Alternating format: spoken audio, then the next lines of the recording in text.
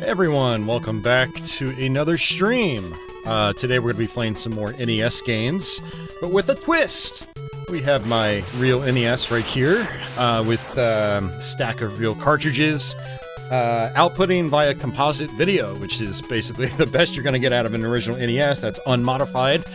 I got a RetroTINK-5X early this year, probably about 4 or 5 months ago now, and I've never tested its composite functionality, so we're going to do exactly that tonight. We're going to play some NES games on real hardware, running into the RetroTINK-5X. And yeah, I've got a select set of cartridges. I went through my collection and picked out a bunch of carts that I thought might be interesting to play. I do have more I can play. I might not get to all of these because this is actually quite a few games here. Some of these are actually pretty decently length games as well. So like Mega Man 5 is probably like an hour and a half long. So, but yeah, it should be a good time. Should be like our last NES variety stream from earlier this week. And yeah, like I said, should be a good time. So we're gonna start off here with Mega Man 5, which I actually haven't played in a little bit. So I thought that would be fitting to start off with. But yeah, I see there's actually a bunch of people out there in chat already. Let's see, I see Will Haynes, he was the first. I see Freddy, Stexor, Steve-O, Woody, Darren's Den, Michael, let's see, John Smith, Scott Linux, Leo, welcome back Leo, hope you're doing well. And Don showed up as well, so welcome all to the stream. Do appreciate you guys, your guys' patience in starting up there. I had to do a couple things along with feeding my cats. You know, they take priority, so yeah. And actually, I'm going to step away for just one quick second. I need to grab something real quick, and then we'll start off with some Mega Man 5.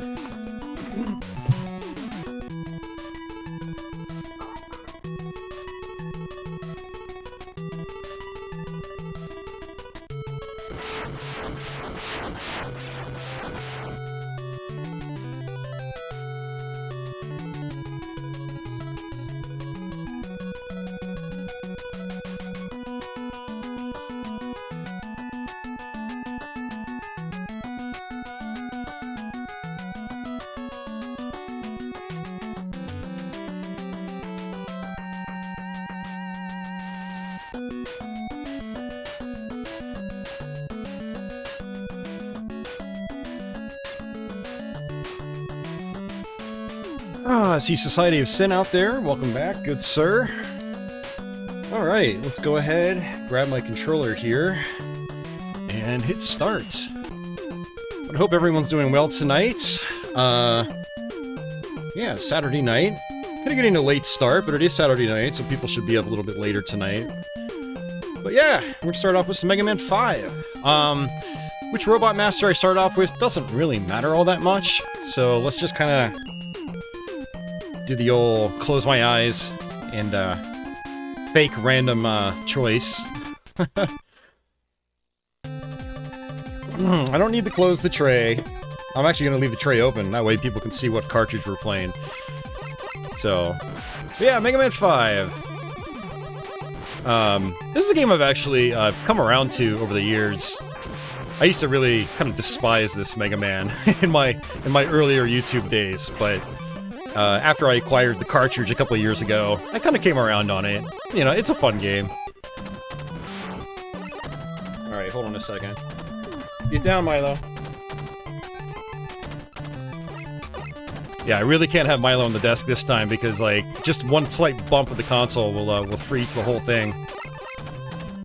Yeah, playing in composite here via my HD display is definitely a little weird. The picture is not the greatest.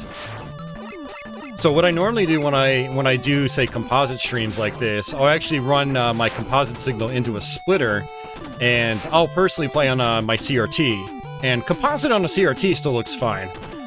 Honestly, I never would have even considered RGB if it wasn't for streaming and recording. I would still just use my CRT and just play with composite, because it still looks fine. But when you upscale composite to a flat panel display, I mean, the RetroTINK's doing an okay job of it, but in motion with NES in particular, it doesn't really look fantastic. I wonder how it's going to come across on the stream, actually. I'm going to be interested to see what the archive looks like once it's posted. In Mega Man 5 here, they really want you to charge up fully in a lot of instances as well. Like these little mice on the ground, you can't actually just stand and shoot with your regular buster. You have to actually do a full charge shot. It's kind of annoying.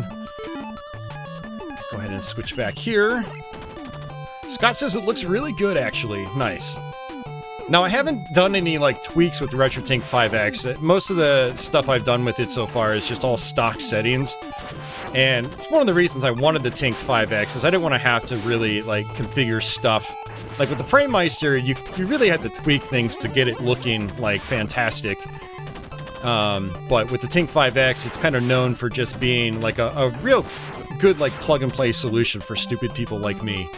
So...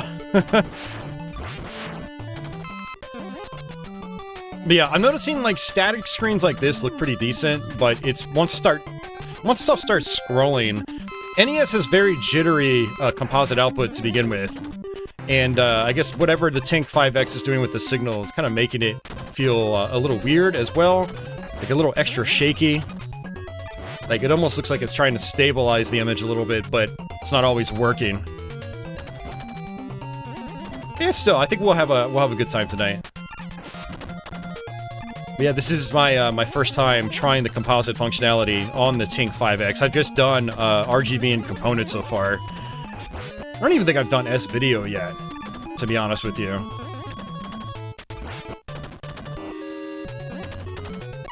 Alright, here we go. First boss down. Leo says on his smallish screen, 26 inches, he thinks it does look quite decent. Society loves the NES cam, yeah.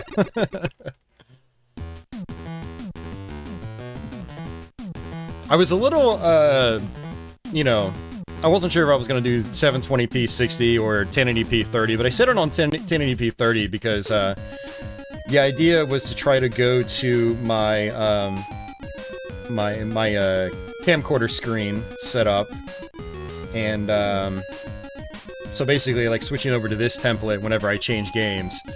So I went with 1080p because it looks better. But I do like the 60 FPS. My webcam here, actually, is a Razer Kiyo, and it's not being recognized properly on my computer, which is actually a reason why I haven't been doing webcam stuff in a while. And my main camcorder, which I would normally use, just doesn't seem to be working right. I still haven't gotten around to troubleshooting it. So I got this webcam rigged up tonight, actually last night, and but it's not 100%, which is a bummer, because these aren't, well, they weren't cheap webcams. They were like $100 at one point in time. But I really want to get a better cam solution for my stream, because I really like having, like, camera stuff on the stream. It's pretty nice, but yeah, I just hate having, like, kind of haphazard, sloppy solutions. Because it's 2024 as doing this stream, you know, I should be having better video quality overall. Stream doesn't make a lot of money, so it's hard to justify in expensive things that look nice, but I would like to have some nicer, just things that make the stream look nicer overall. Alright.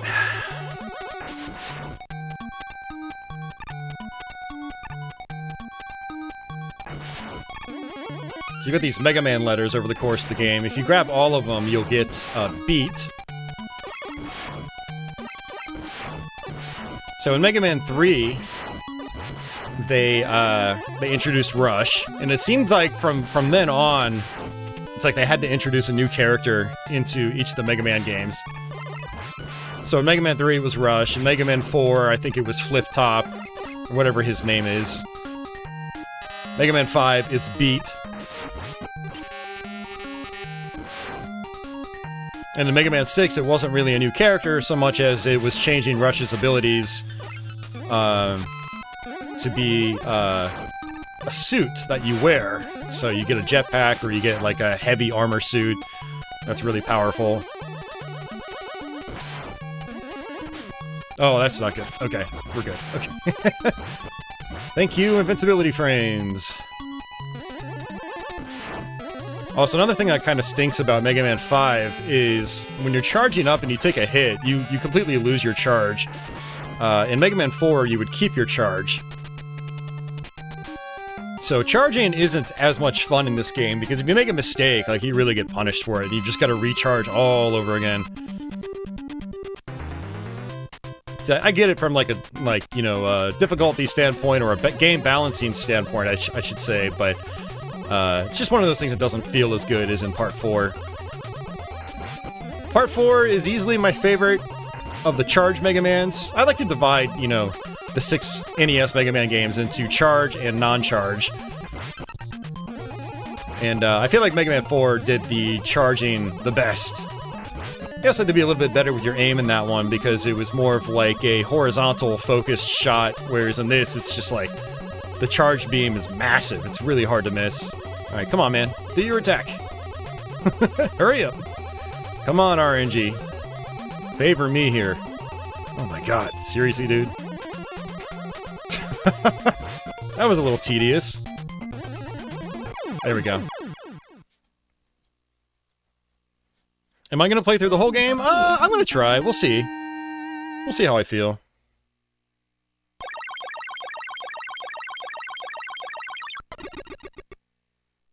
Hey, Ronnie, welcome back. Hey, Office as well. And Tony, welcome back, Tony. Yeah, the boss wanted to dance with me. Clearly. Let's do a space dance. And Mega Man 5 is also one of those Mega Mans where it's like, it's definitely geared towards the charge. Like, almost everything in this game dies in one hit with the charge. And so you can kind of just, like, wait. Wait, charge, shoot, wait, charge, shoot, that sort of thing.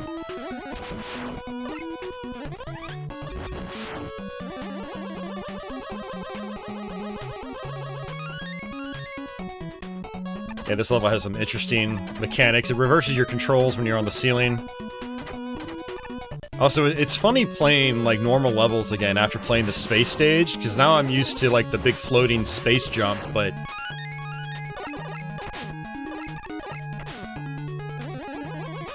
So now I have to get used to the regular jump again.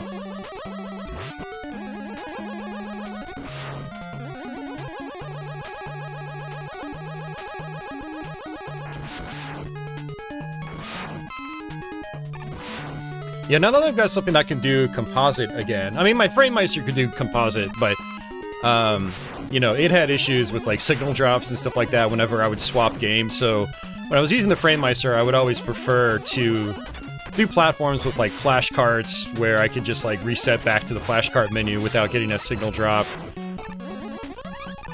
But on the RetroTINK, like, there's no signal drop when I change games, which is quite nice. So, like, I can power off right now, and it just goes right back to the blue RetroTINK screen, with no signal drop to my capture card. And that was another reason for getting the RetroTINK-5X, basically upgrading from my FrameMeister. Jeez, how many of these are they gonna give me? Oh, I can't use Rush Coil here. Interesting. Can't use it when you're upside down. That's a bummer. I wanted that extra life.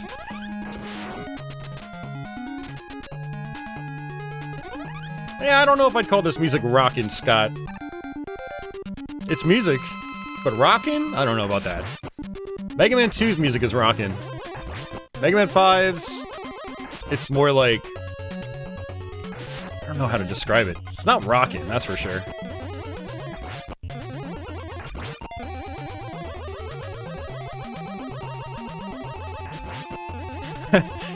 Mega Man 5's music is more like that sappy, like, alt-rock music you would hear in, like, malls in the early 2000s. That's more what I'd compare it to. Not rockin', though. That's for sure. Yeah, exactly. That's what I should say, Don. It's more mellow, for sure. The second 3 Mega Man games on NES definitely have more, like, mellow soundtracks. Less energy overall. With a couple of exceptions here and there, you know. Like the character select screen here is, you know, it's relatively upbeat. It's fast. Faster, anyway.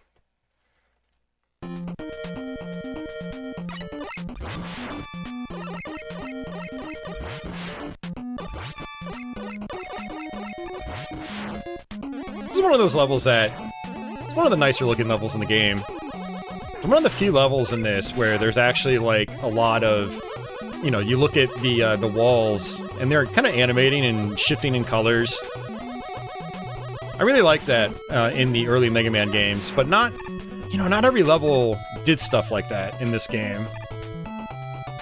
Honestly, most levels I think, are fairly static in this game, which is kind of a bummer. Oh, I knew that was going to happen. I should have taken my time.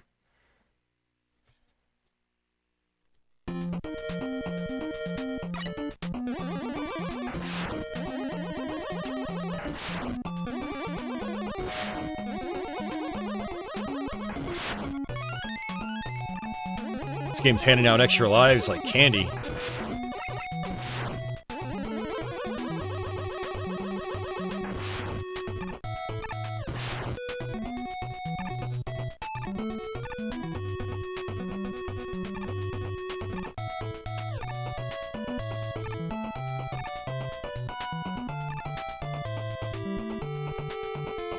Yep, there's Flip Top. And another extra life. What are we up to now? 7. Nice little palette change there. I like that pink background. Oh, man, that's another thing about Mega Man 5. I always forget about, like, the pastel-style color palette in this game. Oh my god, are you serious? Ugh. I hate that one so much. It's gonna kick us all the way back, I bet. Yep, all the way back.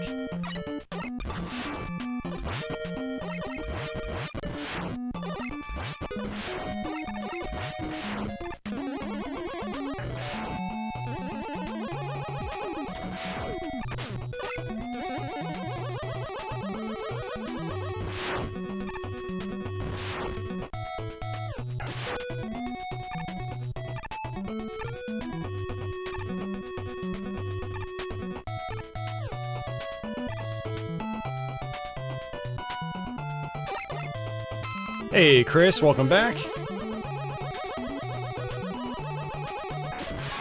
Yeah, Society, you're absolutely right. This game does have a lot of shield enemies. Oh my god, are you serious? Ugh. Alright, we might not be beating this game at this rate. It's starting to piss me off already. Yeah, the whole shield enemy thing, Society, really ticked me off. About 10 years ago, when I did my first Let's Play of this game, I was just, like, complaining at every corner about this game. Because, like, I had just gone through, like, Mega Man's... I think I was doing all the Mega Mans backwards, actually, so this was actually the second Mega Man I did a live Let's Play of. So I started off with 6, then I went back to 5, then 4, 3, 2, 1.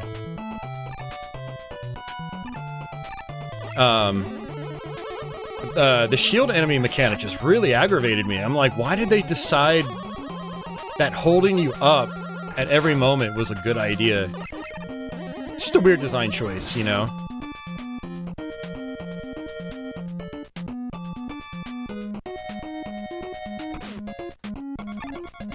Maybe that's like the strategy. Take a hit and then just use iframes to get through.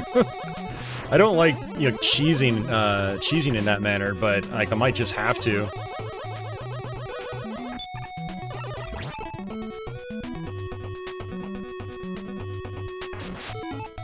I don't even have any E-tanks right now. Ha ha ha. I fooled you. Oh, come on.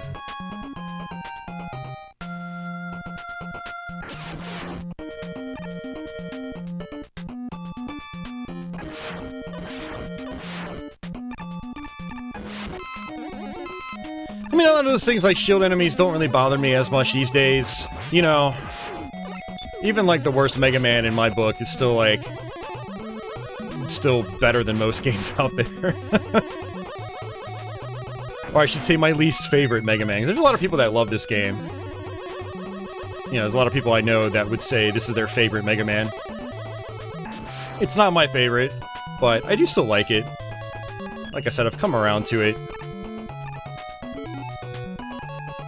I guess for me, it's just, some of the other Mega Mans are just definitely paced better than this game.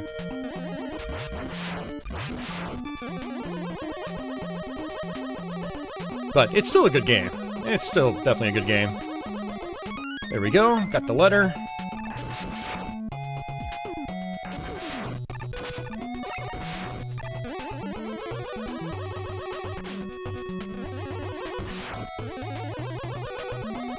And it is so weird, like, seeing this in composite on my HD screen. I kind of want to, like, turn around, run it into my splitter, and just play it on my CRT behind me. Actually, you know what? That's not a bad idea. I mean, maybe not me play it on the CRT, but I can have it on in the background on the CRT, so you guys can actually see double image. See double gameplay. Man, I am so rusty at this game. I'm also like, just out of it today. In general. And I'm dead.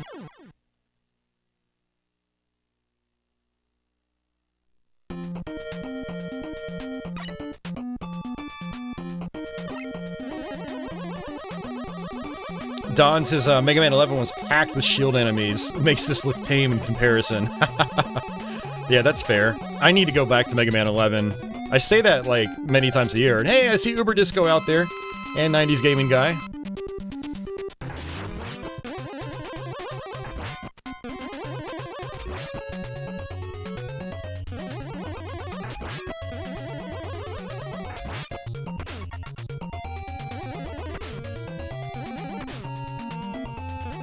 Yeah, Stexor, you should probably play through Mega Man's 6 and 4. I don't think the charge mechanic in Part 5 does it a lot of favors if it's your first time playing with the charge attack. I think Part 4 is definitely balanced better around the charge. Again, when you take a hit in Mega Man 4 while you're charging, you don't lose your charge. So that's really handy, especially on these boss fights in these really tight arenas. But Mega Man 4 is also balanced a little bit better, where you can still, like, just play with your standard pea shooter. You know, you can just mash the fire button, or you can charge. Or do a little, like, a mix of both. There are some bigger enemies where you're gonna want to charge, release the charge, and then, you know, just mash the fire button. And so, again, I think it's just got a better balance. But yeah, the biggest thing about Mega Man 5's charge functionality is, again, when you take a hit, you lose it, and it's like, ugh. When you're on a boss fight, and, you know, you lose your charge, it's like, I gotta charge all over again. But then there's a good chance you're gonna take a hit again, and then have to recharge again, and it's just, it gets tedious by that point.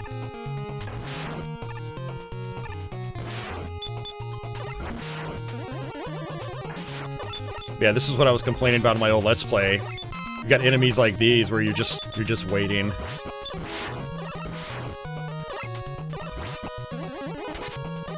Now there might be some boss sub-weapons you can use that might cut through their shields. I don't know. Using boss sub-weapons is key, I think, to the enjoyment of some of these Mega Man games.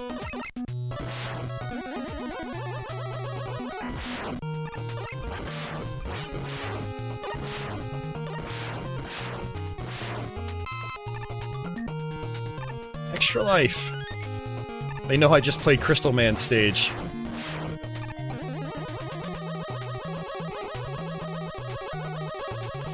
Chris, I do not own DuckTales 2, but you know I've got a flash card, so it doesn't really matter if I own it or not.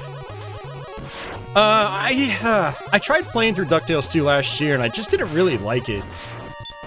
I tried doing both Rescue Rangers 2 and DuckTales 2.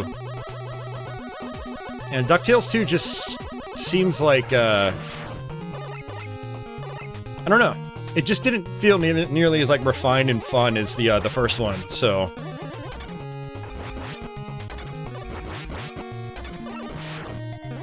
Rescue Rangers 2, I think it was a little bit better.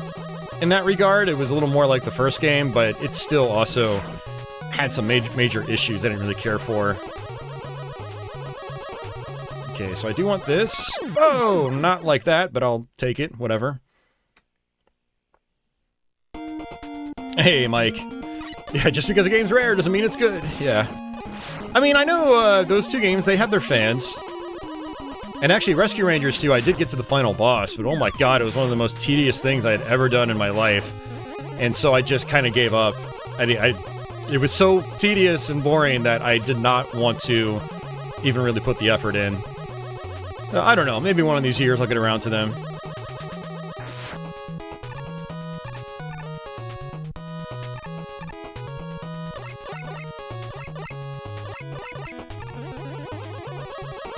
That's the thing, they didn't seem like bad games in general. They just seemed like okay games, and you know, Rescue Rangers I don't think is anywhere near as good as DuckTales to begin with. But I still love it because I grew up with it as a kid, and it's a good two-player game too.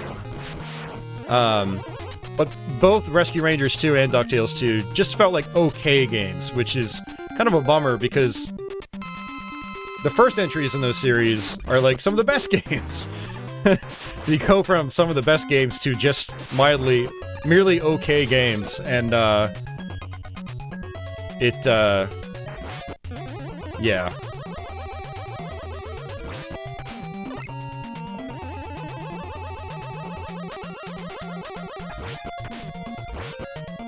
Kind of dampens the experience, I guess. You're like, man, these aren't all-time classics like the first two games were. That's a bummer.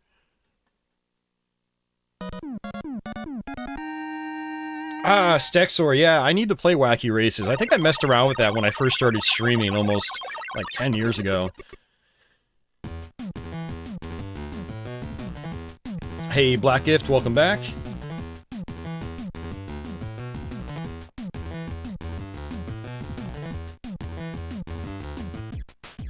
Mike has an actual little Samson because he rented it from a video store in 1993 and never returned it because the store went out of business. Oh man, that was a good deal.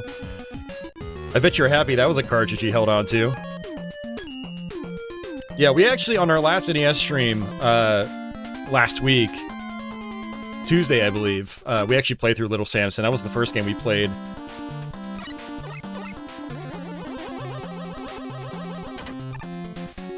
Yeah, I've come around on Little Samson as well. It's one of those games that I felt was pretty overrated. Honestly, I still think it's overrated for a lot of different reasons, but when you know what you're doing in it, it is a fun game still.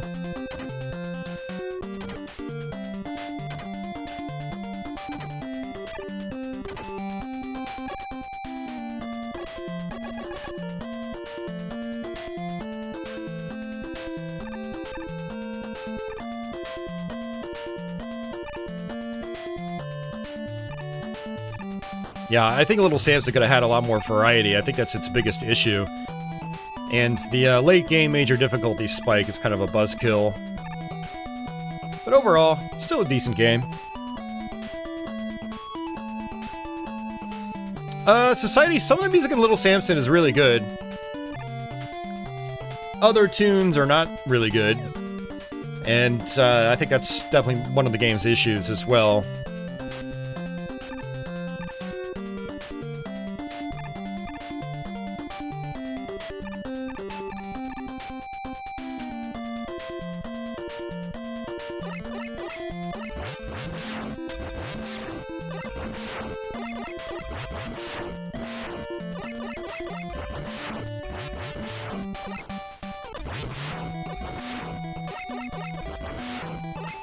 So this is something that was actually kind of cool for the time. And they ended up implementing this sort of thing in the Mega Man X series.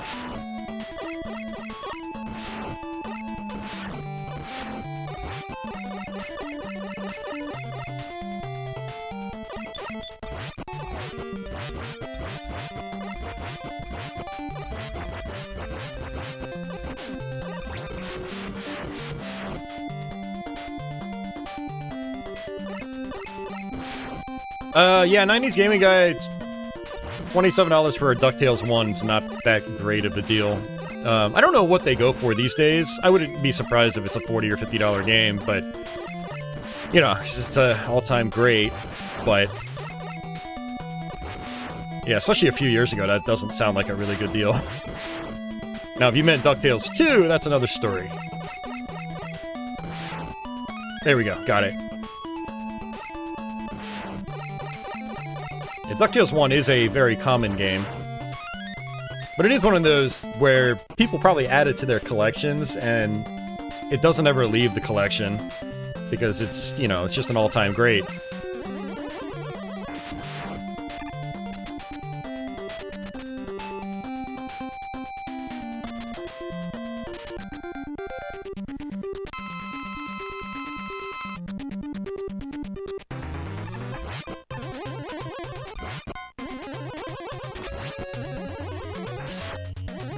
I mean, Mike, like, Little Samson is so expensive now, who cares if it has, like, video store rental labels on it? Like, you have a legit Little Samson. That's all that matters. And you didn't have to pay thousands of dollars for it. I would love to have a real Little Samson, but I can't justify the cost. So my NES card collection, unfortunately, is going to be kind of capped off with, like... you know, I've got a bunch of $100 games, but I'm not going to have, like, a $1,000 game in it. Like, no way. It's not happening.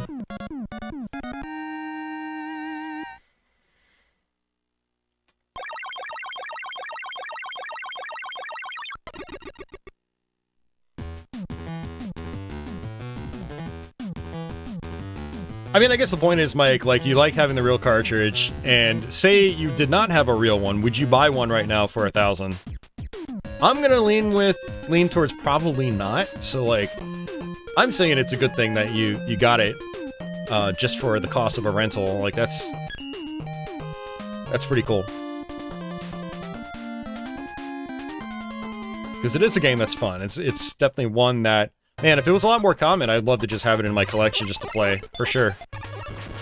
I mean, I can still just play it. I have my flash cart, but, you know, I did start collecting NES again, you know, in like 2021 or so. It's been several years now. And,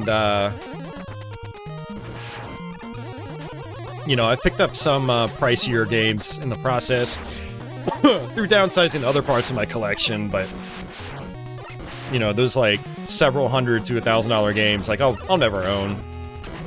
I would like to have them, but I did actually consider starting to do like Famicom. Get some of the Famicom versions of games that are like really expensive in North America. But I don't really have like a attachment to the Famicom, like no nostalgic attachment. Plus they don't really like work very well on the shelf because they don't have top labels typically.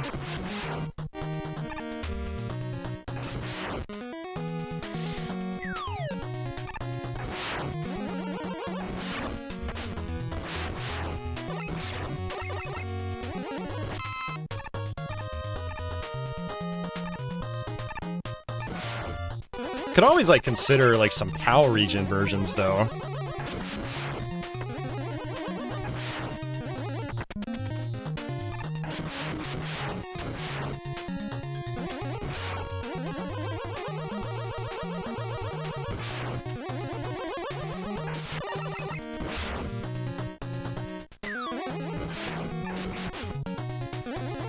Empty room. I think that probably had an M-Tank. The M-Tank, I think, restores, like, literally everything. And you can only have one at a time. There's a couple spots in the game where you can get them, but if you already have one, they just don't even spawn. I think that's how it works.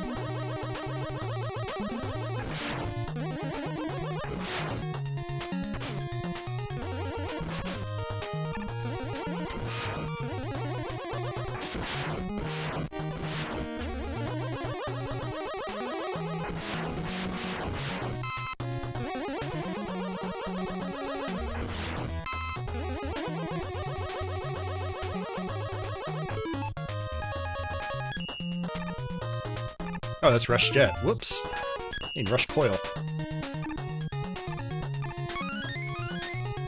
I'm still up to 8 lives. Even after the fiasco that was Crystal Man's level.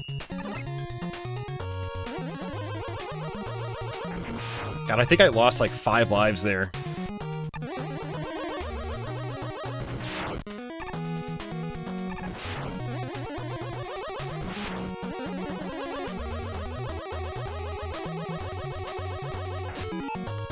Let's see, I want to say I can actually use Rush Coil right here, bounce up. Yep, just like that. I wonder if... I don't know, let's try it. Ha ha ha. Yeah. Instead of respawning those things.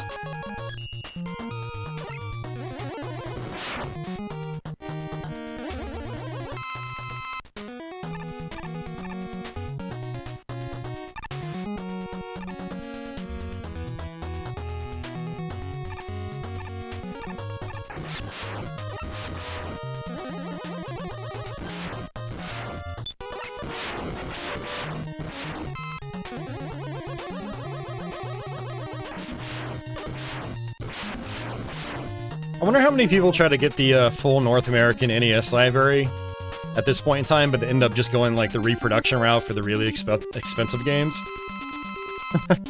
Never really thought about that. I don't think I'd have the heart to do that.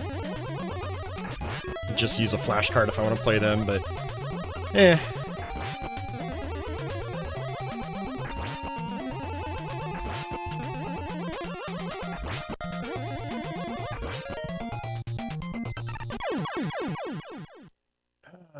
Alright. I think we have one more Robot Master, which should have our last Mega Man letter.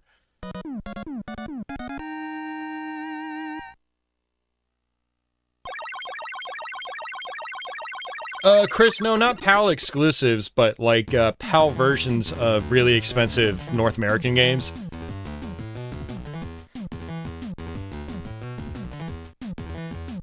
Scott says rental labels are pretty cool, in his opinion. Yeah, there is. I mean, the thing about like rental labels is like, you know, it tells a story of a business that probably doesn't exist anymore, and it's just kind of interesting.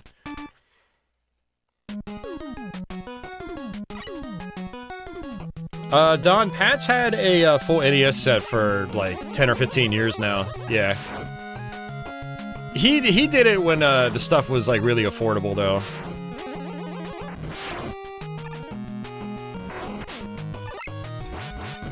Yeah, for me, like, I kind of wish I went all the way, like, 15 years ago.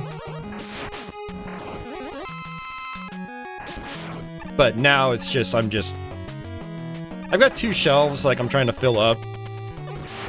And then I'm gonna, like, kind of fine-tune the collection from there, get rid of some of the sports games. But that's my plan, and it'll hold about a little over 300 games. And I'll probably stop there.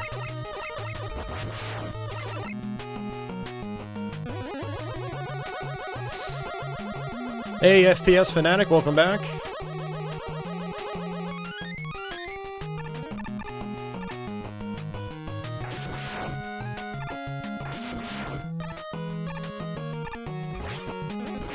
Yeah, I'm not, like, trying to do a full set or anything like that. That's just kind of ridiculous in 2024. And I'm not really, like, collecting in other areas, like... I think I'm mostly done with Super Nintendo. Well, yeah, mostly. There's a few games I want to get, but for the most part, I've got most of what I want already. I do want to build on Genesis and N64, but aside from that, that's pretty much it.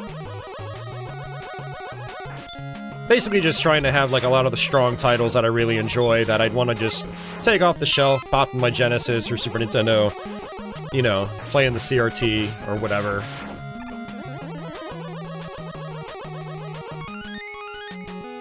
But collecting is most certainly not my life anymore.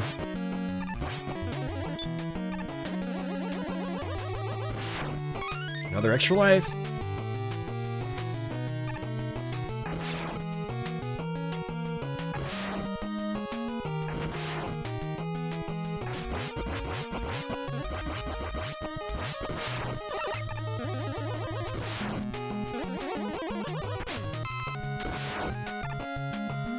Use those iframes.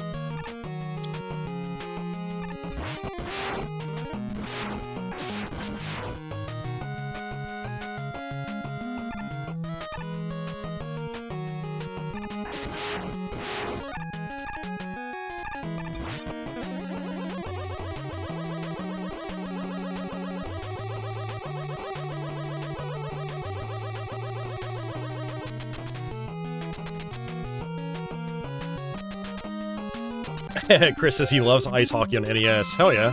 That's a classic. I used to play that a lot as a kid. It'd be fun to do like an NES sports stream. I'm not really a sports guy, but I did play a lot of the sports games growing up.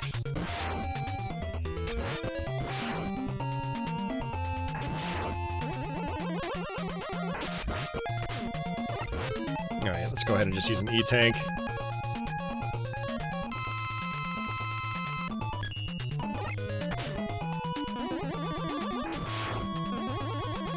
The thing about this game, too, is, like, these bosses are generally really easy.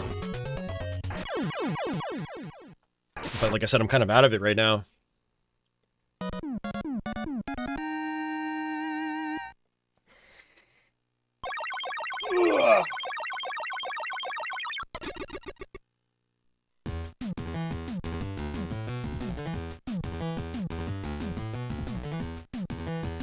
Hey, Vornak.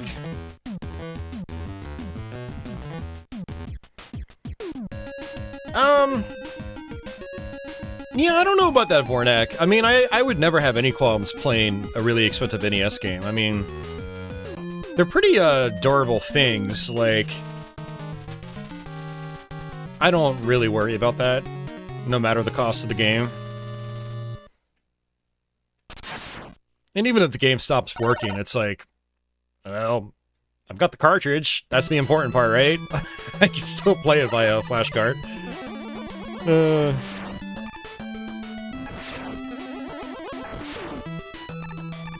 Yeah, these old cart-based systems, I mean, I never worry about, like,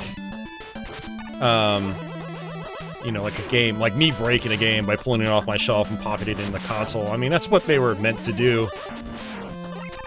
You know, be slapped in the console.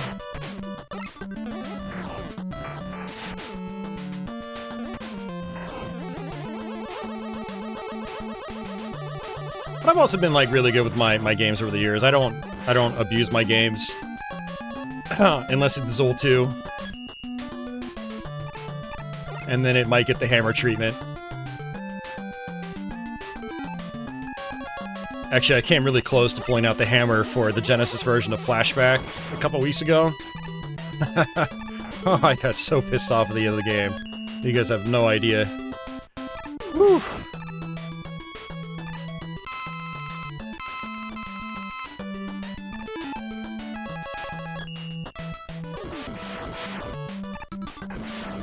Hey, Calamity, welcome back.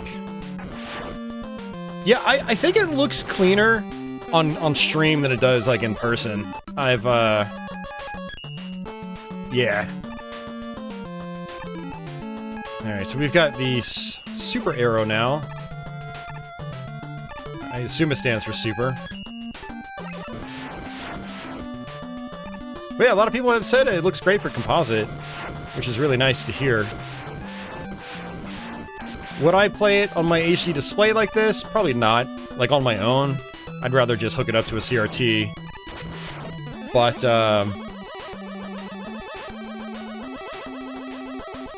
yeah, I'm just glad to know that it works well on stream.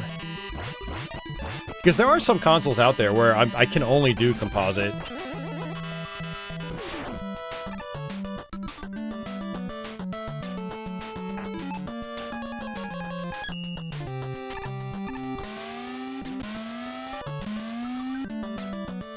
Try to skip this section. Whoa.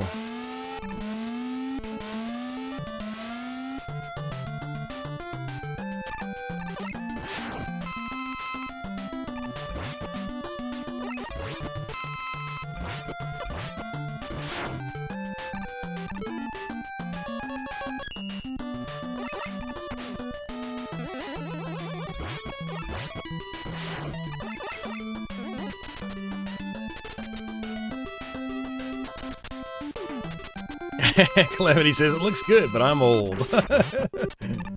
It's all good, man.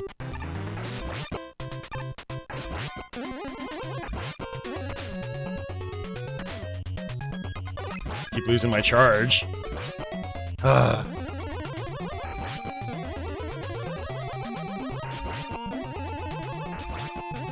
There we go.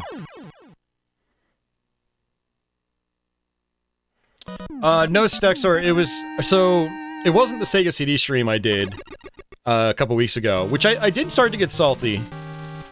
But it was on Twitch. I was doing the Genesis version, which has a lot more slowdown, and I just kept getting wrecked at this one particular section. I took the cartridge, I ripped the cartridge out of the console and chucked it across the room. I was literally about to go get the hammer. I was that pissed off at it. It was not a good time.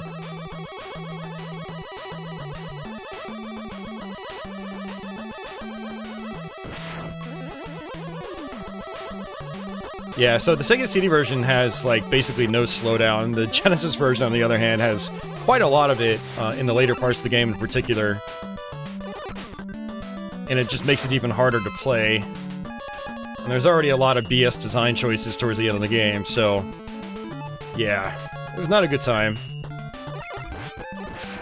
It was also already late, and I was tired. I think it was a work night, too. Like, I probably shouldn't have been playing the game. But I had just beaten the Sega CD one, and I was like, alright, I'm gonna fire up the Genesis cartridge now. Feeling really confident. Not realizing what I was getting myself into.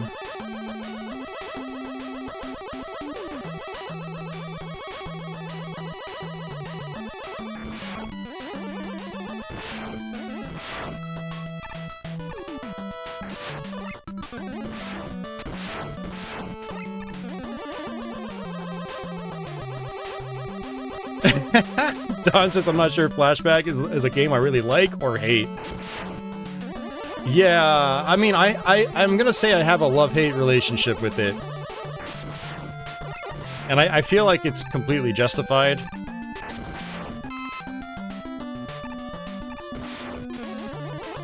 Because the end of the game really does kind of suck. And like almost everybody I talked to while I was playing it says the same thing. They're like, yeah, the end of the game's kind of terrible. But the earlier parts of the game are amazing. So yeah. Still have 9 lives. I think 9 is my cap.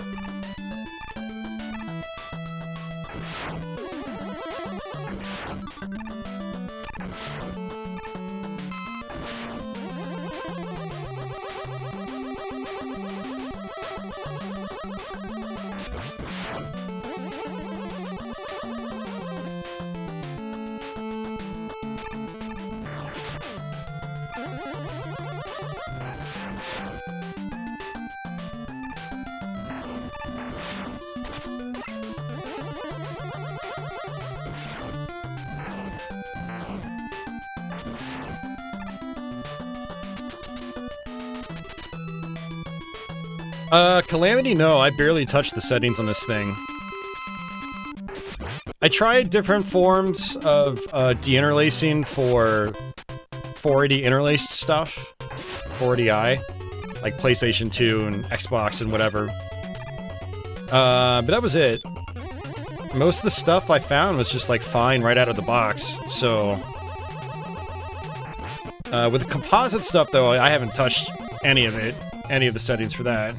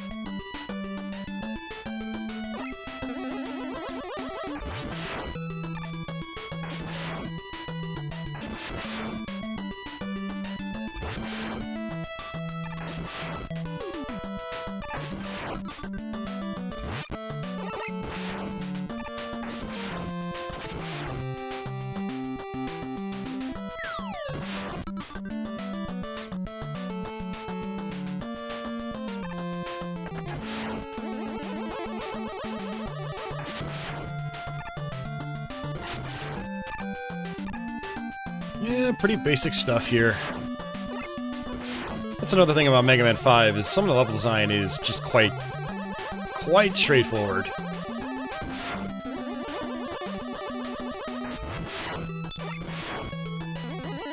And I guess that sums up a lot of Mega Man games, to be fair. Something about this one just feels even more basic and straightforward. Oh my god. Just waiting. There we go.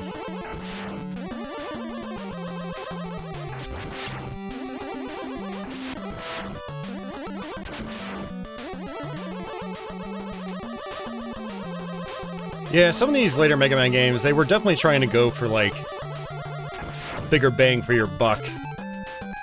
Like, giving you more content, more levels, longer levels.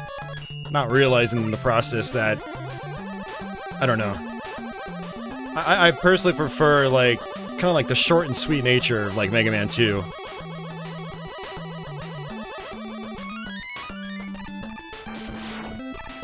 It's just, like, paced so perfectly, in my opinion.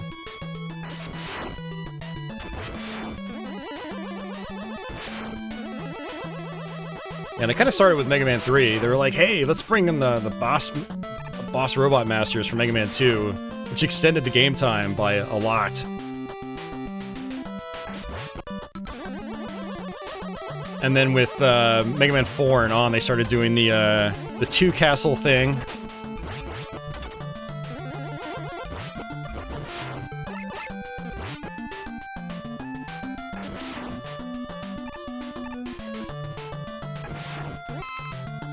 Honestly, the games became, honestly, a little more exhausting to play through.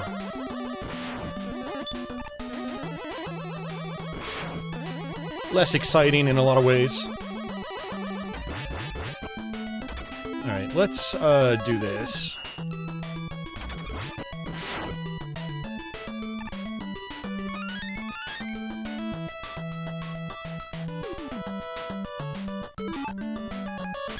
Yeah, Society, I agree with that. And even Castlevania 4 is a little bit on the long side for, like, a... You know, if you're trying to do just a single sitting playthrough. I don't have a problem with it because I know the game inside and out, but if you're not that familiar with it, it can be a little frustrating. Whereas, like, Castlevania 1 on the NES is, like, you can get through it in about a half an hour if you know what you're doing. I'm gonna end up using an E-Tank here, which is fine.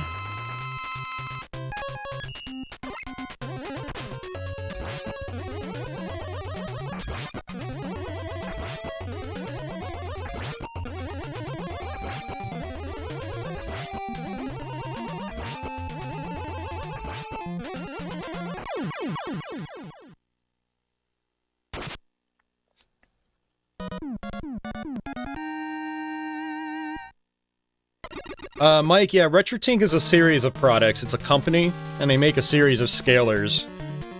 The 5X is one of their higher-end ones. It's like $300 or something like that, and it does RGB, it does component, it does composite, and S-video.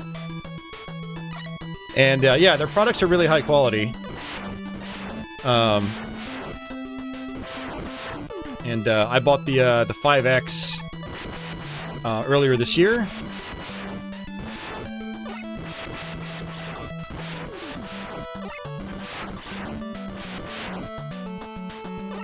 But they have lower-end models that'll just do, like, composite and S-video, or just component. Well, not just component. Every of the component variants, I think, also will support composite via the same ports. But yeah, they're upscalers, basically.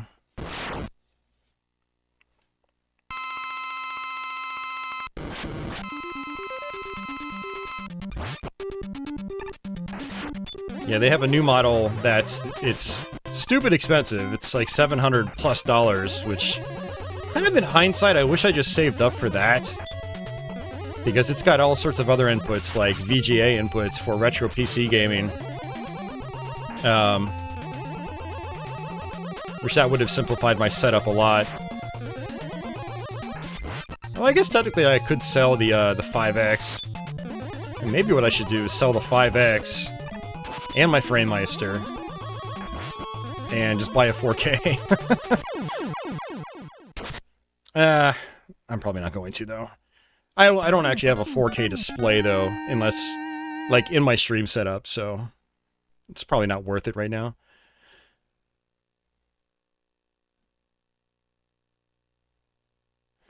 Yeah, Calamity, yeah, that's exactly why I don't play Mario 3 as often as I used to, because, you know, I like to go through the whole game. The whole game is, like, several hours long if you go through it. Like, I'm really, like, blown away that Nintendo chose not to add, like, battery backup on that game.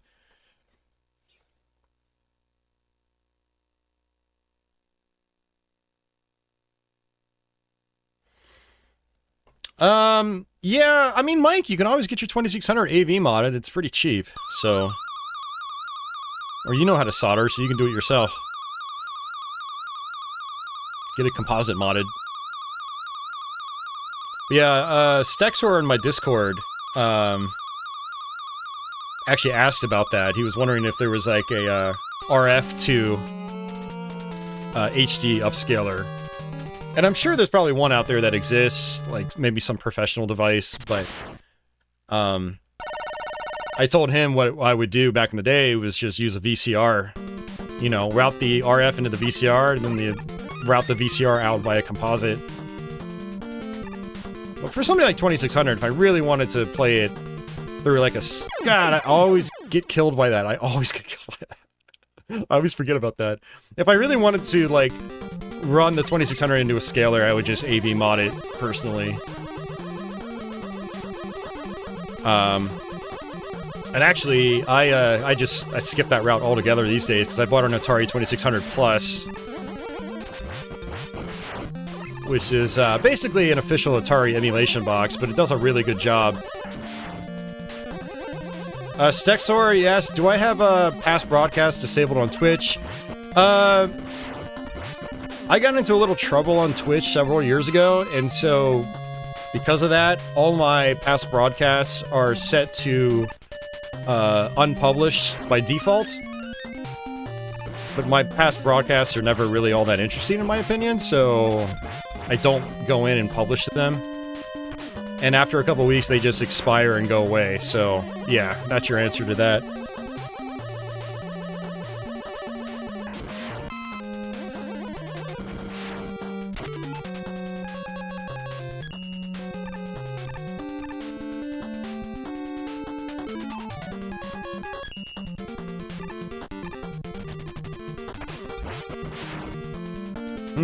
Well, that was not worth it.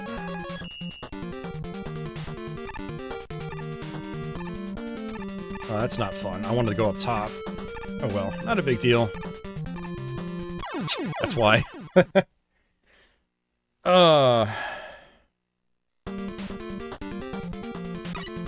Well, you know, Stexor, some of that other stuff you have, like your Atari Jaguar, probably also support, you know, standard AV out. And you don't even realize.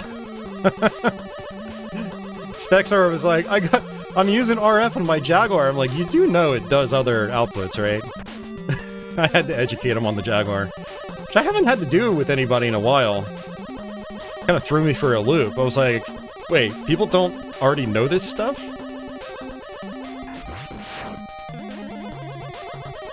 But yeah, the Jaguar actually has, kind of a weird back panel. And Stexor thought his console was, like, broken or defective or something. I'm like, no, that's how it's supposed to be. It's the Jaguar. Good old Atari cost-cutting.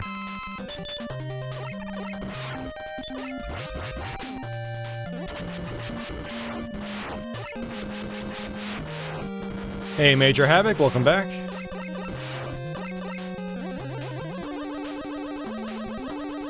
This is a part basically ripped from Mega Man 4.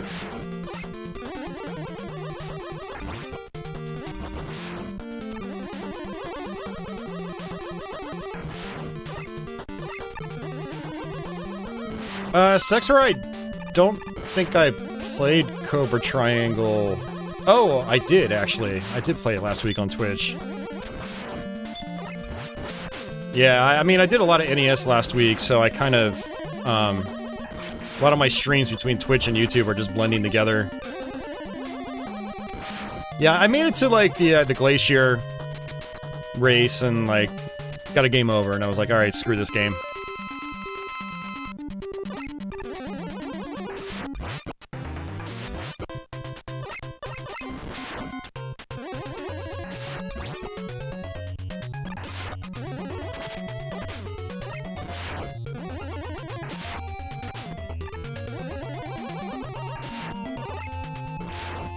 Some of these bosses are super tedious.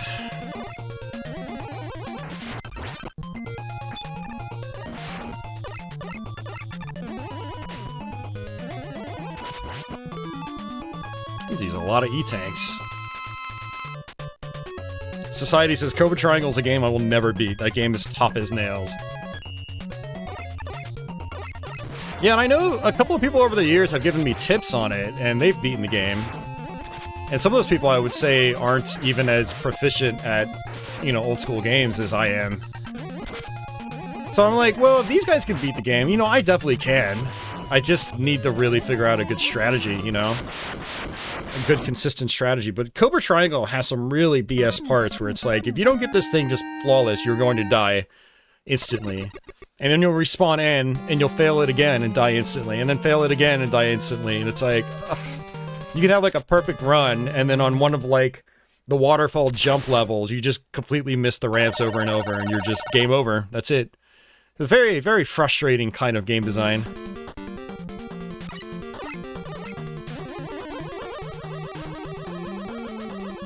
But yeah, upgrading is also important in that game, and, like, I don't know, like, the perfect upgrade route at this point. Like, that's something I need to get better at that game.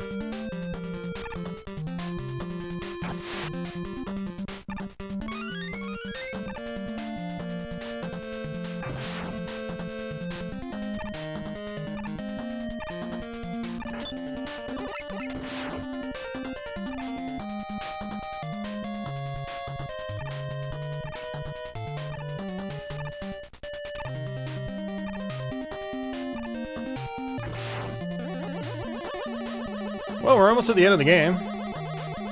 You know, so we'll go ahead and see it through to the end.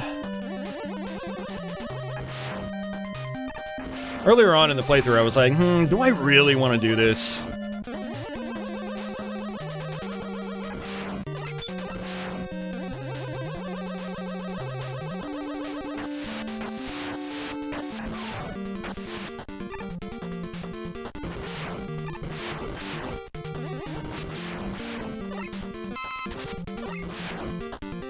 Alright, Staxor, you'll have to tell me about that trick sometime. Maybe go to my old Rare Games stream from years ago, NES Games stream, where I'm pretty sure I played Cobra Triangle in it.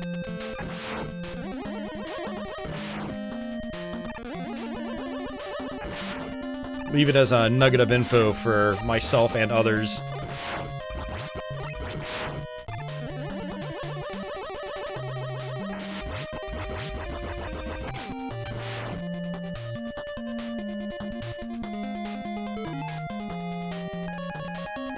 Alright, rush jets.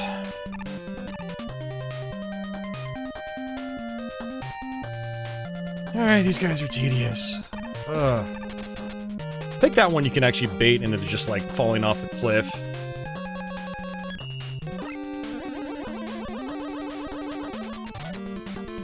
Yeah, actually, Scott, they've actually gone down in price a little bit since I bought mine. I think I bought mine when they were at their height. I think I had to pay like $130 for mine.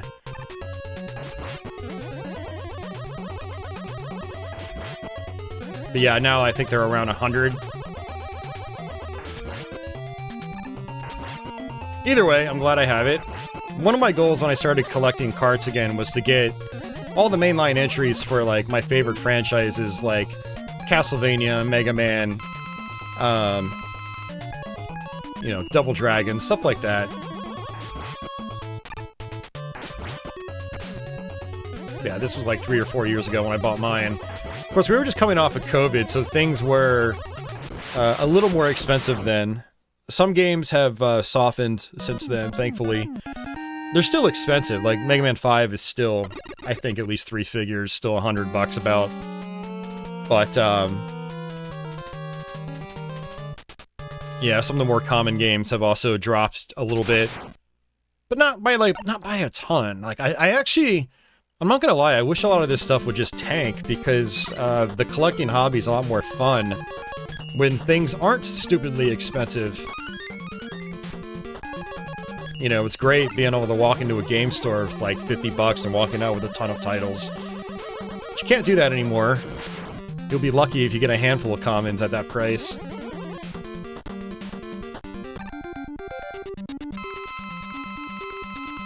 Yeah, absolutely, Stexar. I'd love to see the tips. Alright, no, that's the wrong one. I always forget what the abilities are here.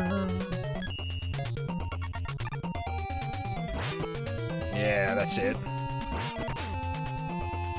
I actually prefer just playing with the Mega Buster because, like, it's easier to manipulate... Not manipulate the patterns, but it's easier to play to their patterns, I find.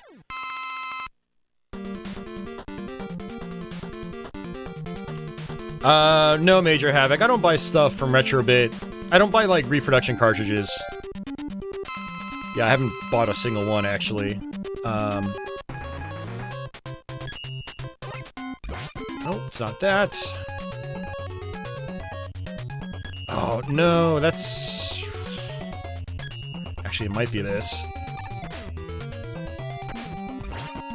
Yeah, it is.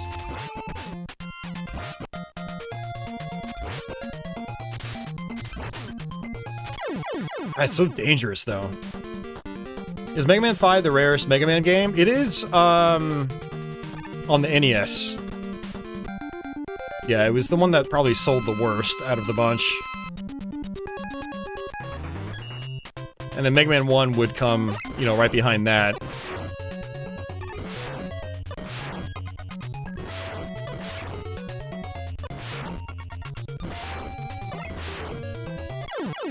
There we go. Yeah, King of Demons. I actually did a Let's Play of that many years ago.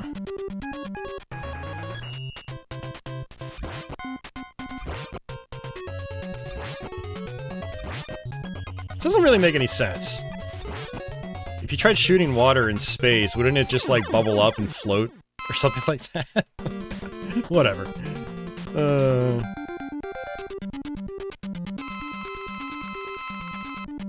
Alright, and this, I want to say might be the gyro. Yeah, it is.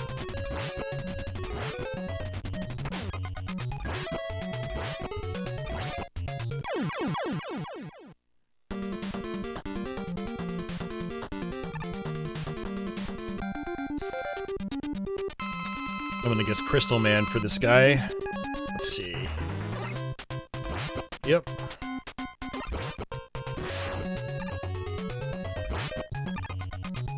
The thing about some of these sub-weapons, though, it's like I can do the same thing with my Mega Buster Charge Shot. I really wish that, you know, the damage output for some of these on these bosses was stronger. Because you'd have more reason to actually use the weaknesses.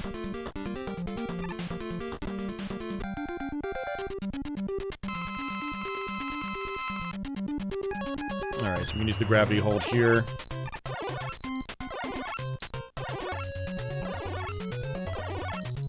Unfortunately, like, that's a good example. It's like, why not just kill him in, like, 2 or 3 hits, like you would do in, like, Mega Man 2? You know?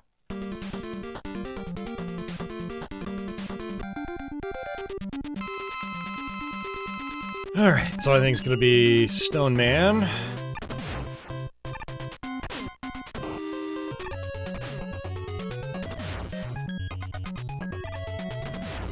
Like, it'd be great if Stone Man's weapon just completely ignored his, shield process. Like, I should just be able to hit him at any time with this weapon. Ugh. Let's use another E-Tank. Alright, we're going back to Mega Buster.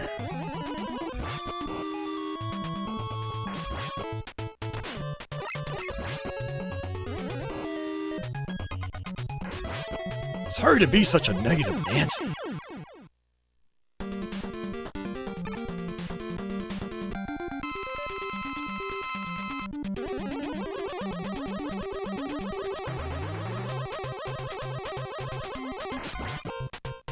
I wonder what actually works against him here. I always forget. But again, Mega Buster does so much damage, like, who cares? Just do it. Just use that.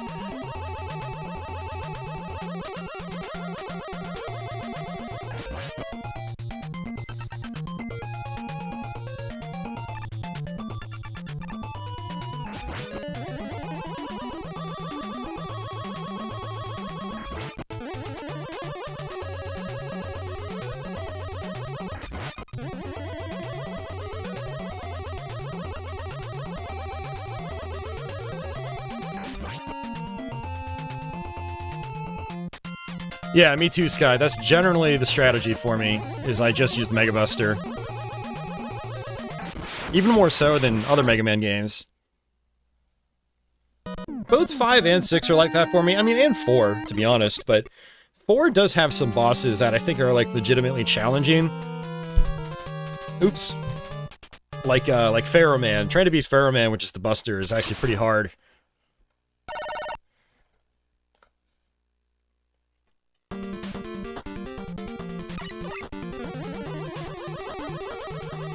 Chris says Mega Man 5 has the worst special weapon set in the entire series. Yeah, I'd probably agree with that.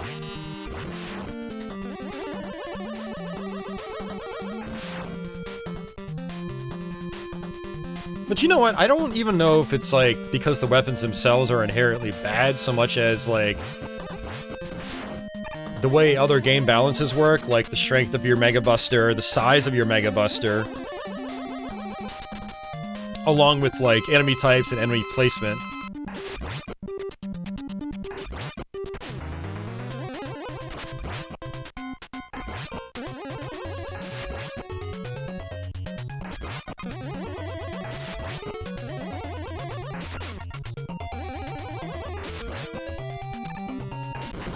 Yeah, it's a fine balancing act.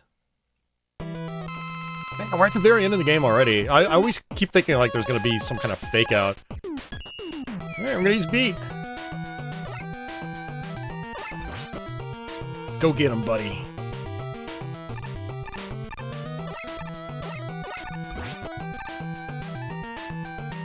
Yeah, this is why you want all the Mega Man letters. Oops.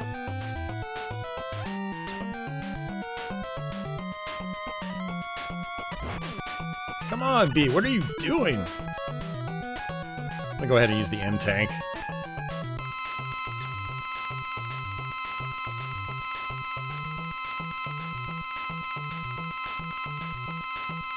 Oh man, Sexor, I love doing Buster only in Mega Man 1, but yeah, very, very difficult if you're gonna try to do, say, a Lek Man.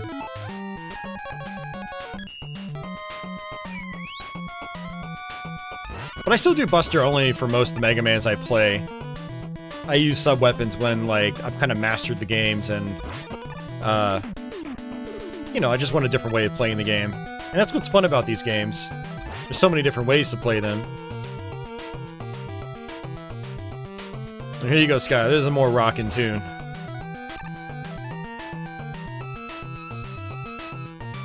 More of that Mega Man rhythm, like, I'm used to.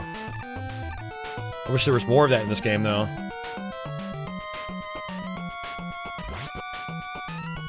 I mean, hell, in Japan, rock is in his name, god damn it.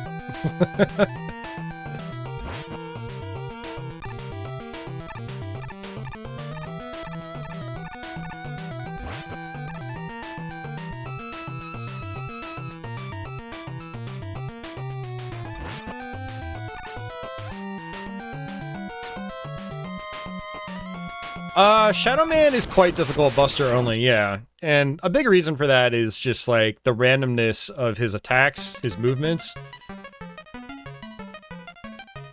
And he's always moving towards you. And he does a ton of damage, too. Like, it's very frustrating. But, you know, it's totally doable. I try to do Shadow Man Buster only whenever I play the game. Quick Man's also really tough, Buster only. Needle Man is tough as well, but fun. I think Needle Man's like a really fun Buster only fight, because you have to do a lot of, like, legit dodging.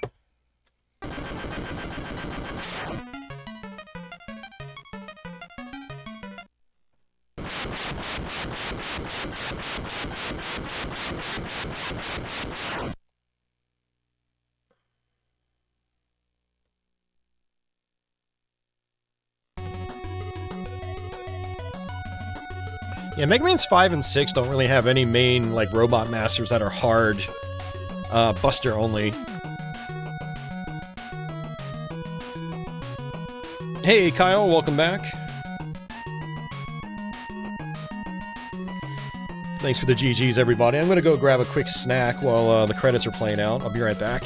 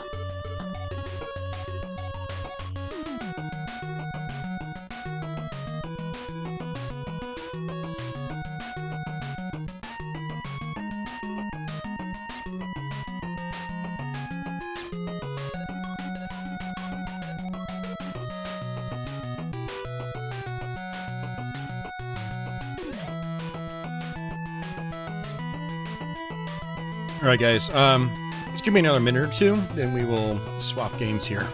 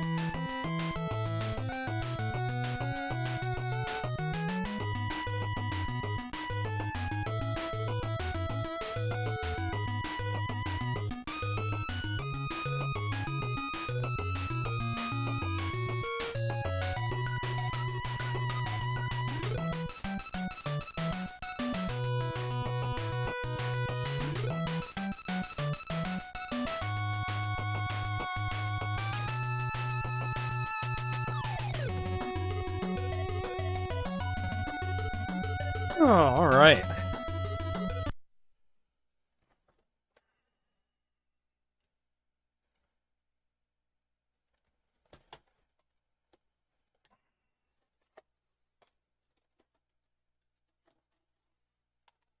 There you go. God, my frame rate sucks right now. Oh, I hate that.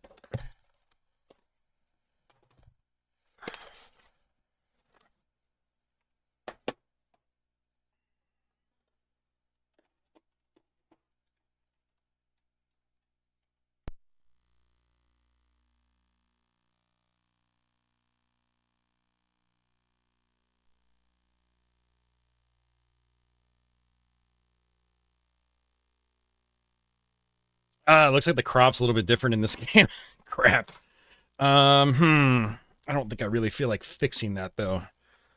Alright, screw it. I'm a perfectionist. Let's fix it. I don't think Mega Man 5 really gets a lot of hate. It's just, I don't know. I think people see it for what it is, which is kind of like a... It's a good game, but with 5 other really good games in the series on the same console, it's like, you know... One of them's at least going to be, you know, the black sheep. And it's okay. It is what it is. I like the game. I don't love it. But, you know, it is what it is. But yeah, welcome to the stream, Harrison.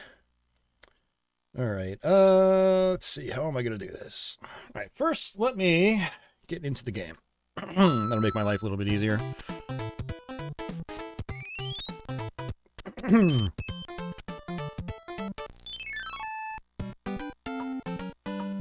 Actually, you know what? It was just the title screen that was really... Okay, I think we're actually fine. Yeah, we're fine. The crop is fine. Yeah, it's actually perfect. Okay. Alright, sweet. Yeah, we're gonna play through Mario 3. Not the whole thing. We're just gonna play, we're gonna do like a Warp Zone run. So, you know, it should take about 15-20 minutes. Not too long. But yeah, I mean, there's a lot of things I can point out with Mega Man 3, where it's a downgrade in a lot of ways, but it doesn't mean it's a bad game. It's just, I just don't think it's as good as a lot of the other Mega Mans on the same console, so... But yeah, I mean, I still like it a lot. I mean, I own it. If I really hated Mega Man 3, I probably would not own one. Alright, let me bring OBS back so I can see the chat. Alright, there we go.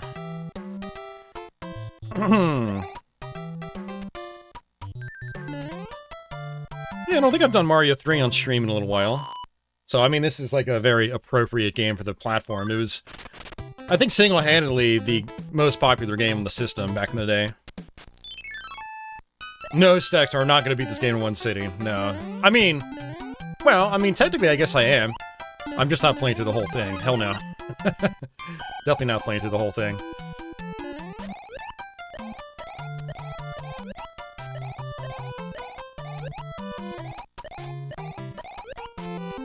Yeah, this is, I mean, it's a great game. Oh my god, why did it... Alright, well, I guess we're not doing that.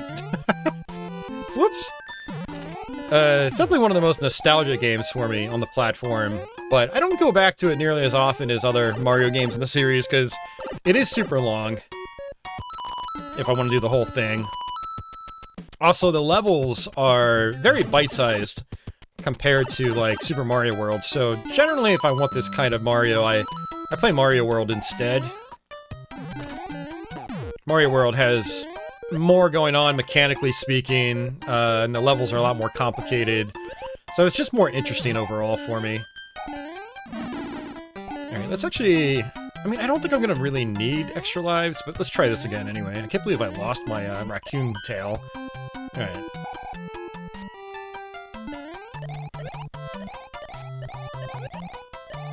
So a very easy way to get extra lives in the early game here.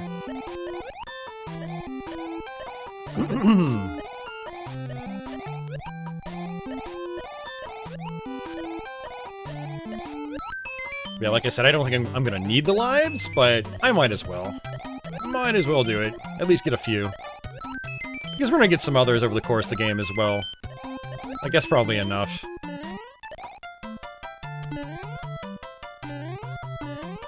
And actually, funny enough, whenever I play Mario on NES, I'll typically play the first Super Mario Brothers. That's my favorite Mario on the console, but also Mario 2. Mario USA. Mario USA actually feels more like Mario World. It's got a very similar, like, physics engine. Very similar with, like, the running and jumping and stuff like that, and the snappiness of that stuff.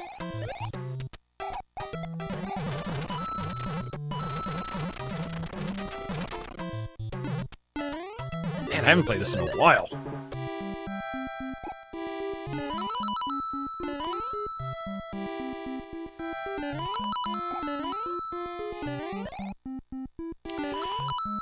Harrison, I'm gonna say, personally, I don't think the composite looks as good in person.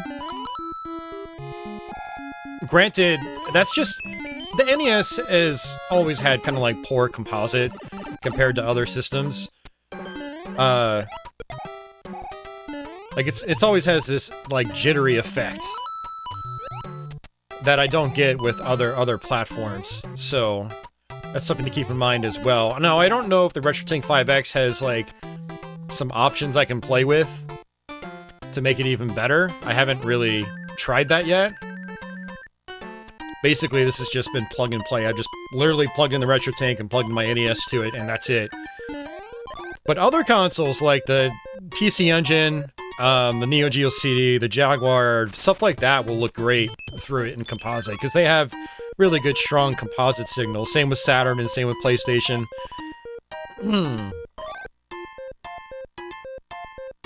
Hey, Jeff, welcome back. And Garsh.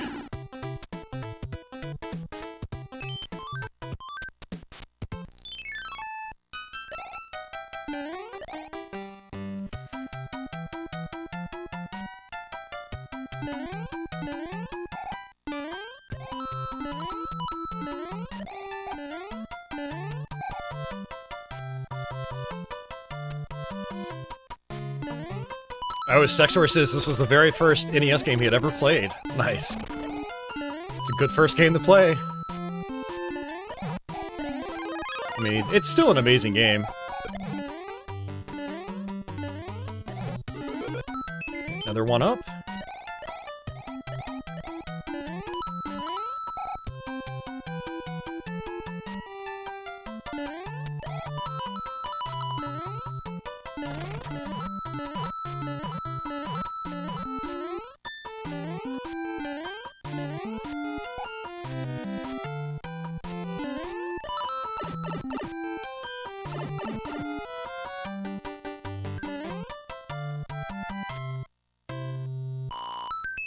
Society says he'll never forget when he got this game for Christmas in 1990.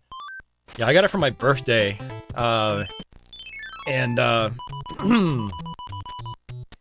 I got it for my birthday.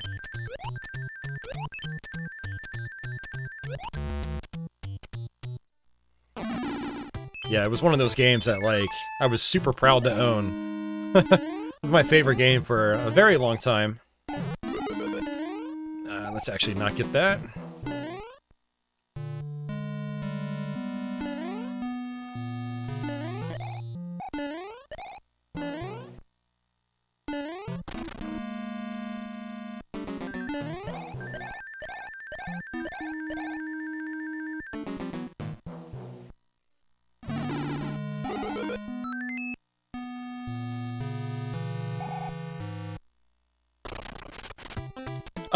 The SNES doesn't have the jitter.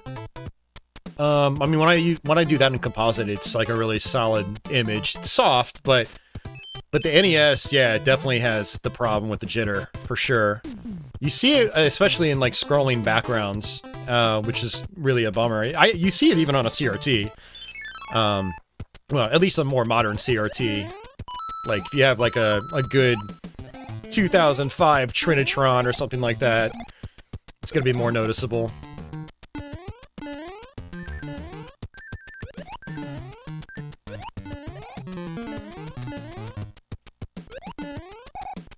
What's my favorite pre-polygon game today? I can't name a single game, sorry, man. I've played thousands of games, man. I can't... I can't just name one. I mean, that's a really tough question anyway. Like, so I've got 2 warp whistles here. But actually what I like to do is beat the castle in the first level because you get a P-Wing, which is basically infinite flight for a level, and it just makes one of the later levels way easier. So, well, I got lucky on that.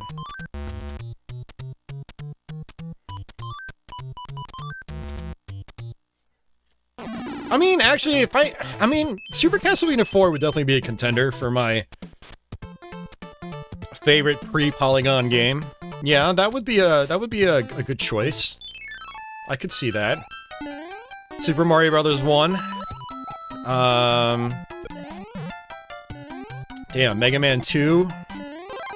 Castlevania 1.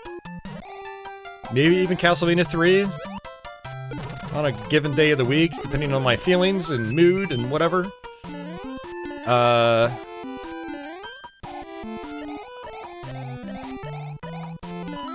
You know, the original Raiden arcade game. I don't know, there's a lot. Super Mario World? Super Mario World's like one of my all-time favorites. Pong. Yeah, Harrison, it's gonna be easier to see it when you've got it full screen. And it's gonna be probably even more noticeable when you've got it blown up onto like a big HD TV. Actually, the smaller the screen, the less likely you're going to notice it. But it's still good. I think Mario 3 actually works better than Mega Man 5, because Mega Man 5's visuals are a lot more busy. There's a lot of parts of Mario 3 that just have, like, flat colors. You know, the graphics are nice, but not particularly detailed.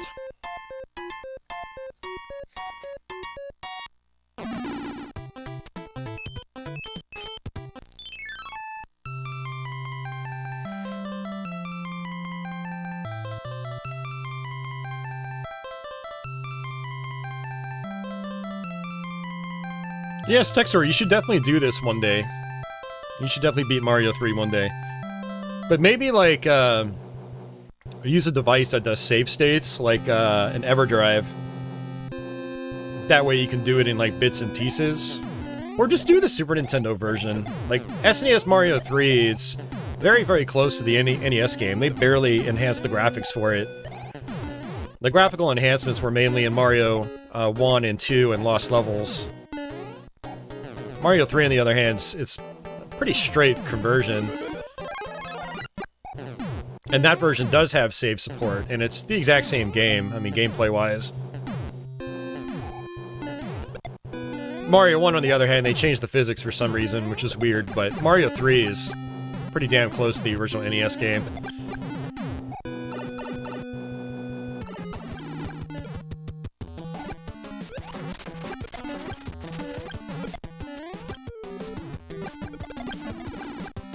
I actually like killing the bosses with the fire flower. Looks like he's dead. That's interesting, actually. He's got it. So I guess apparently he's got a health pool. Normally it's 3 hops and he dies, but I thought the fire flower shots were actually doing separate damage, so it was either 3 hops or a bunch of fire flower shots, but I did a mix. And so I only hopped on him twice. Alright, see you, MD Mister. Have a good night, man. Sorry to hear about the internet woes.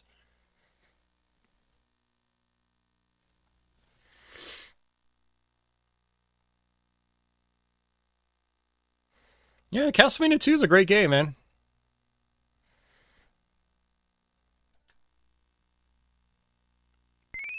It's actually probably not as unpopular as you think.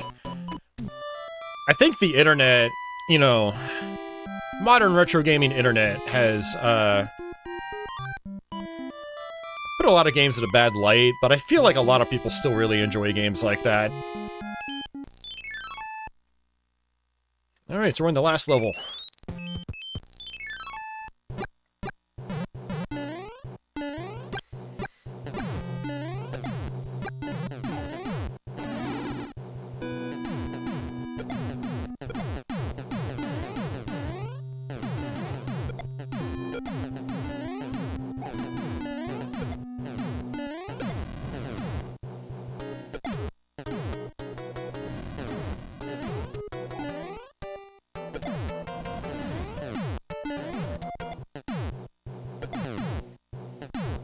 Hmm.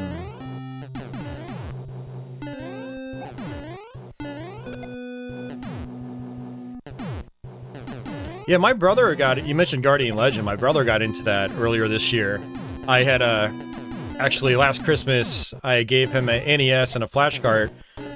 One of my viewers sent me, and it really made his day because, like, you know, he ended up busting out a bunch of NES games from it, and one of them was Guardian Legend. I think he ended up going through and finishing that game. I had to beat one of the bosses for him, though. It was like a pretty tough shmup boss later on in the game. But, I've been meaning to try to learn that game ever since, but I know it's going to be a time-consuming endeavor.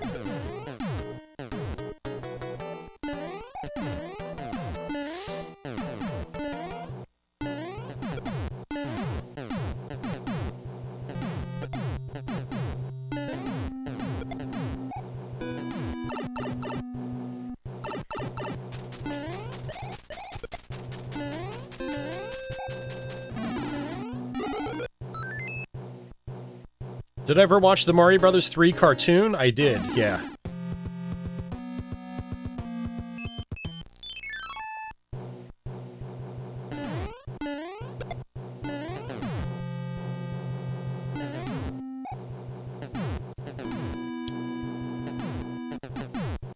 Let's see if I can do the underwater trick on this one.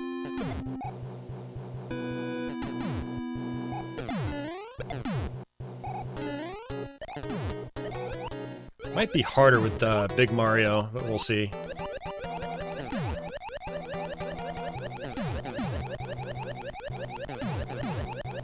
Okay, looks like I got it.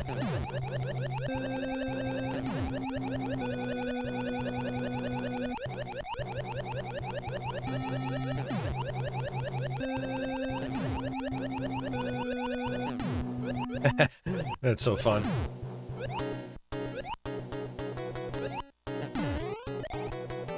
I could do it again, but I didn't want to risk it. These auto-scrolling levels, they can take forever.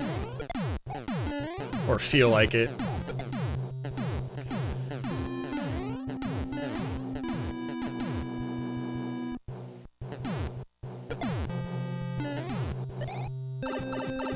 Hey, DG, welcome back.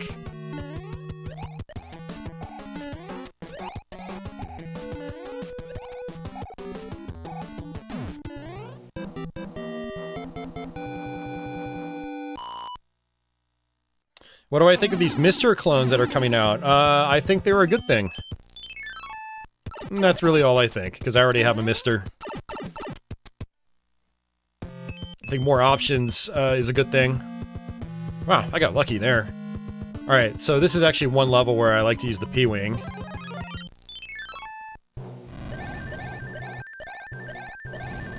Just gonna hold right and keep pressing A.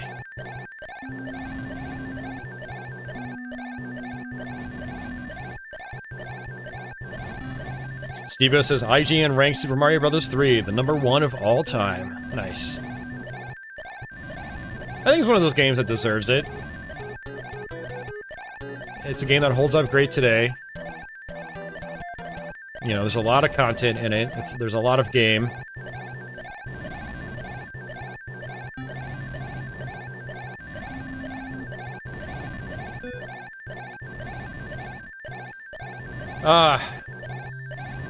Yeah, so Jeff, if you had a Wii U, the Mario 3 version there has all the e-reader levels included.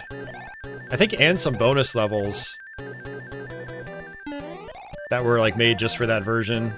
Something like that. I think if Leo was out there, he could give a better description. For anyone out there that wants that, you can always hack a Wii U, and then I believe you can download all the Virtual Console games and get that support.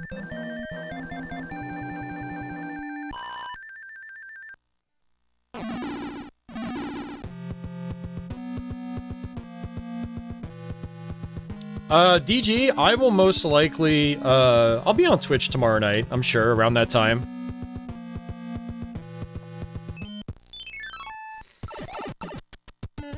It's my brother's birthday tomorrow. We're going out to dinner around 5 p.m. I'll probably be back around 7.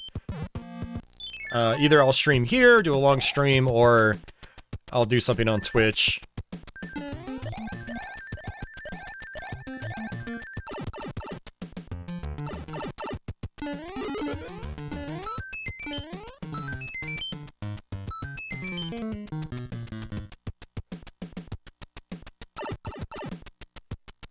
Yeah, but the problem with Nintendo Switch Online is you have to pay for it. Like, you gotta pay for the subscription, and it's not cheap if you want the N64 and GBA stuff.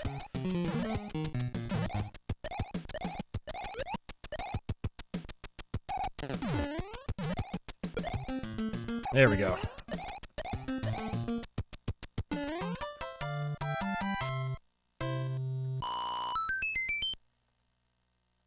Yeah, I don't really. It's cool that they offer stuff like that, but I was really bummed when they like jacked up the price just for like other platforms, N64, Game Boy Advance. I was like, yeah, I'm not paying for that. I mean, it is an option, but I mean, I guess technically there's probably ROM hacks of the original GBA game, and you could probably just emulate that. I would assume so. Oh, that sounds good, Society. I want some spaghetti and meatballs. I generally stay away from that kind of stuff because I'm a diabetic. But I do like to splurge once every now and then. But man, I haven't... Because I'm a diabetic, I haven't had spaghetti in a really long time. But I used to love spaghetti.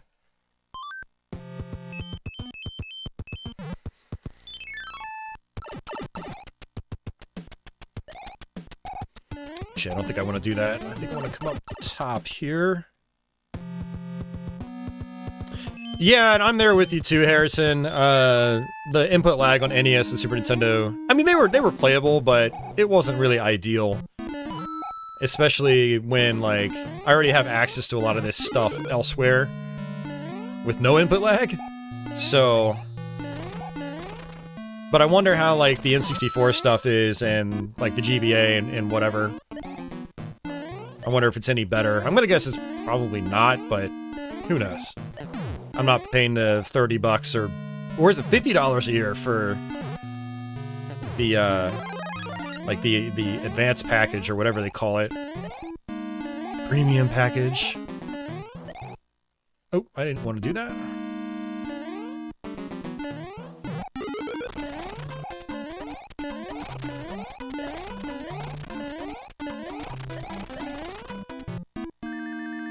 I always wish the Power Star lasted longer in this game. It's like it's almost a completely useless power-up in this. That is probably my one, like, lone complaint of Super Mario Bros. 3. Is the Power Star's amount of time that it's active.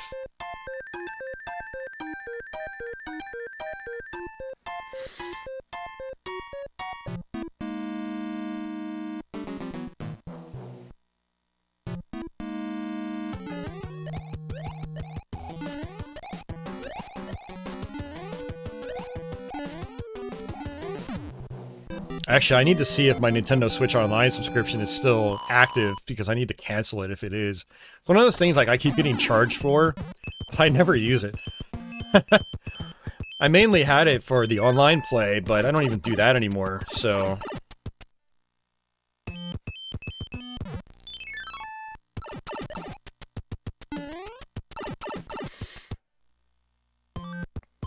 Alright. We're right towards the end, guys. Last auto-scroller.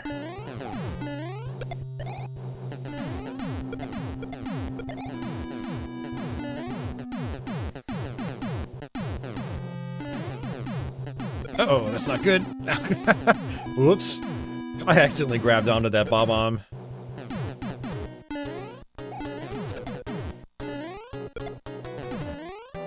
I need to fire up the Wii U sometime, though, so we can do some, we can do some GBA stuff, we can do some actual Wii U stuff. The GBA emulator was fantastic on the Wii U.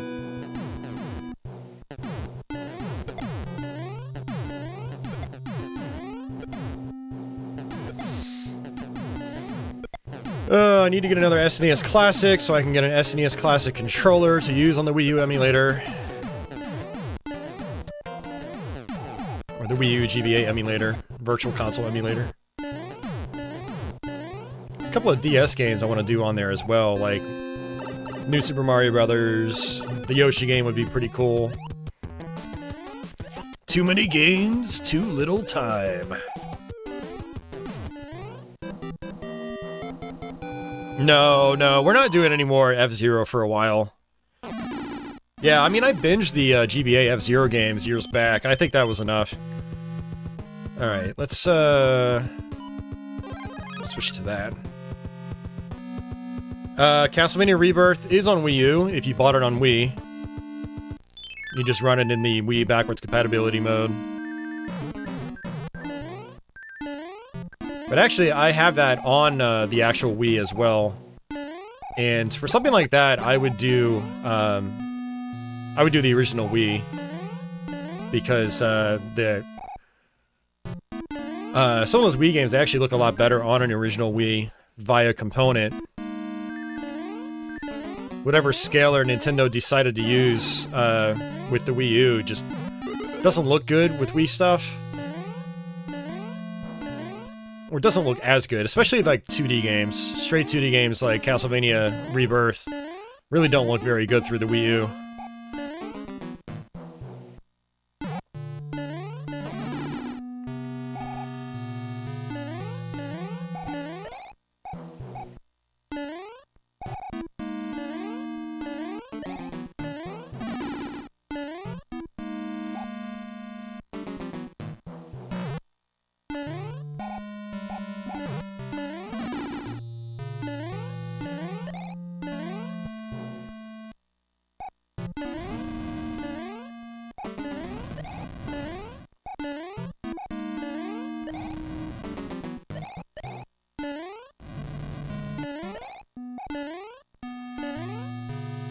Alright, here we go.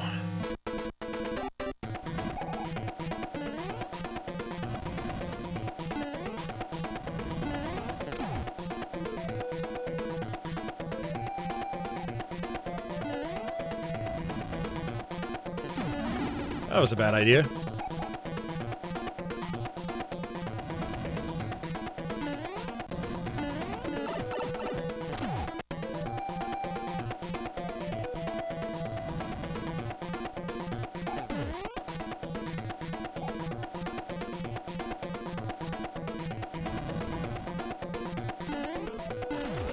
Sweet! First try.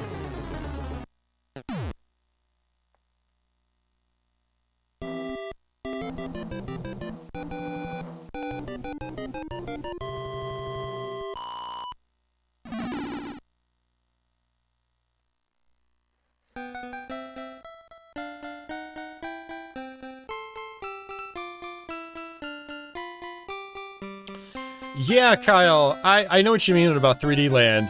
I really wish they would remake that game. Because I played Mario 3D World first, and then I went back to 3D Land, and it was kind of hard to get into.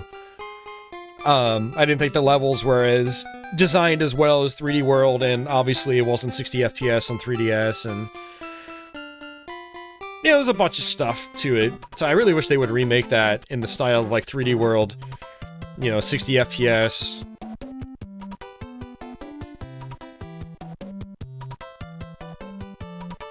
I also want them to remake Samus Returns from 3DS.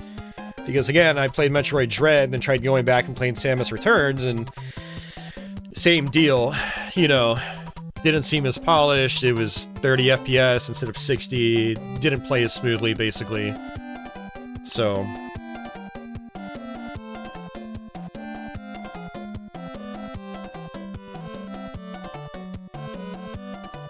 Adam, you don't really want to run a Wii U on your CRT anyway.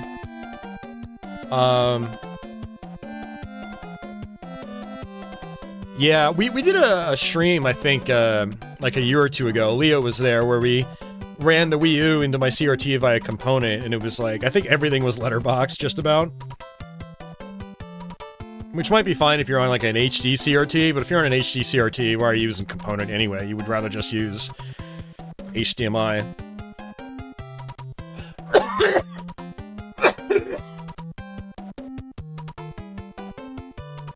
Jeez. Excuse me.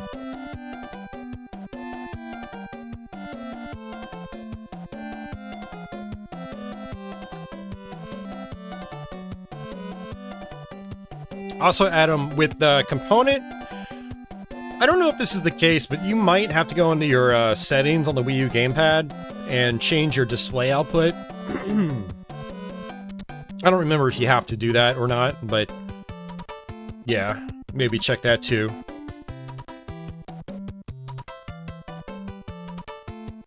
Yeah, you know, I don't even think I played Shakedown Hawaii yet, Leo. I bought it right when it came out.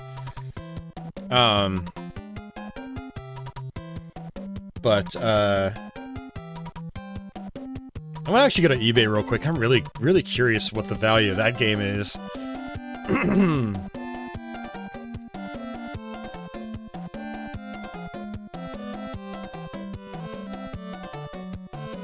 Still not that bad. You can get a copy for about 60 bucks, brand new sealed. But it was like a $20 game when it came out. It was like 20 or 30 bucks, I don't remember.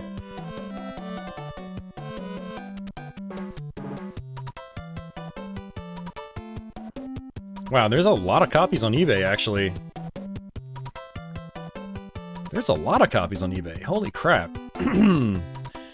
Jesus, man. I mean, I remember they only had like a few thousand when it came out. I wonder how many people bought just a flip down the road. I cracked mine open right away. I was like, I'm gonna play this eventually. Alright,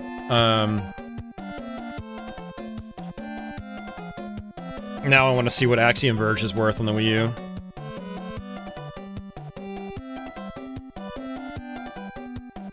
Whew! Okay, Axiom Verge has gone up a lot. Holy crap.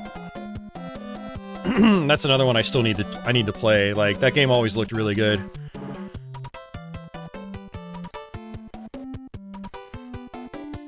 Yeah, 100 to 150 bucks. Jeez. Now, granted, those are factory sealed still, but I can't believe how many people, like, buy this stuff just to flip it. It's so annoying. I wish more people would buy to actually just play. But no, video games, it's a business for a lot of people. Alright, I want to power this off. Speculators. That's what they are. Ah, get out. Jeez, that was hard to pull out.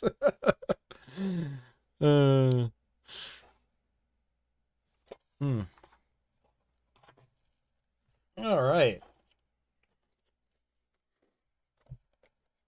Alright, this one's for Stexor. He may have had to bail out, though.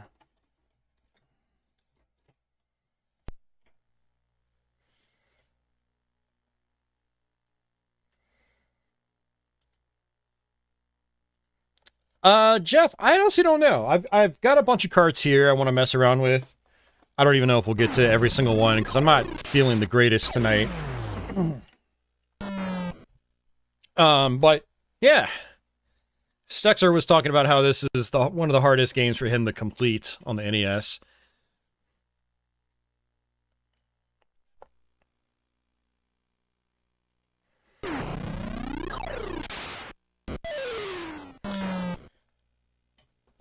Yeah, Leo, Wii U is great on an HD TV, absolutely. And I like playing just Wii games on an HD setup as well, because it just automatically handles all, like, the progressive scan stuff for the games, and widescreen for the games that support it. I just don't like playing, like, Virtual Console 2D games on the Wii U, in the Wii backwards compatibility mode, in the Wii mode on Wii U, I should say. But I did like Donkey Kong Country Returns on the Wii U. I did Xenoblade Chronicles on the Wii U, and I had no problems with them. When I did the Cruisin' stream, I did that on the Wii U. It was fine, so. Harrison, every front loader ever made has been unreliable. That's just, it's inherent to the platform and the design. including this one. I probably owned like a dozen front loaders over the decades. They've all had problems. I've had to go in and adjust the pins and clean the pins, and most notably clean the cartridges. Like, you got to clean your cartridges too. Donkey Kong Country Returns does support widescreen. Yeah, there's a lot of Wii games that support widescreen. Oh, there's a continue code in this. It requires a second controller. Oh, geez. I guess we're gonna get a game over and that'll be it. Man,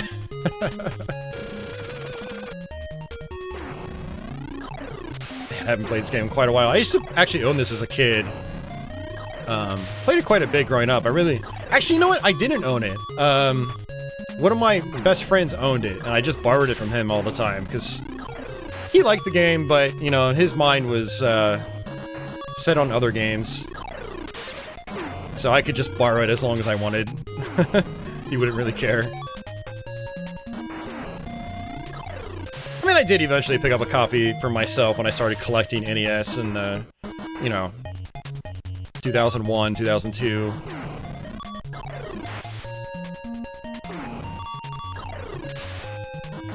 So Stexor, if I'm ever gonna beat this game, I'm assuming it's the kind of game where I'd probably want to just, like, save state practice. I have no qualms doing that.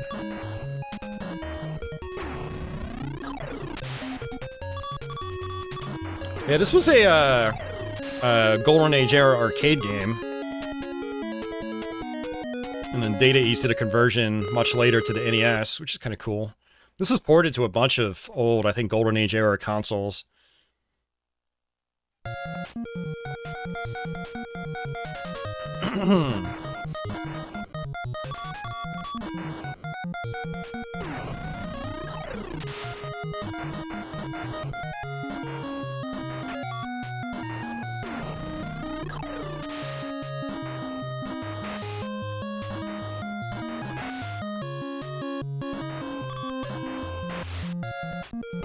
Oh, that's not good.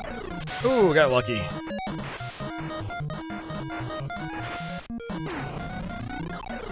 There it is, finally. Get those big trucks, you get more points.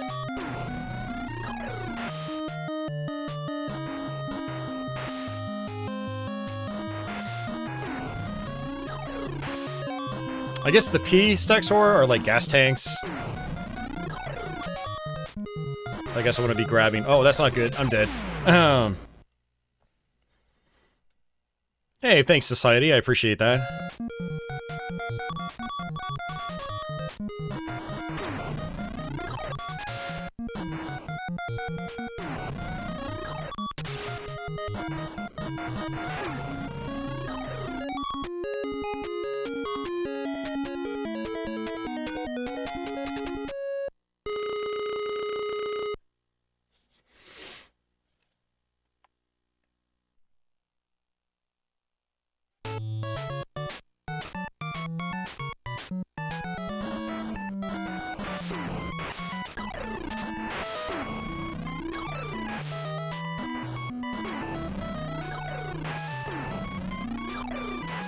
Oh.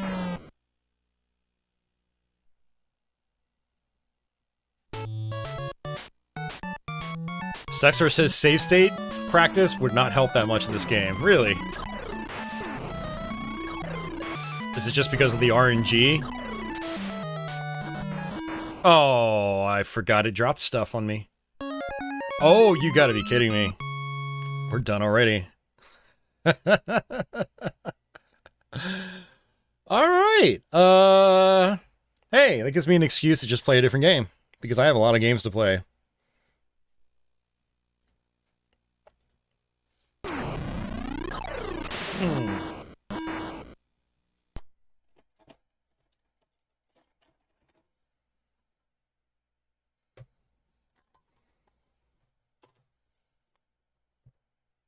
Like some sweet games like Kickle Cubicle.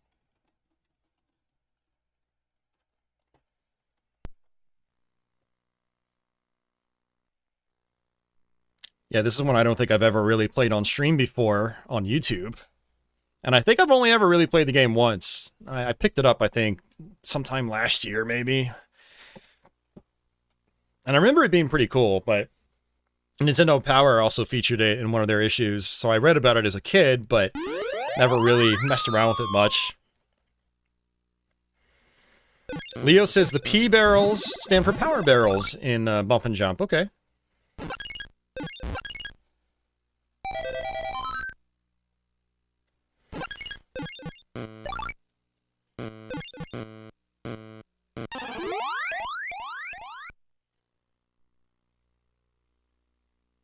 So there's 16 levels in Bump and Jump. Okay. Wow. Is there a way to earn extra lives in that game, out of curiosity?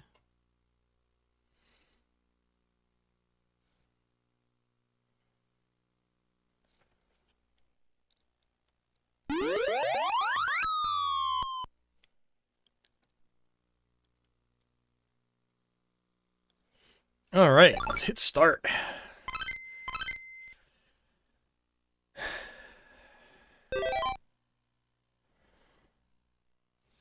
There's multiple ways to get 1-ups in that game. Okay. Alright, I'm gonna have to remember how to play this game. So I guess I can freeze enemies. Ah, that's right. You can push them over like that.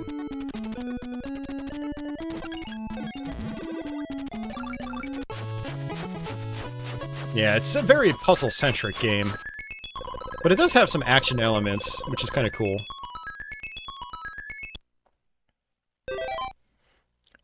Jeff, I have about 240 or 250 games. Not a lot of games I would consider rare. Like, this isn't really a rare game. It's uncommon, but it's not really... It's not like Little Samson, you know? I'd personally consider this game to be relatively common. You know, given it got mass coverage in Nintendo Power.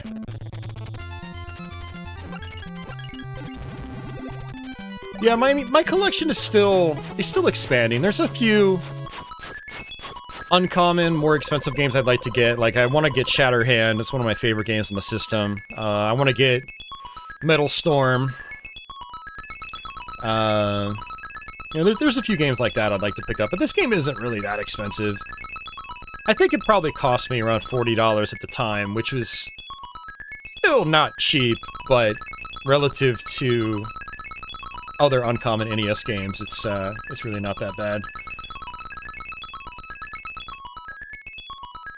Leo says, bonus icons grant extra lives for at least one of the extra life ways in Bump and Jump. Okay. The manual doesn't mention any others. Leo's thinking maybe every certain amount of points. Stexor, absolutely. Always post tips to games if you have any to offer, like on the archives. It helps people that watch after the fact. And it helps me too if I decide to go back to the games.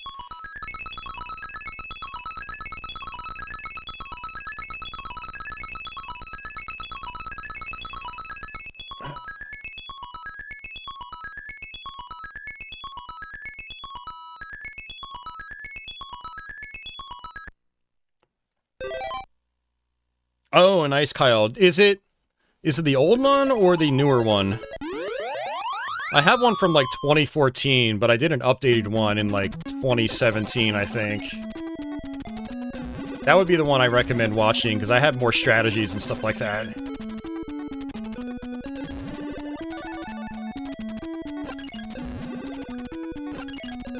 "6 years ago," it says. Okay, yeah, that's the one. Cool. Yeah, I still leave all my old videos up, even though... I don't know. YouTube's got this weird thing where, like, if you unlist or privatize any videos, like, you end up losing all those views and stats on your channel, which is, like, bad for the channel. So... I don't remember if I can actually, like, jump off the edges here.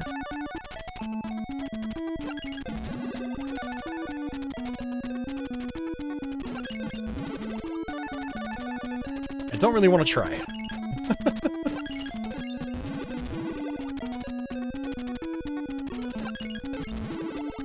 Yeah, I remember firing this up probably on Twitch sometime last year. I was just doing like a random NES cart stream in Composite on one of my CRTs.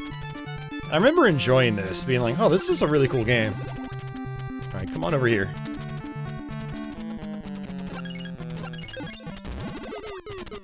Alright, there we go. No, it's all good, Stexor. I appreciate it.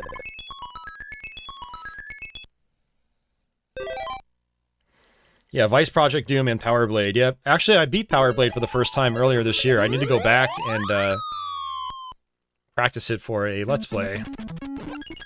Or Quick Play, or whatever the name is now. It doesn't matter. So the same type of video.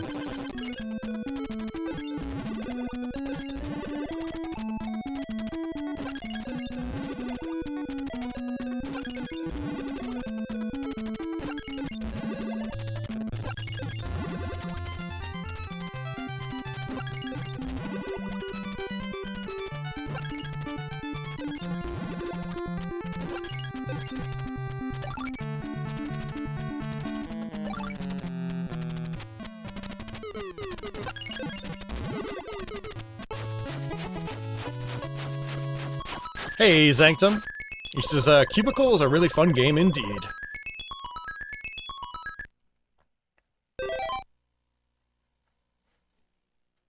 Yeah, that's right, Society.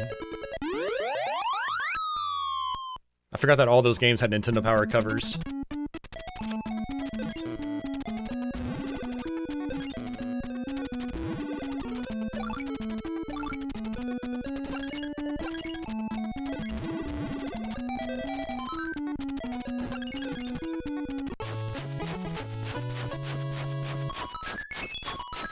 Yeah, Nintendo Power magazines, they were like a huge part of my upbringing.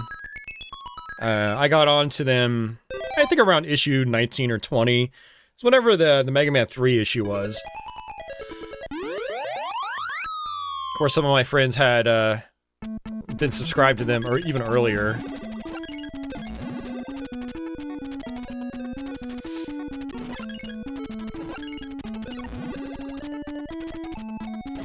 I remember seeing some of the earlier Pax Xanadu coverage. Oh, Xanadu.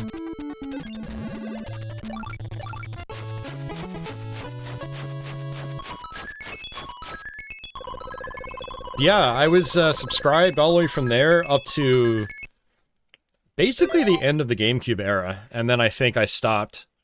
I was like, my mom was paying for the subscription that whole time.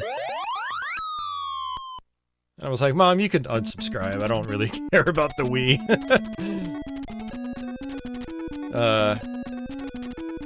By that point, I wasn't as, like, an avid modern gamer.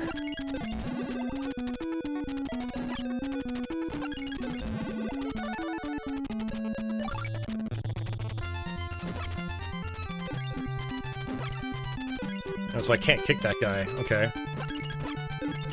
But I can do that.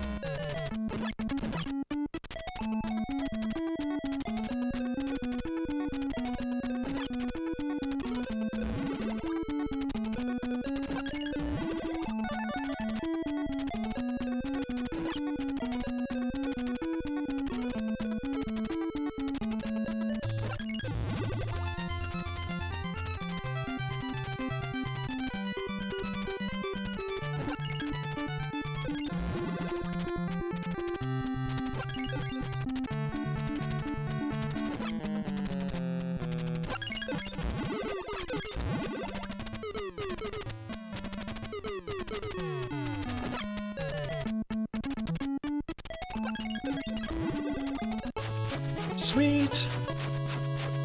Alright, see you, Stexor. Have a good night. Garsh says, and how his phone network is almost as flaky as his cable network. Yeah, I forgot there's a lot of levels to each world in this game. I'm wondering if this is one of those games with like 100 stages. Something crazy like that.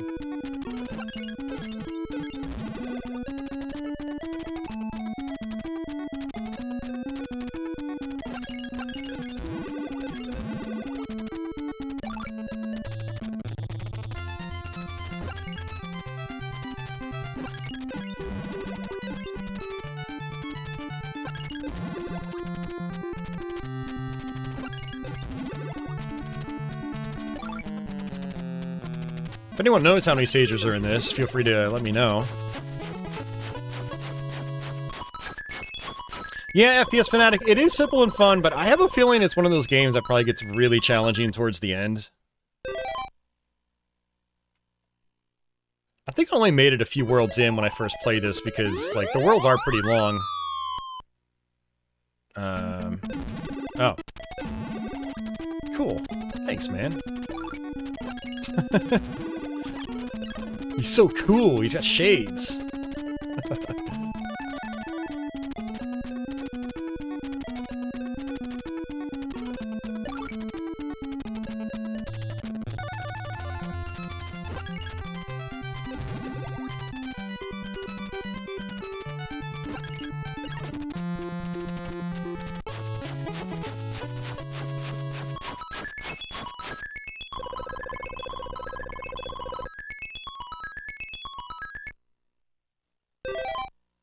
Yeah, maybe what we'll do is we'll try to get to...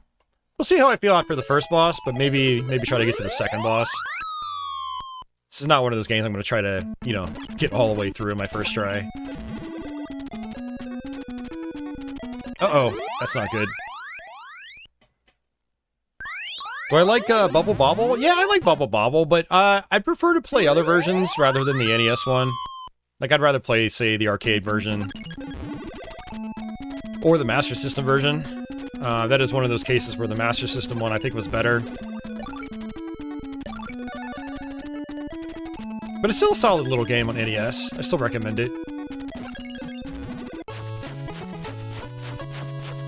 I do want to try Bubble Bobble too. I've never messed around with that. It's another one of those, like, pretty rare NES games. I just want to play it just to see what it's like. If it's more like the first one, or if it's kind of like a weird, unique game with its own new mechanics.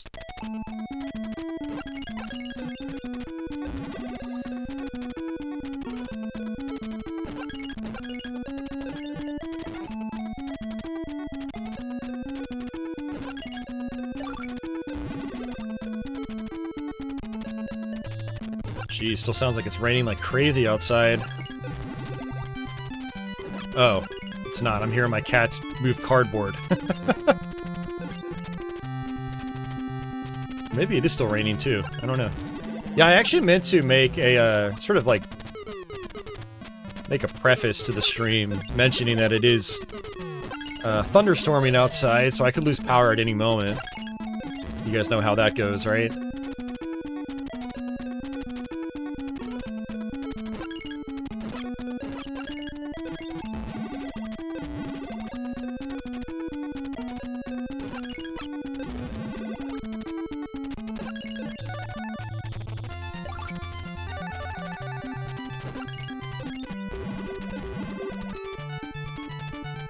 Let's just end it.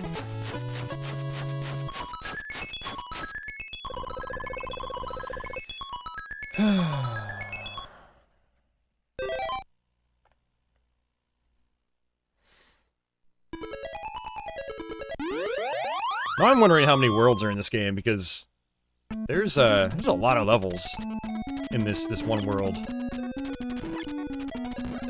Ah, that's right, I can do that too. Okay. Yeah, I totally forgot I can do that.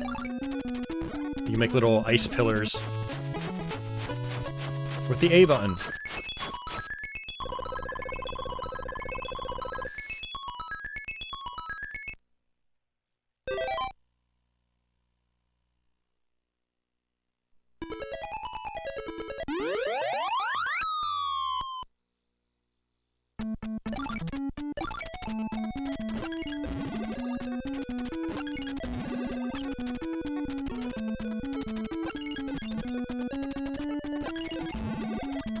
Okay, so I can't pass those. Okay.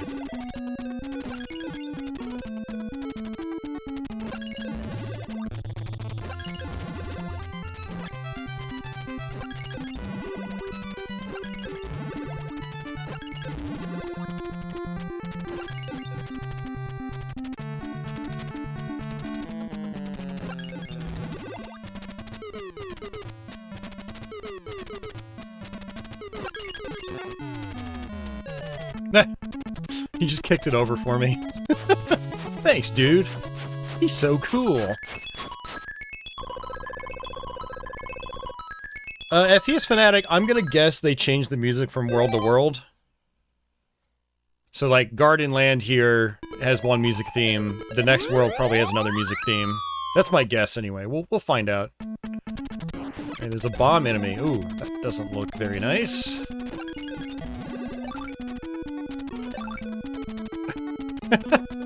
Uh-oh. Yeah, let me just take that. I didn't trust that. The arcade version has a total of 40 levels, while the NES version has 4 lands that have 16 or 17 levels each, in addition to 30 levels after that. What? Oh my god, this... Oh, so this was an arcade game? I didn't even know that. That makes sense, considering it was IREM. Oh, I'm gonna see what the arcade version looks like.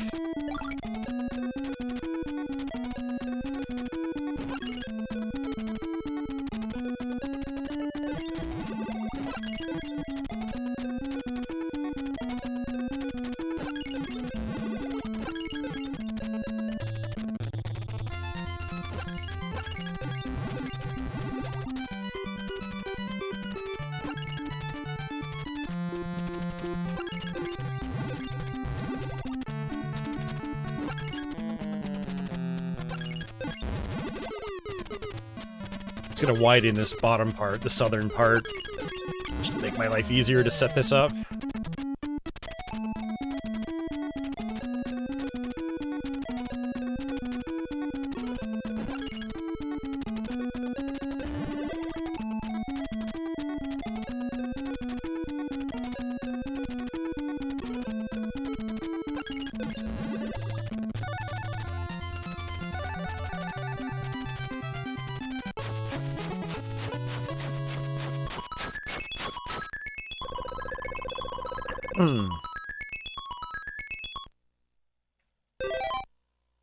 Alright, 2 more levels.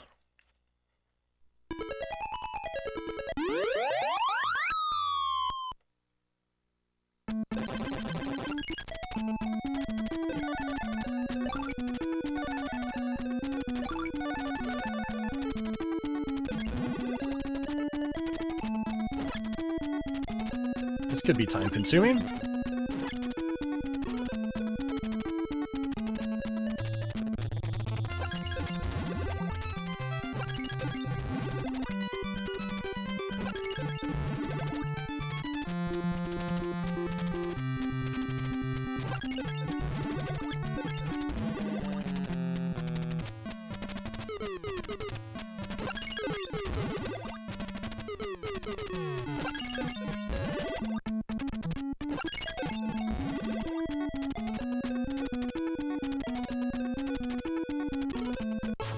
Alright, good to go. I'm gonna guess this is a boss level?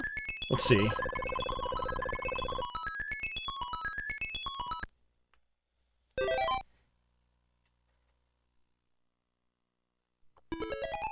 No, looks like this is a regular level.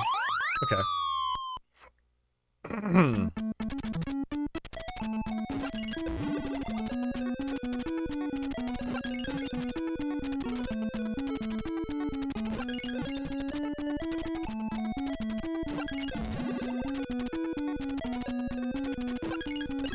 Actually, it looks like I can't actually walk off the ledges. That's nice.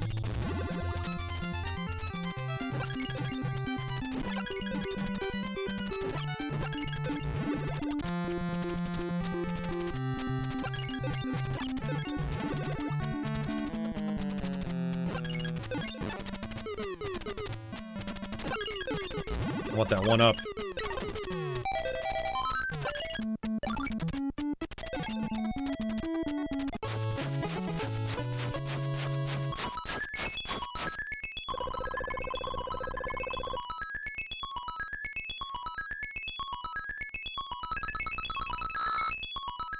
Climb up the vine, which is going to sprout here. And you can reach the palace. A monster is in the palace, scaring the princess. Oh no, the princess is scared. Please destroy him. Yeah, so I guess this will take us to the boss fight.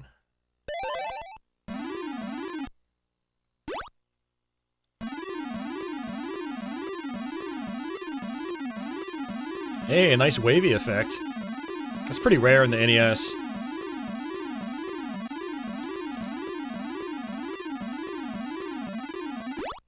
It's definitely not an effect you saw a lot on NES games, but the system was perfectly capable of doing it.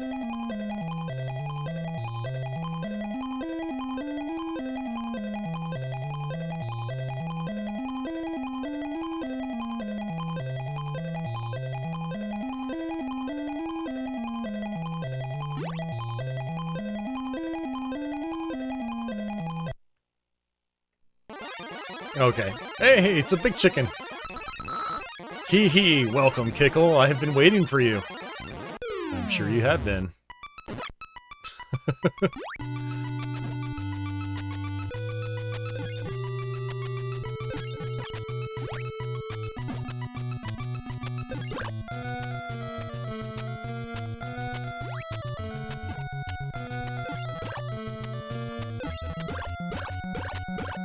Oh, 3 hits, that's it. Nice. He was not nearly as cool as his chicken brethren. Those dudes were helping me out.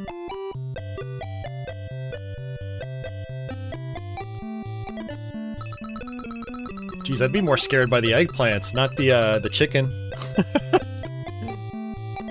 Oh my dear Kickle, you saved me! Okay.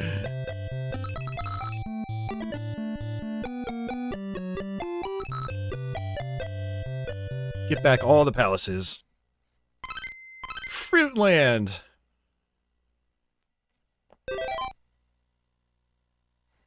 Funny thing is, like, these things are named after things like fruit. But there's not really much fruit anywhere to be seen.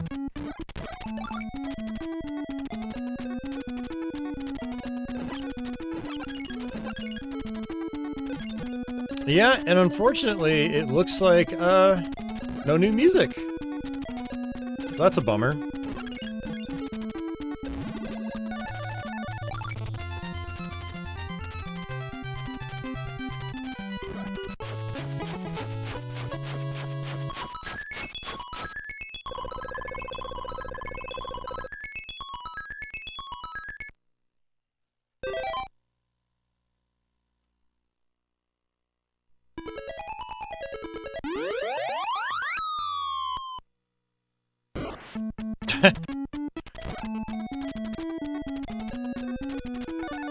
Those guys are pissed.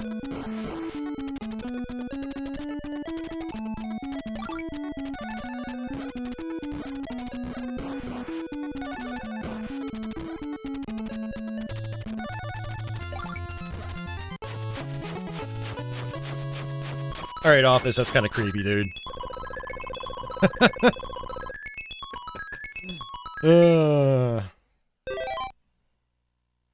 Yeah, very pissed bomb boys.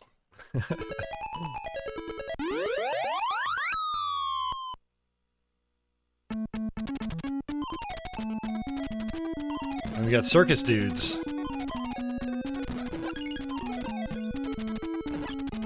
Whoa! I got beach balled.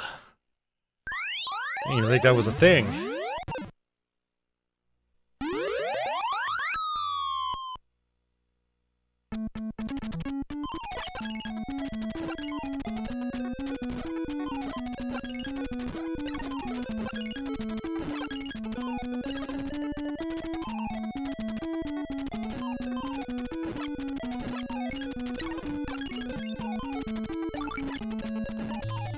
I like that these levels are a little more action-oriented.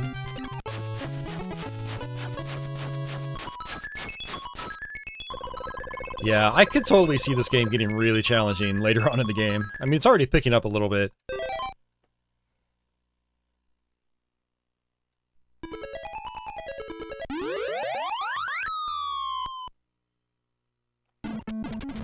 Oh, jeez. Yeah, this is definitely picking up.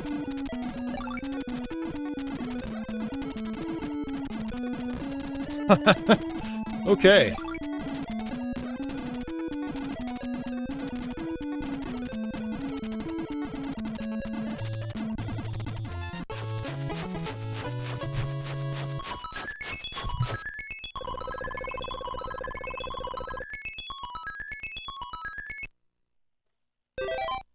Yeah, and Adam, I don't even know if this was that late. I want to say it was like 90, maybe? Was it 90 or 91? What did the title screen say? 90 actually would be like, kind of, that was like a perfect year for NES. I guess technically in the grand scheme of things, it is technically a later title. Yeah, it looks like 1990 for NES. NES was still in its prime in 1990. You know, Super Nintendo hadn't come out yet. Yeah, whenever I think like late NES games, I think like Wario's Woods and Zoda's Revenge, but I think you're technically right. This is technically later. The NES came out in 85 in North America, so started hitting its prime in like 88, 89, really. But 90 still kind of like blends in with that. I mean, Ninja Gaiden 2 came out in 1990. That was a huge game for the system. Alright, how do I want to do this? Now we're back to more puzzle-centric stuff.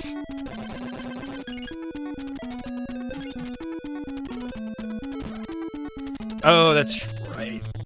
Bing! Just like that, yeah. I got here before. The last time I played this.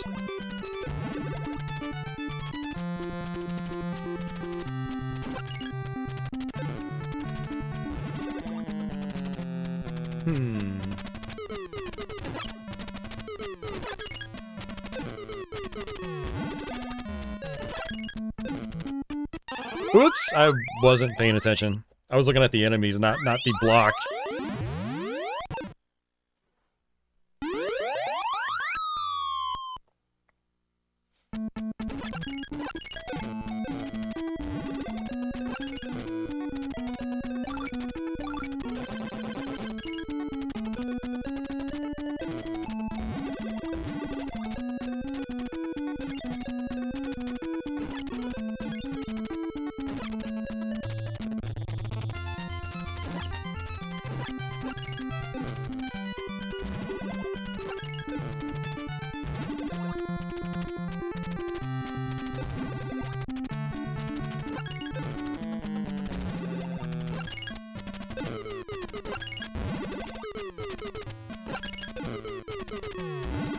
Alright, there it is. Yoshi's Cookie. You know, I don't know if I even have Yoshi's Cookie. I hope I have that. That's actually a pretty fun game. Let me check my collection list real quick. Alright, where's my collection list? There it is. Okay.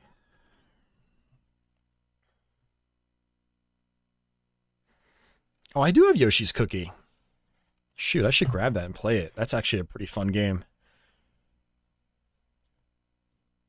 I haven't played that in a long time. I actually used to have the Famicom cartridge of it. Alright, what do I want to do here?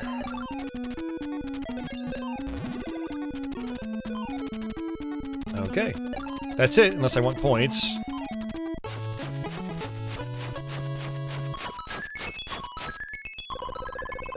Oh jeez, Office says, just got done beating Castlevania Harmony of Dissonance on hard mode. He just started playing the game for the first time a week ago.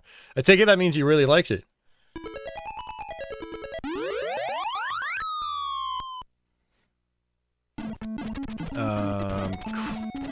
Crap?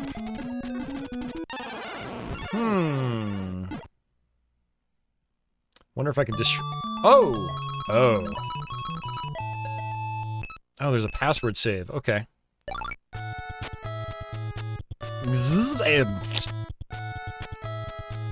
Kickle's Diary.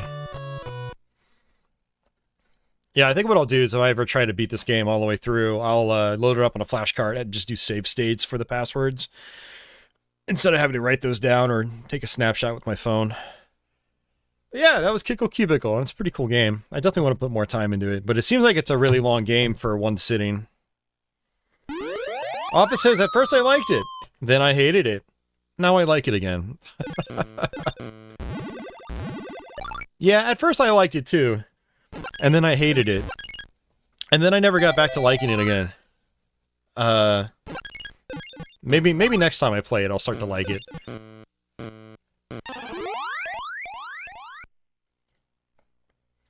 Castlevania Harmony of Dissonance, I mean. Kickle Cubicle seems pretty cool. I do wonder how, like, brutal it gets later on, though.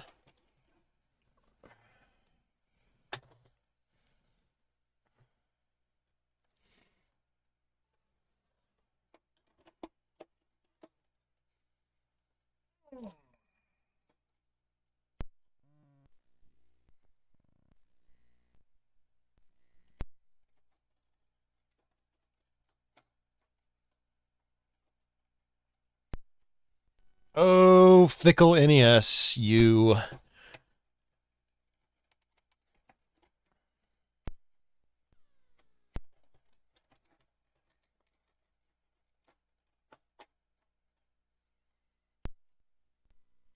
This is a, hey, check, this is actually kind of funny. This is a number we used to do back in the day.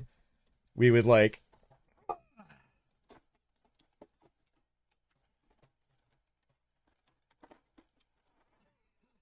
we'd shove another cartridge on top of it so it wouldn't budge at all.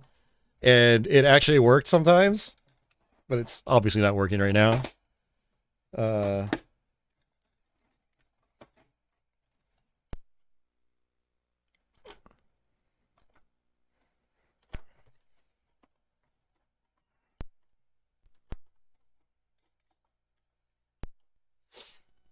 So for anyone that isn't familiar with an original Toaster NES, this is the fickleness that people always talk about with the console. It's because of bad slot design, as well as, you know, the pins on the connector inside get bent and they get dirty as well. And then your cartridges also get dirty, and just all that combined creates a really fickle system. All my games so far have actually been pretty decent, but Life Force here is giving us trouble. It's one of those where I probably need to clean it, but I'm not doing that, so I guess Life Force is a bust, unfortunately.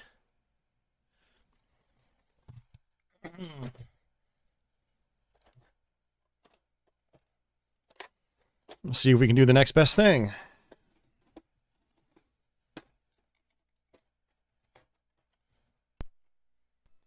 Nope.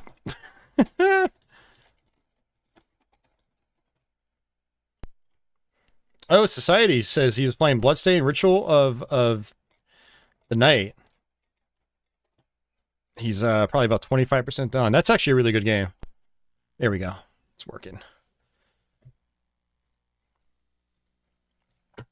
Yeah, this is why having like an FPGA solution for NES, or getting one of, like, there's an old mod called Blinking Light Wind, and there's a new one that I think just came out as well that replaces the original connector design, so your games work way more consistently. Also, people would get the top loading system,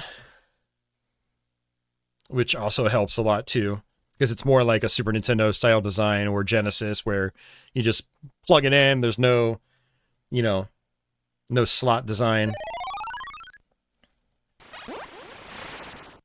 Closing the lid is scientifically proven to help make it work.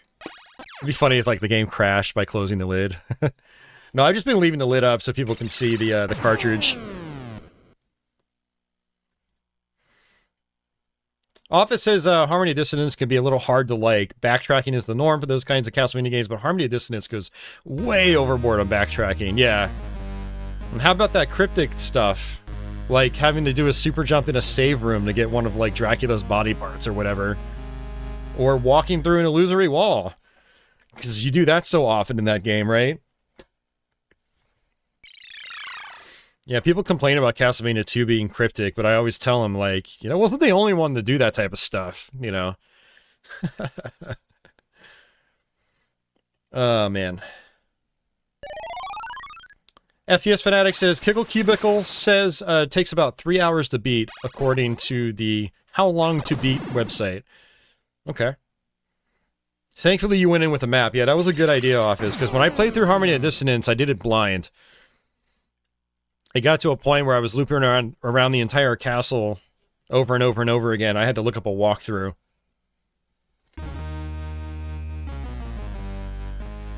Milo, come on, chill out. Alright, so yeah, this is Gyruss.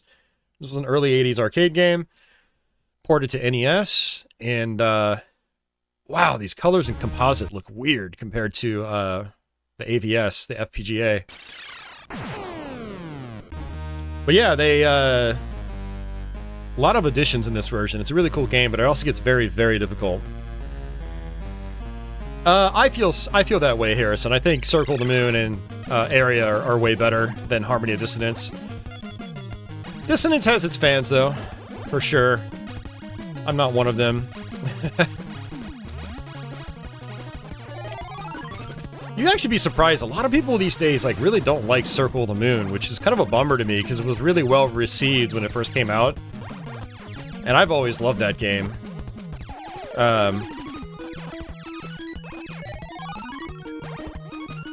A lot of people in, like, YouTube reviews come up, like, with these really arbitrary reasons for not liking Circle the Moon, and I'm just like, okay, man, whatever. Talk yourself out of liking a good game. That's you. You do it. Have fun. It's your life. I don't know. I do like that Circle the Moon is challenging. Requires skill to get through it. You can't really, like, slop your way through Circle the Moon.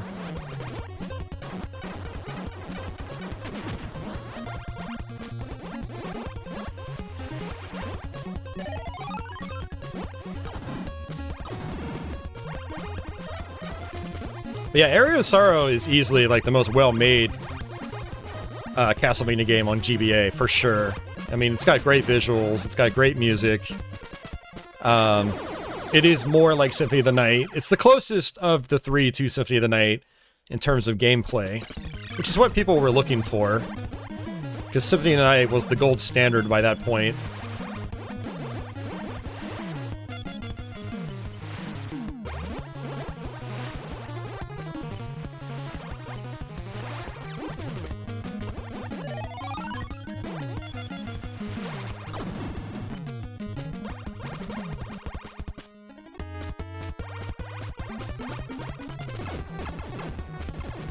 Yeah, there's a lot of repeated boss themes in this game. Like this guy right here, we're gonna have to fight him a bunch of times over the course of the game.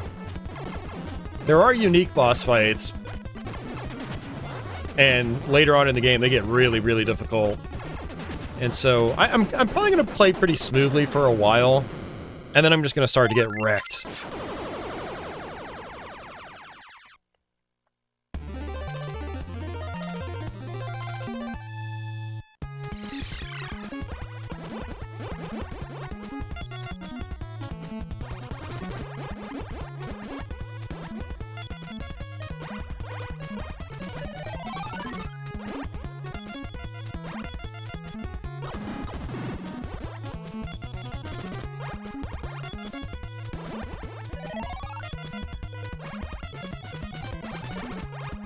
Flawless victory.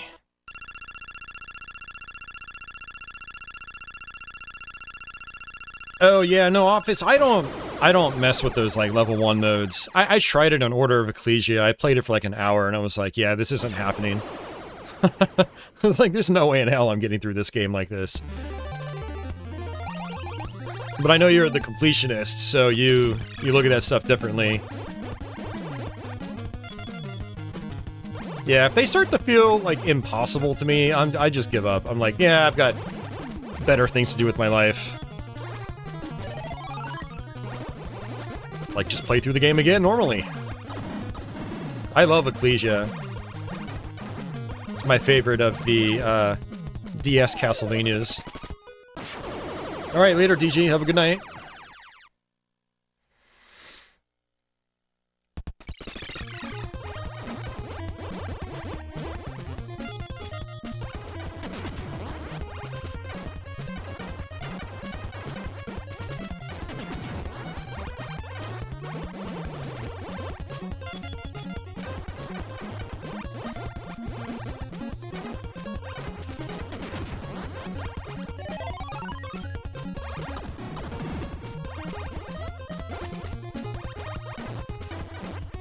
So you do have like a bomb attack. It's listed in the bottom right hand corner of the screen. And I think I do cap out at a certain amount. So I should probably start using them eventually. Also, when you die in this, you lose your double shot. You go back to your single shot, which is way weaker. Oh yeah, Kyle, definitely get on that, man. It's got a weird learning curve because they did change how like the combat works in it. But once you get used to it, I think it's a lot of fun. You get into a really good rhythm with your attacking back and forth. And it's just got like really nice graphics and really great boss fights, really great music. It's got the moodiest soundtrack of all the handheld Castlevania games from back then.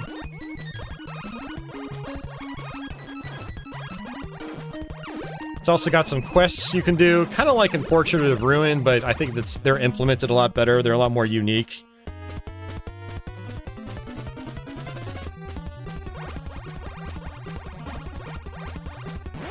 Oh, I knew that was going to happen.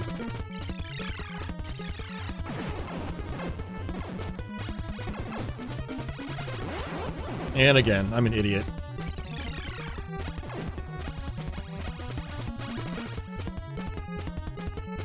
Yeah, this always happens when I get to this boss, because I always forget about it.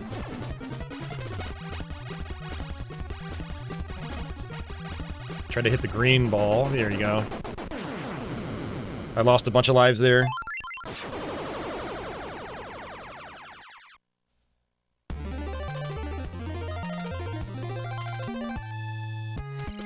I agree as well, Office. Shino is like the coolest non-Belmont Castlevania character.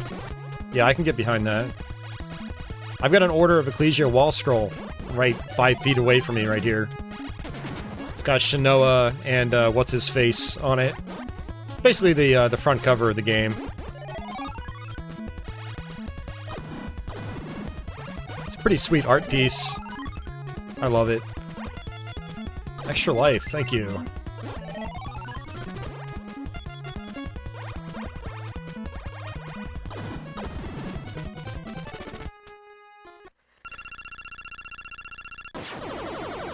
Yeah, Harmony of Despair is a cool game, too. I'd like to revisit that, try the other characters.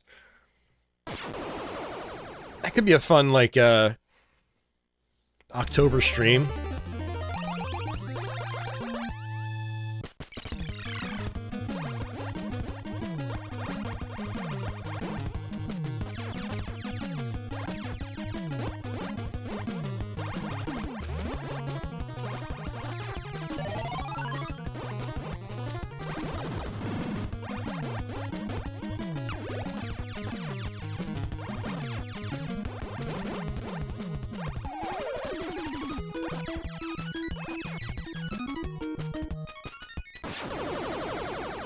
Stage 9.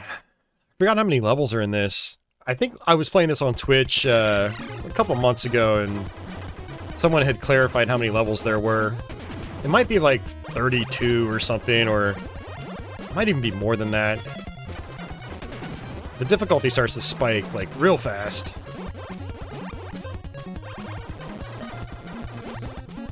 Oh, that's rude. That's just rude, man.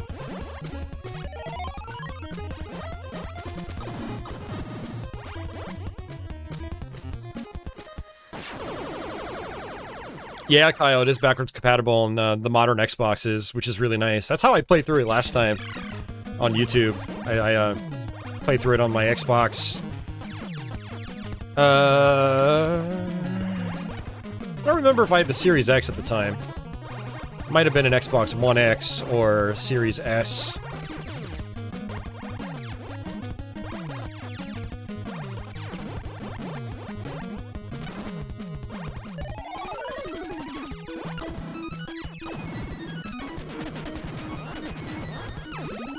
Man, this game's getting pretty intense already.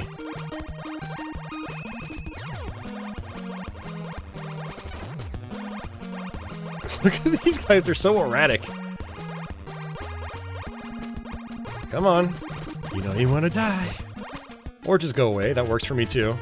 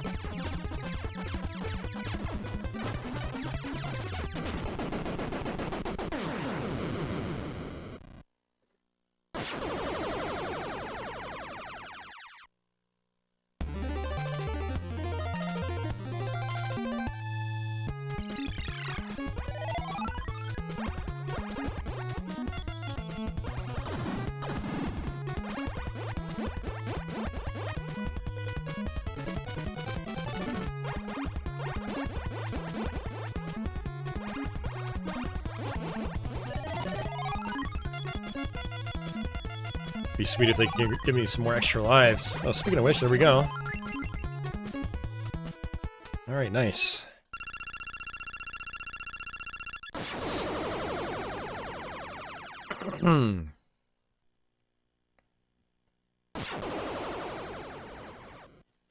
Poor Pluto, you're not even a planet anymore.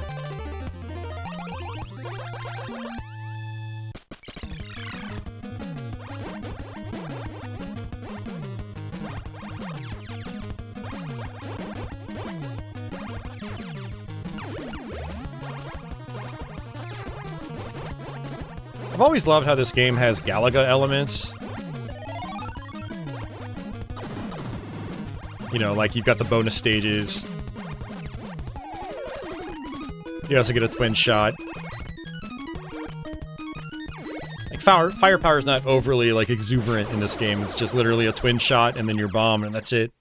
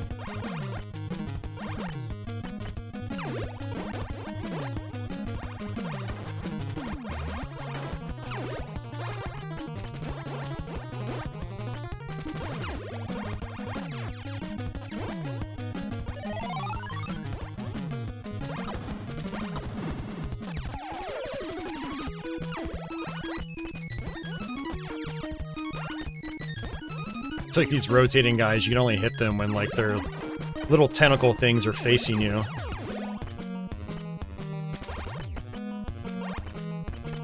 Ah.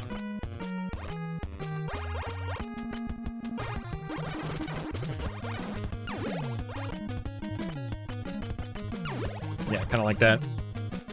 I'm looking this I'm making this look easy? I don't know about that. Already died a bunch of times.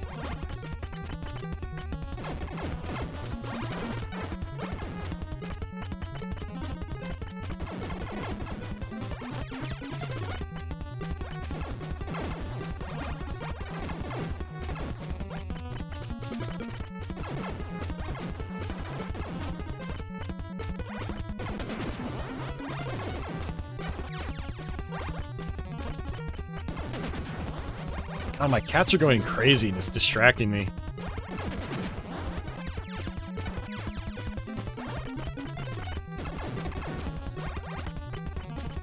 Man, I got so mad at Milo earlier. Right before I started my stream, I pulled out my NES and realized he had pissed all over it. So, like, as I'm trying to get set up, I'm trying to clean my console, get it clean again. The NES is the only console I leave out, like, permanently hooked up on my CRT behind me. This CRT right here. And it's the second time he's done that, like... So I chased after him. I was so pissed. It's like, dude, you don't do that!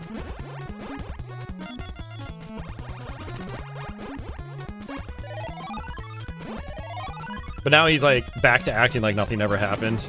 He's being super hyper right now.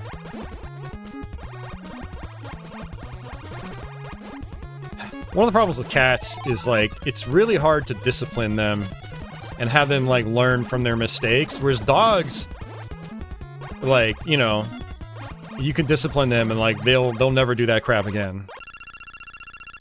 But cats, you're just at the mercy of their stubbornness. And unfortunately, it's summertime. I would shut my game room door right now because I don't want him coming in and like peeing on other things. I'm always focused on the screen here, so like We actually caught him red-handed on stream a couple of years ago. I had like a Genesis Model 2 box in the background, and I had my webcam up, and I was focusing on chat.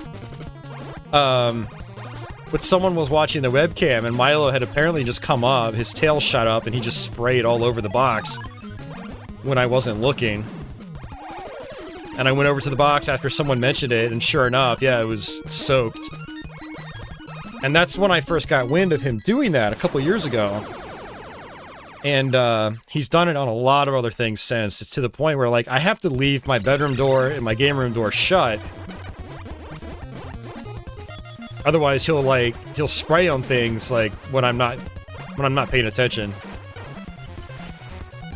I don't know why he does it. We've tried troubleshooting it in, like, every way documented online. Any way possible, basically. And lately, I've just left my game room door open, thinking, oh, he hasn't sprayed in a while. And of course, I go to grab my NES today, and it's just all yellow on one side. It's like, dude, really?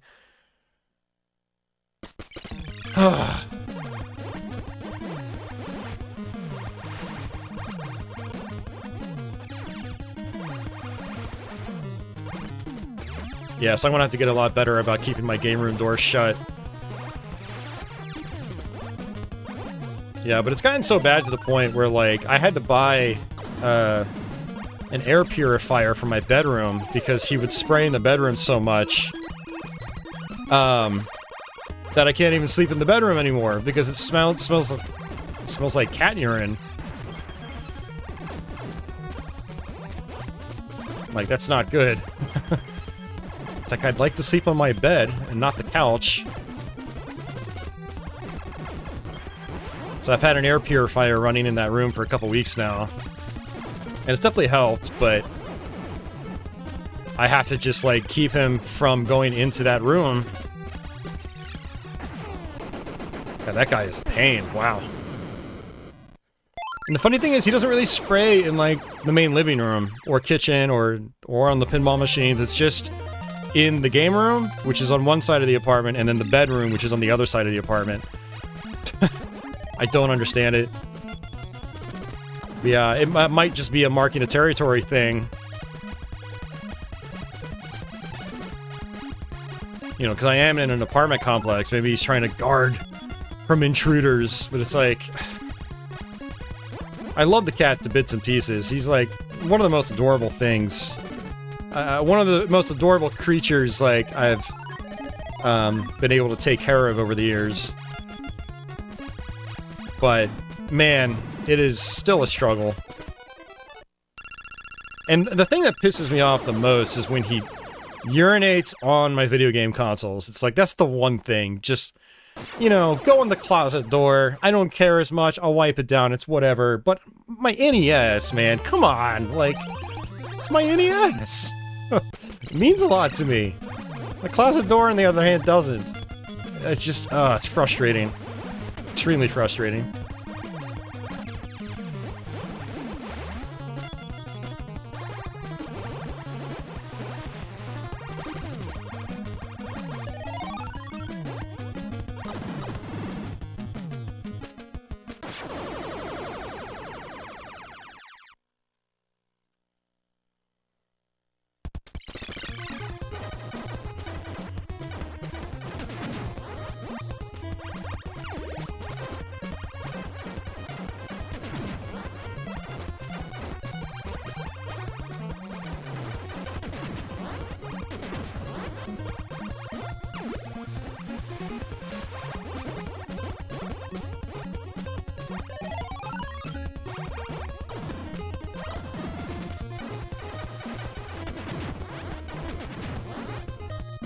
Alright, on to stage 23. I can smell the urine as we speak. Oh, that's disgusting.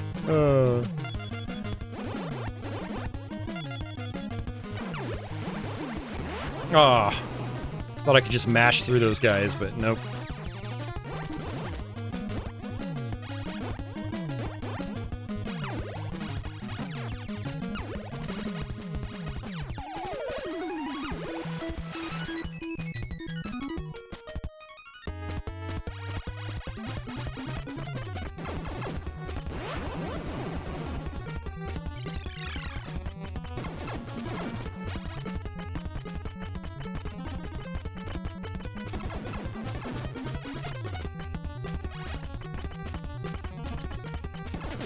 Yeah, this game is definitely a memorizer, and I don't have it memorized, so I always get caught off by these patterns.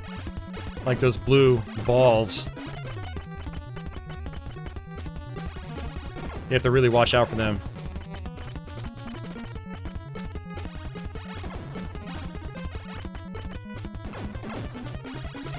Oh, you can shoot them. Oh, okay. That's not as bad. Oh my god, why did I go up there? That was stupid.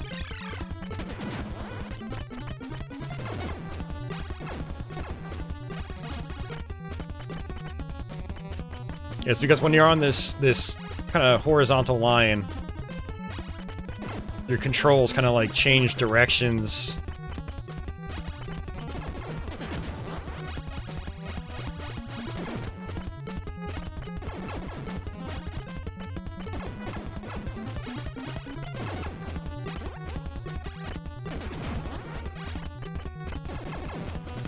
Yeah, I really wish I had my twin shot right now.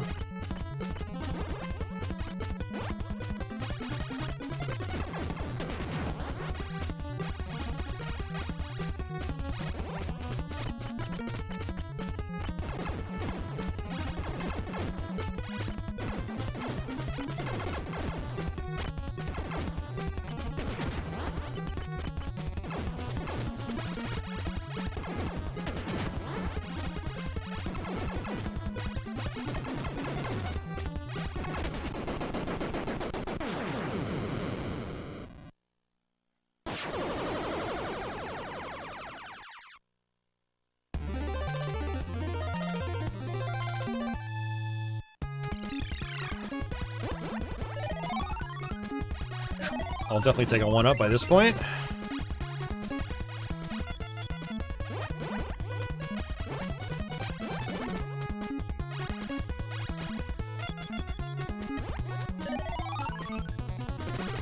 Alright, this should be twin shot. Here we go.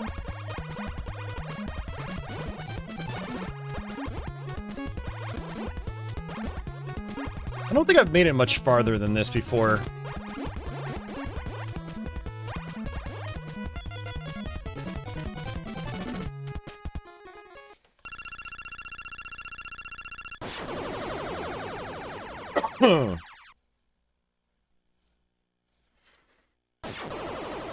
I am noticing this game is cropped a little too tight. The far left-hand side of the screen is going to cut off just a tiny bit. You mainly notice it on the level transition themes, or scenes. Sorry guys, I can't talk right now. I need food and caffeine.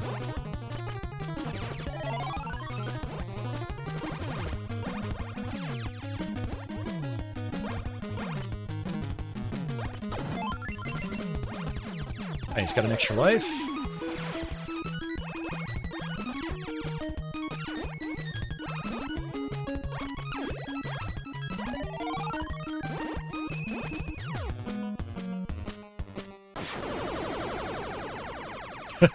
Red Austin needs caffeine badly.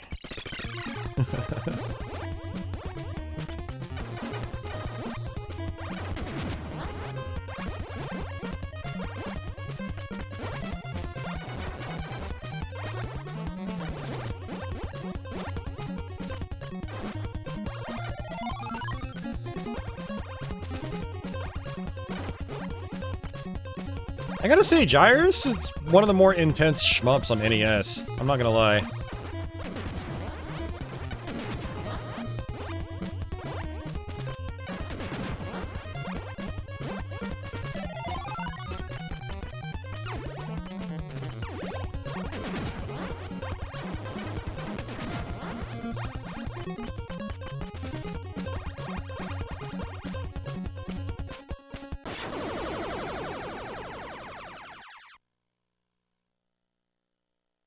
One warp to Earth.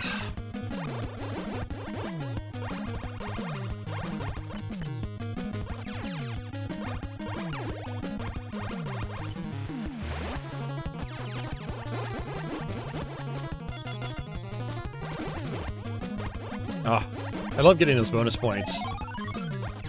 Get you to an extra life quicker. Though I don't know what the extra life thresholds are.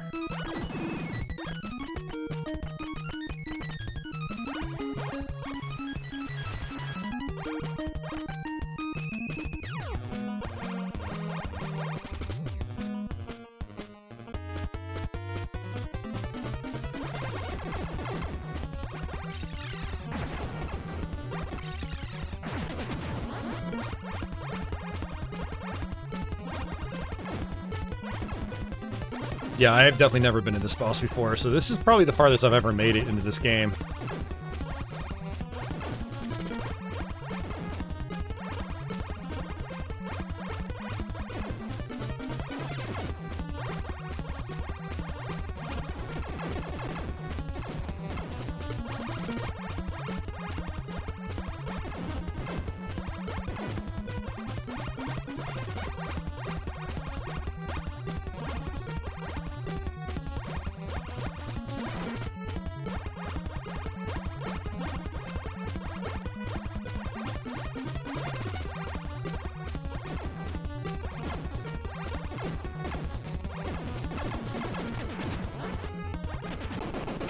Okay. Wow. Okay. To the earth.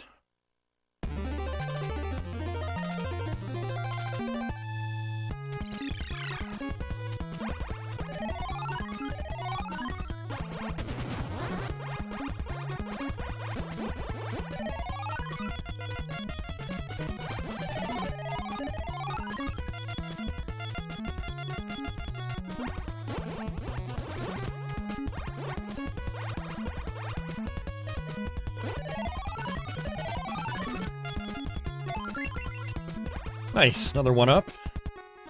Hey, thank you very much, Jeff.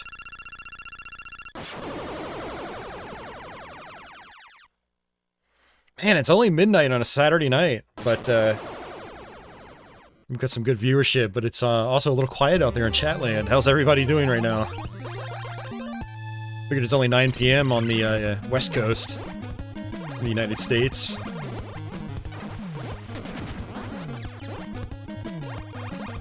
People out partying tonight, I guess.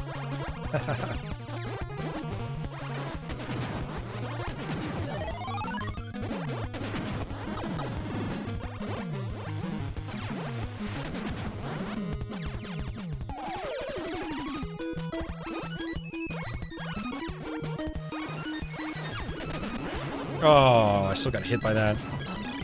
Hey, Gudrun, welcome back. Office is playing various games. I am playing various games too. What a coincidence!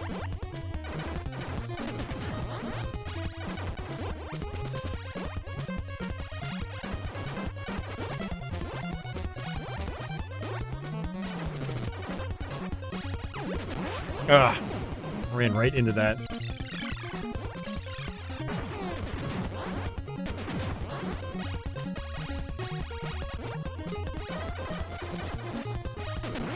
Oh my god! This is becoming a pain in the ass really fast.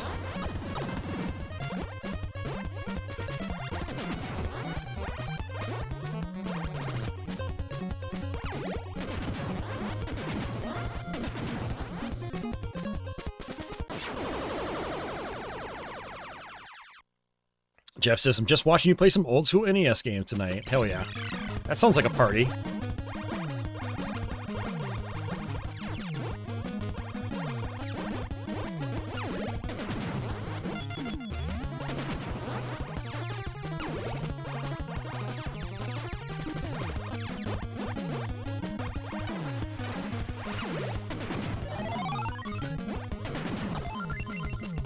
The game pities me. Give me another one up.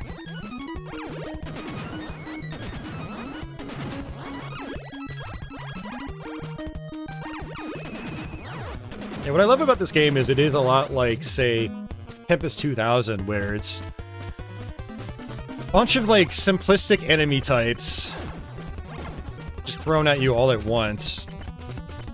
And you just have to learn each of the patterns, and then just be good at recognizing the types of enemies that are on screen. and just like being smart about how you know, deal with all those different patterns.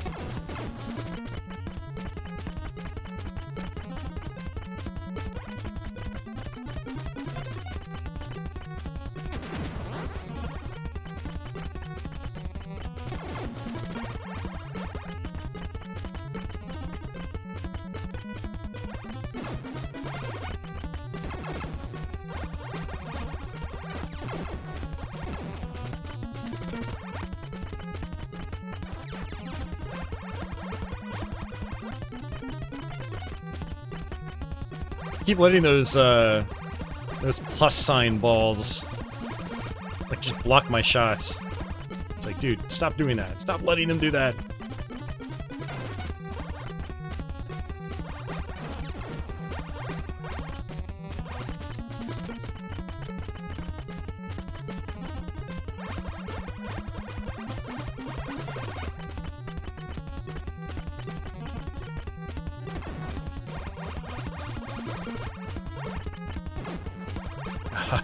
Just trying to kill this turret. Thank you.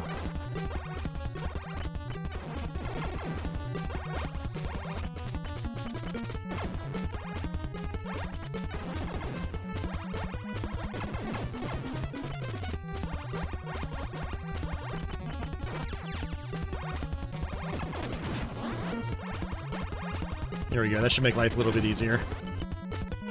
I really should have focused on those first instead of these spread shot turrets. Garsh reset his modem and router and got his cable stable again. Yeah, that's what sucks about cable internet. I'm so glad I got off cable. But I realize not everybody has that option.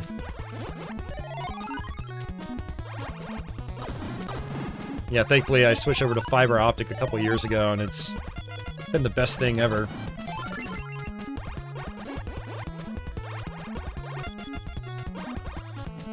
I have to reset my router like twice a year instead of every day.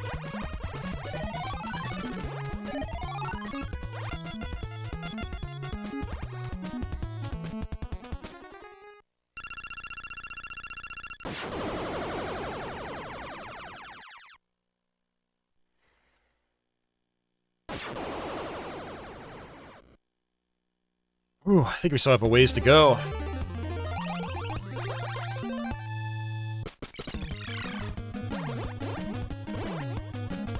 I wish I remembered how many stages are in the game from the last time I was playing this. Because I did look it up. Or someone else looked it up for me, I think, while I was playing, just to let me know.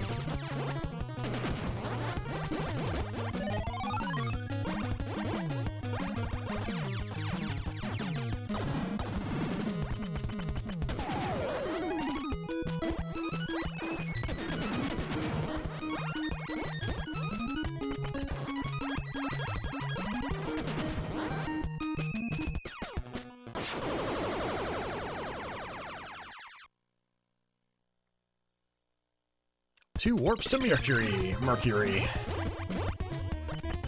Whoa!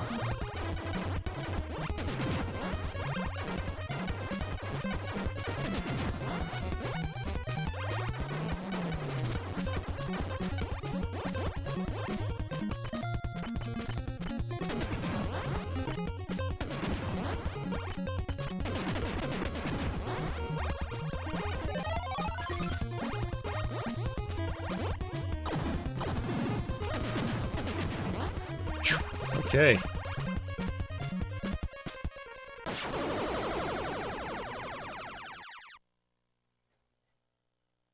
One warp.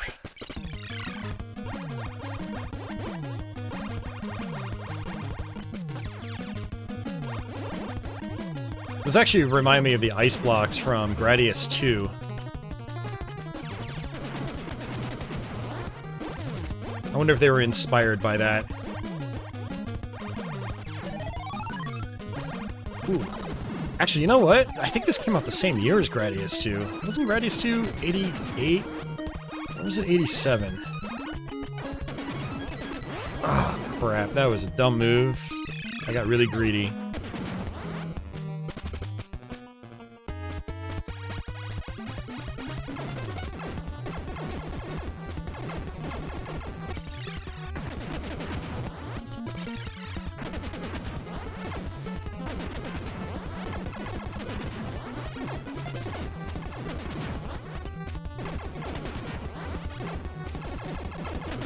Oh, there's a brain on the inside. It's like Life Force. Oh man, there's so many Gradius elements here.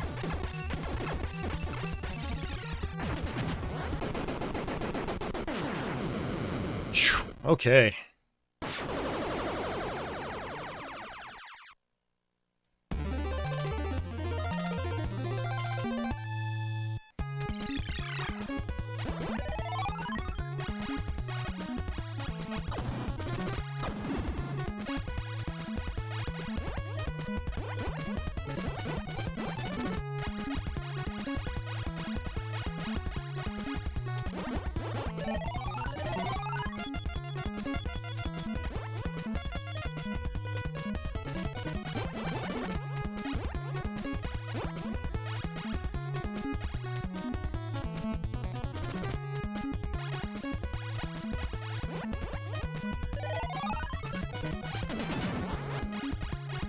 I still don't have a double shot.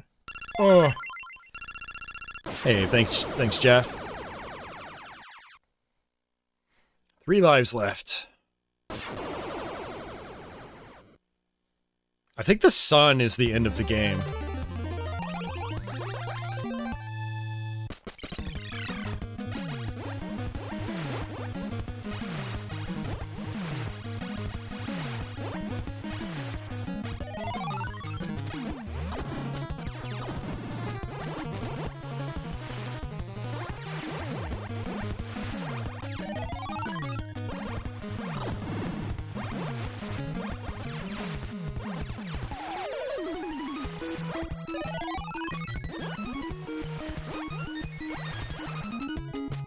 Oh, we got fireballs coming my way now. I can tell, like, we've got less power-ups to work with.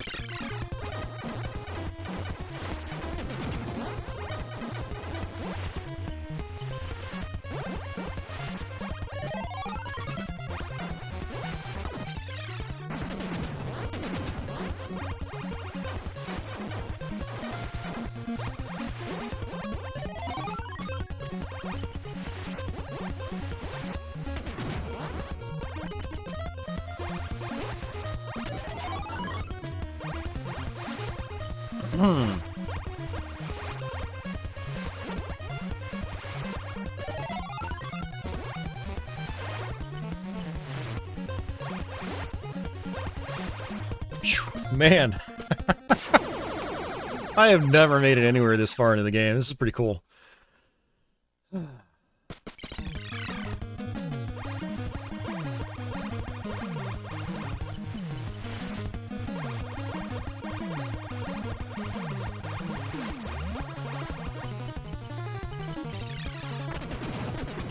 Oh, nice. It cuts through those. That's pretty awesome.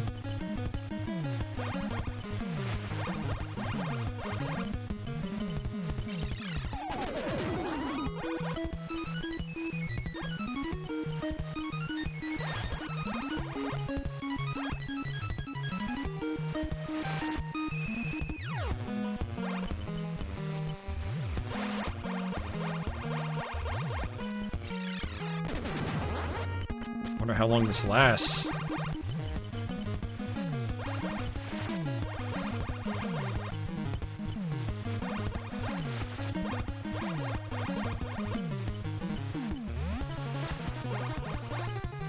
Man, the sun is pissed.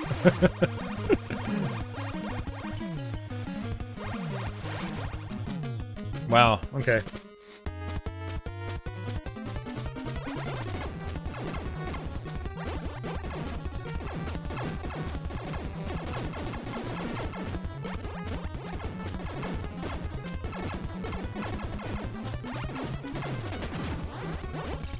fake sun.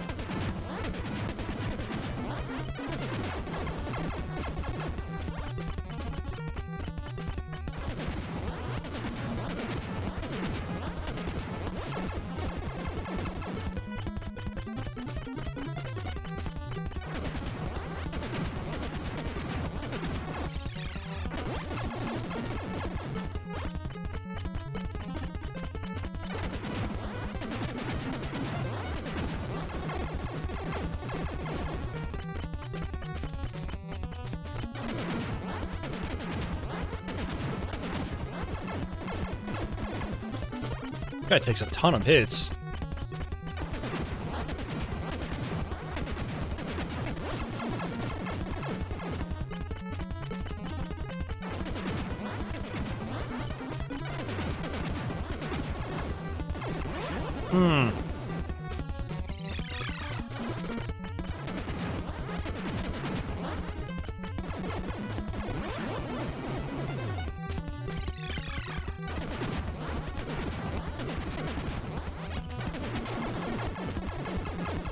God, no, I think it's game over. Nope. Last life. Woo!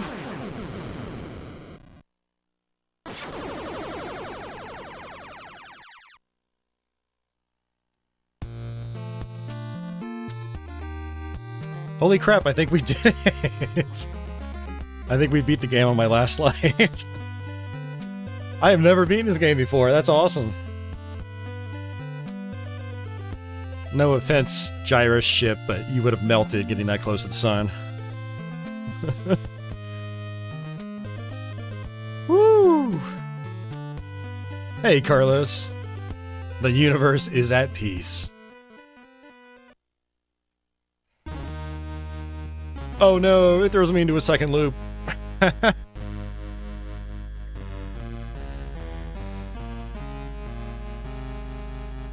I wonder how stupidly difficult this is.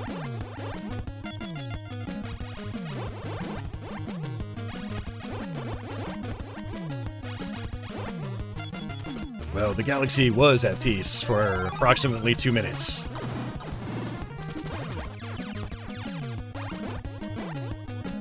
Yeah, I can already see more projectiles.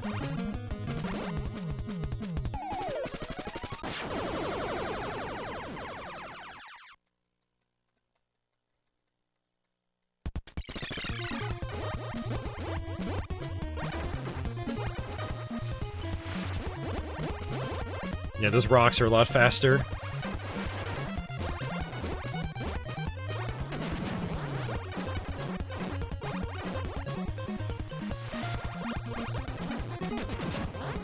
Yeah, so for that last boss, it seems like you probably want to just save your specials. Get him down to that phase where he's shooting a bunch of lasers at you, then use your specials on him. That seems like the wise thing to do. Oh man, still, that was pretty sweet. Let's go ahead and just get a game over.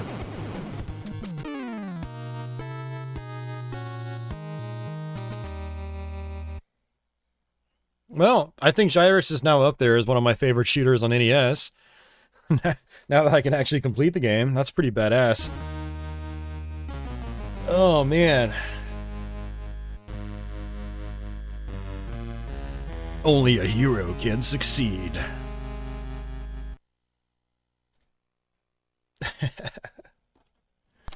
Nice. Well, that was really cool. I was not expecting to do that. Well, thank you, Life Force, for not working.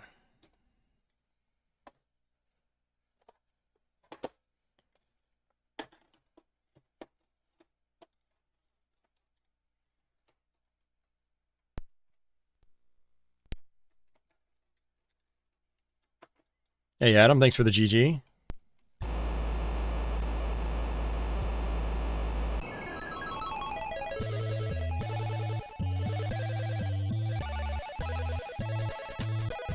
Yep, me too, Gimpler. I love Abadox as well. So this is one I actually got, it's resetting. NES, come on, man. Why are you being an asshole? There we go. Yeah, I got this like a year ago, maybe? Maybe even less. My mom actually bought this for me for Christmas.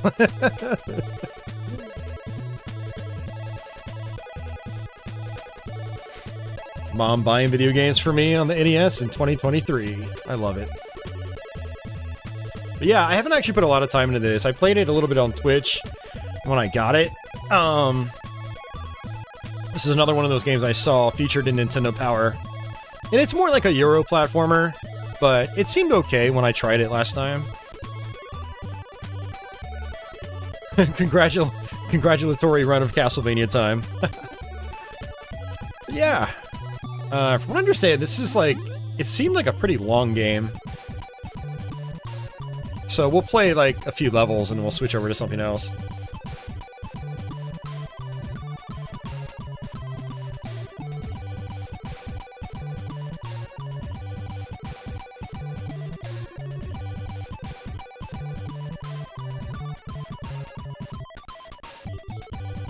It's a game based on McDonald's, by the way, the fast food chain.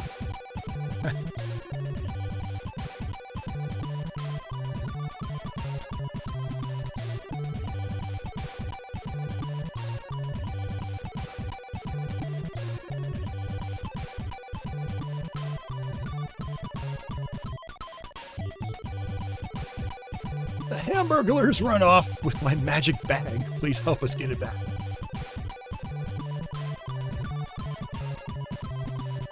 We need 4 puzzle cards.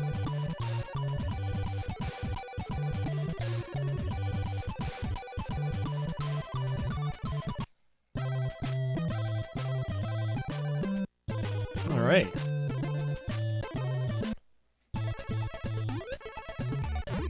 That's right, you can pick up blocks. Okay.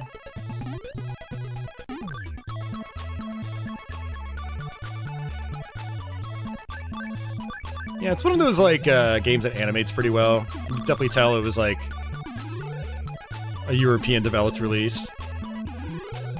And it's... I don't know if I can actually get those.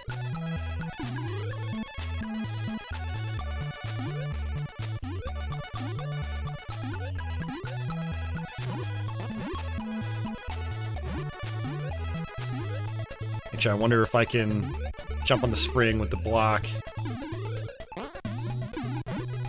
No, doesn't help.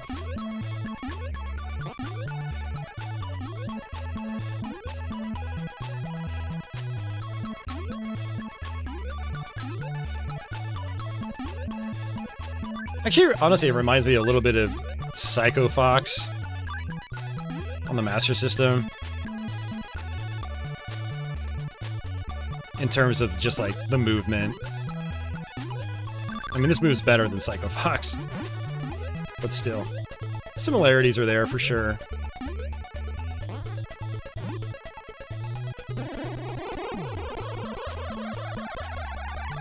Okay, that's not what I was hoping for.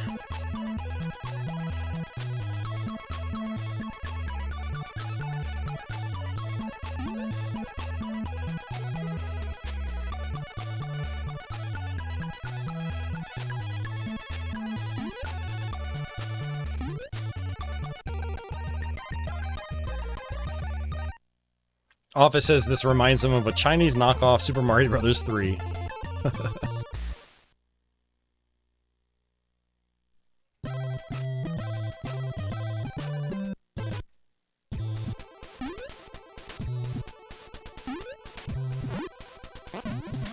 Yeah, I recall this getting fairly challenging too.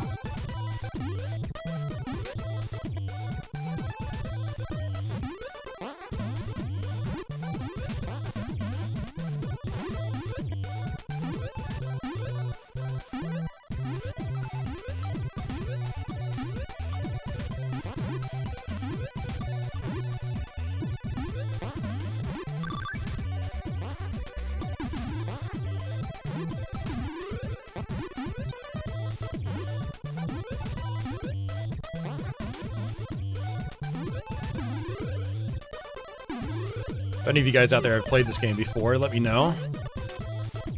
Oh, that's right, did I get a card in the first level? I don't remember. Forgot I have to get those.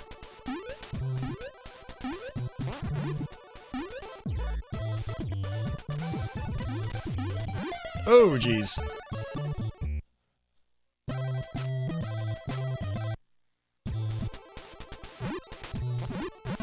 Caco Demon, don't ask questions. It's a video game. It's a video game on an 8-bit platform. And we're playing a video game where you have to get Ronald McDonald's magic bag, so... yeah.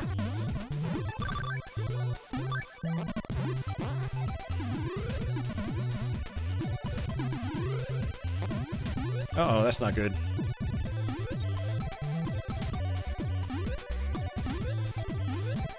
It's floating because video game design. That's why.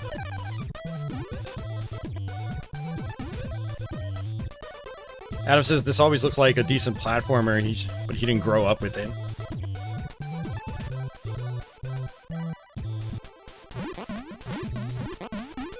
Oops, I didn't want to throw the block.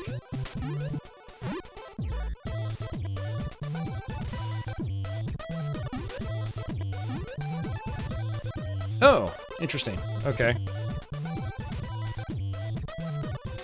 It's like a little tiny boat. It's a boat for one.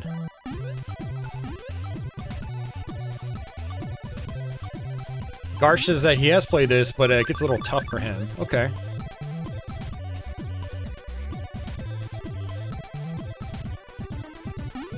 Oh, jeez, I'm dead. Oh, God, that was close.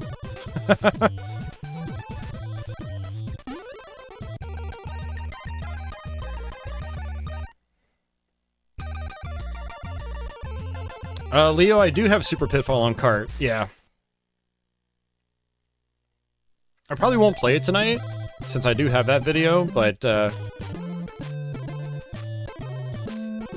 it's one of those games where when you know what you're doing, it's actually kind of fun. But I think a lot of the details from that game I've probably forgotten by this point, because there's a lot of hidden things you have to find if you want to, you know, get through the game.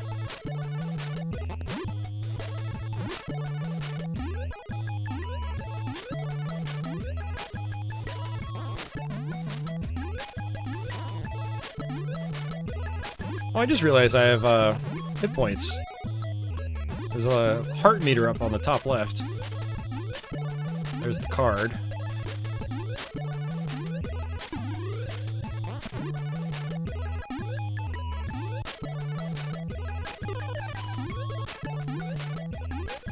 Uh-oh.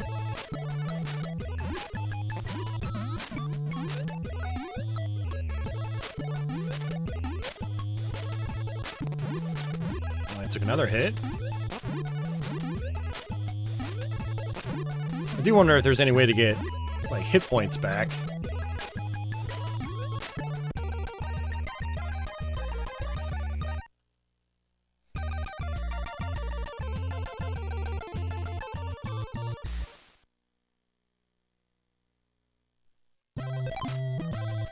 Alright, I need 2 more cards.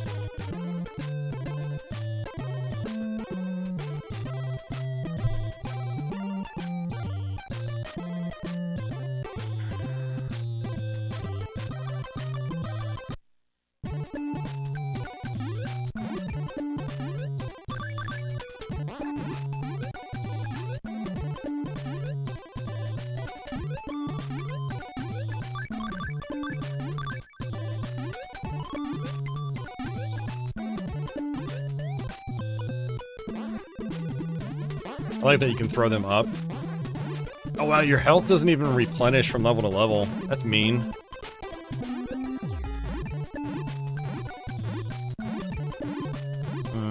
Okay.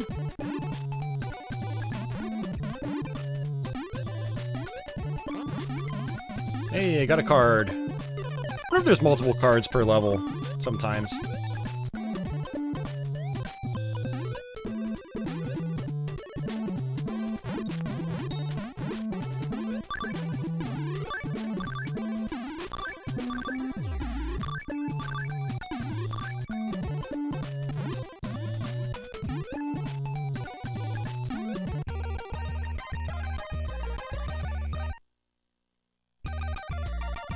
Yeah, like there was a special block I needed to find to get up to the higher parts of that level, so I wonder if there was another card somewhere. It says I just need one more, yeah, because it says there's 6 cards on this level set.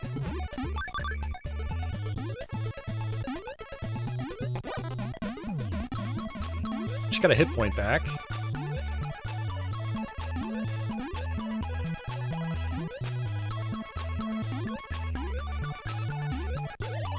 Oh, extra life. Nice. Yeah, it looks like this is one of those games where you can't scroll the screen up or down.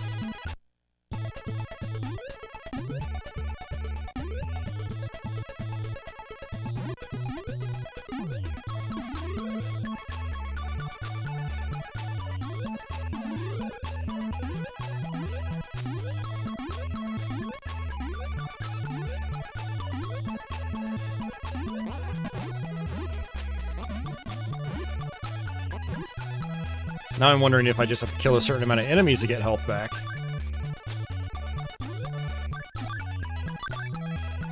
I also wonder if you can hop on enemies. Nope. I don't know if I trust this. Landed on a bird. Leap of faith.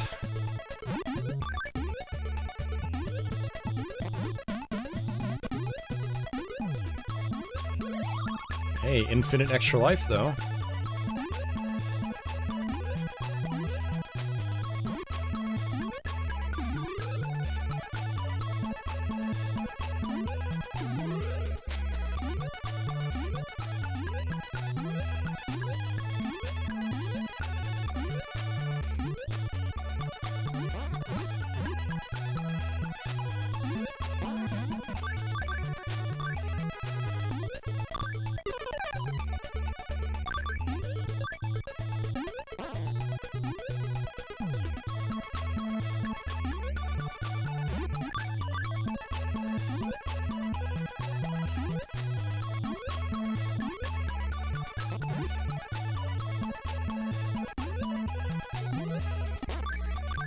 Same bird again.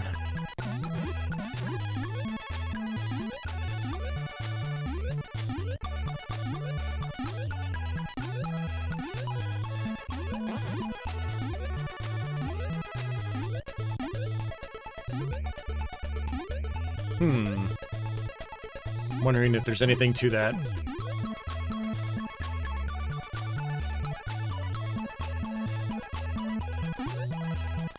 I'm on my last hit.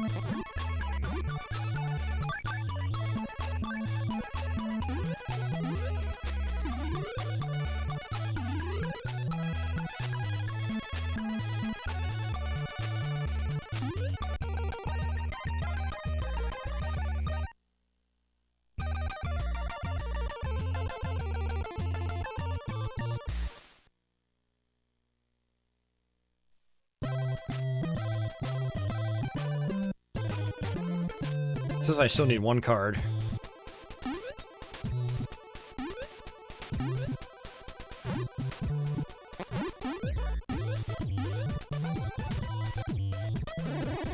Whoa, what the hell? Oh, jeez. I got bopped by a little birdie. A chubby birdie.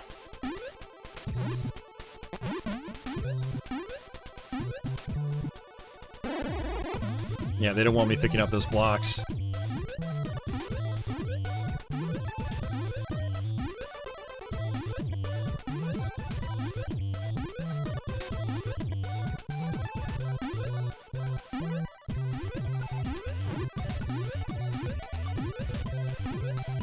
Alright, I probably want to go back down because I'm pretty sure there's a card down below. There's an extra life right there. Yeah, I'm digging this game. I can picture it getting Euro hard though, and some pretty mean level design. Definitely one of those games I'd like to try to go all the way through one day.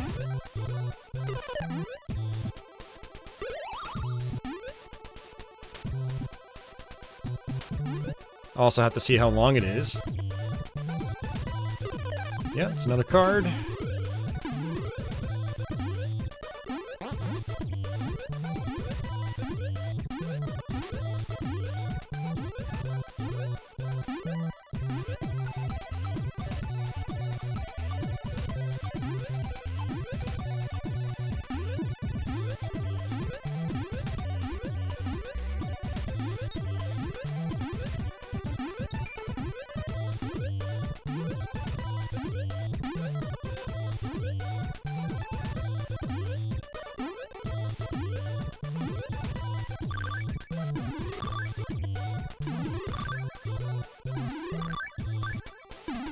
I think I just got an extra life.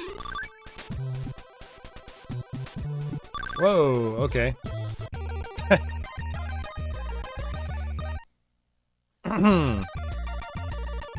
Yeah, it's definitely one of those where I bet it would be pretty fun if you knew where all the secrets were. Bonus game. Okay.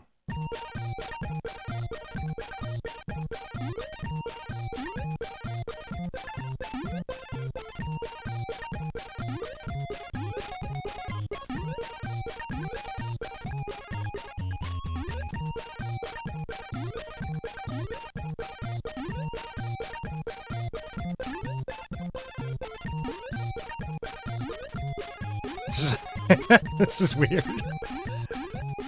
Okay. I wish I could try that again. I guess you want to go to the top.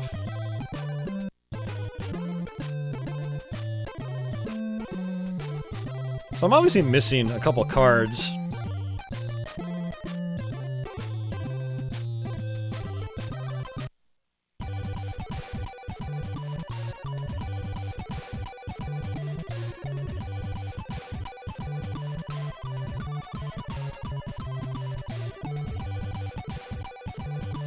Mick and Mac took off to the tall treehouse where Birdie, the early bird, lives. So it is both Mick and Mac. They were in Global Gladiators for the Genesis as well. I think that might have also been published by Virgin. I remember that game having some pretty cool music, but I don't remember if the game was quite as fun as this.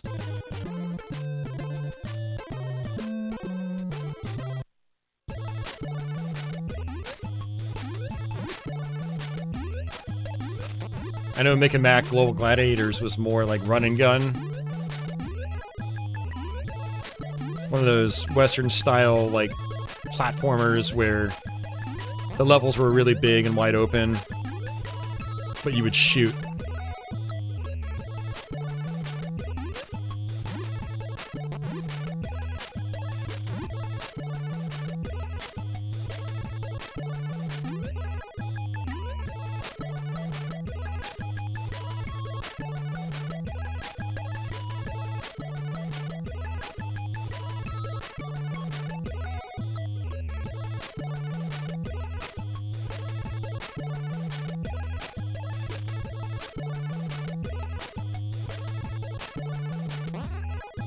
I notice when I'm picking up blocks, like, the kid's belly sticks out.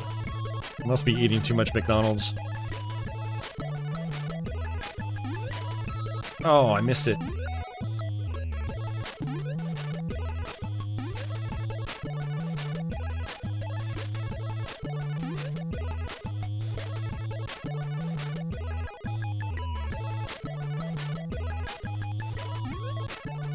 Yeah, it just had to be a little bit higher.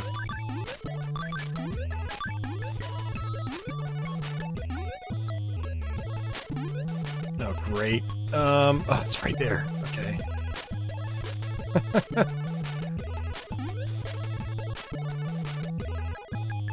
Hey, cool. Welcome back. Yeah, the music in this game is pretty cool. Cool listens to chill music. But no, it is pretty chill. Right up your alley, because it's like that Commodore 64 style with like the ringiness.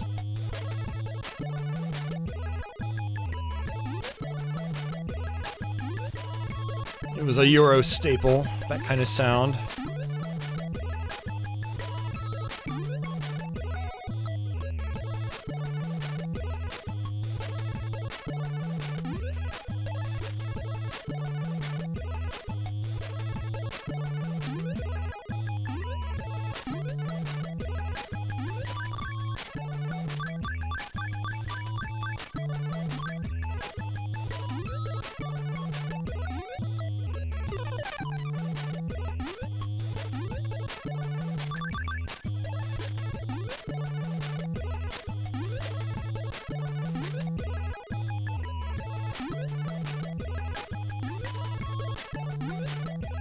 Oh!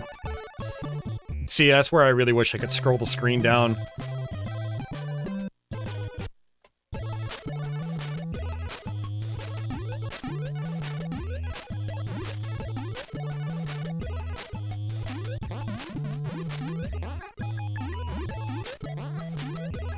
I wish I could just, like, jump off those blocks.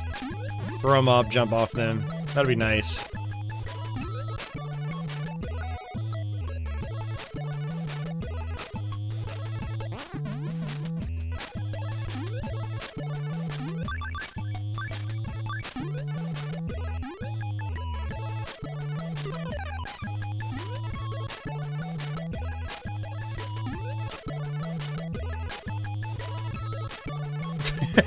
The musician on this did Just Cause 3, Dirt, and Uncharted 4. Wow.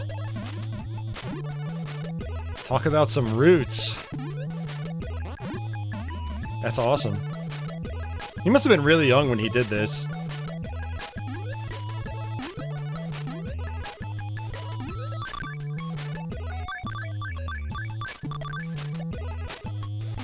There was a bunch of musicians on NES projects that were like... NES was like some of their first work they ever did. I think David Wise was like that.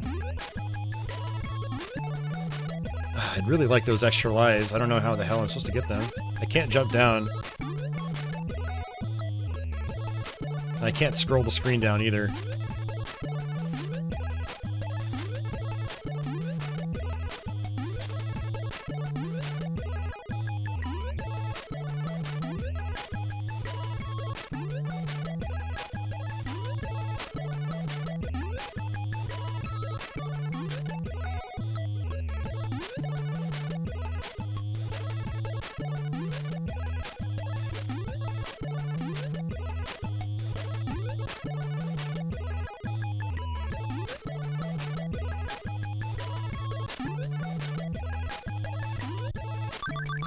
Bonus level over there. Let's go for it. Maybe bonus level? Oh, it's a warp. So I'm not supposed to be able to get there by running and jumping. Okay. That's good to know. That's the first warp I've seen so far.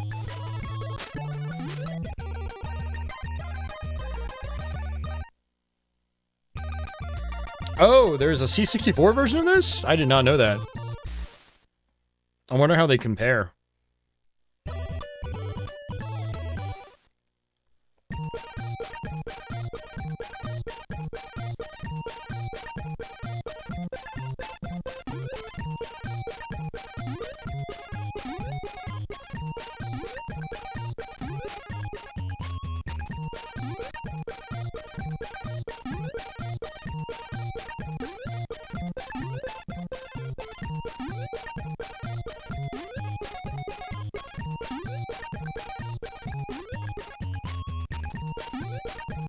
Yeah, I had no idea there was a Commodore 64 version of this game. That's really cool. I want to see what it looks like.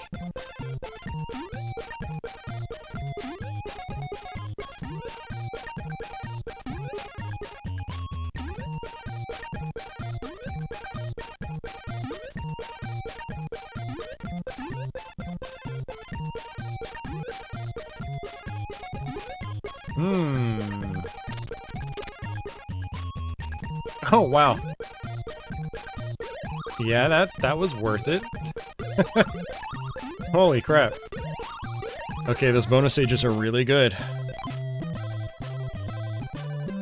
Yeah, this is MC Kids, yeah. A lot of people call it Mick Kids, but it's actually, it's got two periods, you know. It's M.C.Kids. So on C64, this might have been called McDonald Land. Oh, okay.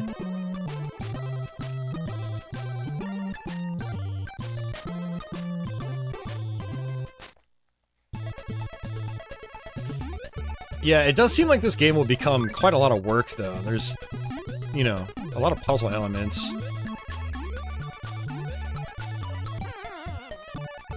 Okay. How am I supposed to get those? I have no idea.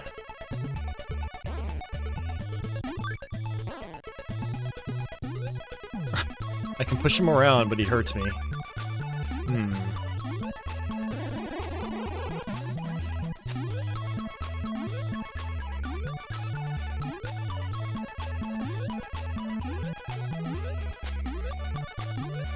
You can almost wonder if there are some mechanics that I'm just not aware of.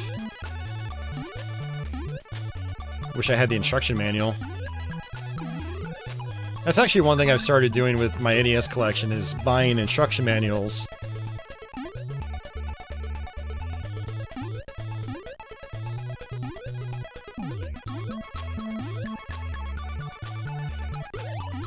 Extra life? Uh-oh, I'm dead. Oh, no, I'm not. Yeah, if you fall too hard, like, you cut through that snow.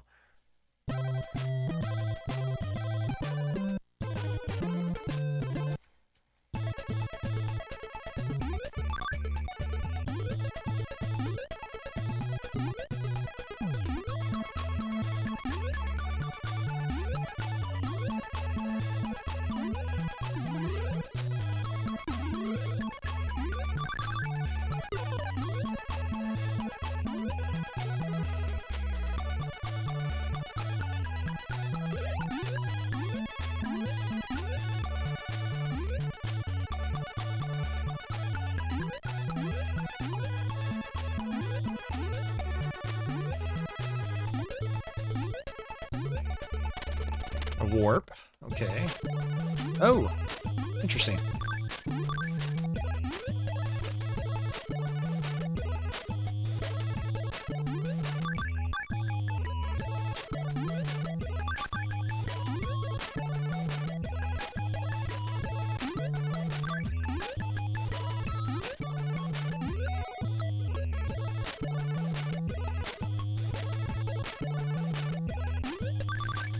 You know, I've been holding on the B button this whole time.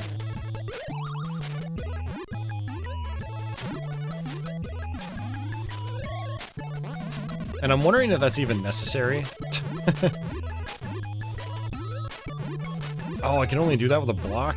Oh, crap. I have to die. That sucks. Hey, Ronnie, what's going on?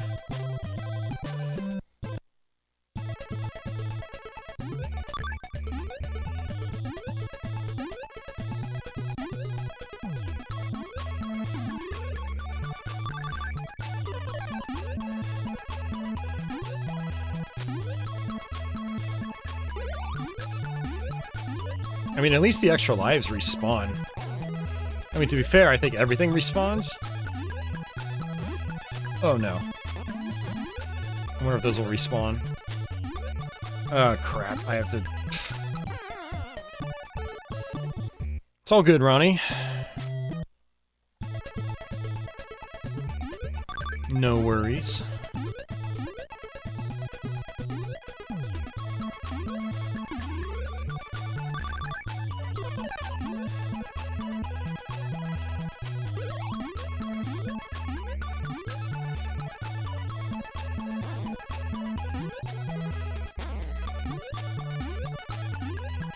Oh no, come on! Adam says he's putting DS games on his DSi. Do you have a modded system? Or are there, like, flashcards that can be read by it now?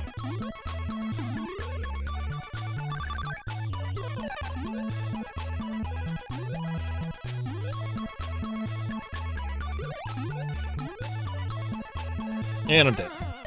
I have a original DS and a DS Lite. I just still have my old R4. I need to put some more games on that flashcard, though.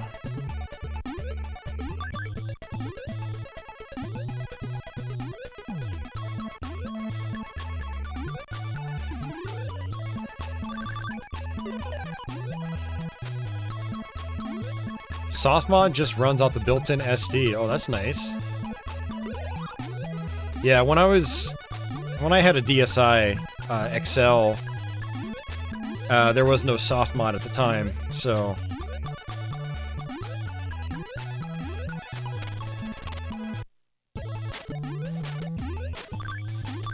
Right, let's try this again.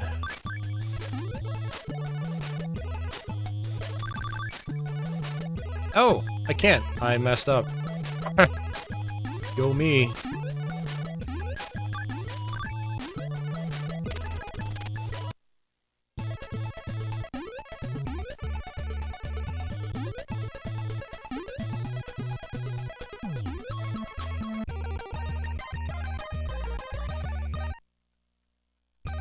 Something called GBA Runner 2, which runs stuff with pretty good compatibility. Okay.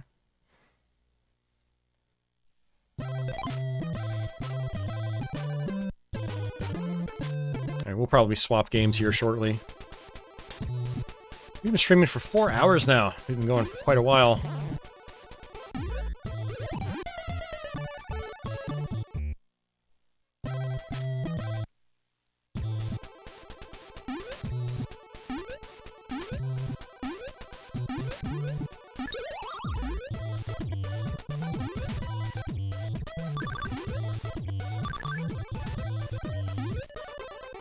Memorize or die.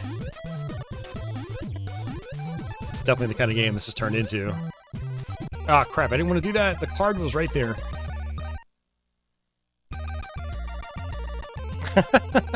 New Moon says, not sure why, but this game makes me want to go get a Whopper. I'm tempted to do that after this stream, because my McDonald's down the street is 24/7 on weekends now. I'd imagine the line is, like, super long, though. It's probably not worth the trouble.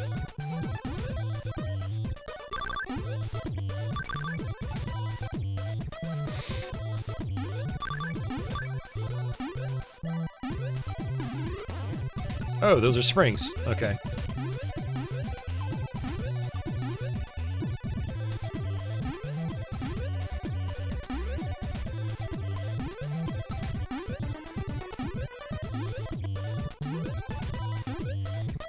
Actually, what I'll probably do is I bought a fried chicken last night, along with the rotisserie chicken. I need to pull apart the rotisserie chicken.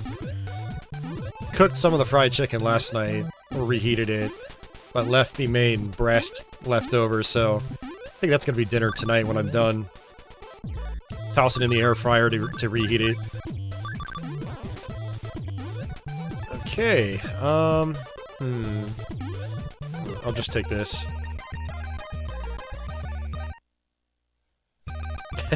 Chicken party at the Mackert Lair!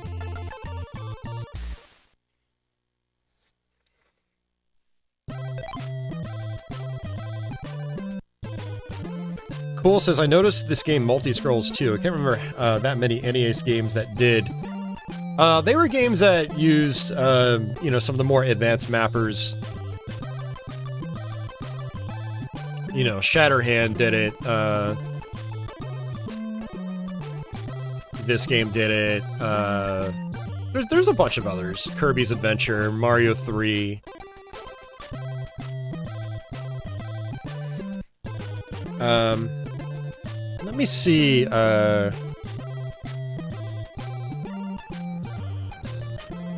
NES mapper list. So MC Kids uses the,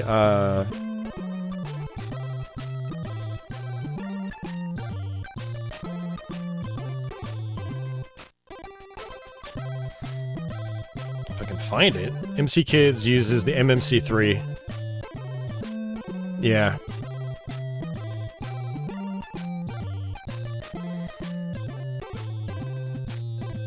Yeah, Metal Storm, same way. MMC3.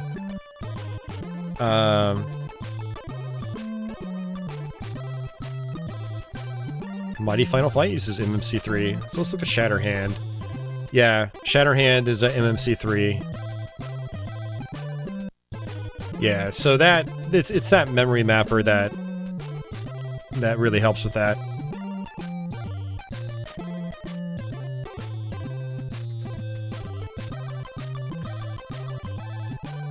It's actually really interesting. Wizards and Warriors 1, 2, and 3 is something called AO-ROM. That might have been something custom that Rare did. Because Battletoads does the same thing. And it seems like AO-ROM is like, it's for all the rare games. So I'm very curious what that does.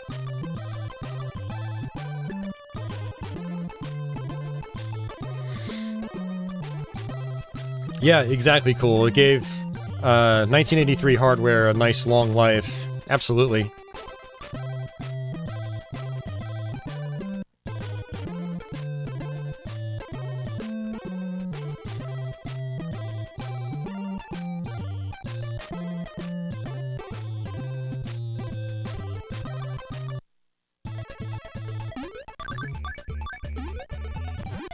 Oh. Did ever see Rare's old arcade games? Like what?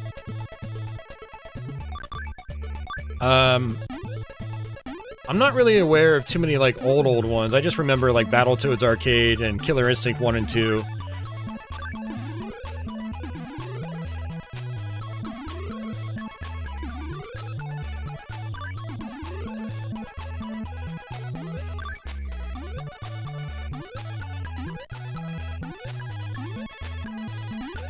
Whee! Oh, okay. Thought I might die.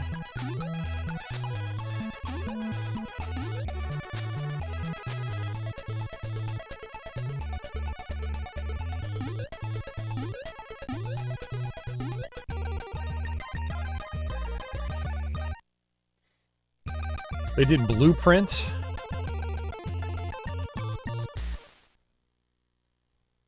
Early 80s before the ZX Spectrum. So they weren't even called Rare at that point. It was like Ultimate Play the Game. Or did they not even form that name yet?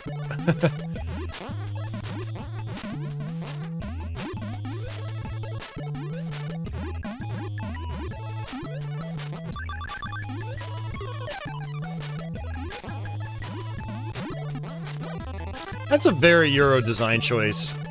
Tiny little spikes in the walls. That hurt you. That one doesn't, thankfully. But that one does.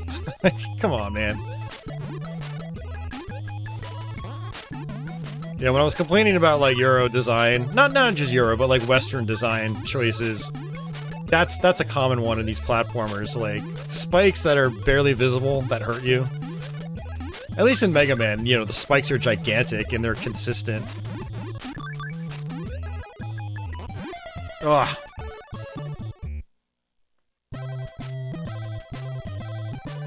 So was there a company before Ultimate Play the Game? Okay. Yeah, I know, I had no idea about that bit of Rare history. That's interesting.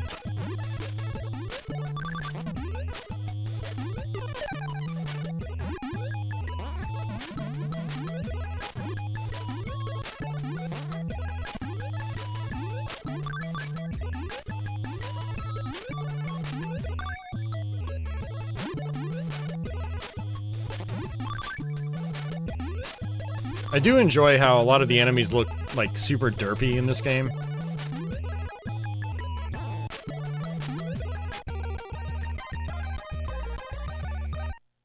It's cute.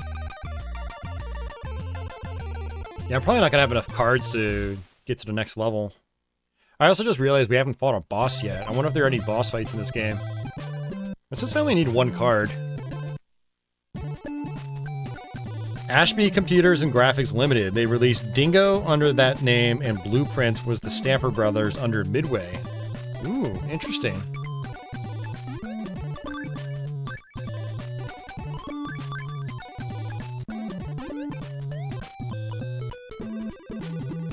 Memorize or die. This will probably kill me. Let's see. I don't trust it! Yep. I got trolled, guys. I got trolled.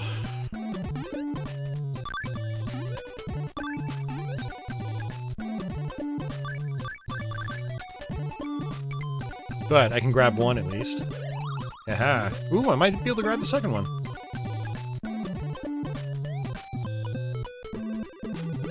Yeah. Oh, okay.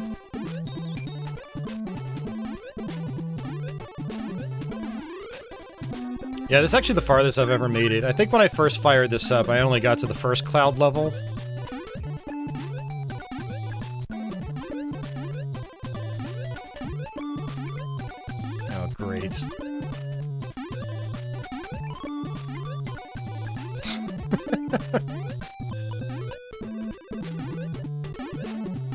Well, okay. It's for a secret. It's fine. Oh, jeez.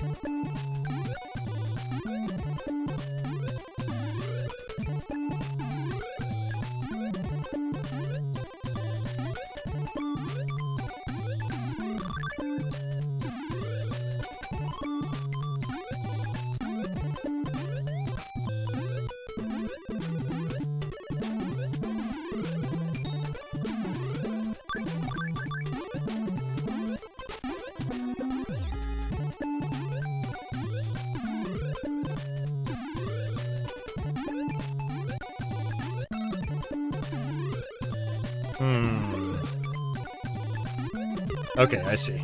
I want to grab those M clouds.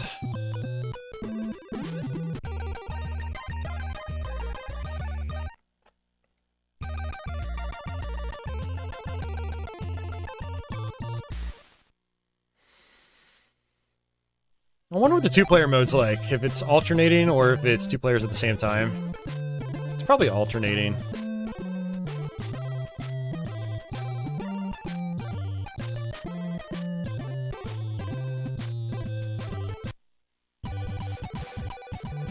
Birdie, you're looking kind of creepy there.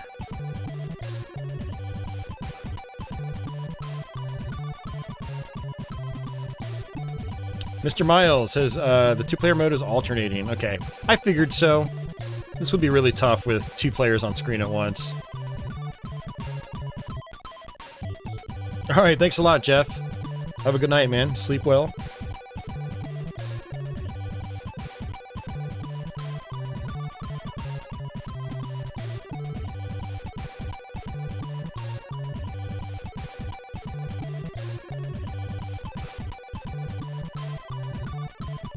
Three of my puzzle cards. Alright, now I'm curious.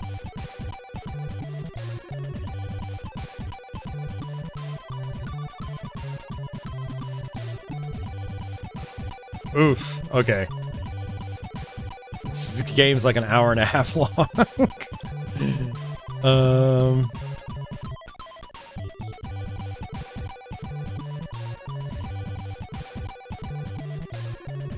Well, and actually, it looks like we're at about the halfway point.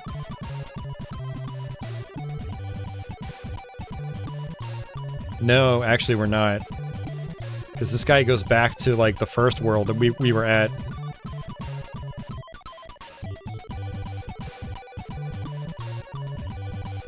We're only, like, a third of the way through the game. Ugh, man.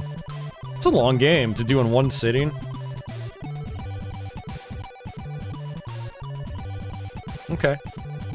Well, guys, I think this is probably a good time to stop this game and swap over to another one. We've got a long way to go on this. But still, yeah, it's a pretty cool game. I wonder how much more mean it gets, like, later on in the game.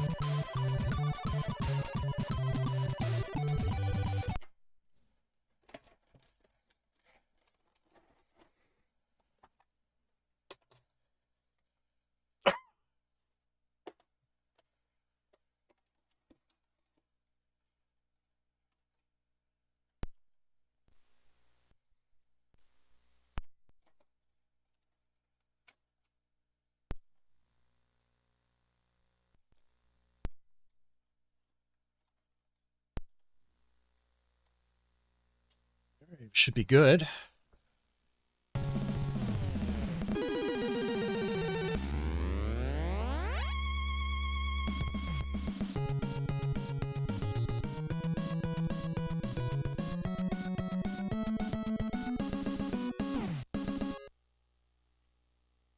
Alright, it's TMNT 3, the Manhattan Project. God, I'd love to play TMNT Tournament Fighters right now, but I don't own the cartridge.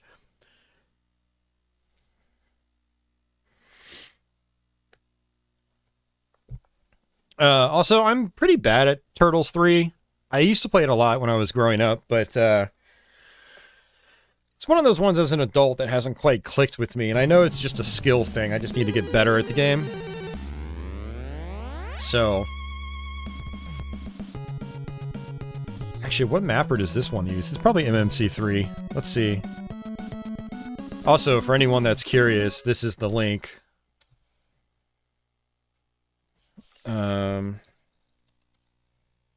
Yeah, MMC3. Both Turtles 2 and 3 use MMC3.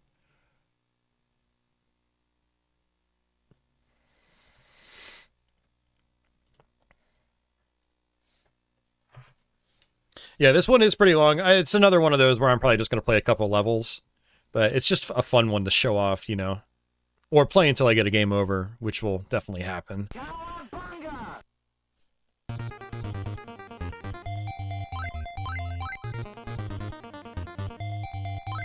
I always played as Don, but I don't know if, like, aside from the special move, if there's, like, basically the desperation move, A and B together, if there's, like, strength or speed differences.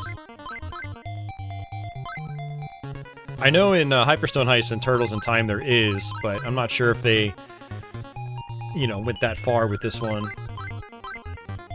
I'll try Raph, just in case. But the big thing on this one is, instead of like the spin attack in Turtles 2, the arcade game, it's a down and B attack where you press down and B and you like stick your weapon into the enemies and you flip them over your back, and that'll kill a lot of enemies in one hit. So I remember that being kind of like the main gameplay loop. I mean, you can just smack enemies with your weapons as well, but I think like in Turtles 2, there's a lot of iframes too. It's like if you hit them once, like, you have to wait before you can hit them again. I think that's how it is. I guess we'll find out.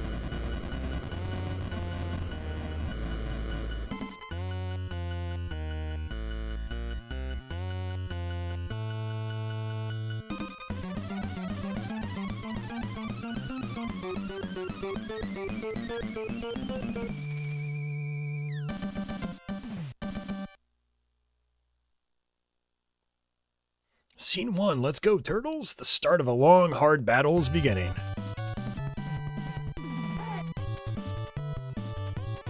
This game does have some good music. Yeah, this is one of those games where, like, back in the day, I think I preferred Turtles 2, but in the grand scheme of things, this is probably, like, the much better game. Let's see, hit. Yeah, they get knocked back pretty far when you hit them. Oh, no, never mind. That's when they die. Yeah, like, why hit them normally if... Alright. 2. I think that's not too bad. Oh, yeah, that second one just went right through him. Yeah, like, why not just kill them in one hit instead of messing around with multiple hits? It's nice that there's at least more than 2 enemies on screen at once. That's good. I think Mighty Final Fight, there was only 2 enemies on screen at once.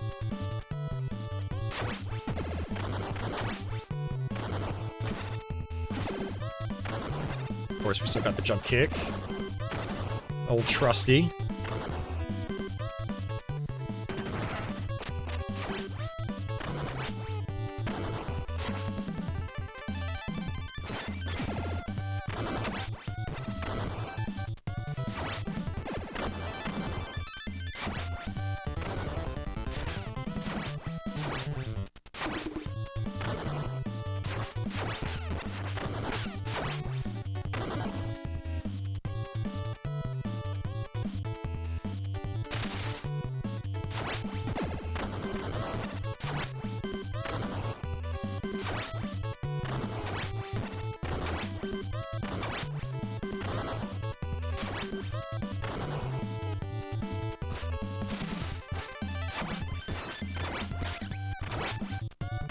That's right, they throw sand in your eyes.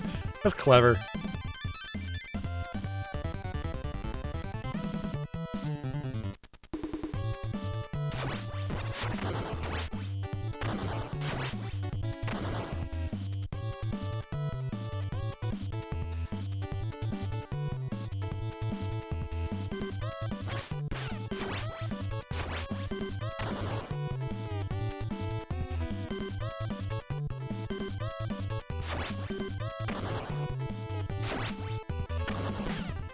I bet those signs are gonna fall down.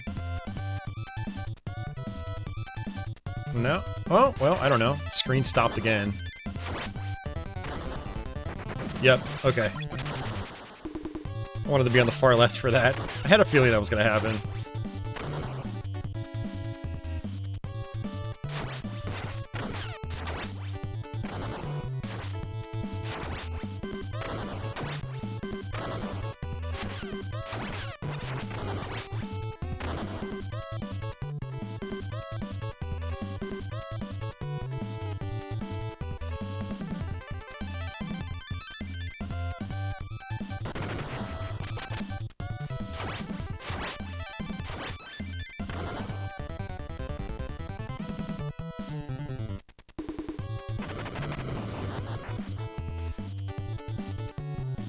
Oh, you don't jump as high as you do in Turtles 2 as well. I just noticed that.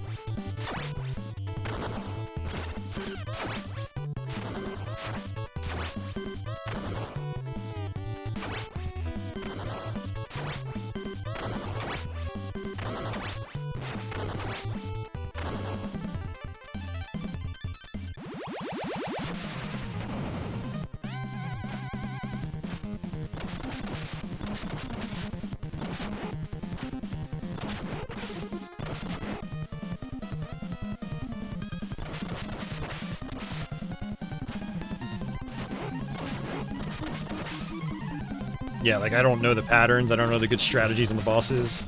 That's pretty key in this game.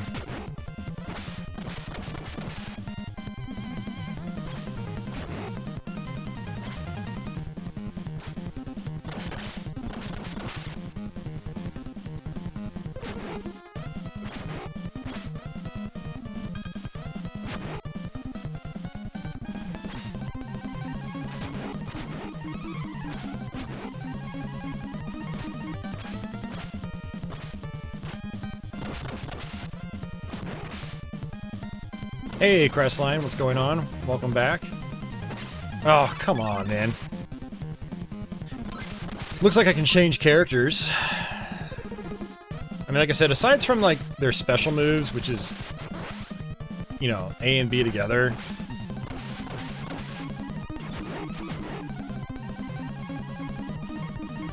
You know, they're basically the same, it feels like.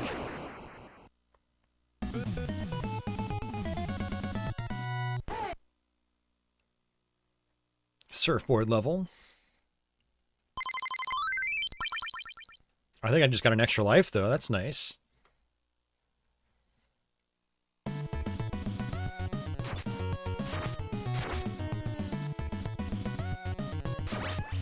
Yeah, it is actually really nice that they've got some music from, like, the other console Turtle games. I believe so.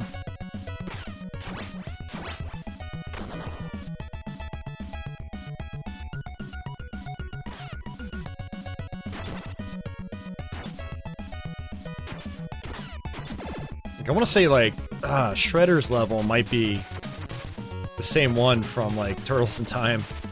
I don't remember. It's been a long time.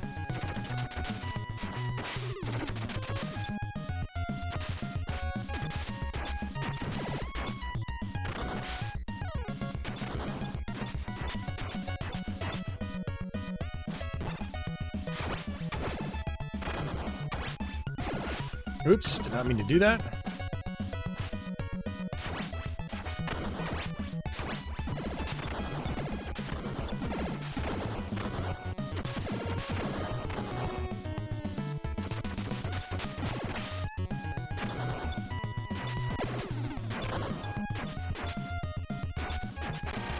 Ow.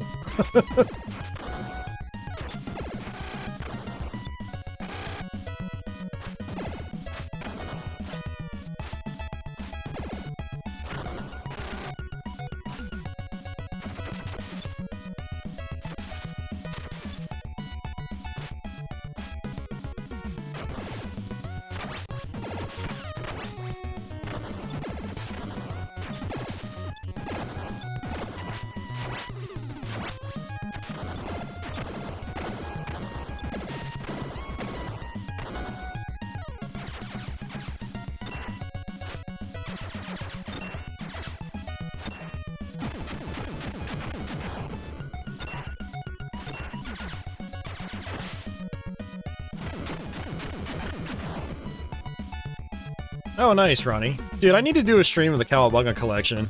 I've had it for a while, and I've been meaning to do that, and I just have never gotten around to it.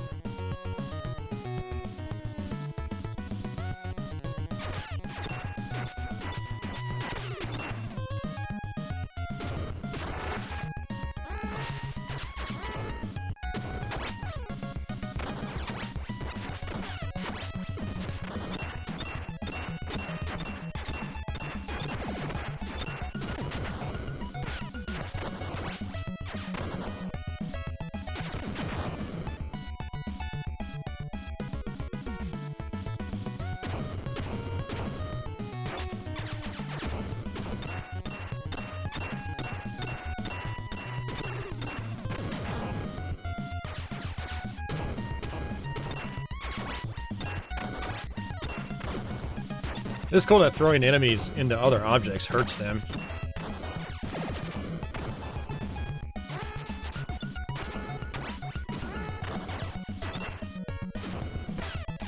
Uh-oh, I'm gonna die. Yep, I'm dead. Switch over to Don.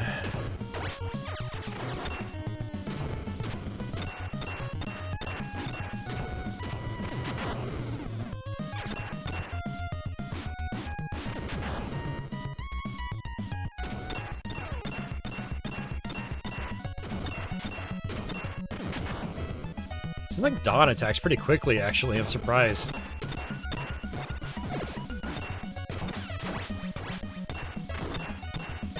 And he's got better reach than Mike.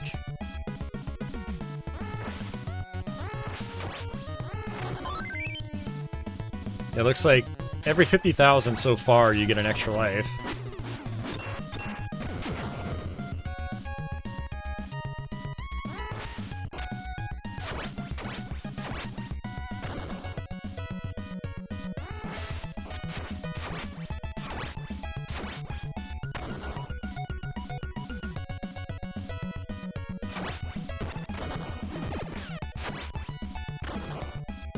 Yeah, I just noticed I can throw these guys into each other. It'll count as one hit on the other enemy, and then I can just smack them with my bow. Good to know.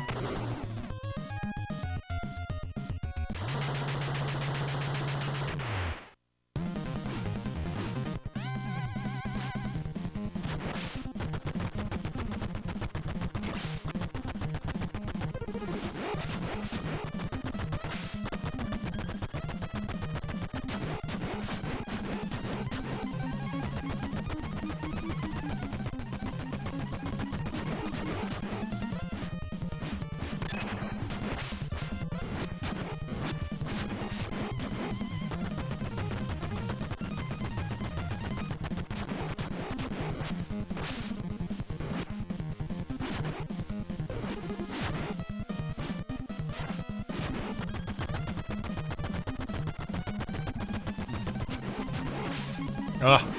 Keep trying to get out of the way in time, but I'm failing.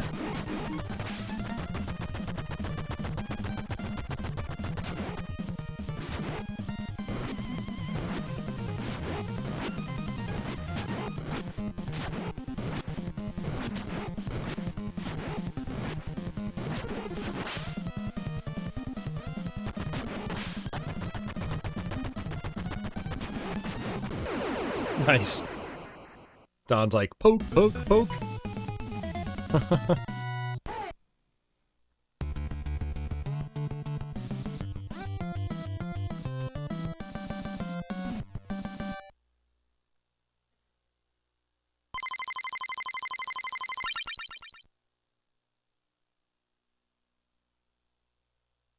Yeah, speaking of the Cowabunga collection, I want to try to play the arcade games again.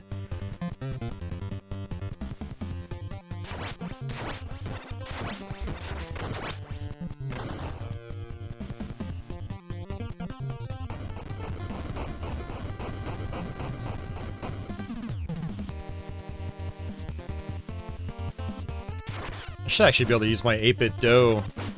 Oh, wait. Yeah, no, I think I've got Cowabunga collection on Xbox. I can use my 8-bit dough M30 for Xbox.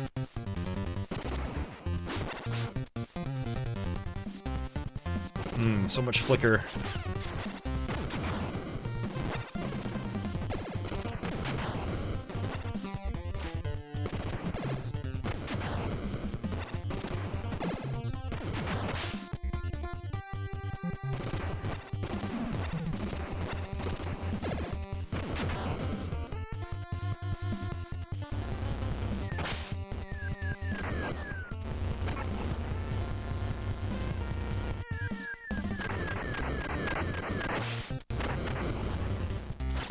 think I've owned Cowabunga Collection twice now. I think when I first got it, it was on PS5.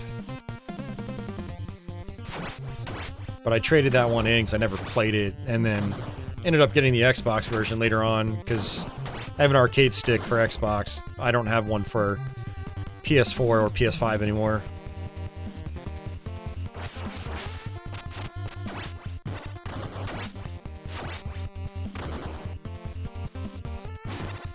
Wow. That looked like it hurt.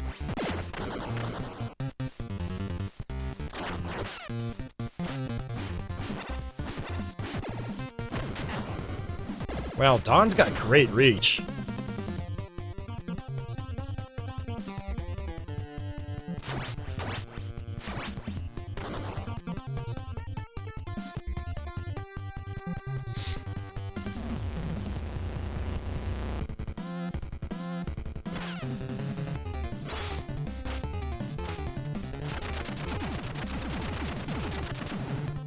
A lot of bosses like to bounce back and forth.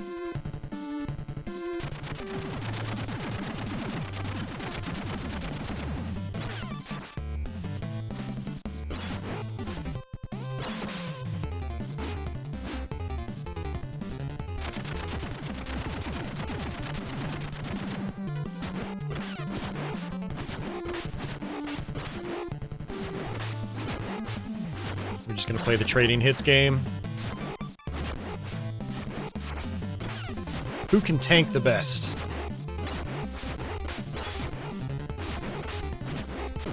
Ooh, it was me! I tanked the best. Ah, crap, that's not the whole level? I thought that was the main boss. At least they gave me a health refill, that's nice. And I think I also just got an extra life, too.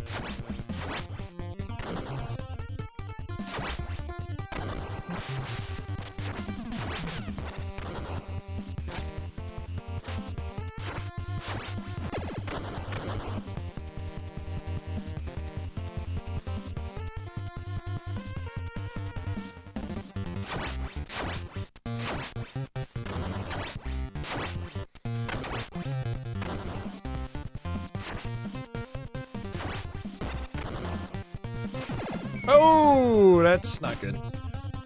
Oh, nice, it doesn't kill me instantly. Oh, man. Good design choice, game.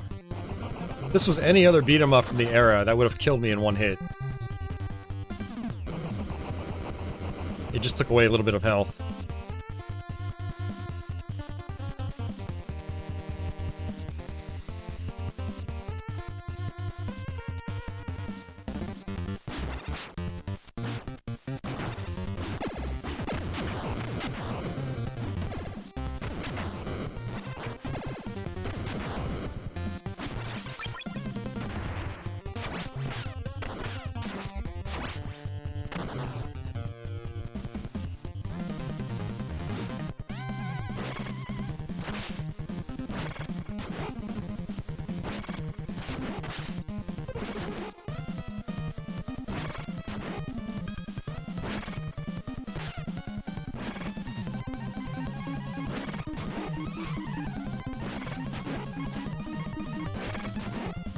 I like that these bosses have pretty discernible patterns.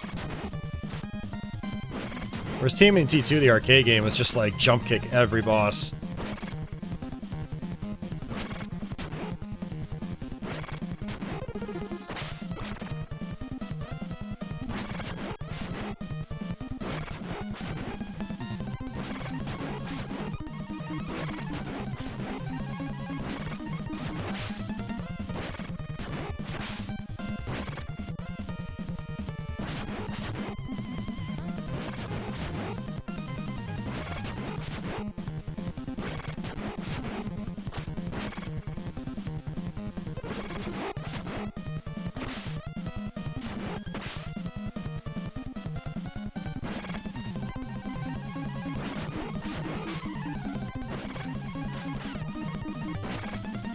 Yeah, I'm gonna die.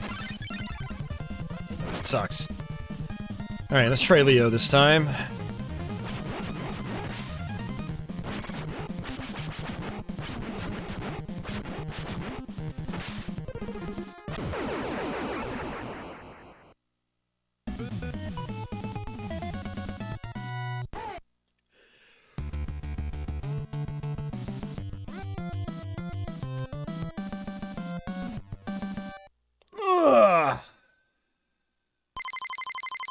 Mario says, I have this game on cart.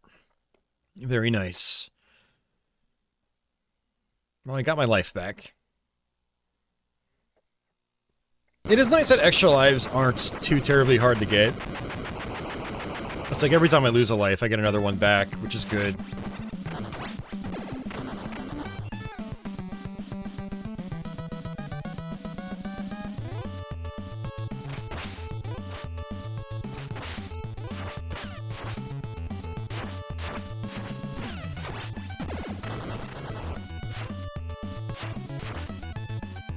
I haven't been to this level in forever. I don't even remember it.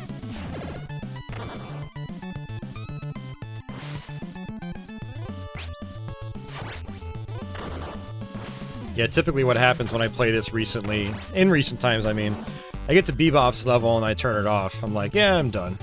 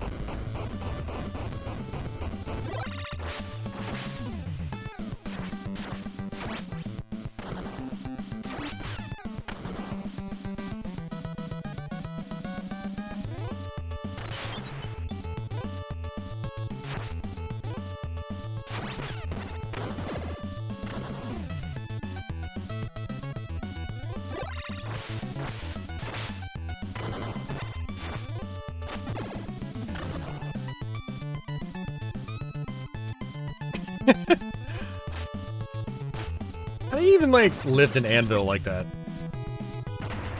This isn't Looney Tunes. Come on.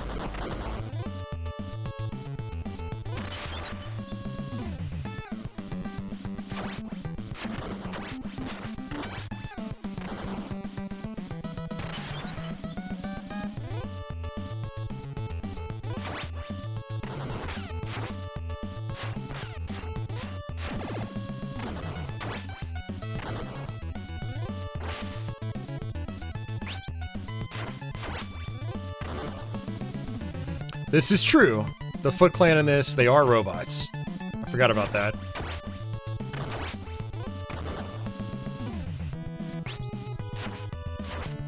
They've got superhuman strength. Even though they barely do any damage to me.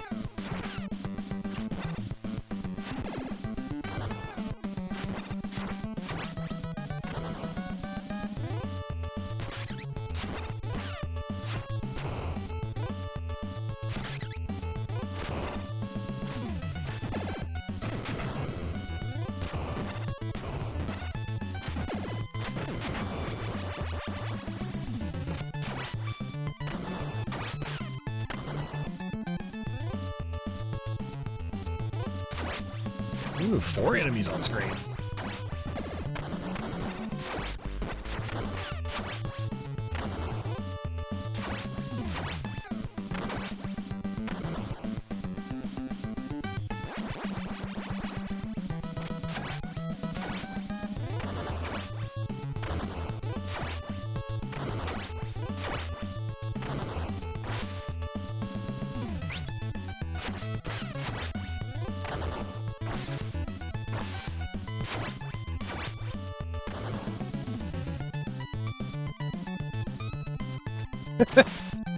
Okay.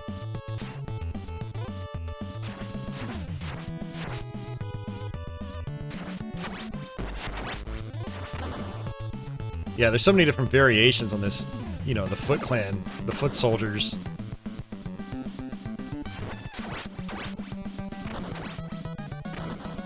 They're generally denoted by color.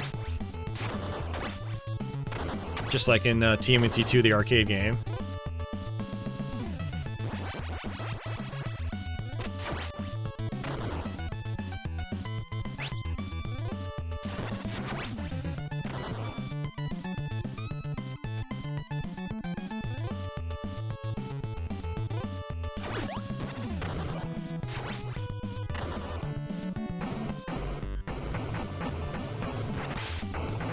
I can knock them back. I was wondering if I could blow them up. It'd be awesome if, like, kind of like Final Fight, you hit the barrels and then health appears in them.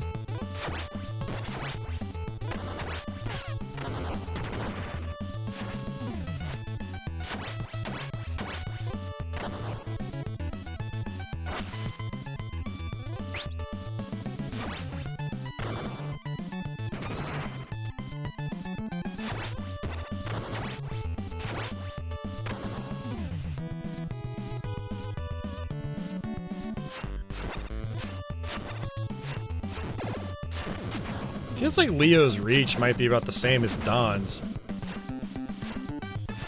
Well, maybe not quite.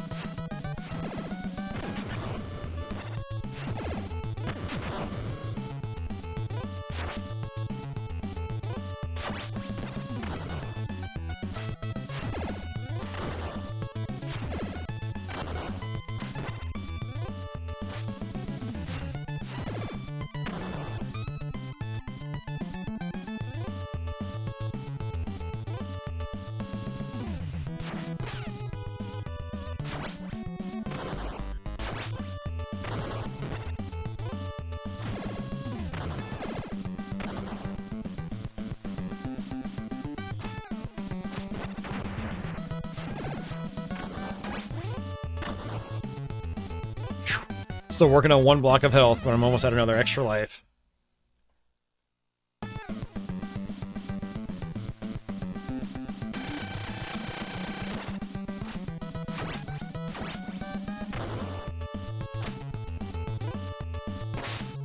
And I'm dead. Alright, let's go back to... I'm gonna try Mike again. Actually, no, we're just gonna play it safe. We're gonna just play it with Don.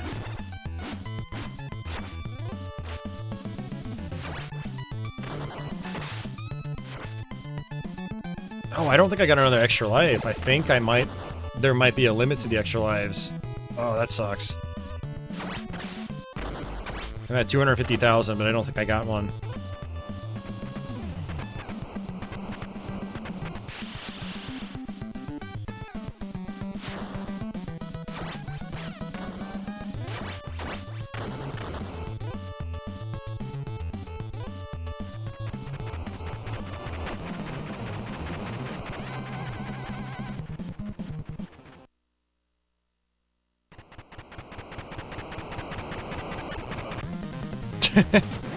The boss music goes away. That's funny.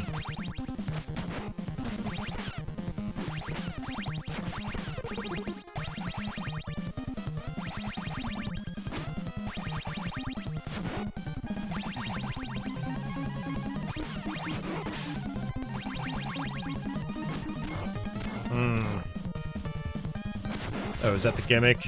Okay.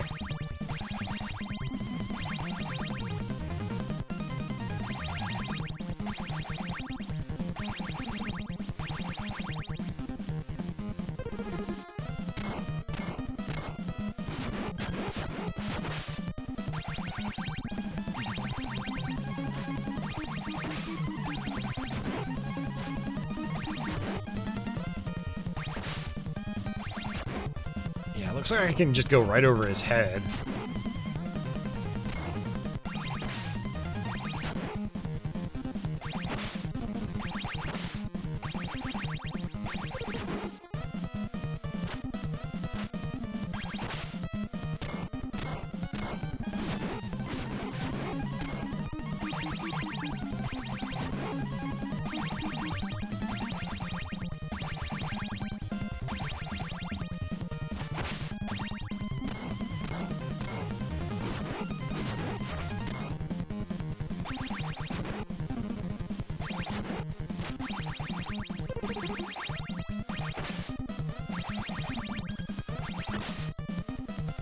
I feel like this is the first boss where you really want to do a lot of jump kicking.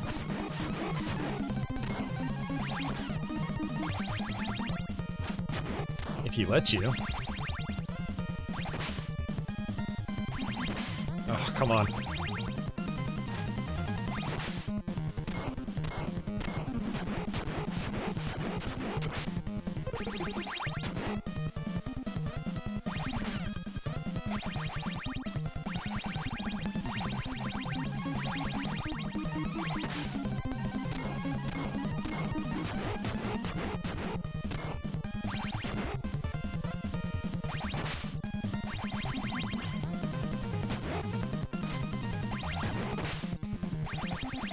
Yeah, this is not looking good.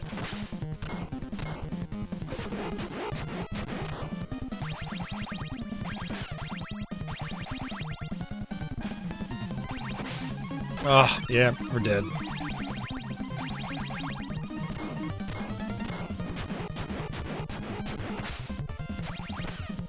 Yeah, we almost got that 1-1 life. I wonder if there's any benefit to having him just jump down here. I think if that gives you an advantage of some kind. It doesn't seem like it really does anything.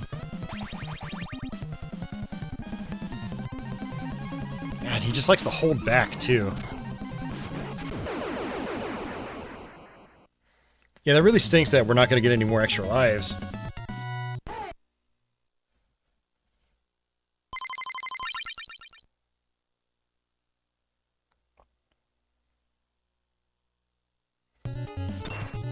Sewer level.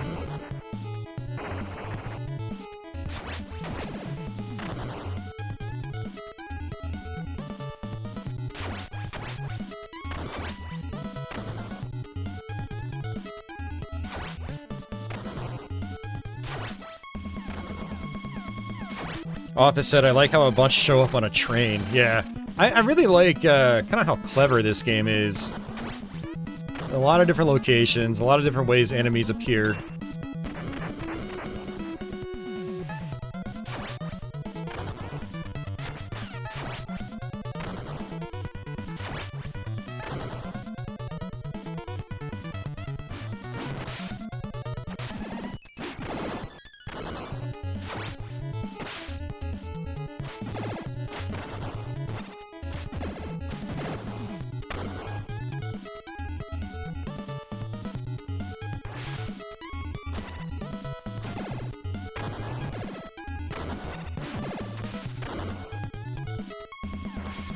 I wonder who the boss is going to be here.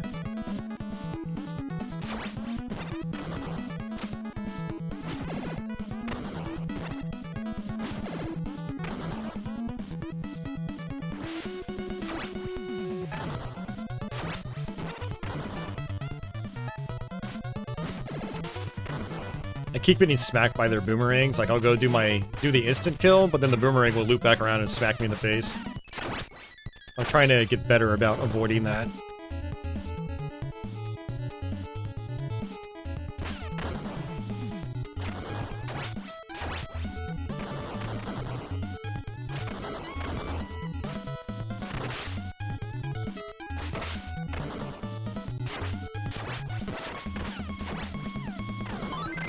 Oh, another extra life. I guess maybe it's every 100,000 now. Because before it was every 50. Yeah, Darren, I was gonna say either Baxter Stockman or Leatherhead, or whatever his face is. Whatever his name is. Leatherface, Leatherhead, the crocodile guy.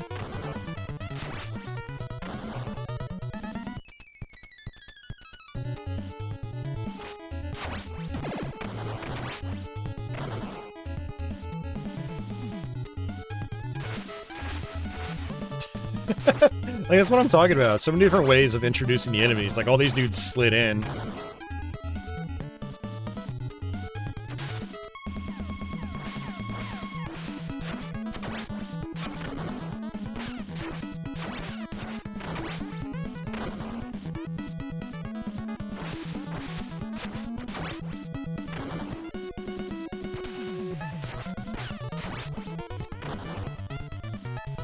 Mousers!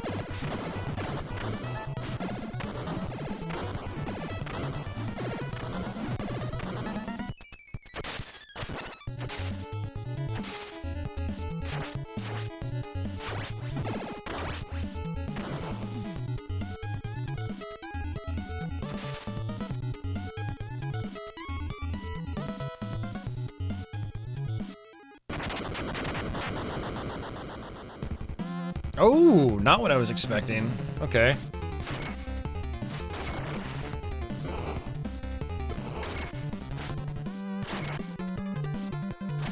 It's probably just a mini boss.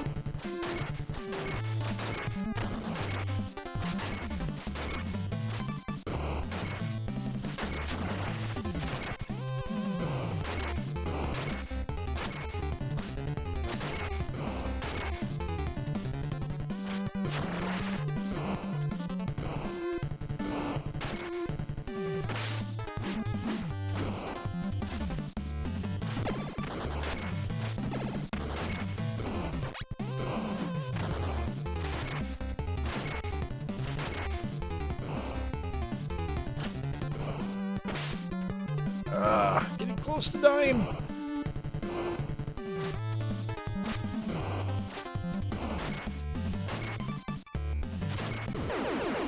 Oh, got him with a panic attack. Oh, I always forget. Oh my god, I totally forgot you got unlimited panic attacks when your health is at the last block. Holy crap, I completely forgot about that. That changes the game.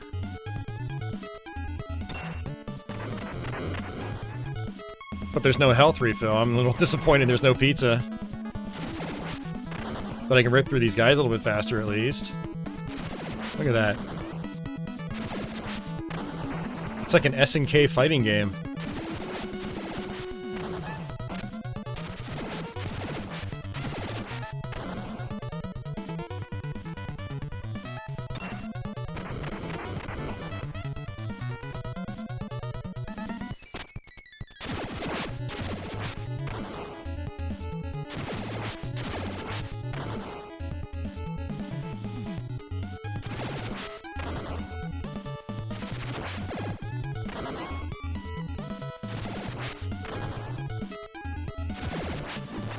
Oh no!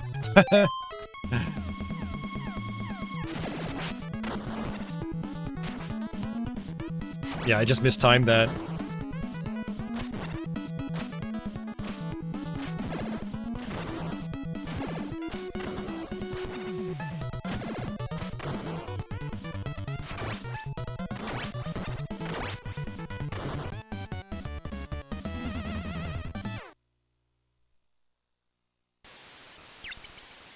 Now there's pizza. You gotta be kidding me.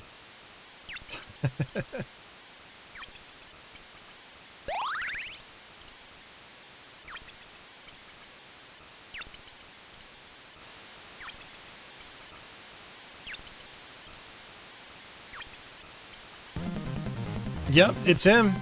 Awesome. That's cool. Holy crap, he's... Oh, he's not that small in this one. I'm just used to his size in, Hyperstone Heist on Genesis.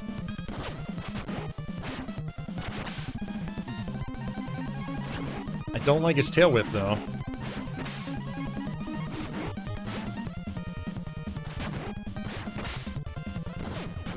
Almost seems like that attack's just on a timer.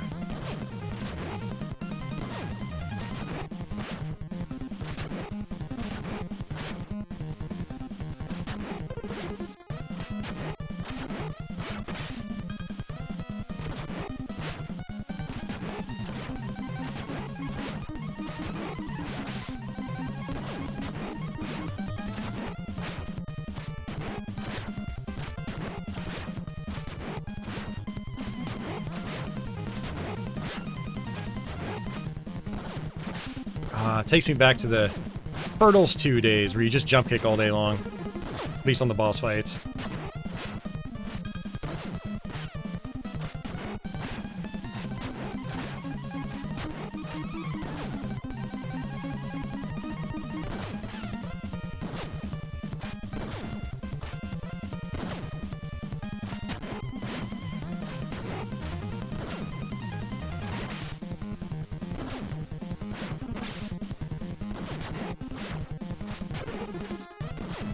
Bastard takes a lot of hits.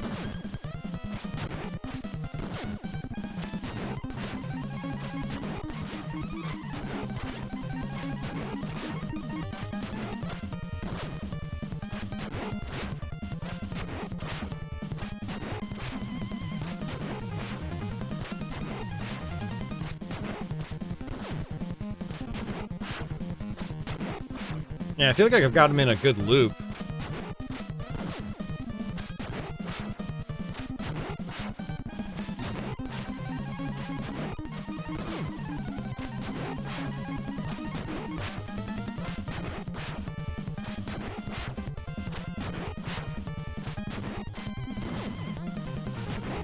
He's doing like another charge attack now?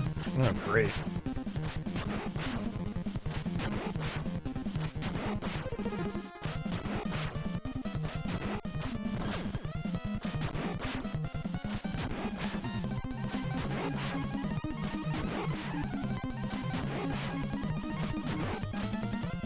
Oh my god! That's mean. I got sloppy! I was like, oh, I'll just get unlimited supers. Hey, Banu, welcome back. Man, I lost a life. I was feeling really good about that. But then he started, like, going into his, like, charge attack mode.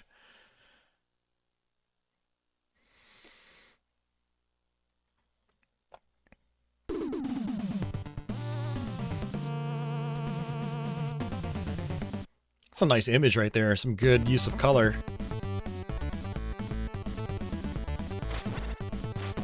Okay, this Technodrome music's not what I remember. So I was wrong. I thought they reused the music from Hyperstone Heist and Turtles in Time.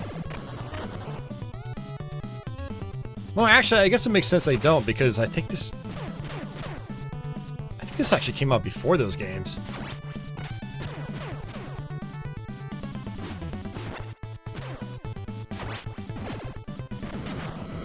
Wasn't this 92?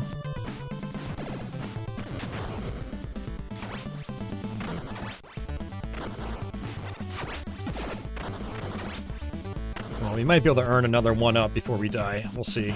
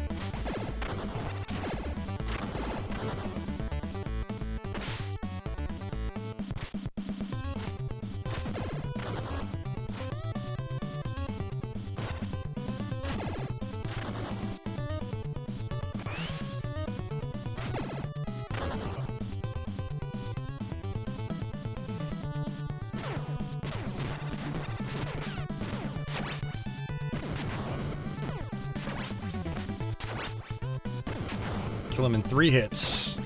1, 2, and 3.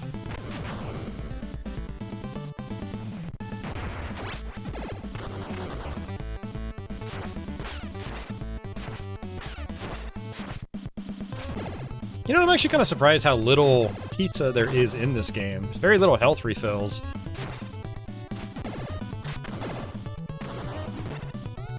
I think I've gotten 2 slices now.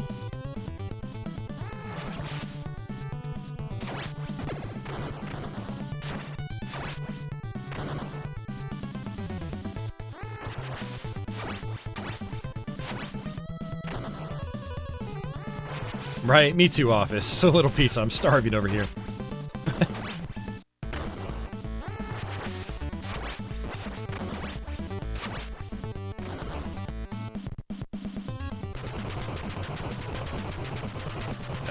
Okay.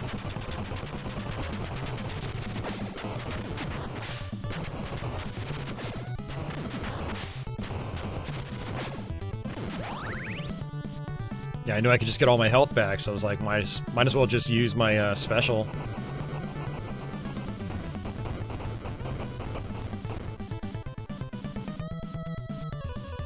I like the idle animations, like he takes his bow and just like taps it in his other hand. That's pretty cool.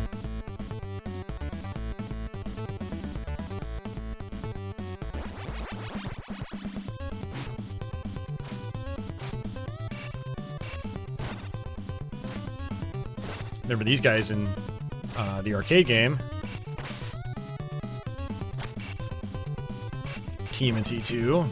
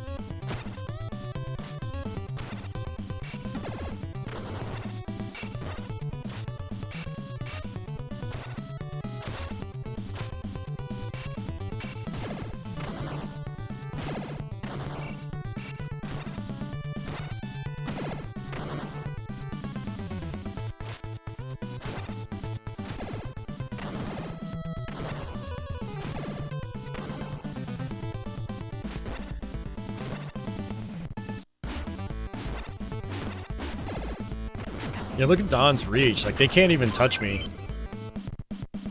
Extra life. And almost full health. Right, it's 1, it's 2.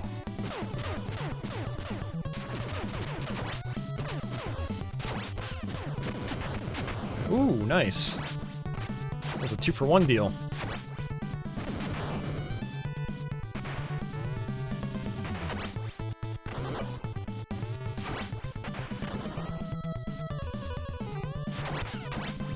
Sir, we ran out of foot soldiers. The turtles killed them all.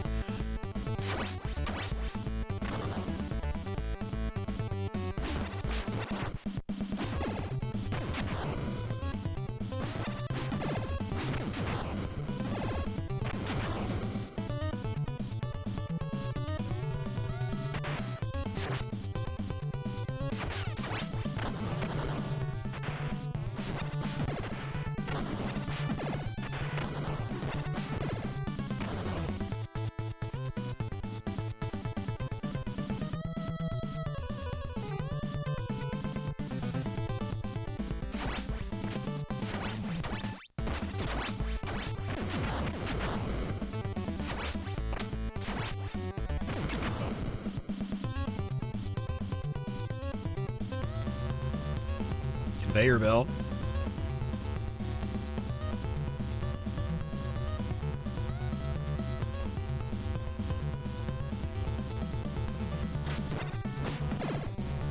Oh jeez, yeah, this is this is a lot to deal with.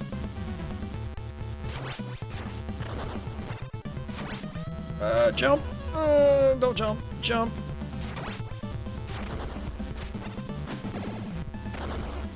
Yeah, I was not expecting any of this.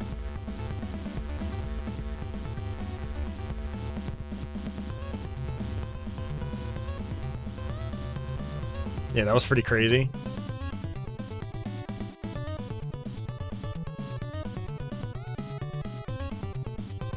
Yeah, Office. They're really trying to get me to spend those extra lives.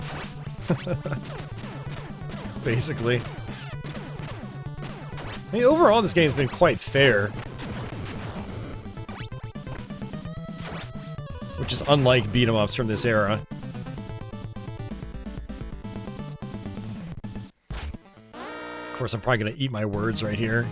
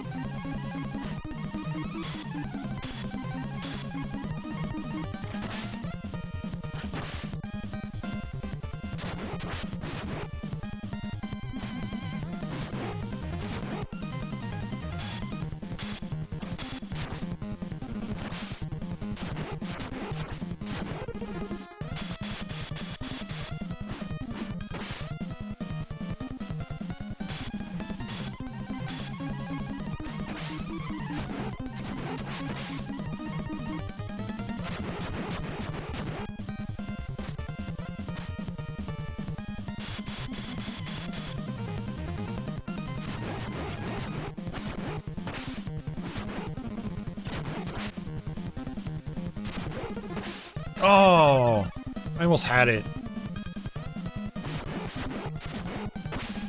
See, the idea is like let them charge at you and then do your special and then just do it again and again and again.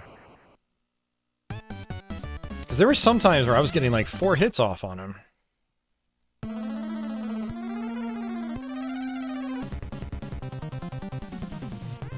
Wait, what? This is like a fake shredder?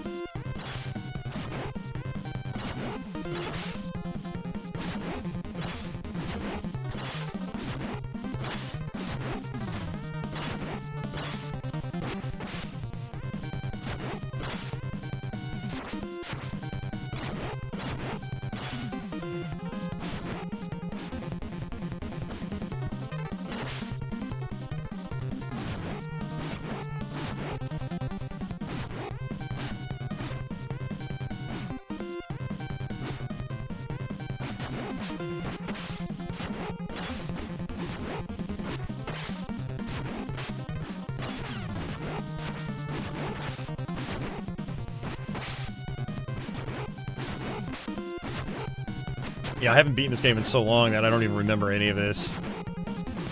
Like, I swear, I probably haven't finished this game since, like, the game was actually new. In that first year or two the game was out. And one of my buddies got this game, and so I got to play it a lot growing up.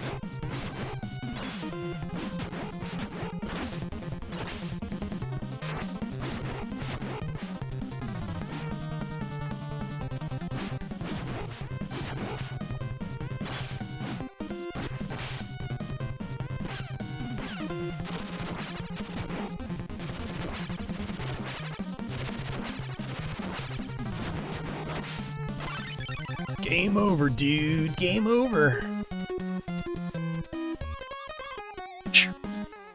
The 3 continues. It's gonna take me all the way to the back. All the way to the start, I mean. Let's see. Oh no, it's going to. Damn, that sucks. Alright, we'll try one more time, because... yeah. Well, hey, maybe my extra life thresholds are back down to 50k, so... we'll see. We'll validate that.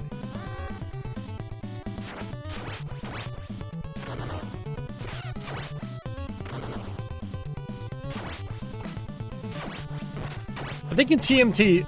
I want to say TMNT 2, the arcade game, let you just continue straight there. But I think you got a limited amount.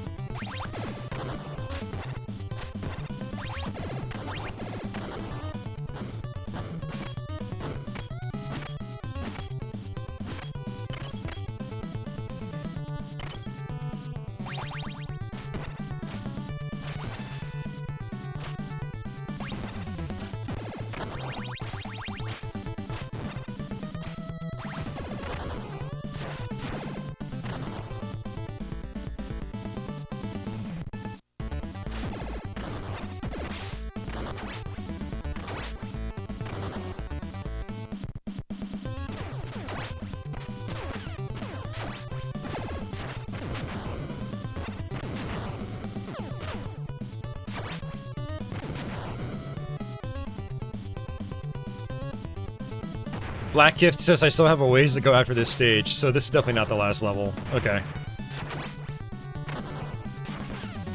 Yeah, I was actually thinking about looking up a long play on YouTube just to kind of see where I am.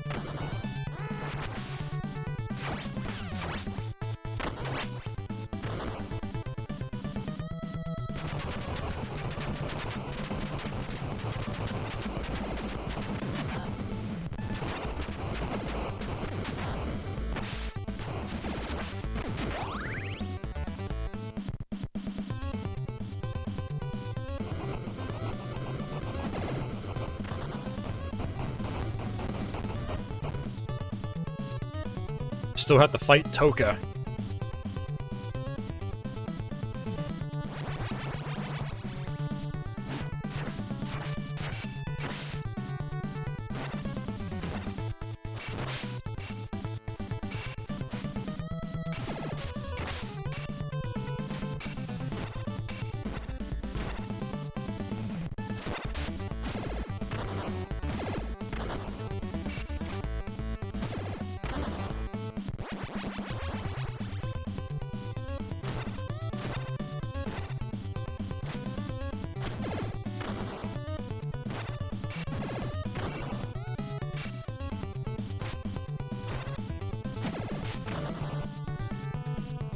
Darren says there's 8 stages. Okay.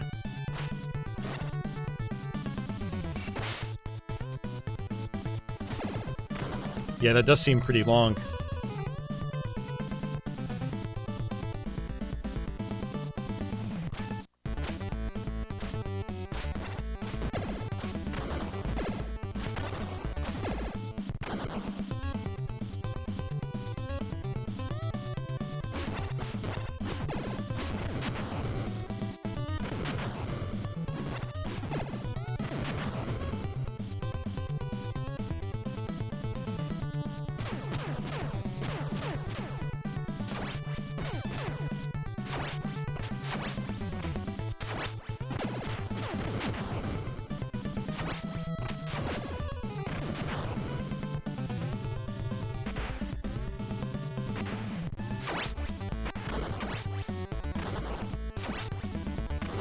Yeah, it definitely seems pretty long.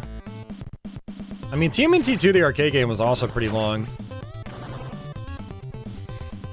But I think this is even longer.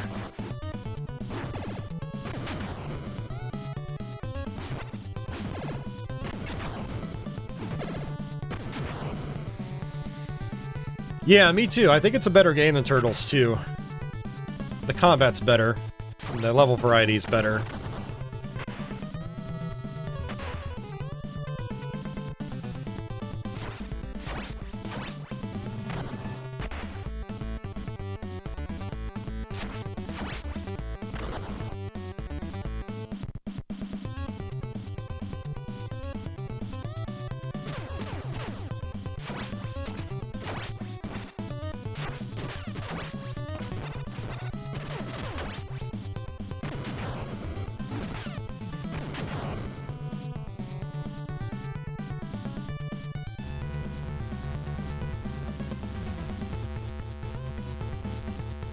And we're gonna see if we get another extra life at 50k. Or if it's just permanently at 100k from here on out.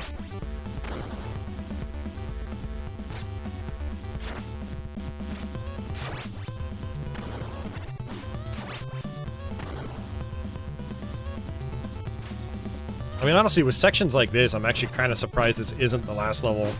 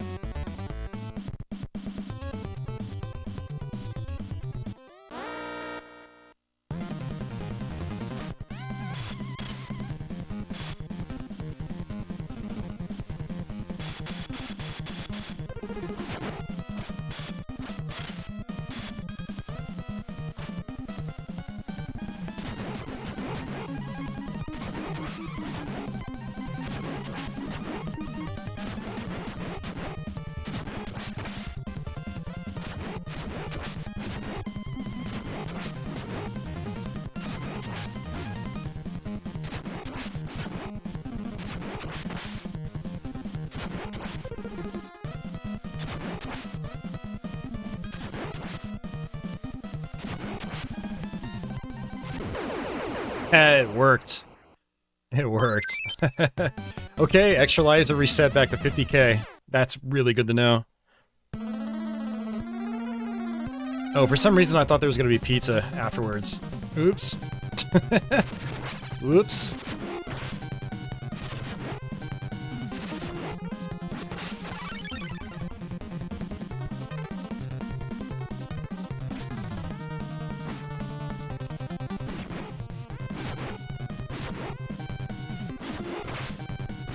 Dude, Don's reach is so good.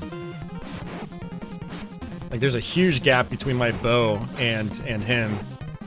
Shredder.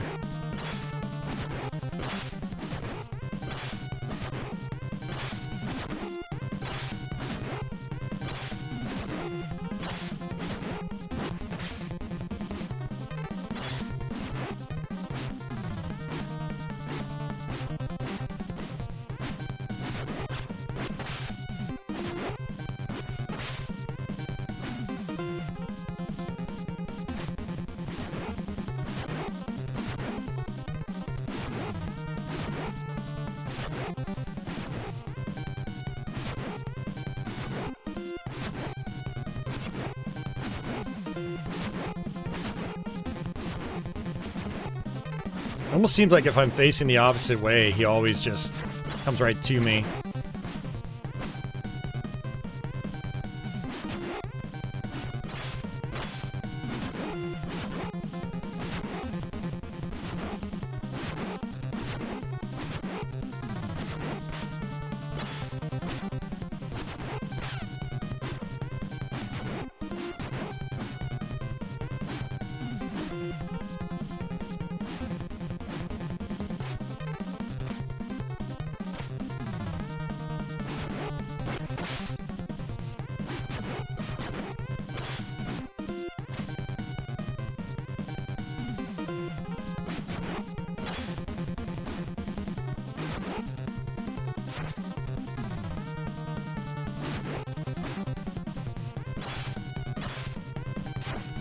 Black Gift is saying do the sword scoop. Is that like mandatory in this fight?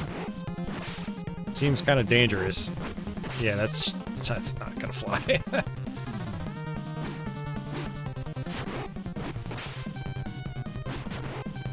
No, I think my regular attacks were working. I'm not trying to do anything that's like super dangerous. Because when I get like right next to him, he just has priority the whole time.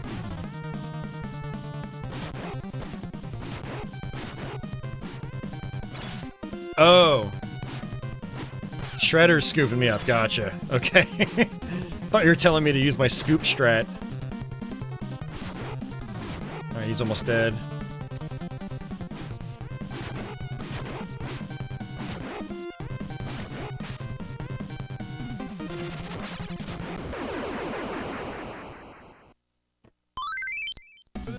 Another extra life.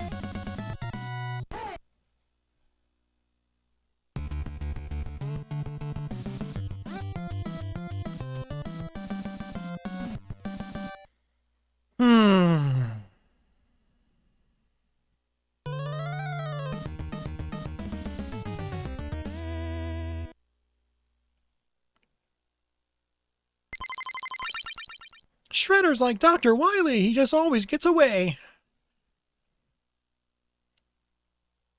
Take to the sky. We can't let Shredder get away. Obligatory elevator stage.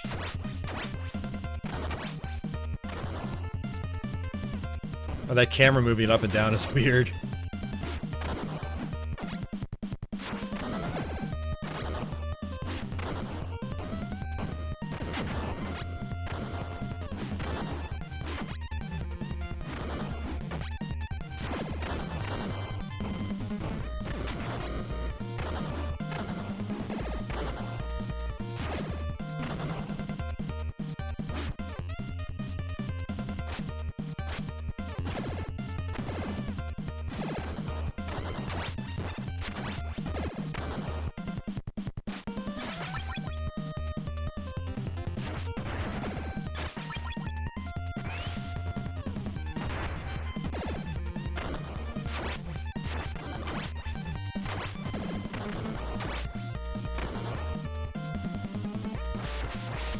Hey, Aberdeen! How are you doing, man? I am doing alright. Great to see you, man. Anvil Central.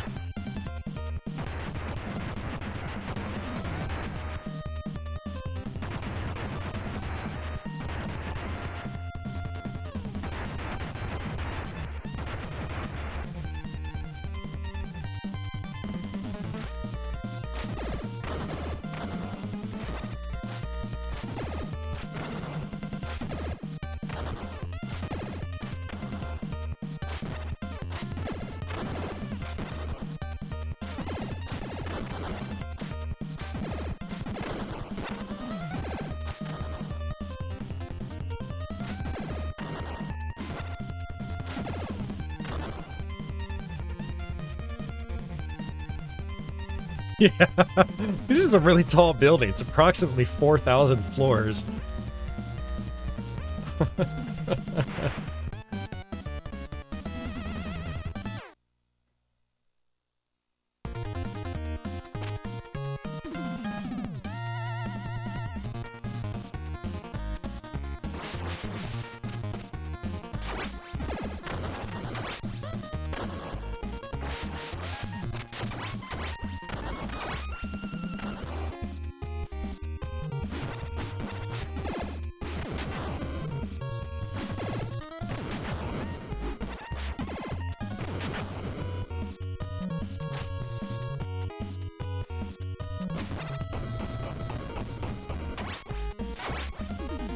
Alright, see ya, office. Have a good night. Have some harmony of dissonant dreams.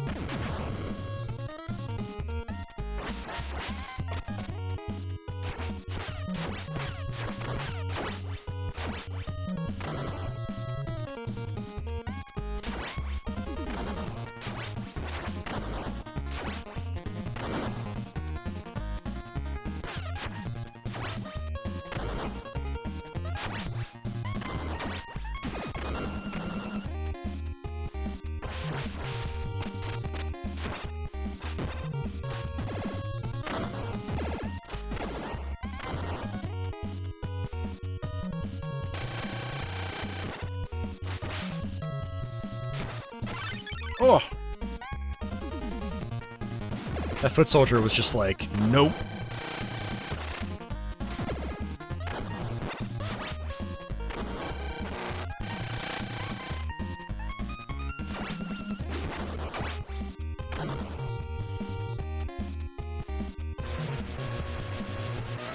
Oh, nice.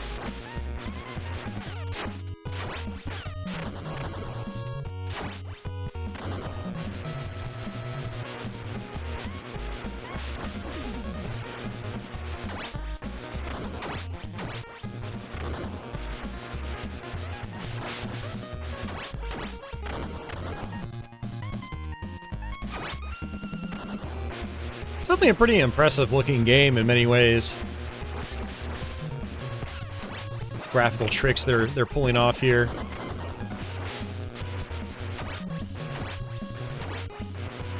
I mean, for the NES anyway.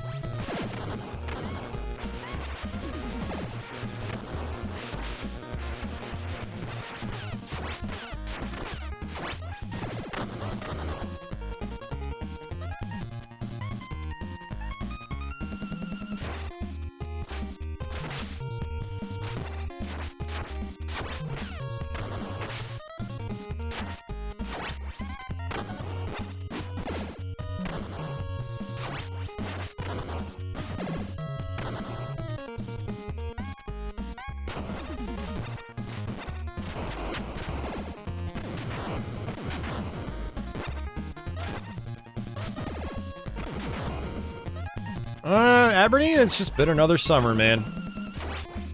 It's my least favorite time of the year, so I've just been staying inside as much as possible.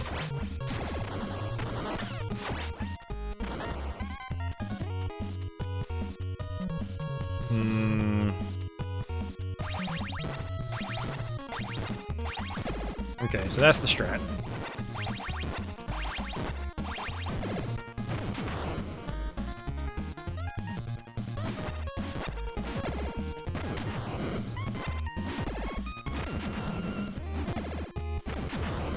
Yes, hot and humid in Virginia. Absolutely. Well, that sign hurts me. I just realized.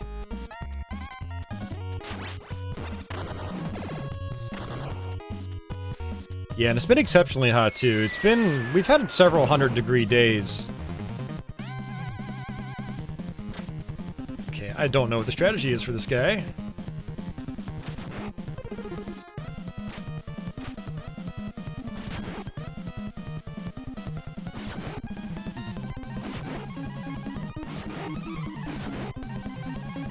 I think the strategy is kill him with Donatello's crazy reach.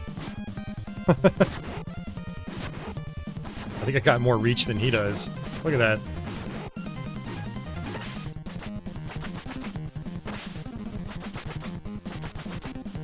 Spoke too soon.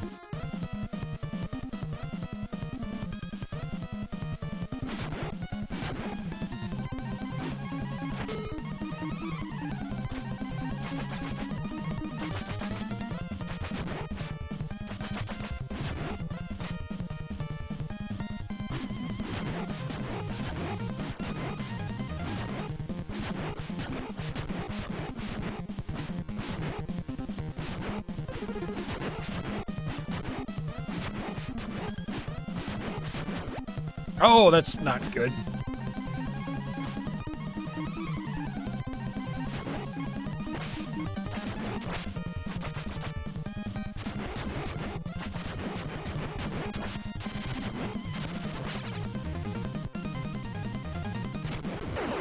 Oh, first try. Hey, Sin City, welcome back.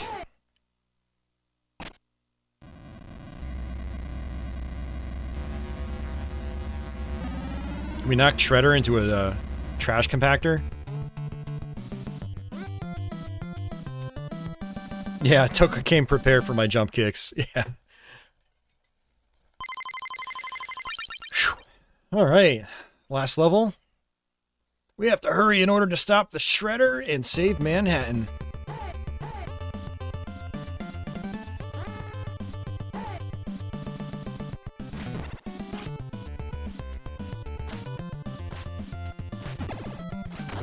Okay, no, it is using music that they would use in Hyperstone Heist and Turtles in Time.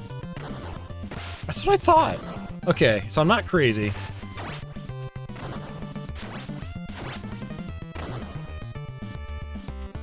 Like, it's a variation.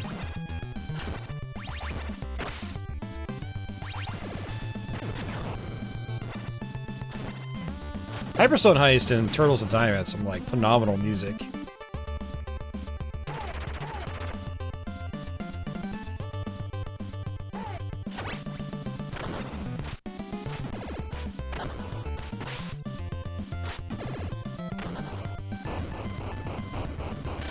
Where did they get these big black balls from?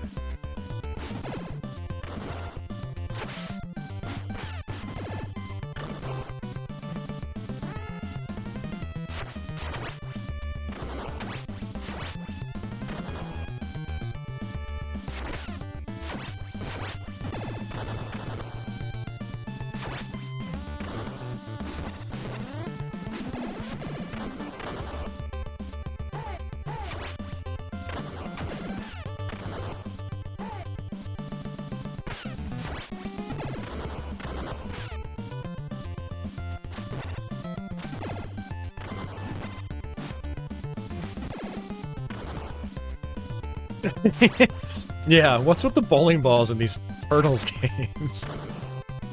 Started with the arcade game. The actual arcade game.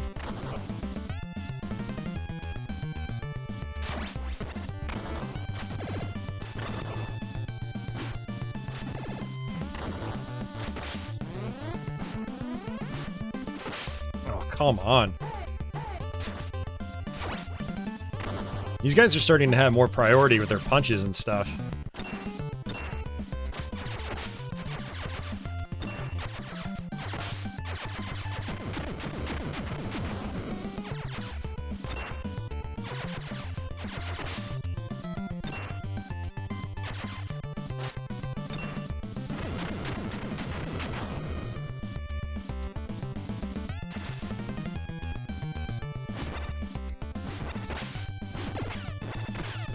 These guys are all anti-jump kick now, too.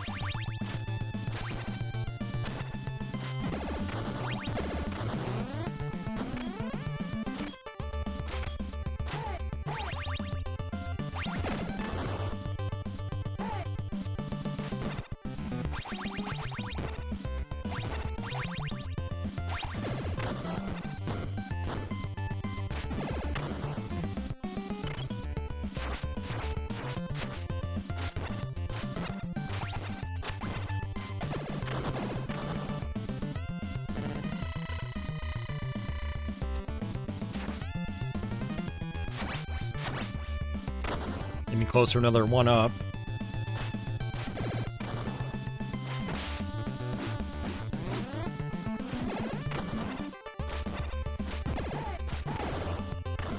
You need some space pizza.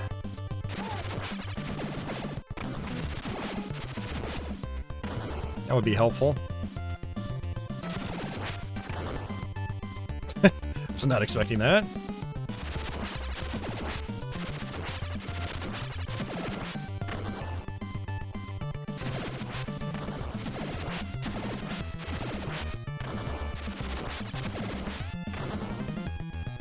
Space pizza!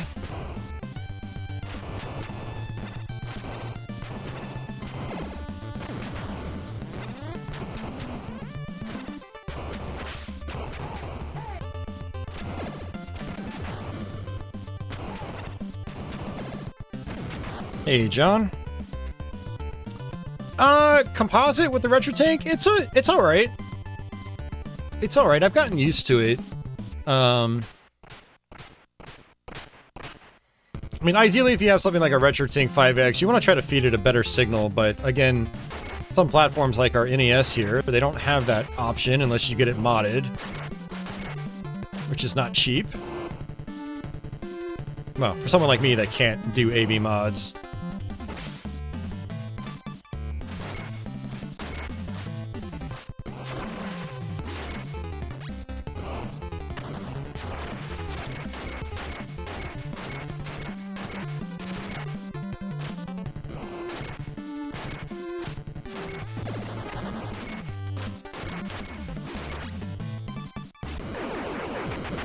Man, those guys are tough.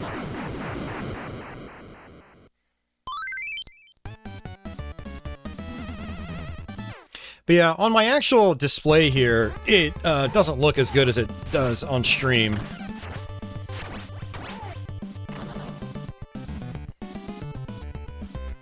But yeah, no, I mean, it's still good.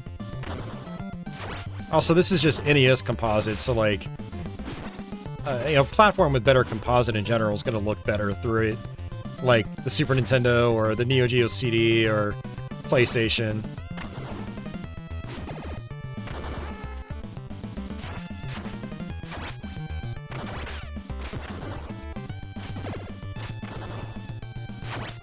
Ah, why did I do that?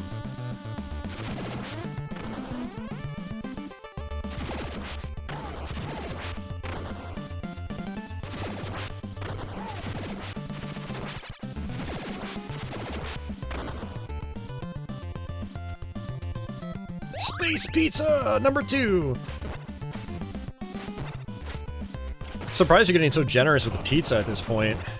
That's 2 in one level.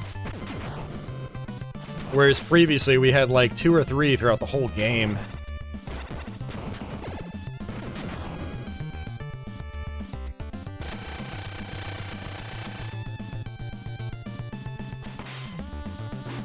They really do not want me to jump kick anymore.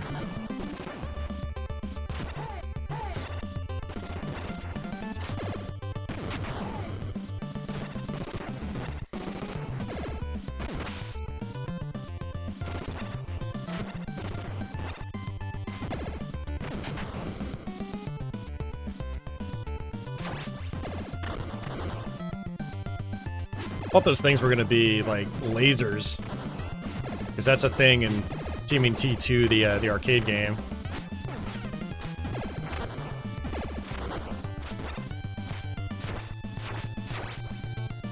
It's cool, we're this late into the game, and we're still getting new enemy types.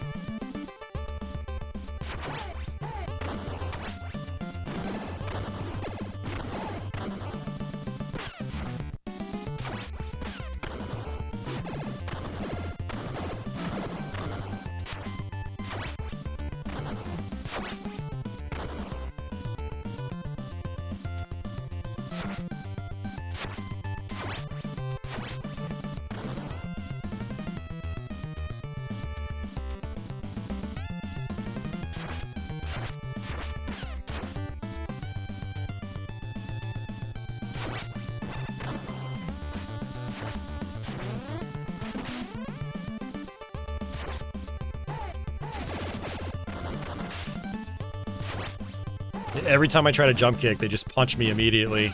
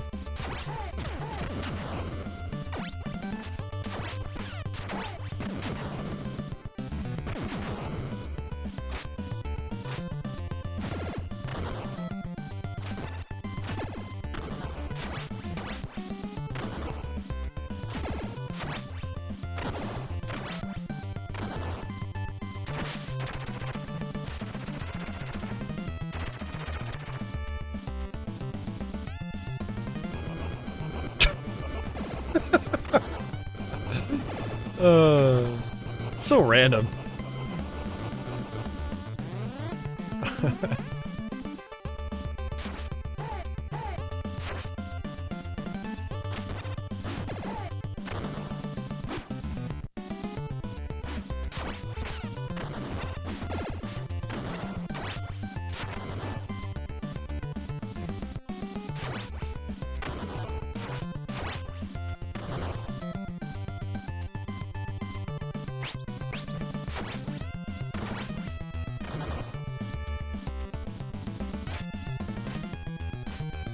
This is a big level.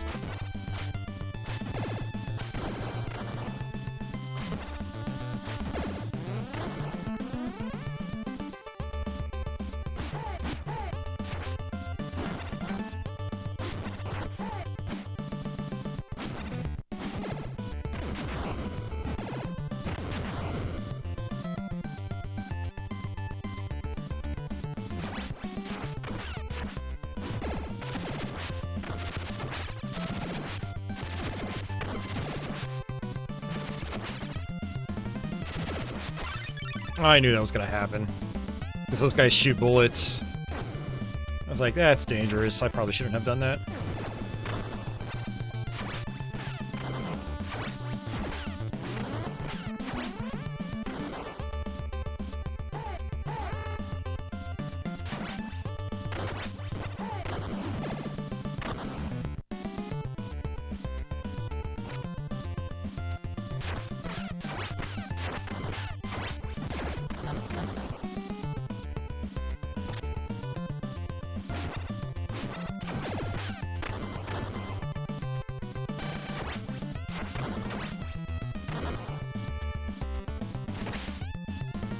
No jump kick for you.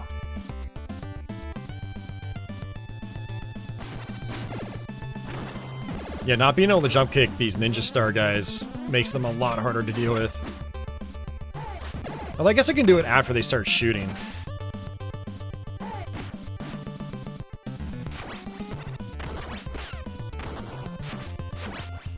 Man, there's a lot of them, too. There you go. Ha ha ha. Yeah, wait for them to shoot, then jump kick.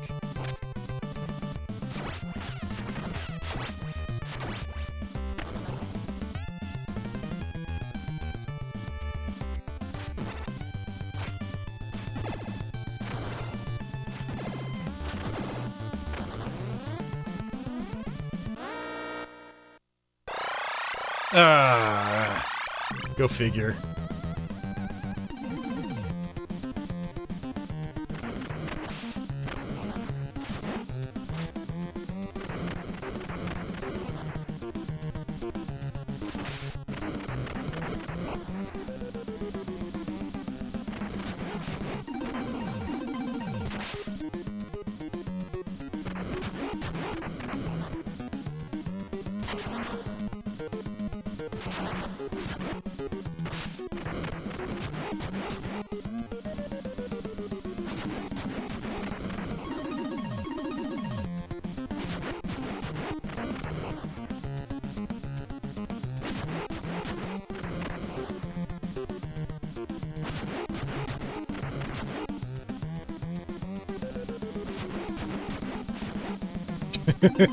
I'll take it.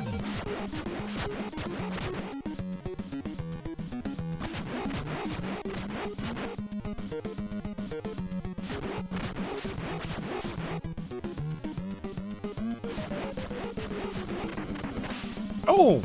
Oh, great. I don't like where this is going. I wanted an easy boss fight.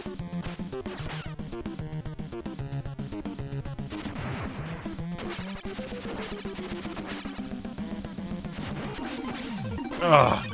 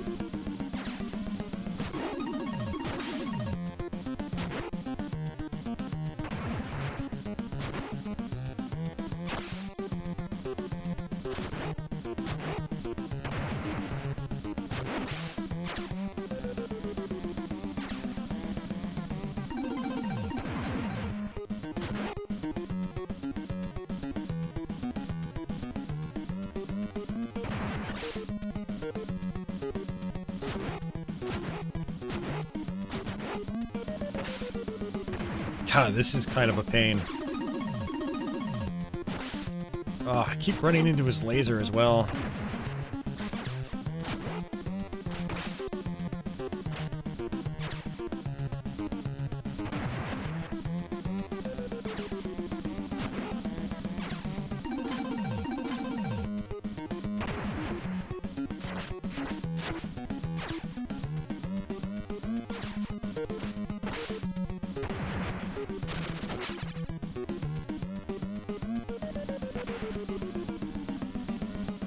Back to normal?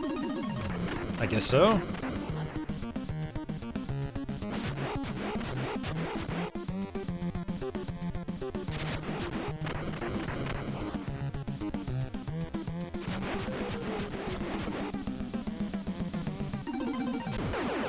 Wow, I got really lucky.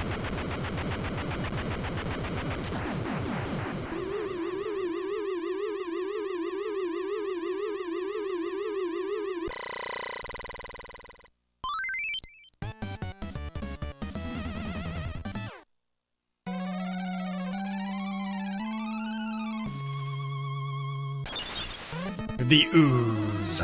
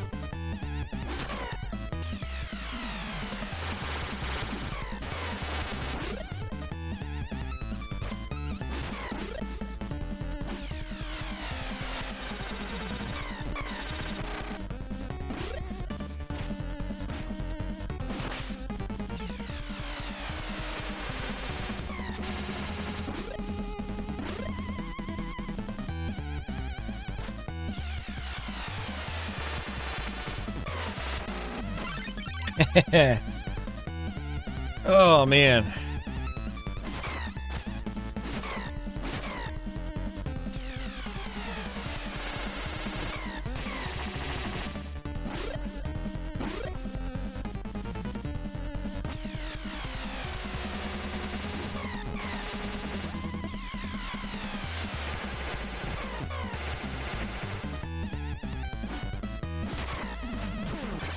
Oh, no, no, no.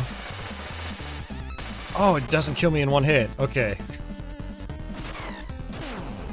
Yeah, that attack in other Turtles games will just, like, kill you instantly. He's doing it a lot now.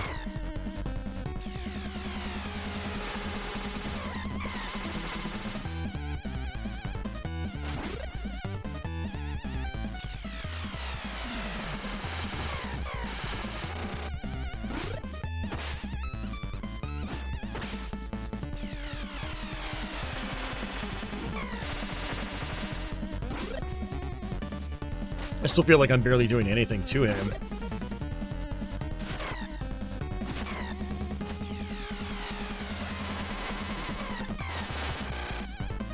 Oh, there he goes. Now he's blinking.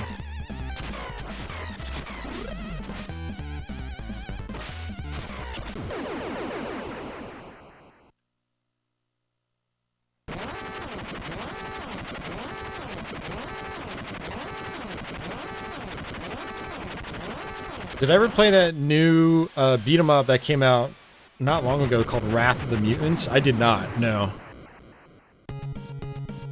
Oh. Oh, it's the new TMNT arcade game, yeah, by Raw Thrills. No, I kind of want to check it out because I never did get to play the arcade game.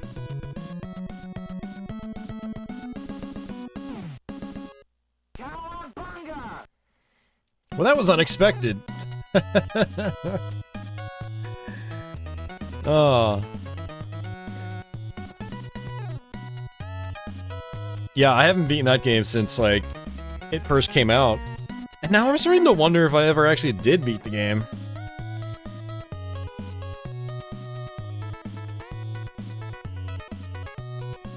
So that's 2 Konami games we beat tonight. We beat, TMNT 3 and Gyruss. Both potentially for the first time.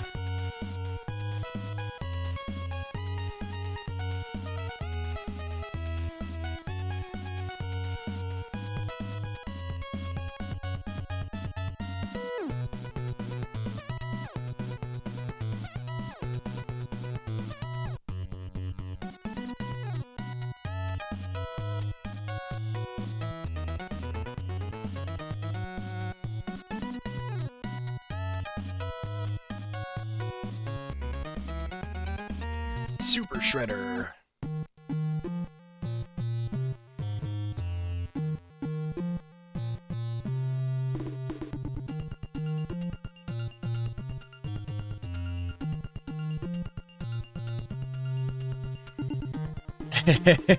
Karsh says, I sure didn't expect you to turtle power your way through the whole thing. Yeah, neither did I.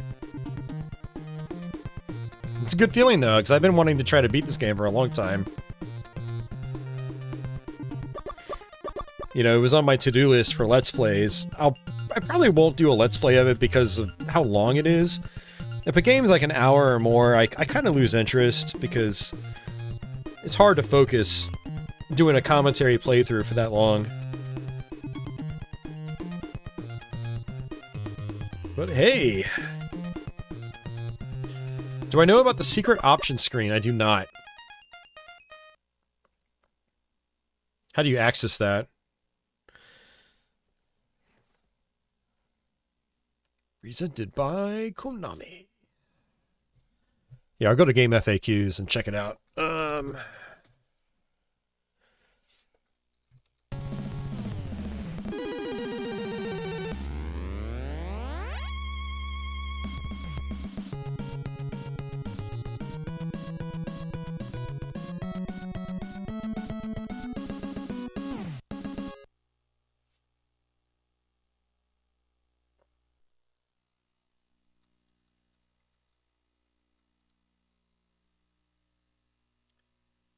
Alright, cheat code. So it's up, up, down, down, left, right, A, B, start on title screen, and it's stage select and more. It looks like in the Japanese version, there's a secret screen, and then there you can get more continues. But it looks like that's not in the North American version.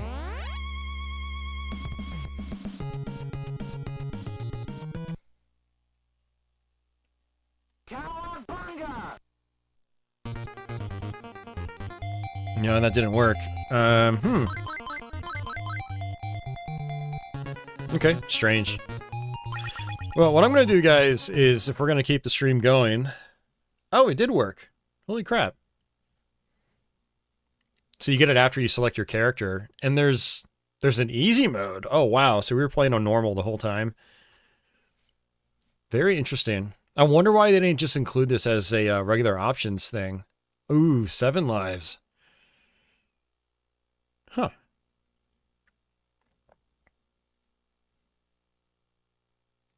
Interesting. Okay.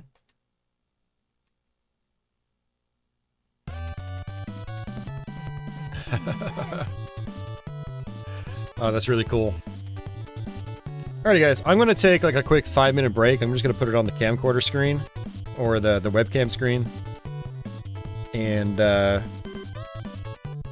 yeah, I will be right back. I just need a snack. I have a couple more games I want to try out. But if I'm going to do that, I need to get some more food in my stomach.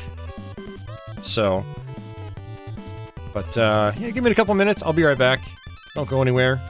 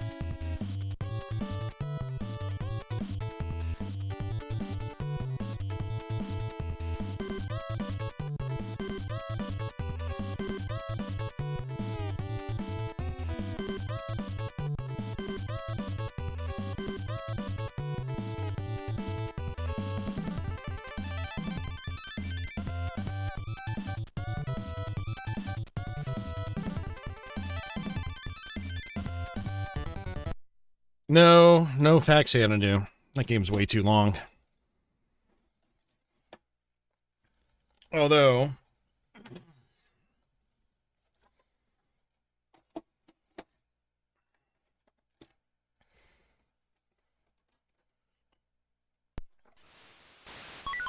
Hey, first try.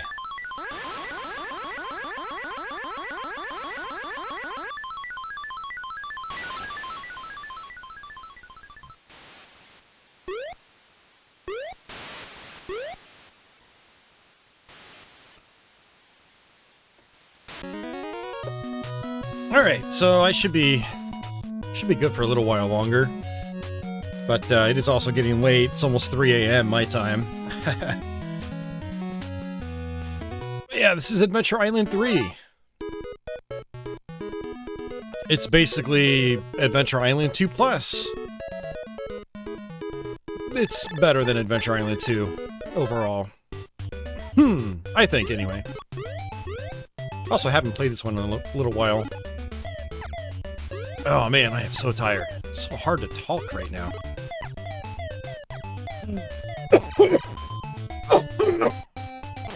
Oh my god. I'm sorry, guys.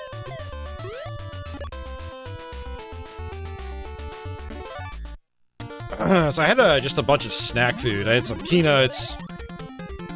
I had like half of a fiber bar. And then I ate a bunch of popcorn, which is, I'm starting to think was a really bad idea. It's like all stuck in my throat right now, and I'm having a hard time talking. Okay. Well, yeah, this is a new bonus level for this game.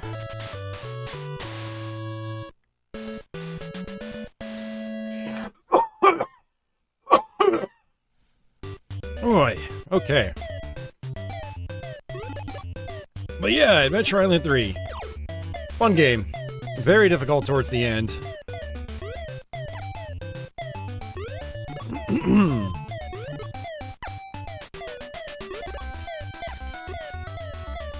Yeah, I actually have a full Let's Play of this game from many, many years ago, along with parts 1 and 2.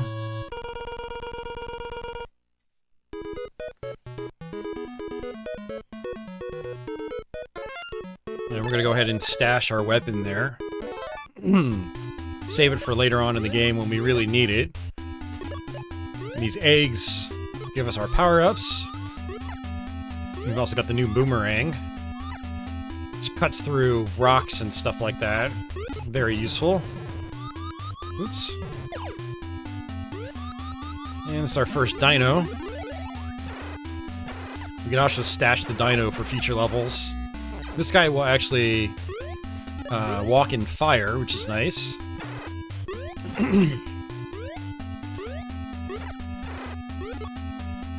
The Dino Buddy system was a great addition to this series. The first Adventure Island was basically just like a reskin of Wonder Boy. Aberdeen, not in my part of Virginia. There might be in other parts of Virginia, but Virginia's a big state, so I don't know.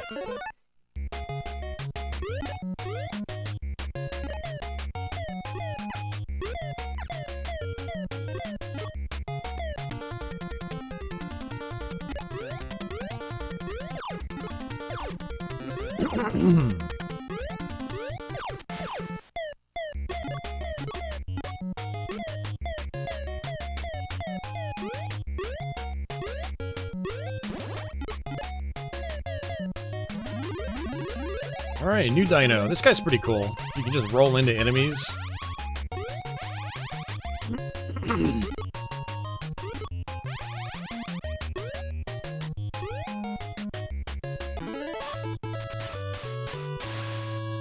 Ronnie says none in Virginia. A few are opening soon in Georgia. Okay.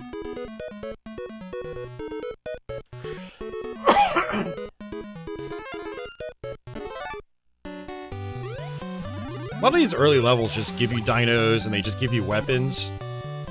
So you can take those and just kind of stash them for later on in the game. When levels stop giving you that stuff for free. It's basically a way of, you know, making the game harder in the later parts. I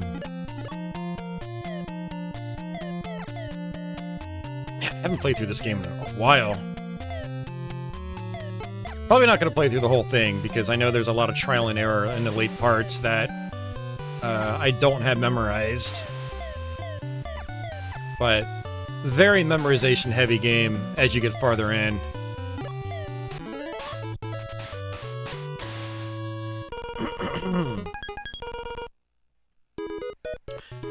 Yeah, we have a Sonic somewhat nearby. Ronnie, I think it was out in Manassas. I never went to it, though.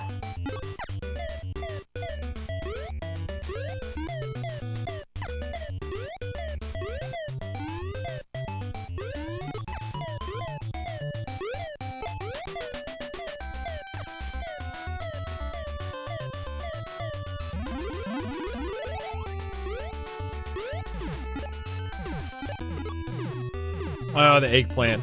The dreaded eggplant. You just sapped your health. I didn't mention, but you're on a timer on this. Your health bar is basically a time meter. It's not actually health. And fruit replenishes it.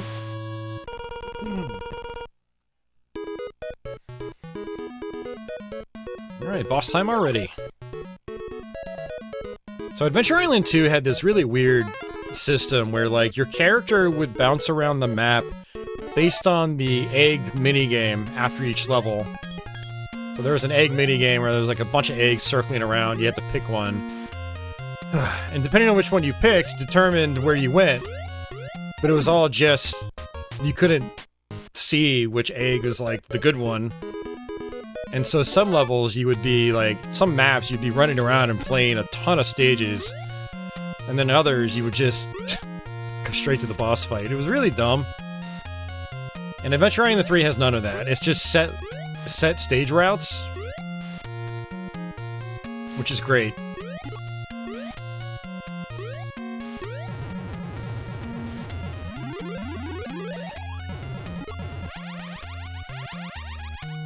Back in the day when I was a kid, I didn't like this one as much as Part 2. I was disappointed that it was basically just Part 2 with some added elements.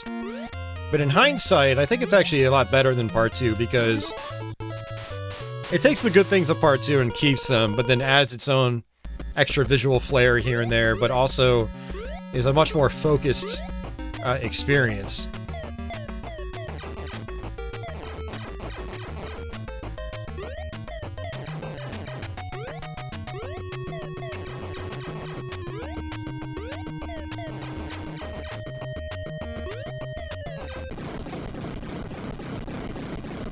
Unfortunately, if you're after real cartridges, Adventure Island 3 is not a cheap game. I actually got a pretty good deal on my copy last year.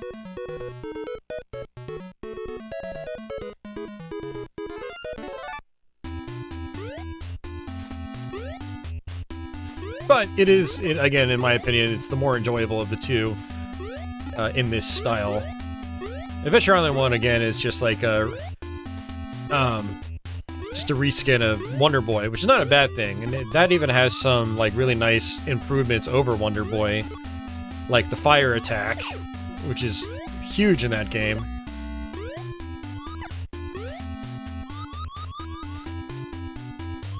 But then there was Adventure Island 2 and Adventure Island 3, which are, you know, very, very similar for obvious reasons.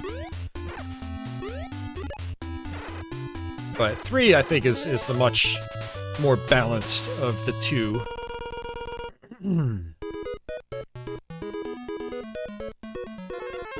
Yeah, I've got all this stuff stashed, so if I die, and I get to a level that, say, doesn't have a weapon to start, then I can just pick one here. Also, this crystal, I don't remember if that, like, warps me? I don't remember. We'll have to test it out later.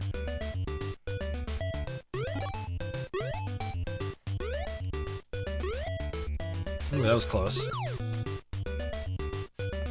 I don't like that. Okay. That was close.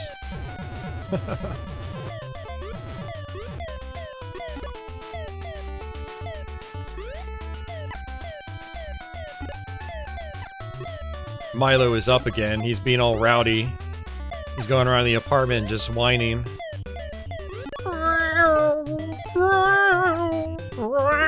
He does that a couple times a day. I don't know if he gets lonely or he's just trying to play.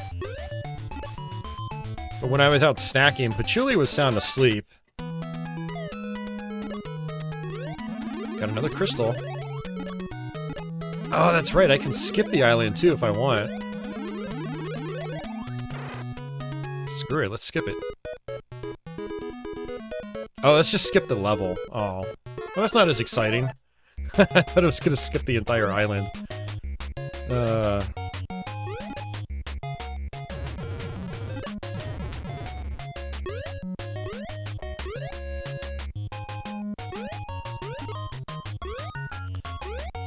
One of these is an eggplant, I bet. Oh, it's probably the one on the left.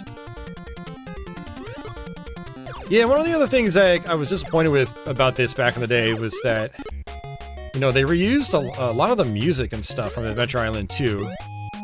I had already played the hell out of Adventure Island 2, so when I finally got this back in the day, I was just disappointed that it wasn't, like, all new.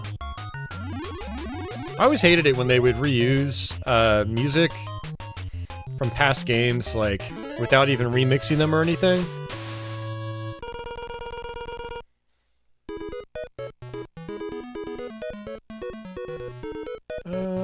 Let's see what happens if I unequip him.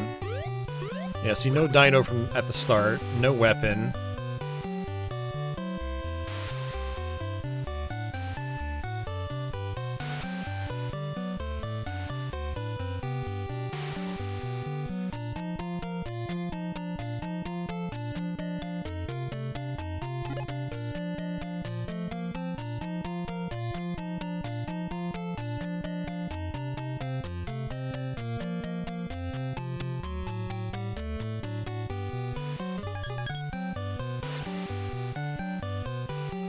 Looks like there's just no weapon at all on this level.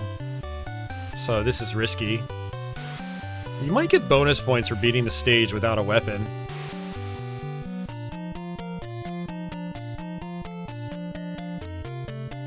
And you do get extra lives from points, so big points are good.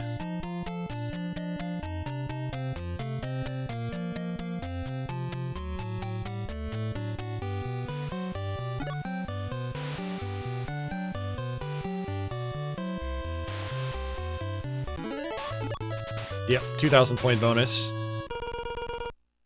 I thought it was going to be something like 5,000.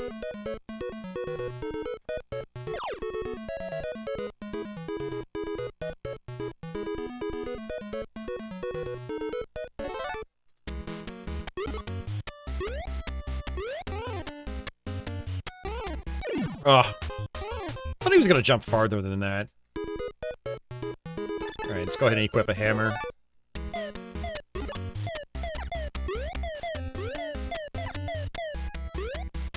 Another nice thing in this one is that you can duck. I don't think you could duck in Adventure Island 2.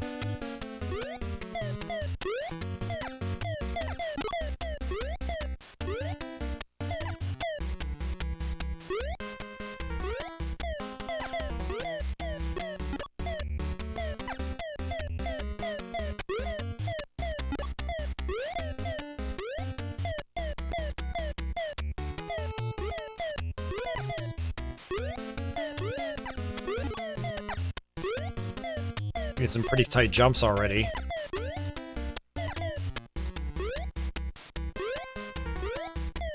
These Adventure Island games, they tend to become very precision-oriented after a point.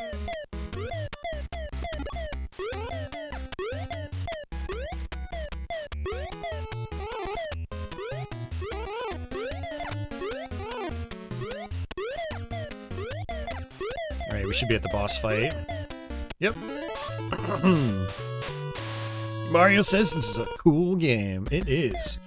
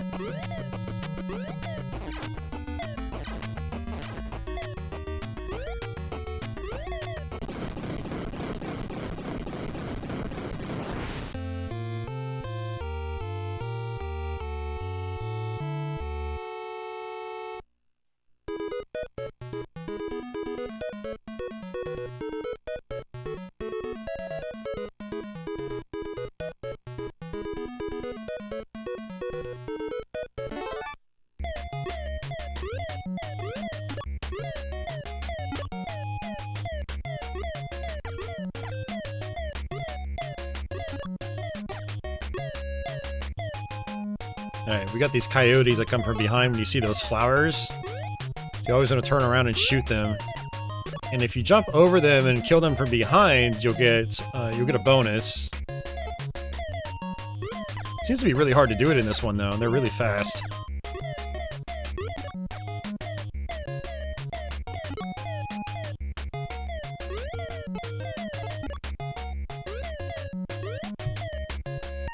Milo, get down. Ah, Milo is being a real pain in the ass right now.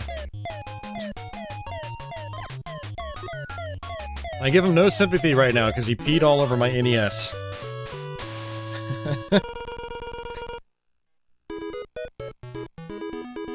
He's getting the ignoring treatment right now. Alright, how do I want to do this?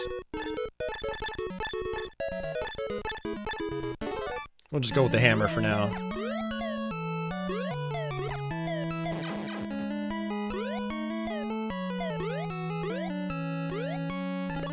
Nice. A bonus level.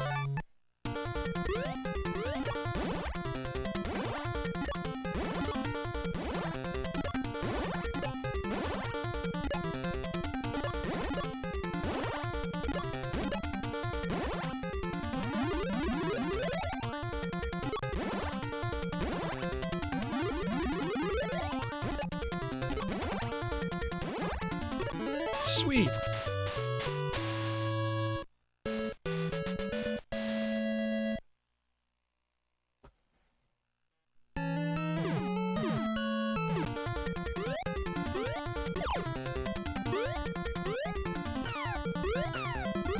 Yeah, that fairy makes this part a lot easier.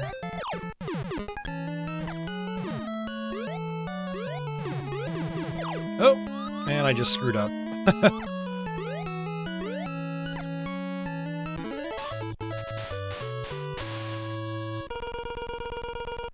You know what, Ronnie? I think Del Taco is also on the West Coast.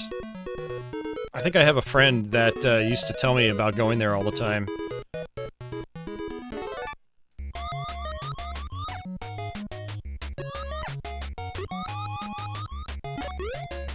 Actually, I did not want the hammer for this part.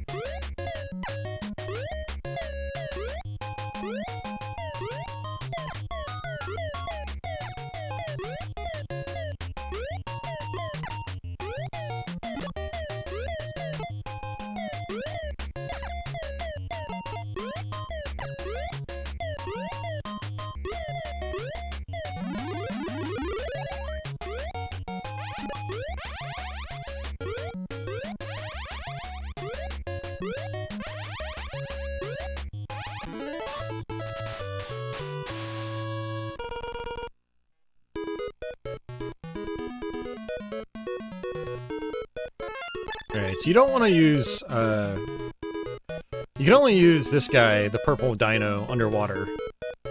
You don't want to use the other guys underwater, otherwise they'll just basically die when you jump into the water. So morbid.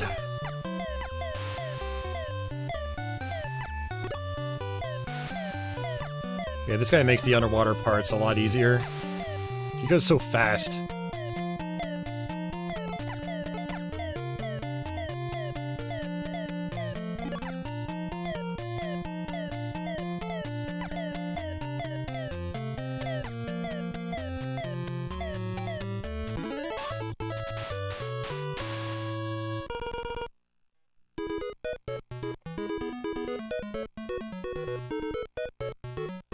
Hey, Aquas, how are you doing?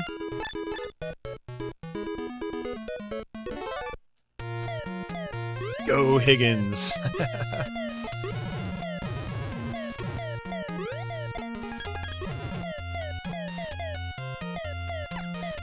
The old skateboard, you're always pushed forward, but get a little bit of a shield. You can absorb one hit. Just don't take a hit and then get knocked into something else. Well, there goes my skateboard. Okay, I'd rather have a dino anyway. They're more useful. And these levels are pretty short.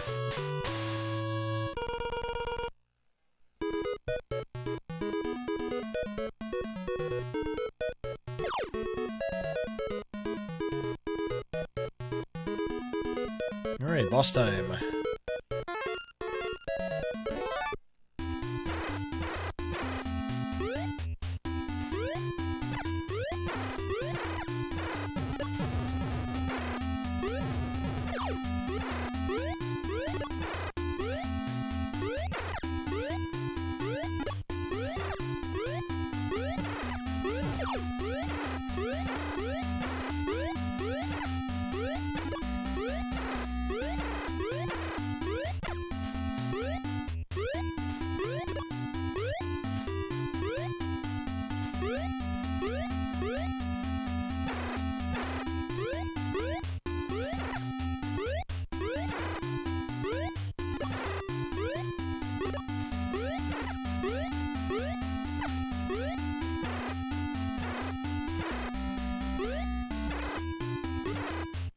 Alright, sweet. I do, Mario. I have all three, yeah. Good old composite.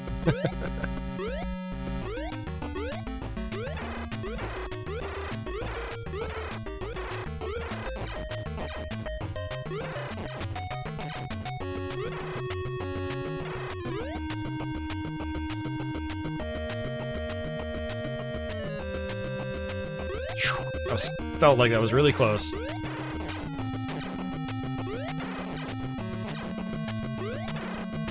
I wish this guy could shoot more than once. 4 is very different, yeah. I actually really want to go through 4 one day. I've never done it. That was Japanese only. I wonder what a real cartridge of that costs.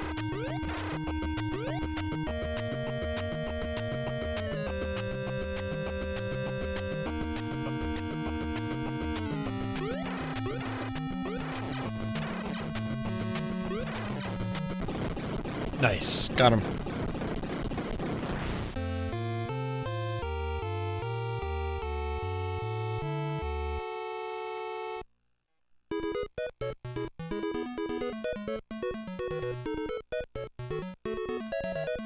We'll go ahead and stick with this dino.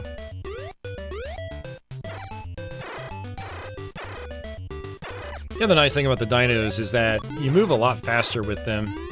Oh god, that was... I got super lucky.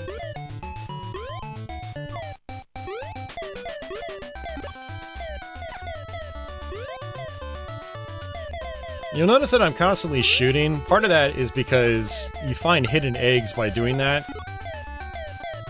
Well, I should say it's easier to find the hidden eggs if you're constantly shooting. Oh. Yeah, it does fly by Aberdeen. See if we get any weapons to start. I doubt it.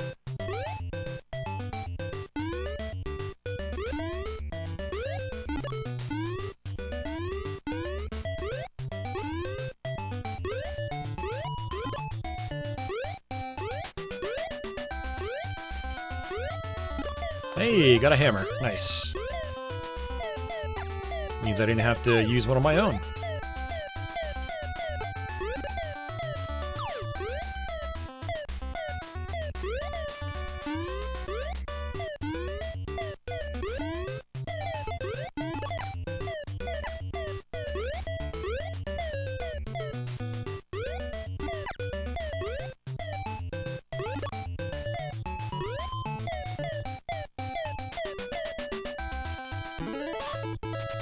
Another one down.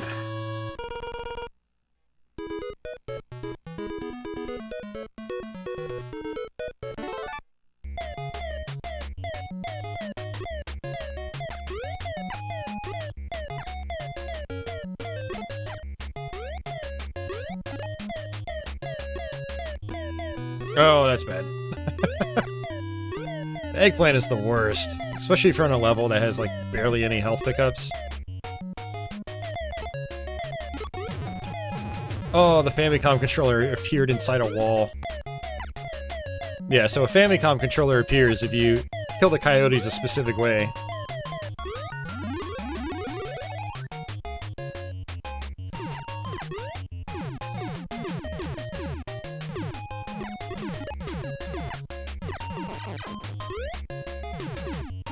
Key time. Yeah, these are really good because you can get a lot of goodies.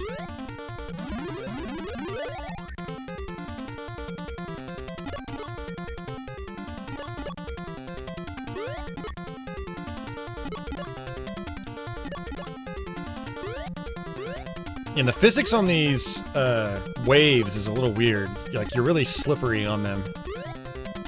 Remember when I first, like, tried really learning this game years ago?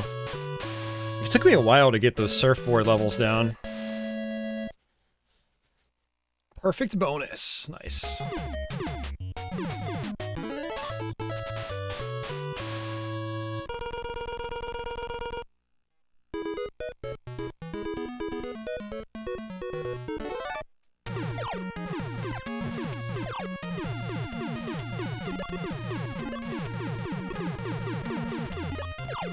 This guy has short range attacks, but you can attack a lot faster. Another bonus round.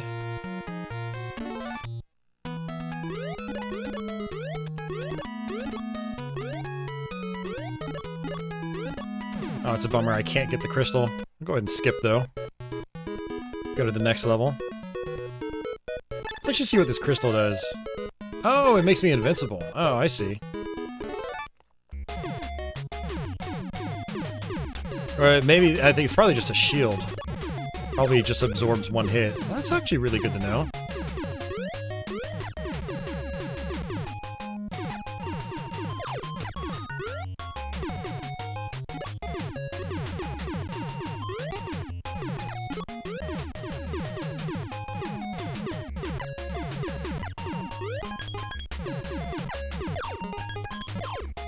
No extra life.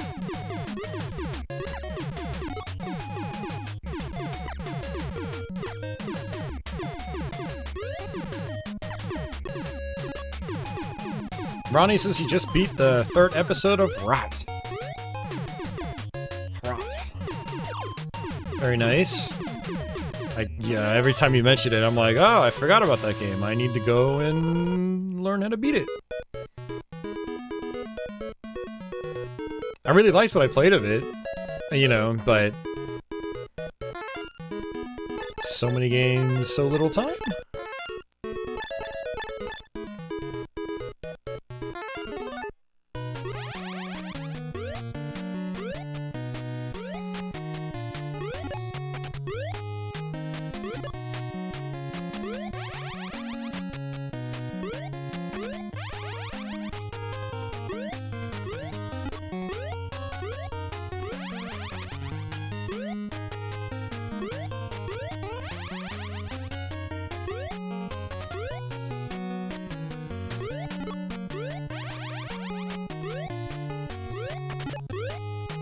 This is where the game starts to get a little more stressful, I guess.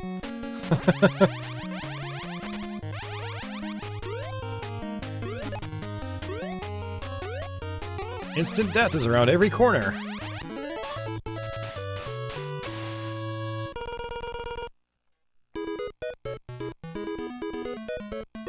Yeah, the shipwreck level.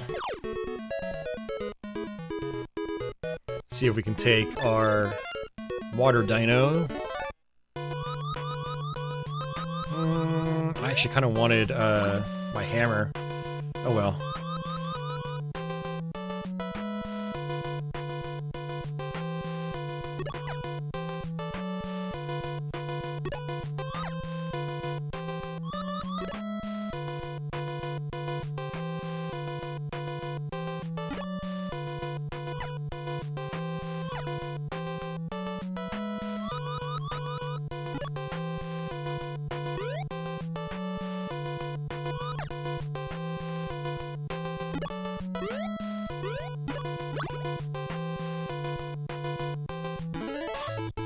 Alright, boss time.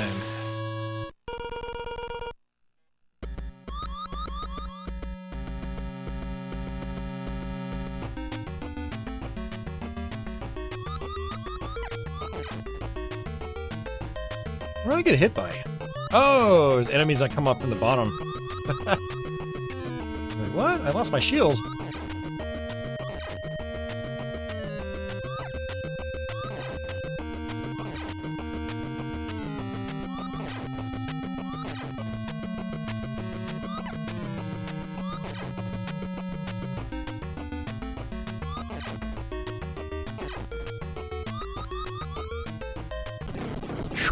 But that felt a little close.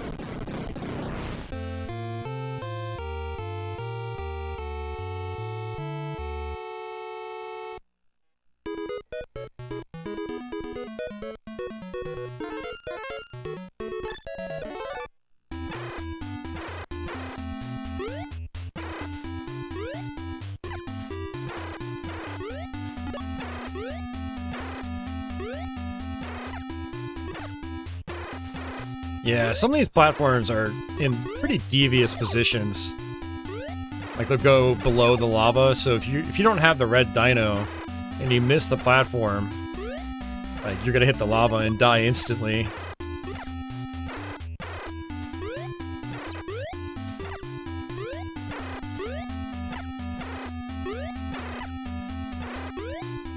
Alright, another one down.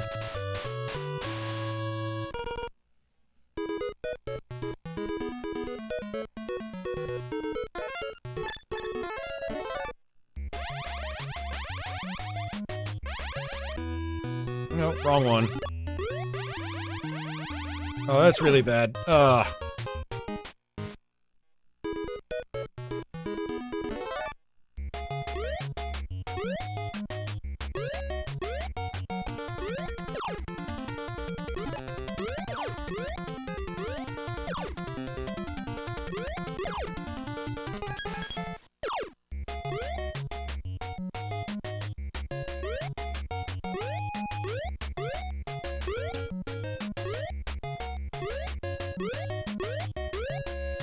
On one of these levels, one of these waterfall levels, there's like a key you can get, and you actually open up the waterfall behind you. It's pretty cool. I don't remember which one it's on. Oh, come on, I shot. Ugh.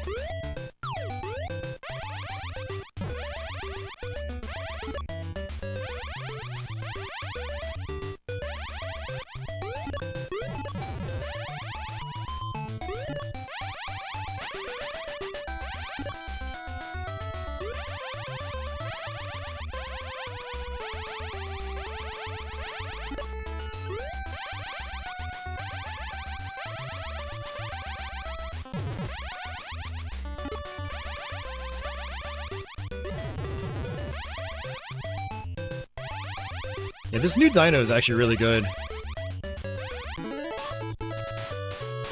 You just gotta be quick to respawn though. Like, you have to, like, wait and then attack when you're really, really close to an enemy. But you basically just roll right into enemies, and it kills most guys in one hit, if not all of them.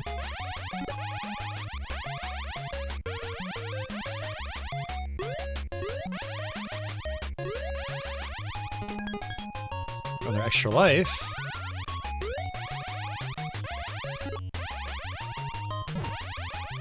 Man, I kind of want to play TMNT 3 again. Not right now, obviously, but I'll see if I can get better at it. More consistent, maybe get a 1 credit clear.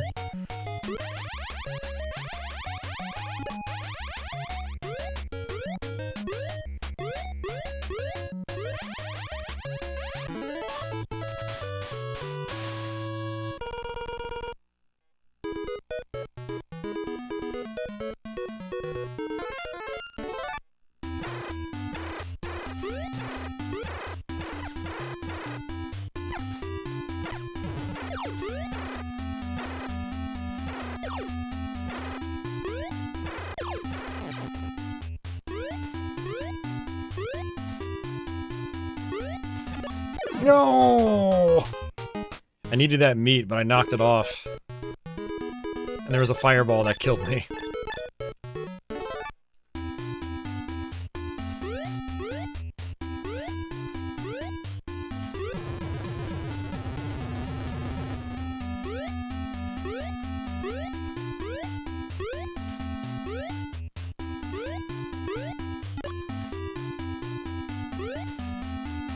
Oh, why did I do that? I slipped off. I moved too far to the left.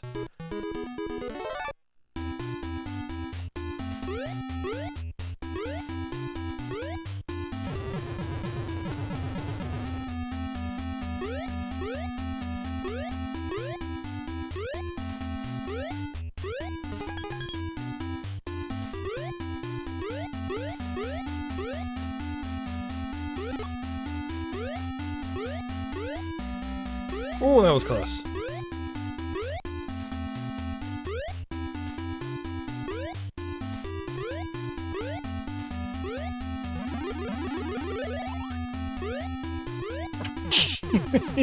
these bats.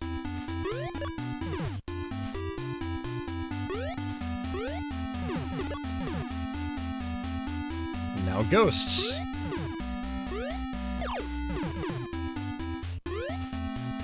That I apparently cannot kill.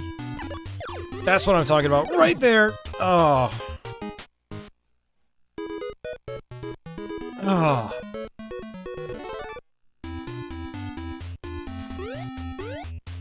Yeah, that's where having the red dino really comes in handy.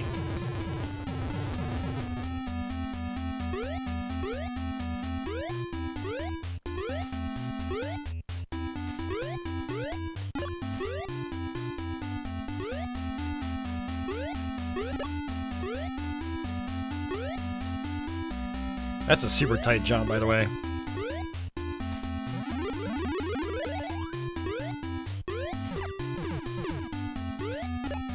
Why did I do that? I knew better than that. I just needed to do a full running jump there.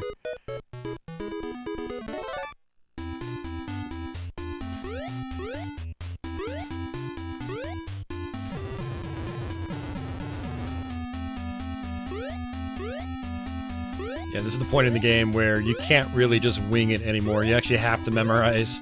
It's memorize or die.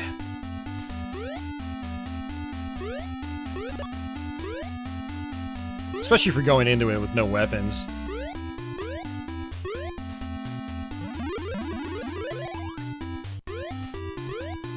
Oh, come on! That was garbage.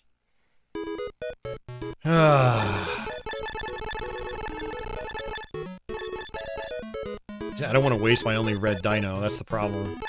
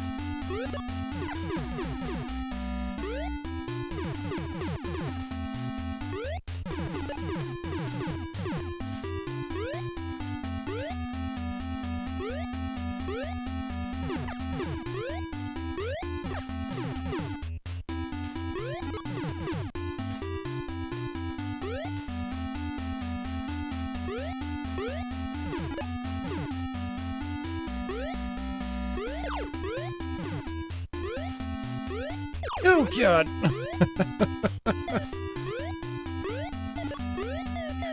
Okay, we got it. And of course that was like right in front of the exit. Right in front of the exit.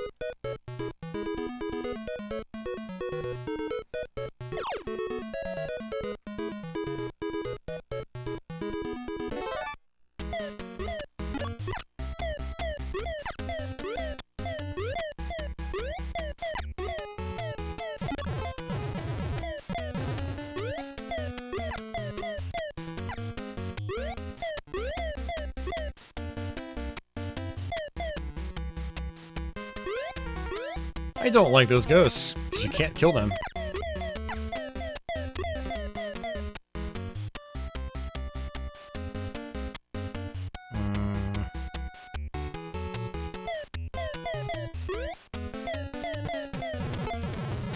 I'm almost out of health. Ugh.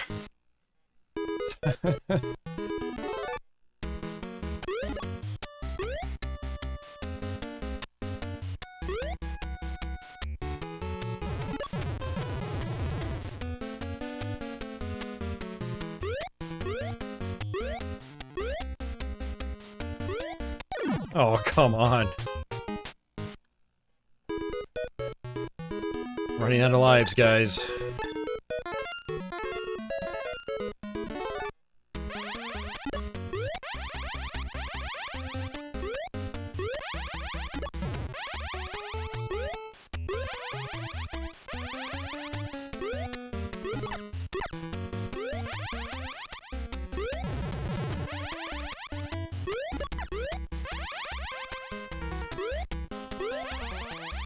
This is getting tense.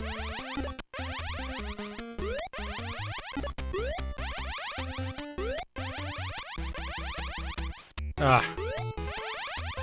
Lost my shield.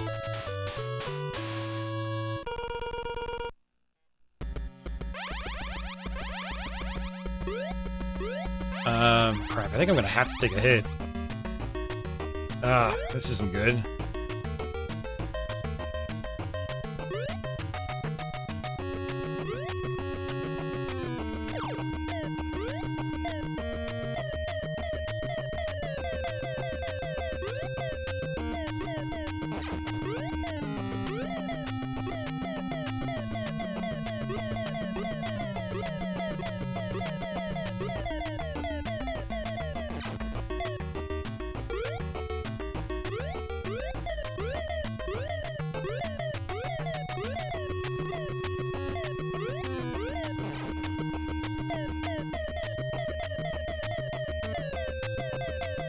Man, I wish I had the boomerang right now.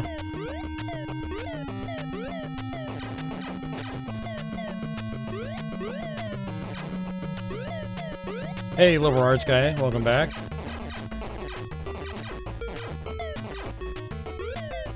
Rob, welcome to the stream. No, we've done 0 Castlevania tonight. And we probably won't. Because we did Castlevania, just 5 days ago?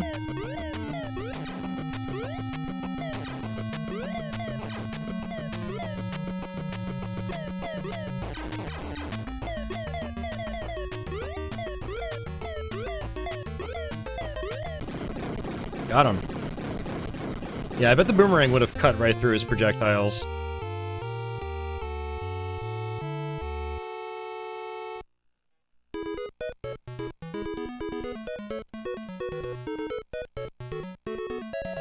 Is this the last world already? Hold on a second, I gotta check something. Yeah, I thought the last world was an ice world.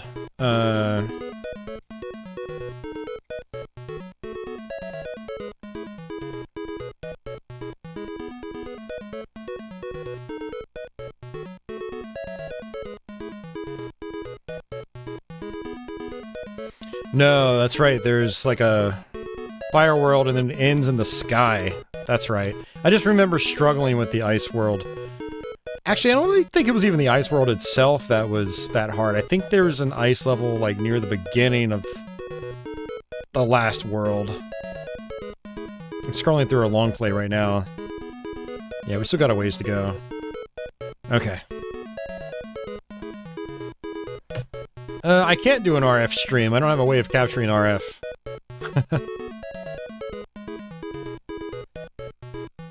And, honestly, RF, you really don't want to do that unless, like, you've got, like, a really small, old-school display.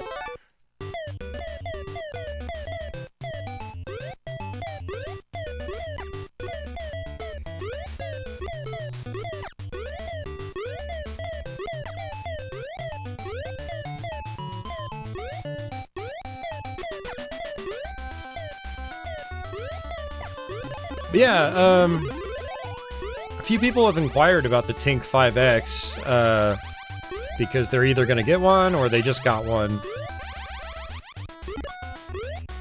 Wow, that was a really short level. Wow.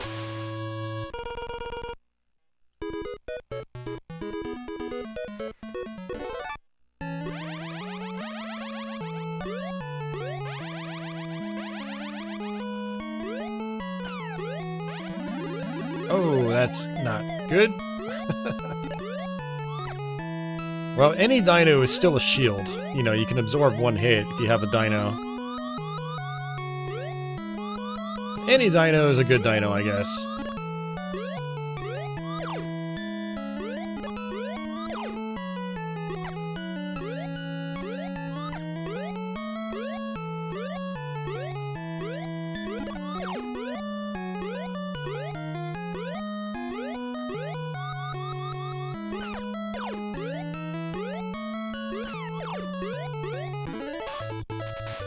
Almost out of time. You know, I just realized there's a fruit counter. So I guess 100 fruits is an extra life. Yeah, actually this is the level I was thinking of. Okay, I remember really struggling with this level when I first played this game. Oh god, that's why. It's those penguins.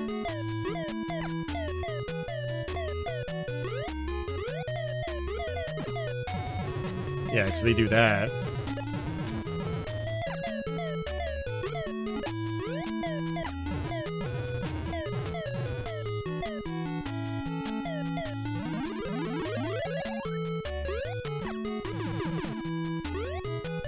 Oh, I needed that steak or whatever it was. I needed that meat.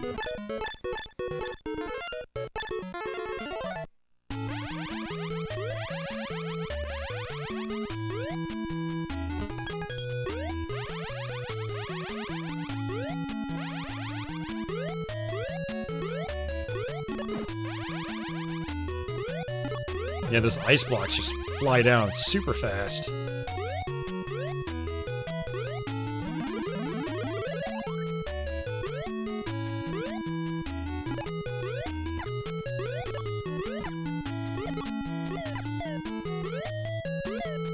Ugh.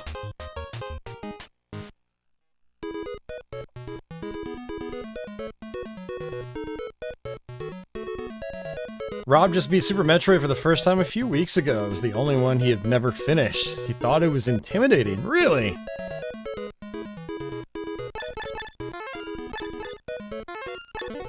See, I can't talk about Super Metroid without being biased, because I've been playing the game since it came out. So in my mind, I'm like, Super Metroid's a really chill, easy game. But again, I've been playing it a long time, so... Congrats on getting through it for the first time. That's really awesome. It's a classic game.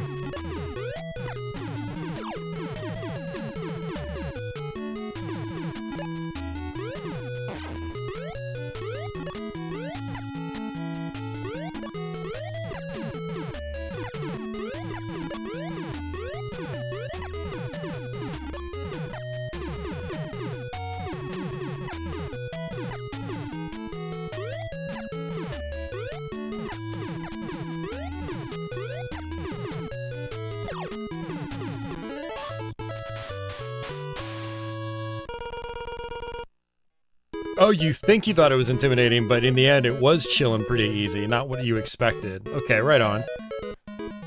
Yeah, and that's what's kind of great about the game, is it's not really that hard.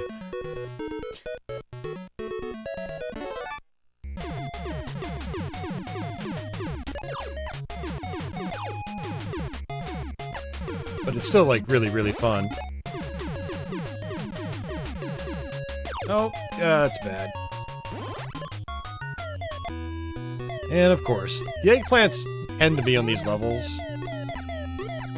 These, like, forest levels, and I'm dead.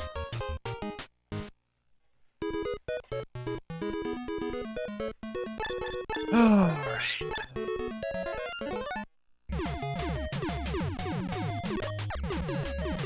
I don't think I have any more shields.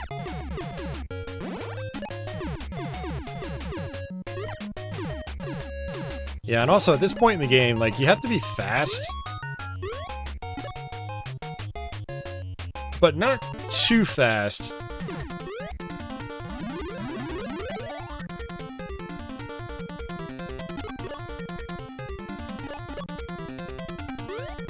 Yeah, they want you to be really quick, but also precise, and you do have to stop occasionally. But you just gotta make it all happen really quickly, because you're much more limited on fruits, so your time meter's usually, like, closer to the bottom.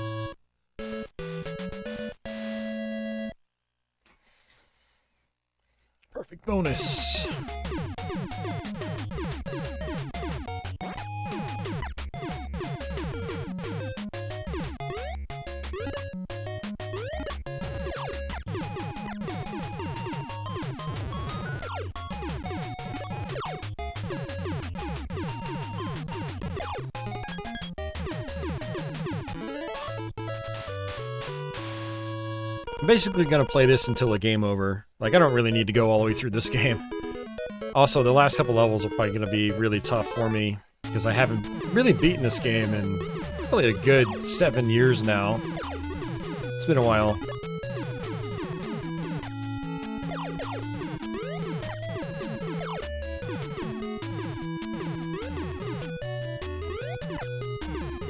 Snow bunnies from hell.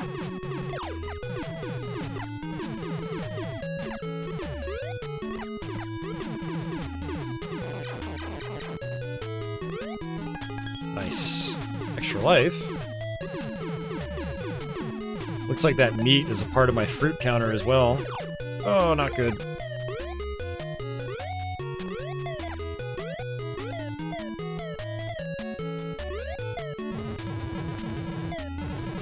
This could be bad.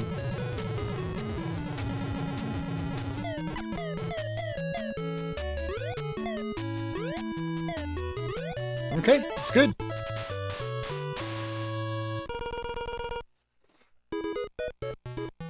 Boss level? Hell yeah.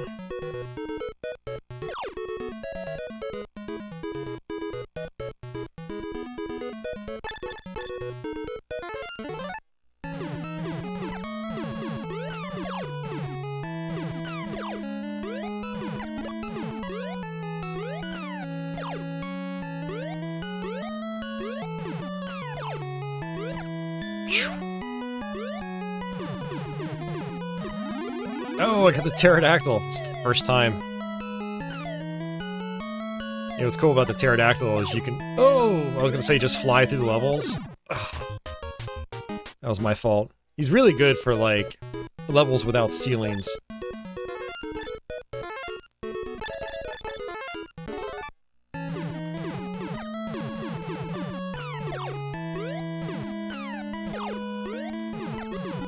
It's possible I might be able to actually use him on the boss fight and just cheese the boss. Actually, I don't remember if you can ride him in the boss fight. Sin City says this game is super hard. It's challenging.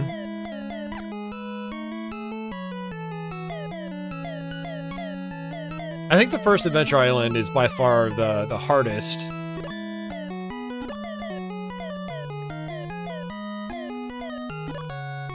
But Adventure Islands 2 and 3 can both be pretty challenging at points. Here we go. Alright, let's see what happens here.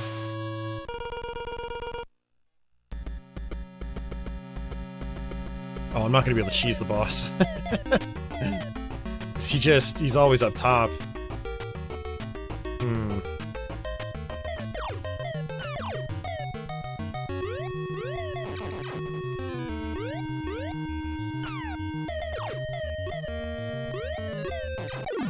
Oh, that's not cool. They're gonna make me do the level again.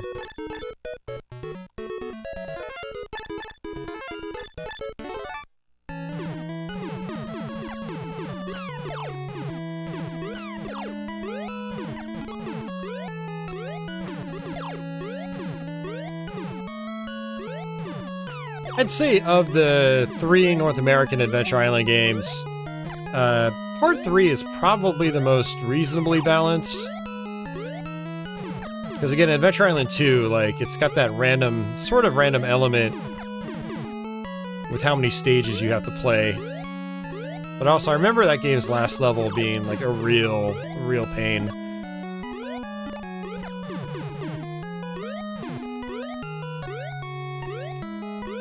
Adventure Island 1 is just grueling. It's like 32 levels. And, harder to earn extra lives in it, and, the last couple worlds are, like, really, really challenging.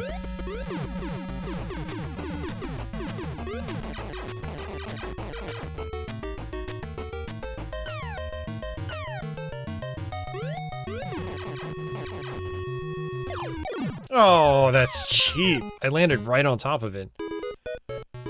Ah. Man.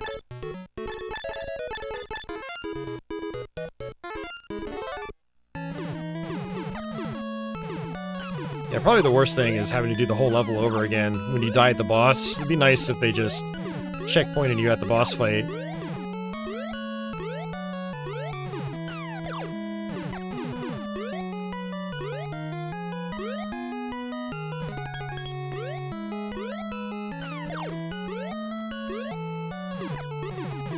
Another extra life.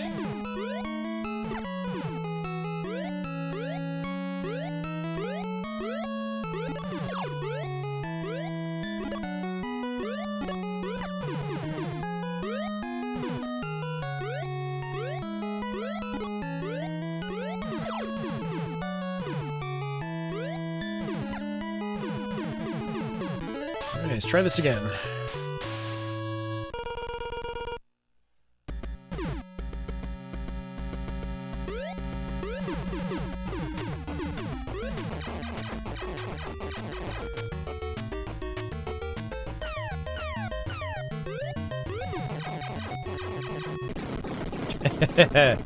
Yeah, that's much better. Yeah, Blue Dino is really powerful. Short range, but he can shoot quickly, rapidly.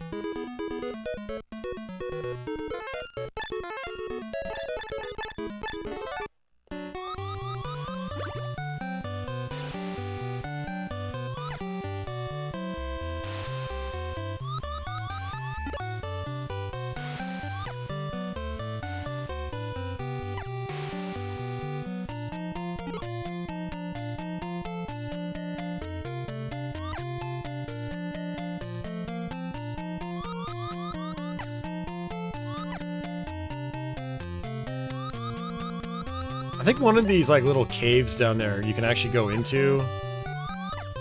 Thought you could. It's like a secret. Yeah, okay. That's awesome.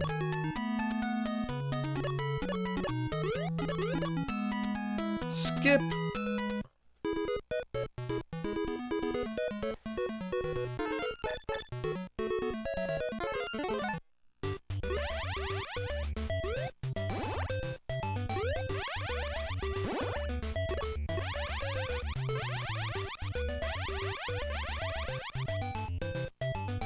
Try to get rid of all the enemies that I can, because they are points, and you do get extra lives from points.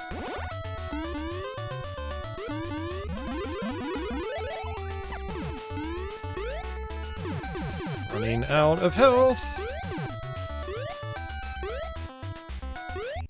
Oh, that's a bummer. Okay, this is bad. Oh my god! Run! Blue Dino, run! I'm almost out of health. Oh, jeez. That is tense. Oh. I bet you that egg that I dropped into the water was like, you know, a meat stick or something.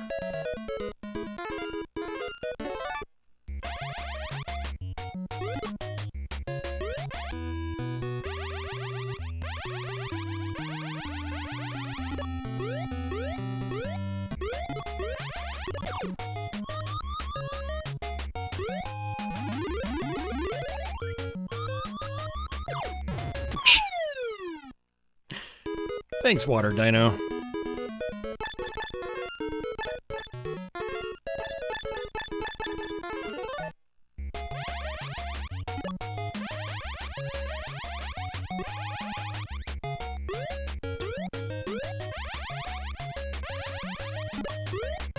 This game does have like an early kind of NES vibe where they end up reusing like the same stages over and over, and they just they alter like the enemy layouts a little bit. They make it a little more difficult.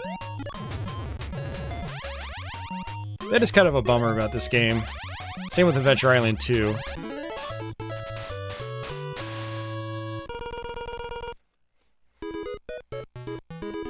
Wow, the boss already. Yeah, flying boss. Alright, let's get rid of you, and we will do that, and you.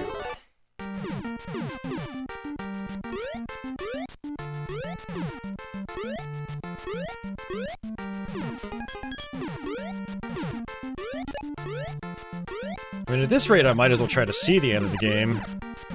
You do get infinite continues.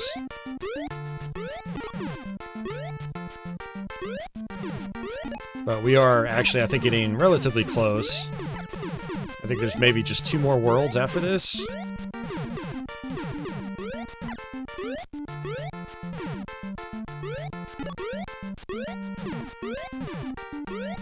And there's some falling platforms. They are like kind of bouncing up and down.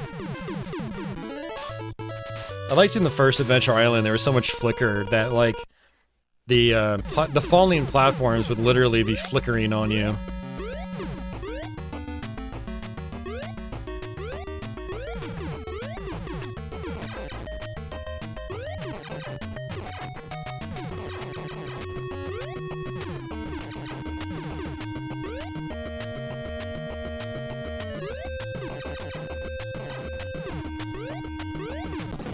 Wow, okay. Yeah, that was kind of risky, because one hit, I'd be soaring into the pit down below.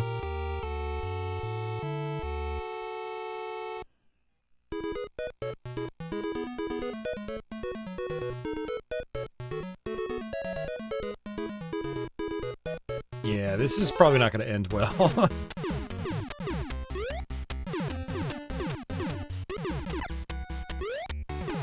And again, I haven't done this in a long time, so it's gonna be a lot of trial and error, I'm sure.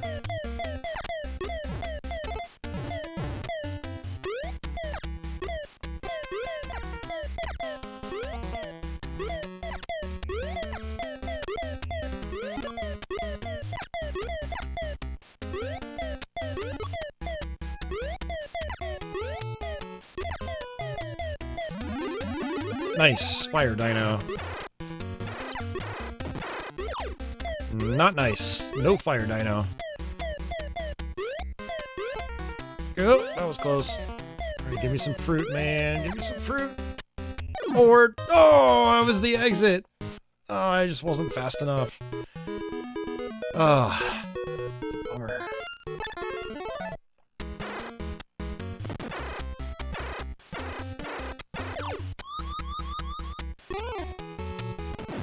It's like I have to go fast, but I also don't know these patterns all that well.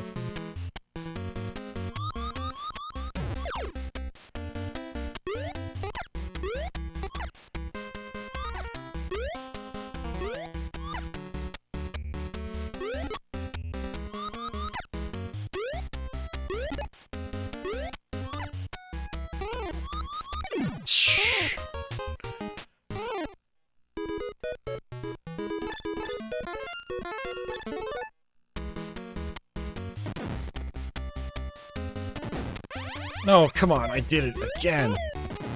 Just wasting my dinos. We're burning right through them.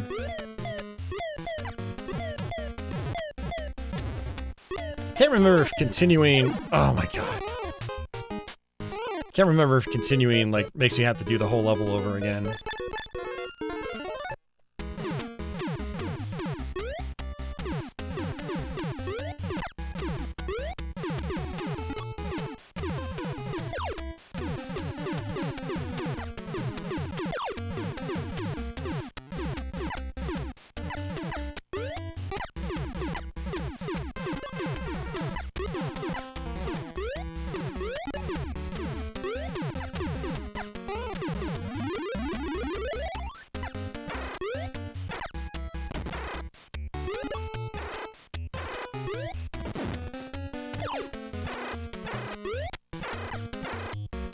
Alright, got it.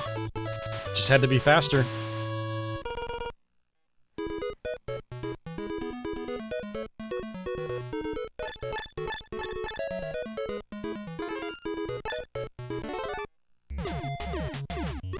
Oh, that was close. A lot of surprise enemies now.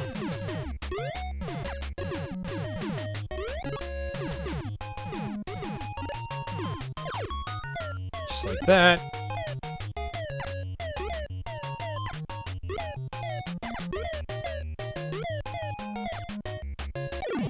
Oh, I thought I could just, like, run underneath that. It's game over. Let's see what continuing does. Yep, very beginning.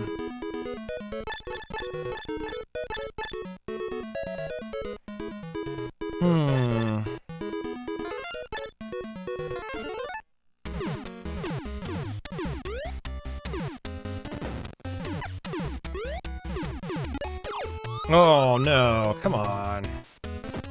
I barely touched it.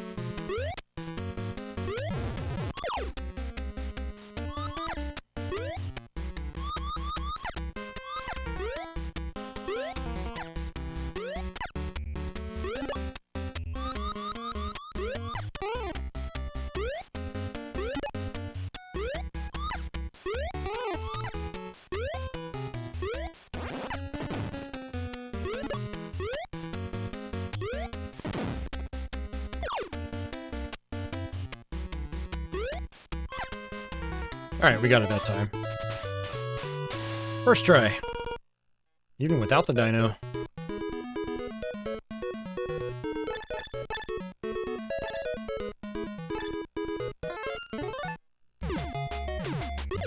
Yeah, I fell for it again. It's so bad.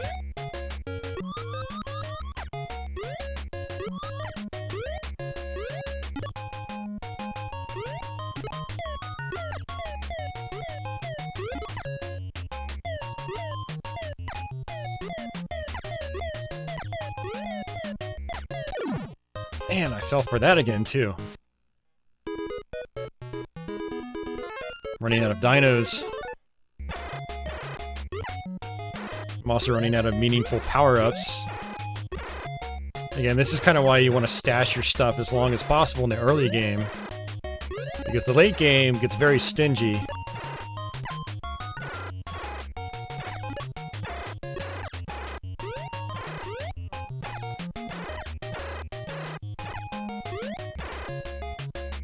Yeah, it looks like you can bait the lightning bolts. They just go wherever you are in the screen. That's why I jumped. Try to bait one of his lightning bolts upwards. Man, the game's like really stingy on bonus rooms too, at this point. I haven't found a single one yet on this world.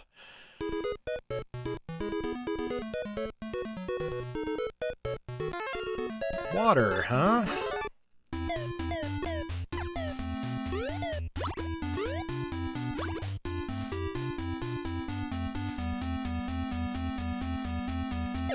Oh, messed that up. Getting a little cocky. But I mean, to be fair, like, I did want to speed up. You know, I wanted to use that dino to try to zip through this part. But now, I don't think it was such a good idea. I'm gonna run out of time. Yep. No time for you.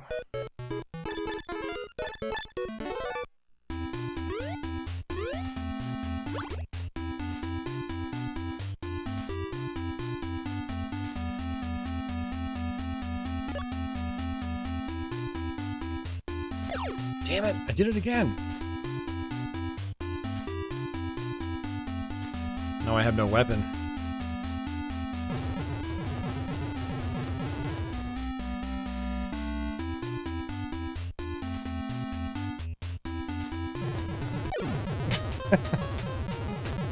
That's bad.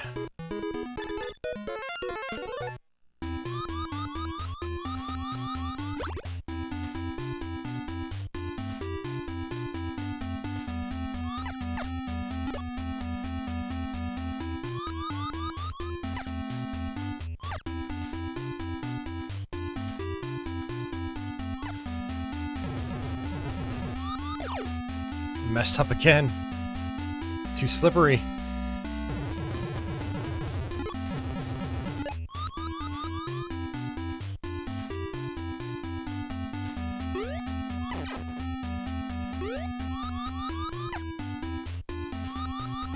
Oh, nice.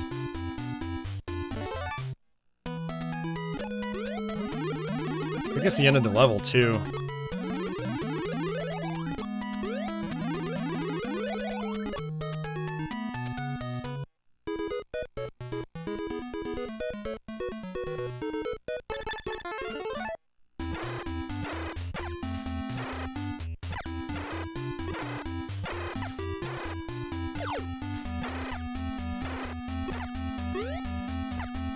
Yeah, I vaguely remember this level too.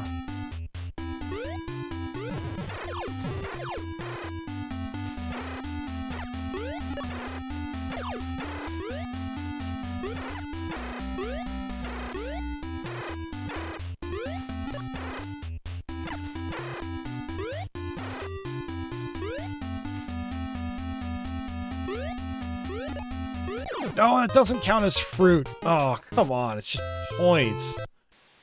Just points. We have to do those levels all over again. Damn it, man.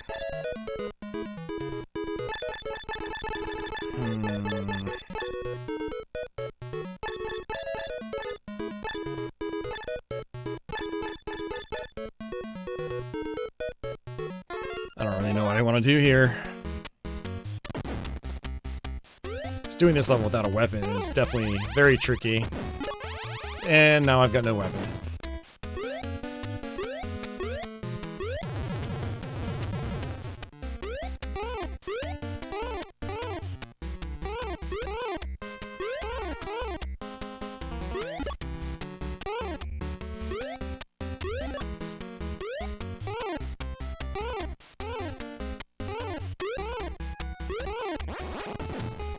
No. I'm almost about to give up at this point. Major trial and error territory.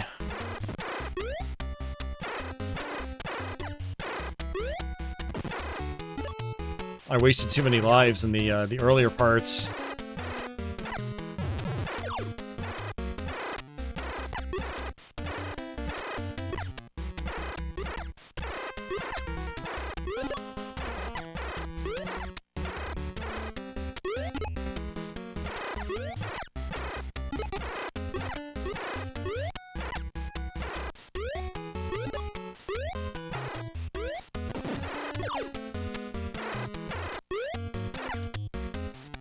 Alright, got it.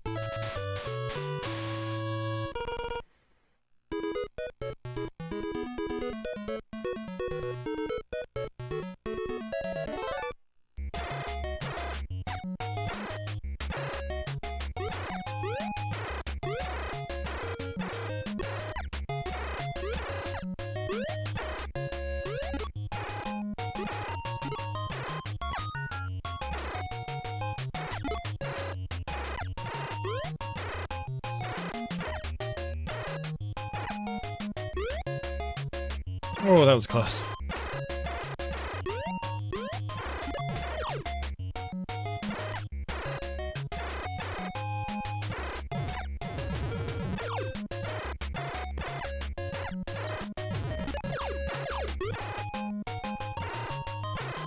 Another one down.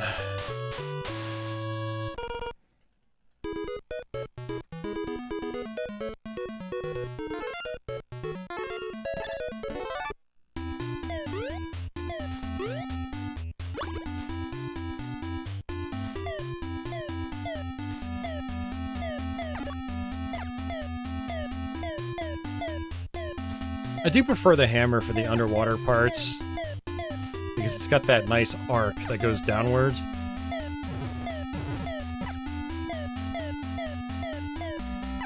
Good for enemies like that.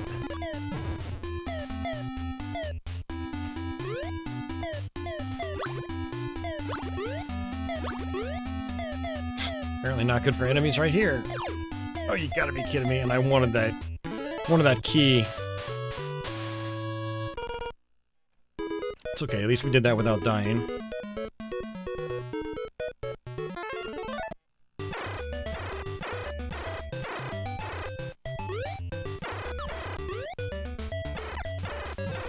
You know, this is a different level than the last one we went to. After that previous stage. I guess there is some randomness in this game. Never noticed that before. Thought the levels were always just set in the same order.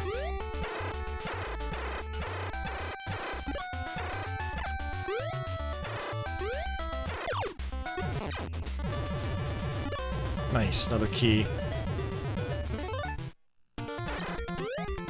This is actually my favorite of the bonus levels, because as long as you can stay on the waves, it seems pretty easy to get a perfect.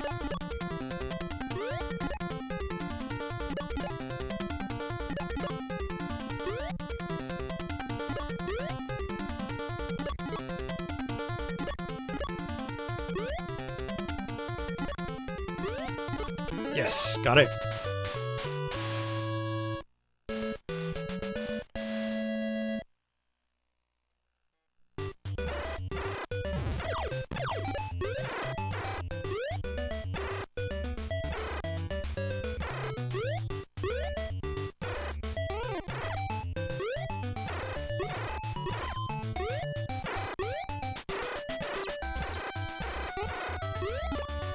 color palette conflicts. The pink frogs are now red. Because I got the red dino.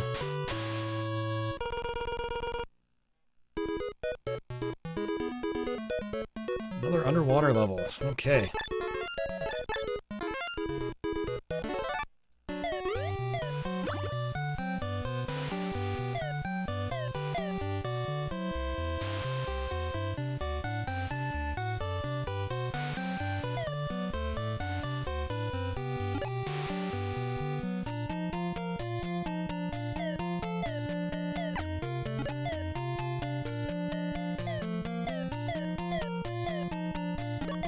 Yeah, things are definitely getting a little more tricky now.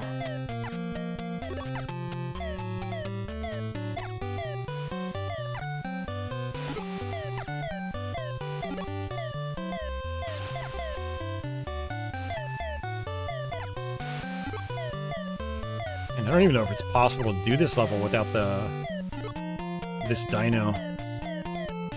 Alright, another one bites the dust.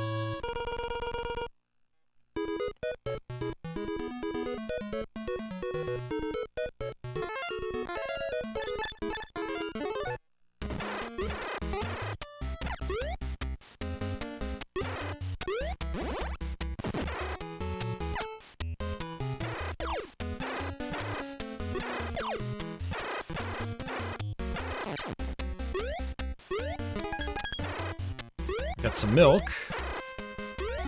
Also basically gives me all my health back.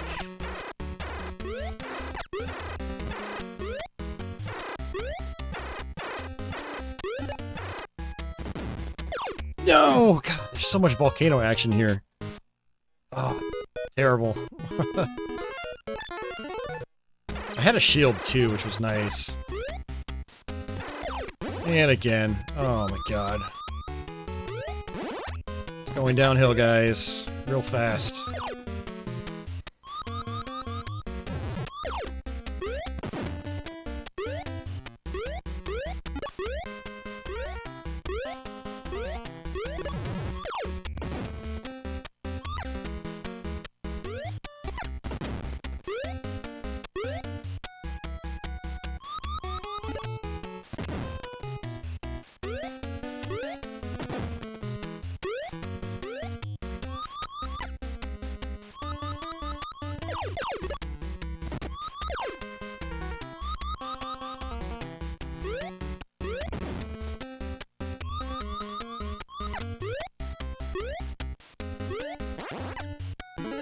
We got it. Okay.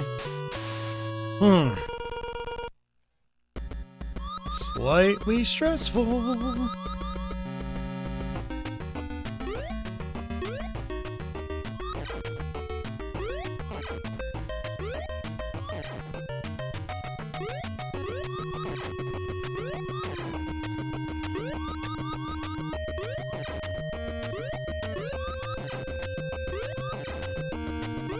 Yeah, I think this is actually the last boss.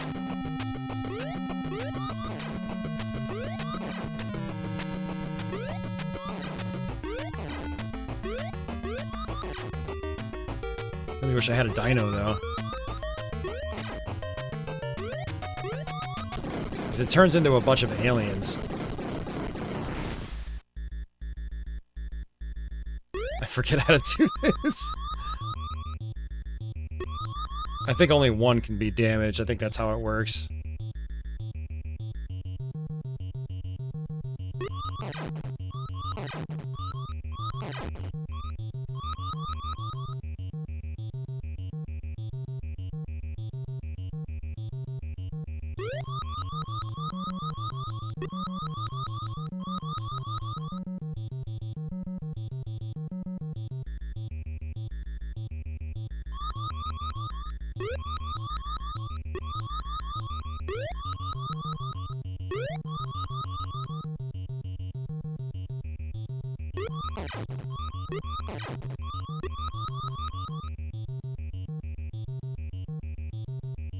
I might just rotate around clockwise.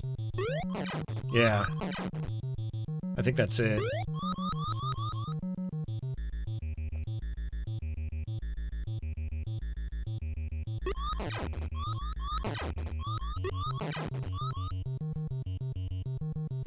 I do prefer the hammer overall.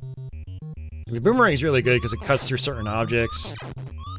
But with the hammer, I can just like get up in its face and just like mash the button as fast as possible.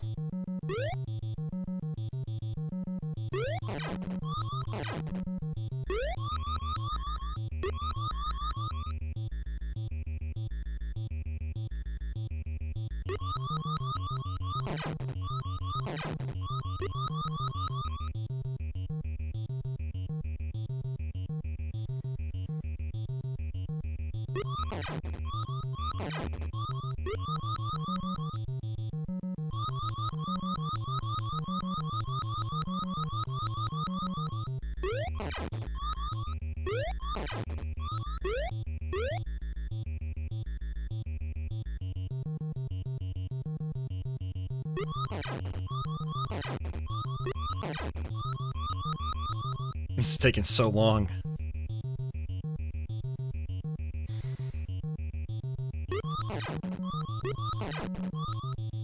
Alright, what's he gonna do different now that he's a darker color?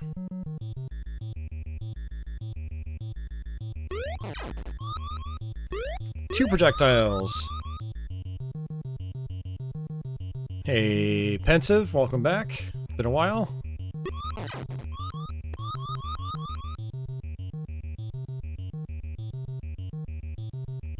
Yeah, if I had the hammer, I could just do more damage rapidly.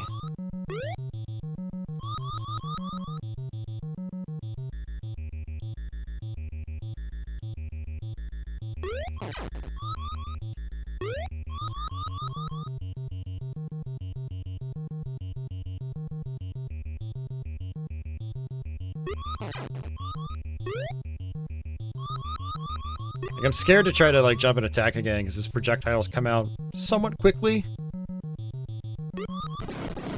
Oh, thankfully that first hit, when you lock in that one alien, or the correct alien, it's still doing damage to the overall boss fight. That's really good. Yeah, we just beat the game. Wow, that's pretty awesome. Man, we finished a bunch of games tonight that I wasn't planning on finishing.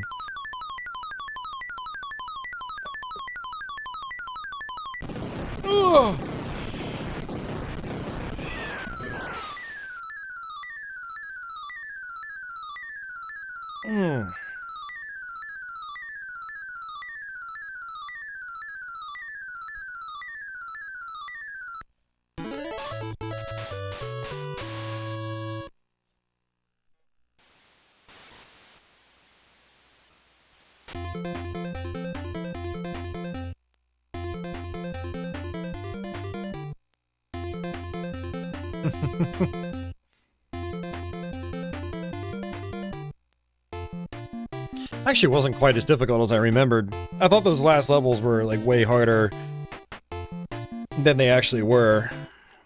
So maybe I was confusing some of the levels for Adventure Island 2.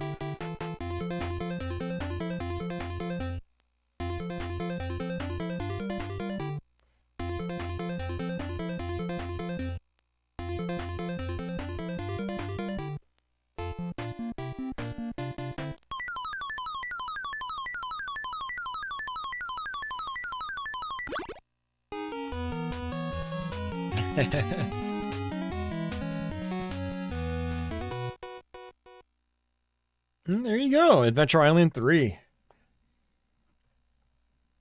So, yeah, that was definitely a game. So, it's getting kind of late. It's after 4 a.m. my time, and we've been streaming for almost 8 hours. I have one more gem for you guys.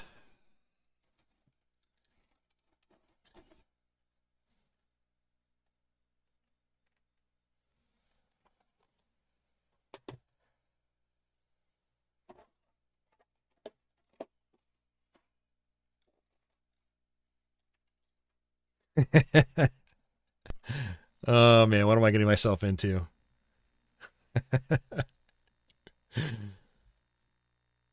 Oh man. Everyone's favorite NES game.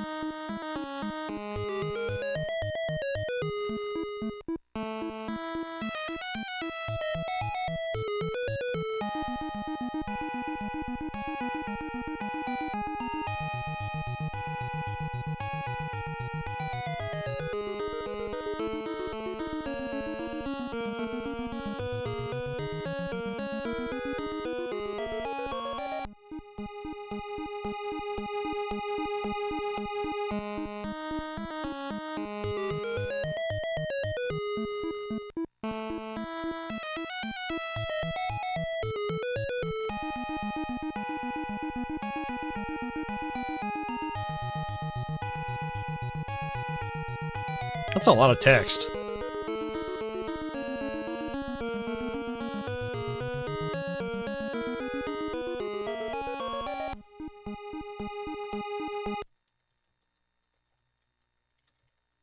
Let's see if I can get a manual scan of this game real quick.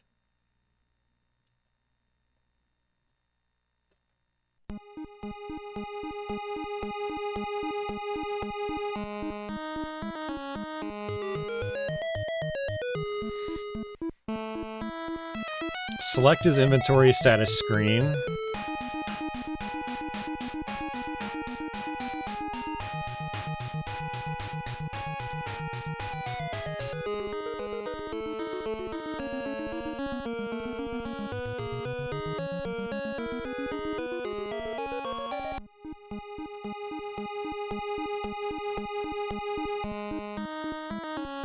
Seven bells echo throughout the magic palace.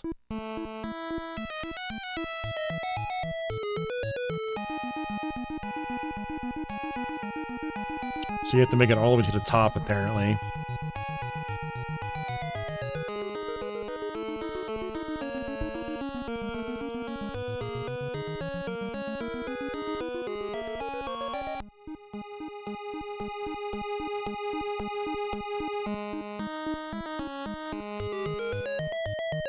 I'm looking through the instruction manual right now just to see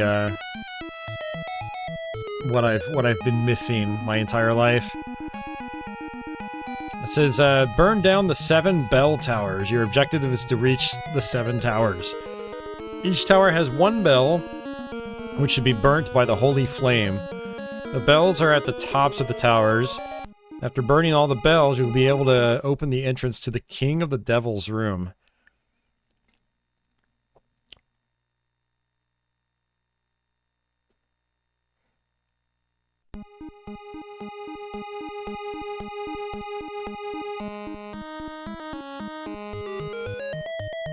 Alright, so there are items. You got multiple swords. Blue gauntlet increases speed of the sword. Normal glove, gray. You can shoot the sword at medium speed. There's a gold gauntlet. This is, shoots the sword at maximum speed. Okay. Apparently there's a special sword you get later on in the game. There's a double shot power-up, parallel shot. Shoot 2 swords in parallel.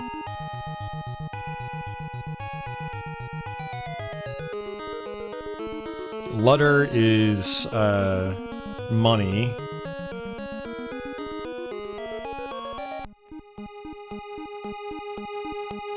Hearts with circles around them will permanently increase your health, up to 299. There's a chain helmet, iron helmet, hyper helmet, shield. Jeez, there's a lot of items in this game. Okay.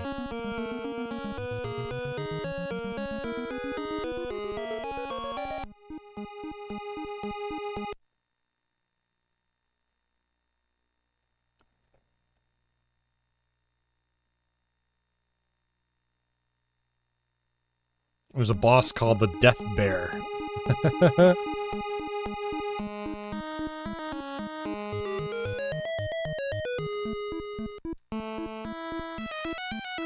So there are 7 different bosses.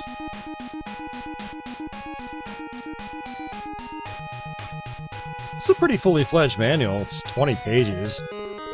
Draw a map for underground dungeons.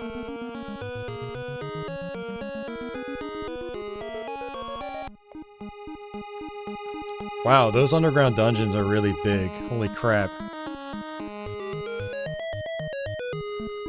Yeah, this game seems pretty daunting. Okay. Alright. This is gonna be interesting.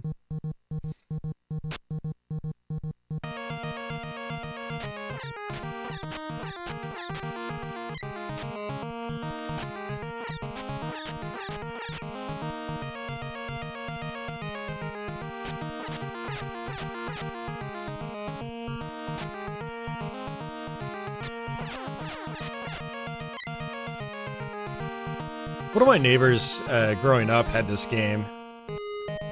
Oh, secret dungeon. Probably don't want to be here. So yeah, I do have a tiny bit of experience with this growing up. It was always pretty pretty out there. And it obviously has a reputation these days.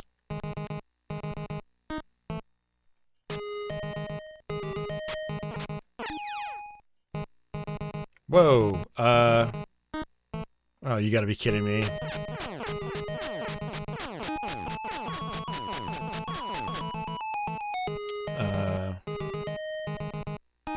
Am I stuck in the dungeon now? It's like I slipped into it. I was hoping to exit the dungeon. Oh, great. Yeah, and they say, like, you should map out the dungeons, and that's fine and all, but...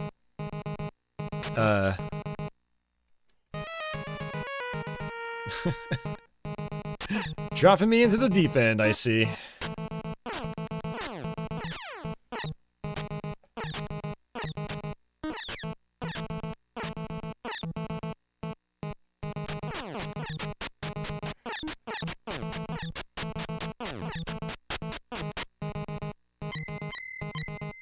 That's a lot of money. I like that.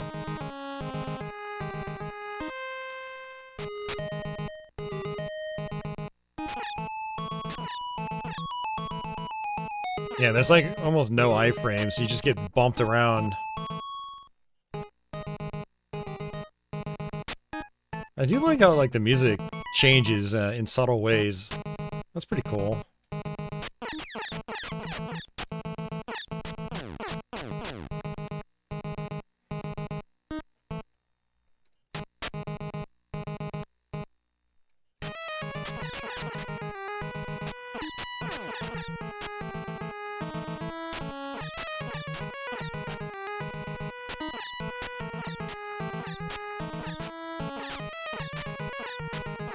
My sword is so weak right now.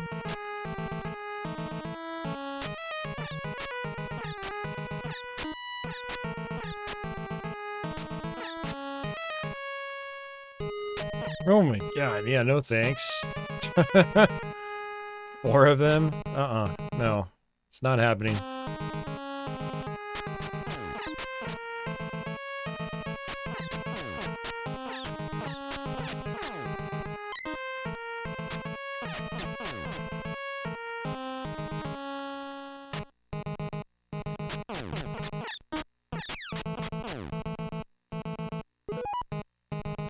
So a small heart is only 10 HP.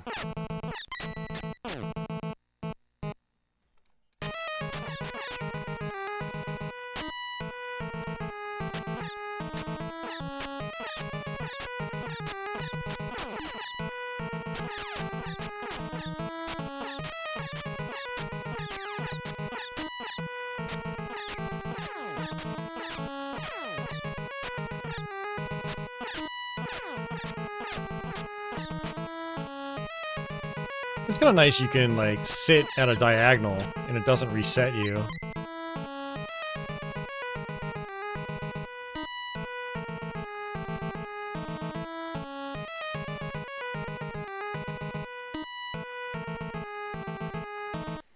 And from what I understand, when you die, you just hit start to continue again, and it will take you right back to the beginning, but you'll have you know, any of the, like, the special items you earned or level, I should say health upgrades you've earned. I think you'll keep that.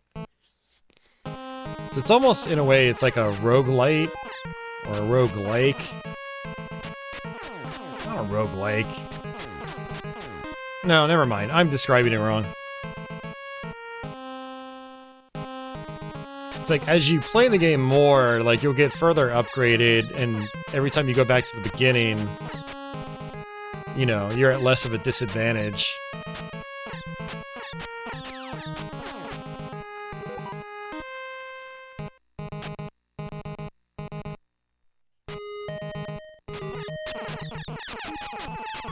Jeez, they are annihilating me.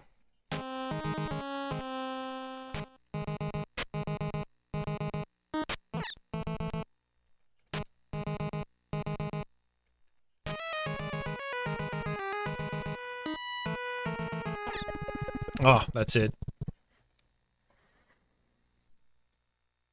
That's my password. Yeah, and it just puts the password in automatically. But I didn't really find anything, so... But I still have my money. Some of it, anyway.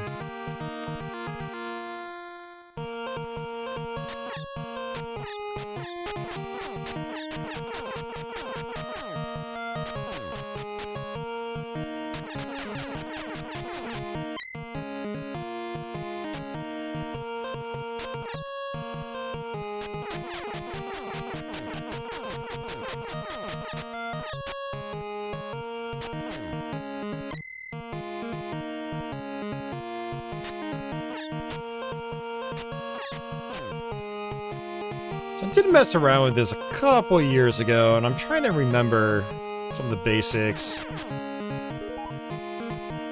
I think I did get some, like, health upgrades. Ugh. Yeah, that's instant death.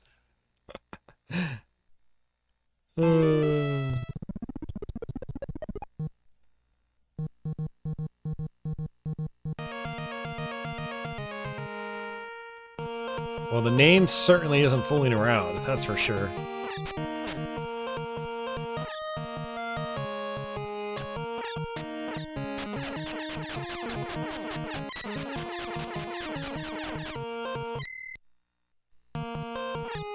Okay, those tiny ones are only $1.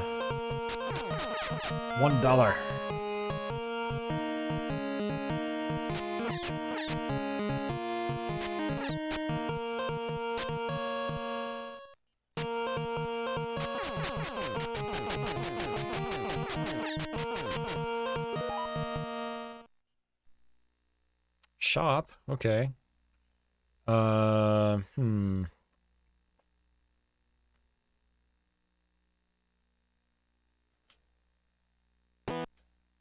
Sure. Red drink. Oh, that just gives me my health back. Oh, I feel like I wasted my money. Yeah, that was kind of a waste considering that, like, I can just die and get all my health back.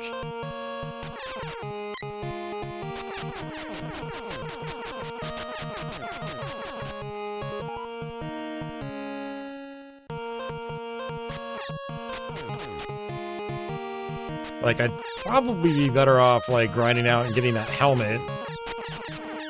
Oh. Just wasted all my money, only to die. Ugh.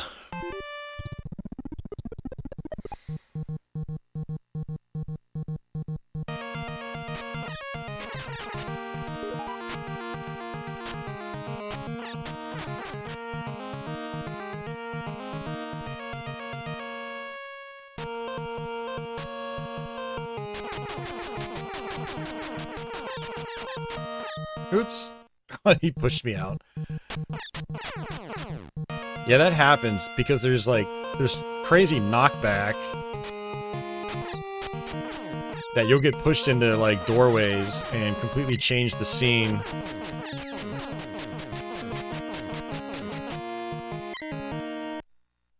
$57. So I guess maybe you always start with $50? $50?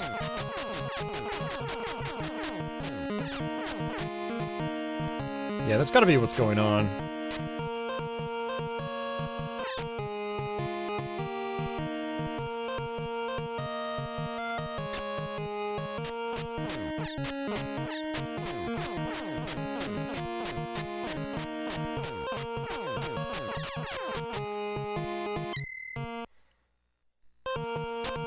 Oh, that's 10. Okay.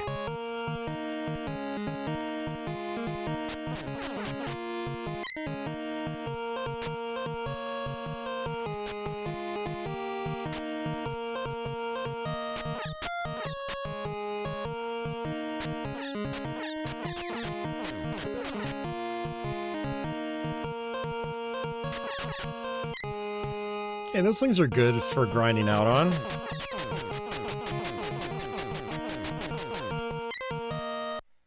$69. I think I needed 80 for the helmet.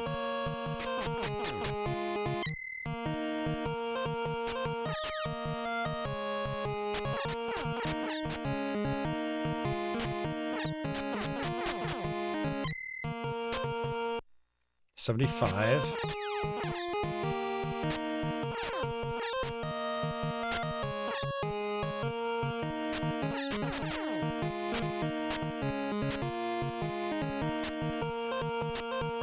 Yeah, being able to shoot 2 swords would be really nice.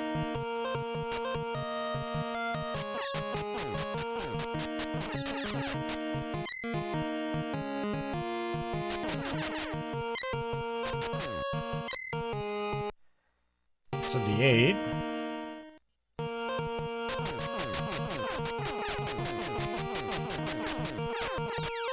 And you're very low on health.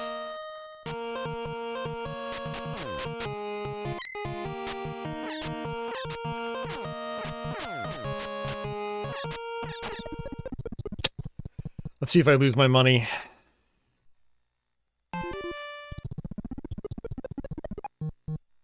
God, I lose my money too. It sucks. You always reset back to 50. I was trying to grind out for the 80. Oh no, that one was only 5.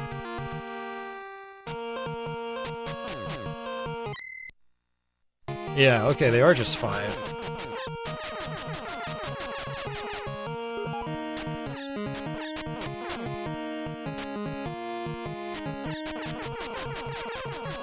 How many of you guys have played this game before? And of you guys, how far have you gotten? I guess the answer is, yes, I've played it, but never made it anywhere.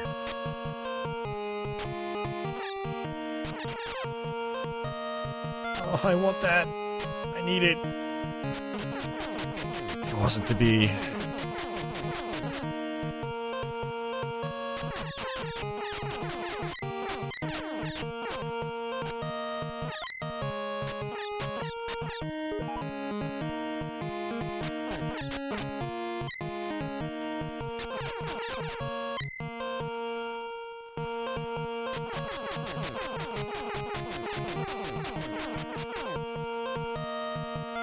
I wonder if he's got the same items every time. Okay, looks like he does. 70, huh? I'm going with that. Fire magic. Great, these are one-time use items.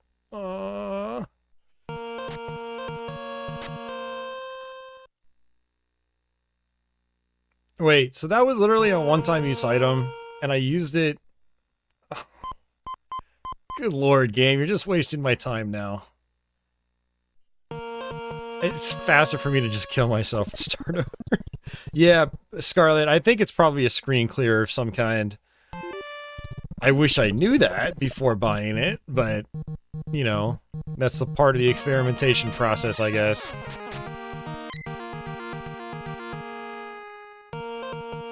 Ugh.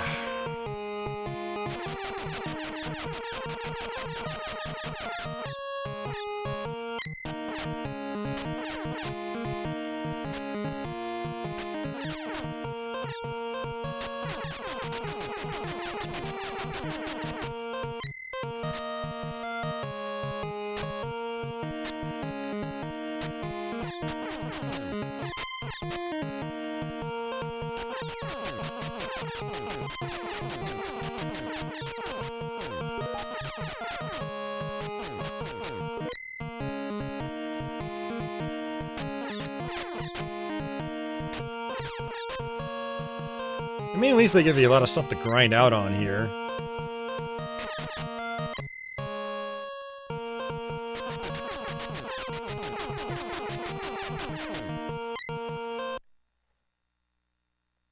Got 80.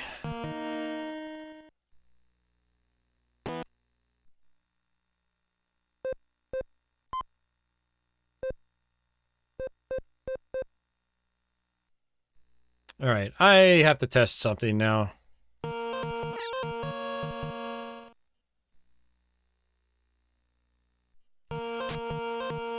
Whee! Well, that's what I wanted to test. Is it actually a permanent upgrade? Yes, it is. Okay, great. Yeah, so it seems like that's the first thing you want to buy. Get that helmet. And I just gave myself $50 for free.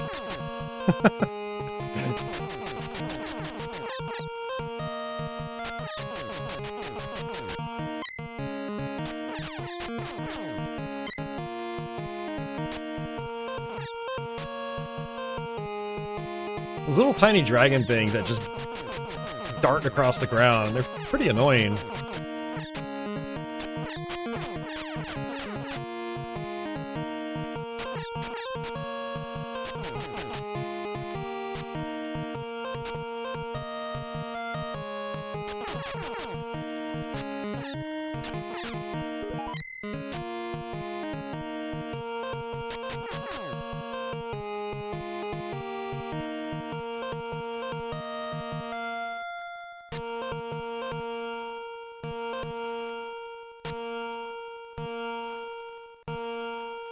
Holy crap, there's like a bat right on top of me. I can't... It's like I can't do anything about it.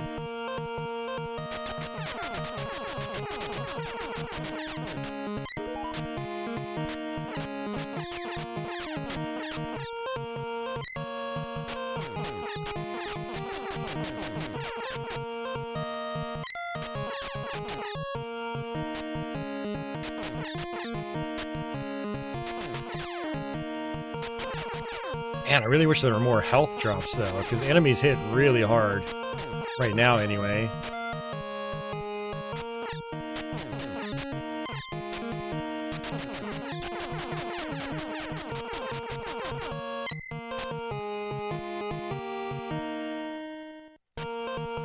Ooh! Permanent health upgrade. Nice.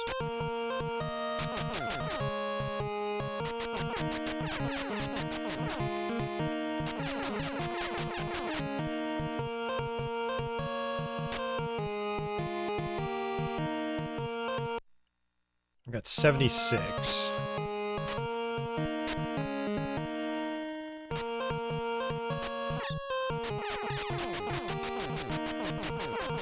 Yeah, apparently your health can go up to 299.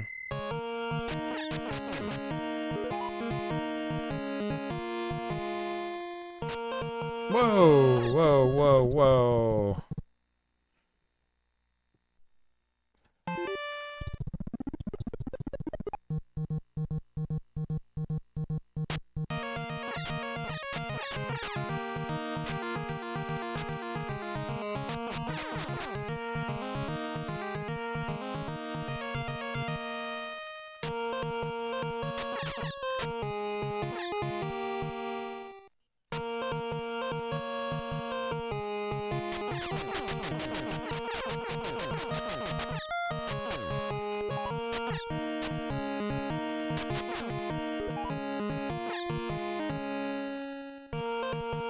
Another encircled heart. Very nice.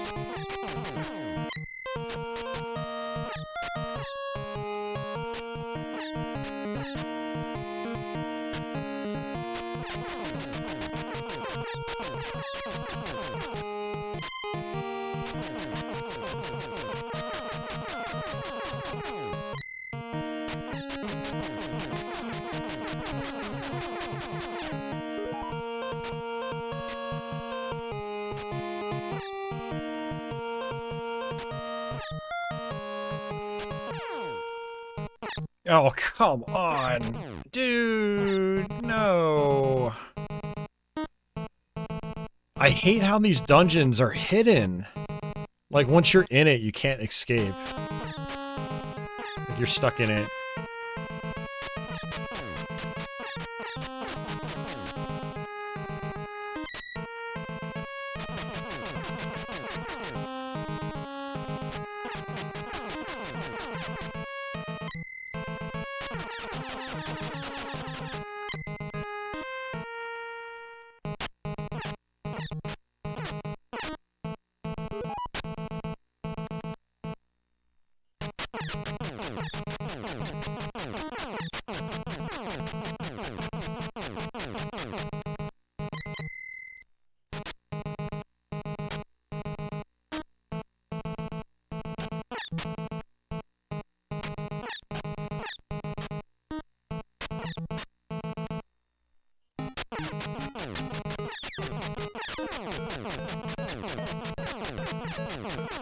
I wonder if, like, the change in music is to signify that, like, you're getting closer to where you need to be.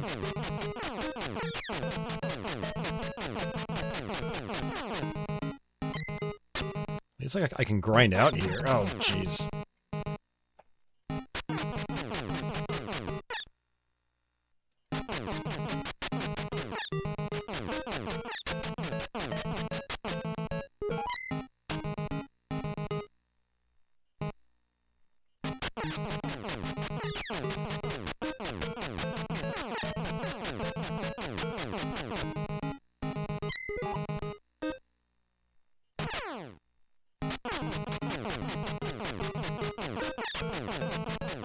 Just trying to get some health back.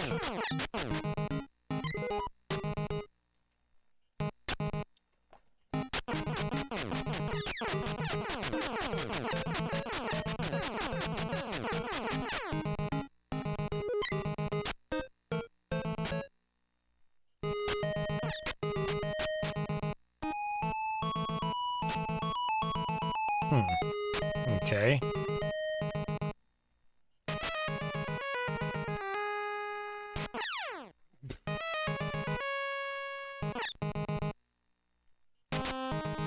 Yeah, that's real fair.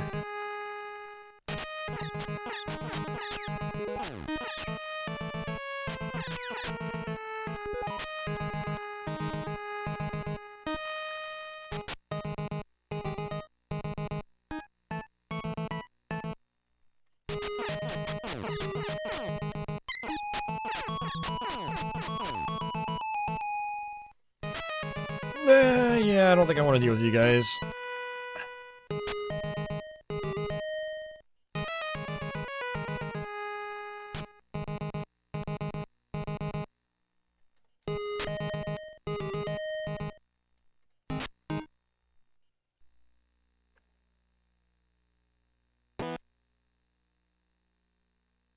Is that a permanent upgrade? It was a shield. Yes, we got a shield. Okay. I don't know. Oh, no, it's not what I'm trying to do.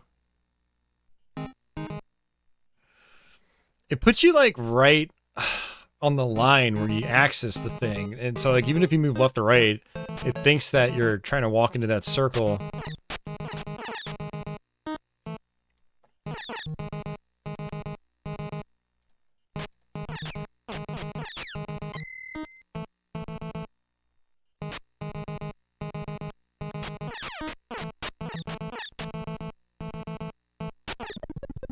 And I'm dead.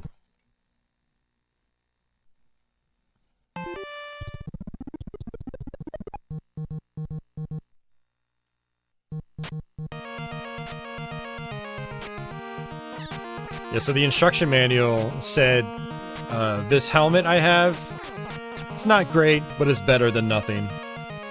And same with the shield. They were like, it's not good, but it's better than nothing. Like, are you serious?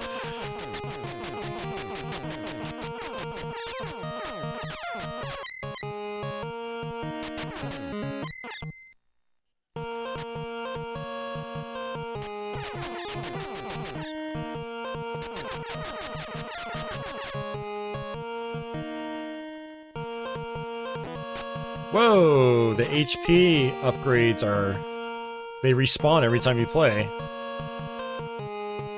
That's interesting.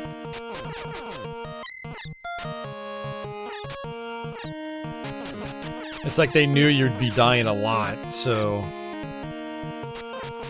Very interesting. Let's come back down here. There's another one.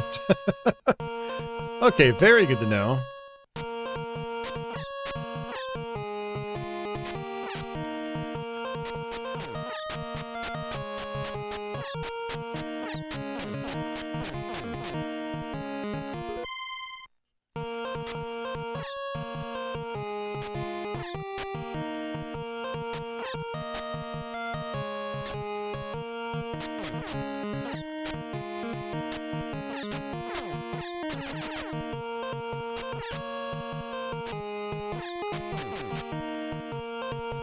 Wow, another one. Okay. Ah!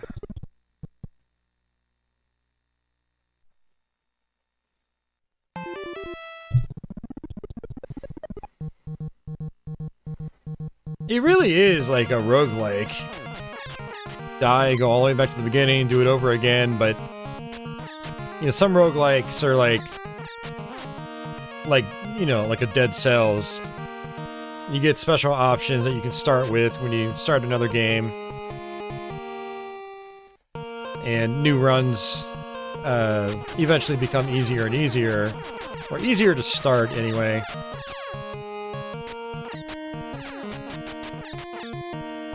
I mean, there are definitely similarities. Which is actually kind of cool, given how old this game is.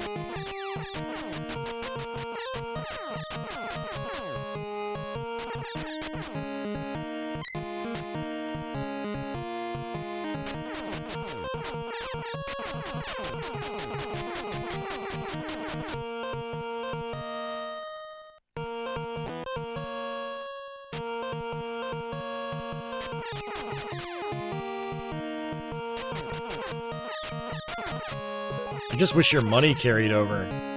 You know, instead of it resetting every time you restart. It makes the grind for stuff a little tedious because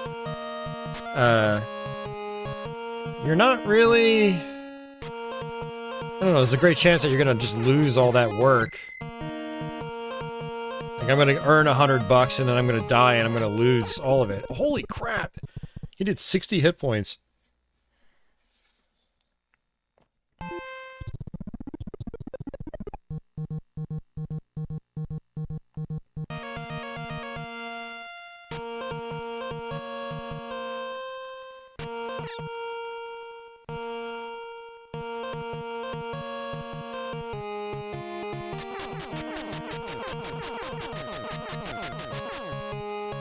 Even though my hit point max is extending every time we do this, it only starts me off with 100 hit points. I guess that's where buying those potions comes in handy.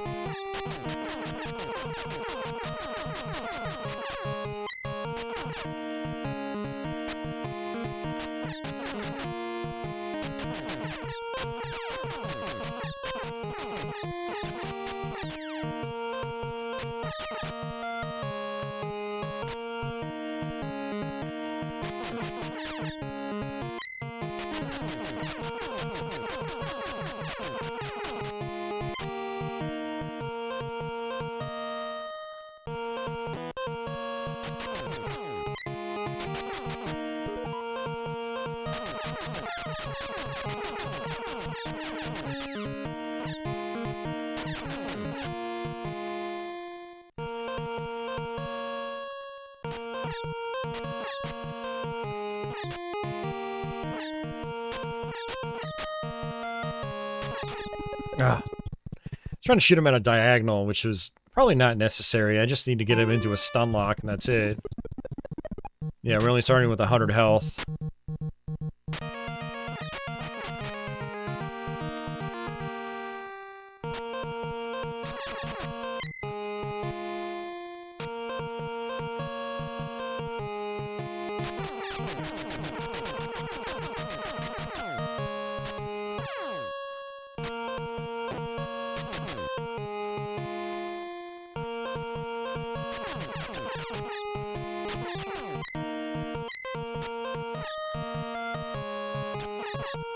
It'd be nice if the heart circles actually gave you a little bit of health back too when you pick them up.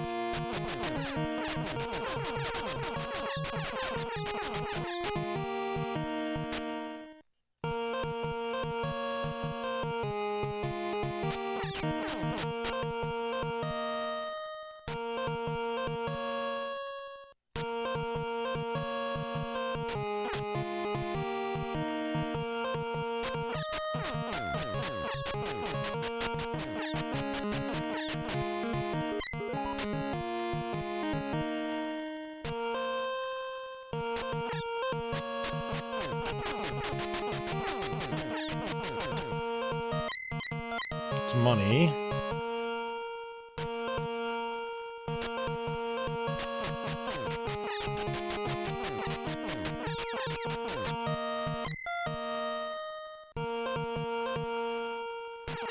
Yeah, I knew that was gonna happen. I had to try. I was like, I know that dragon's gonna be there and I'm gonna take guaranteed damage. Ugh.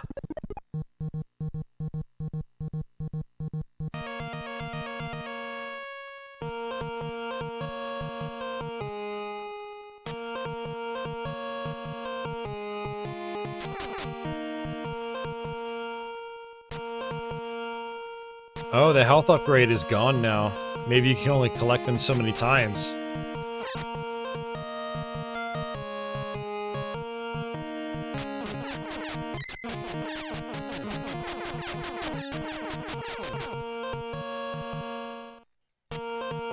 Yeah, they're not appearing anymore.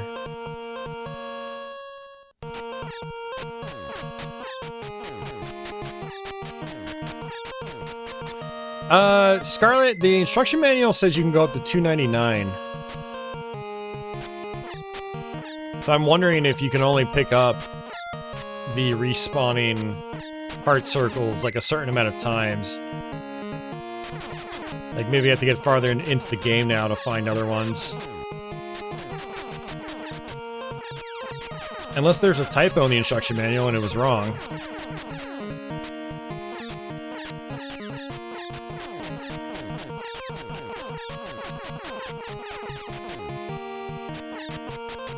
My wrist is starting to kill me right now.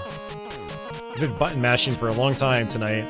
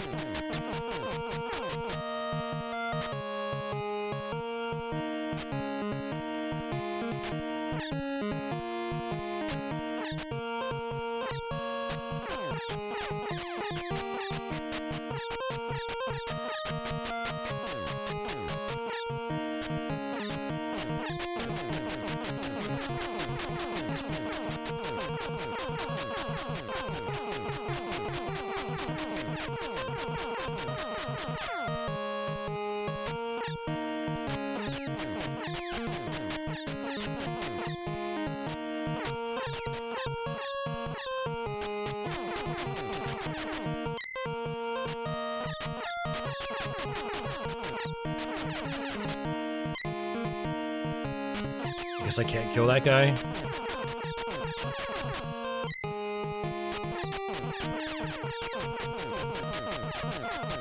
Seems like it's not worth it.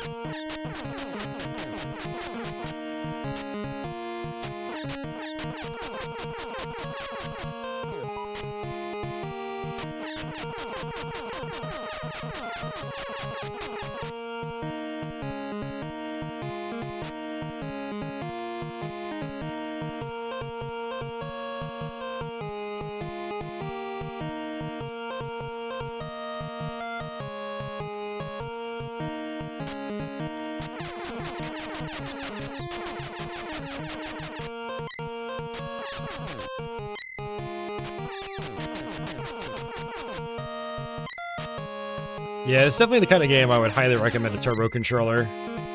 I like button mashing, but... Oh, no. No! I didn't want to go to another dungeon!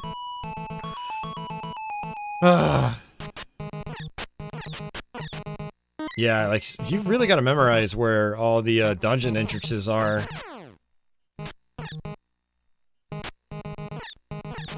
Oh, good lord.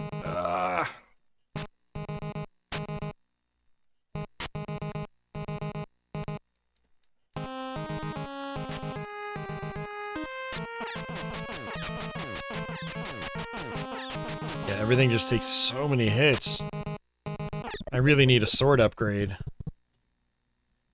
Alright, we'll give it a couple more tries, and then I'll probably end up heading out, since we're almost at the 8.5 hour mark.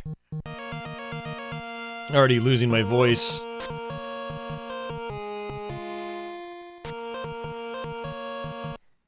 Yeah, $50. So you should come back up this way. I know there was a dungeon here, but I also want to see if there are any other doorways or shops I was missing.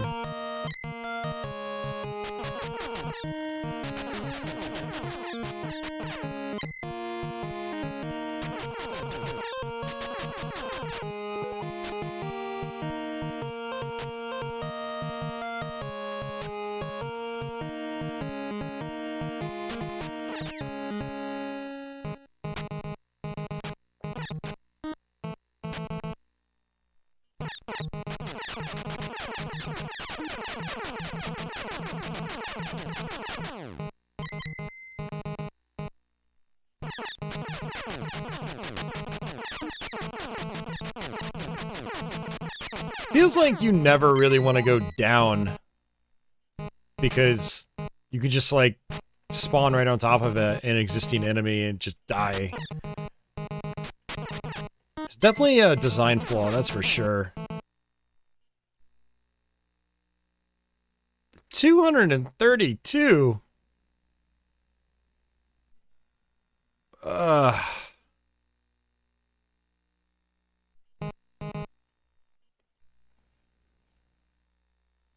That'll take forever to grind out for.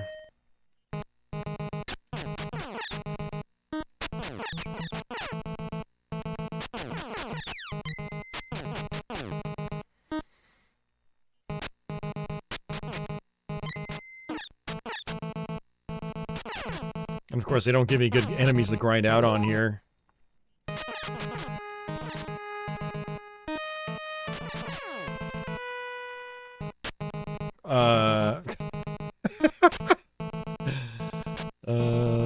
No thanks.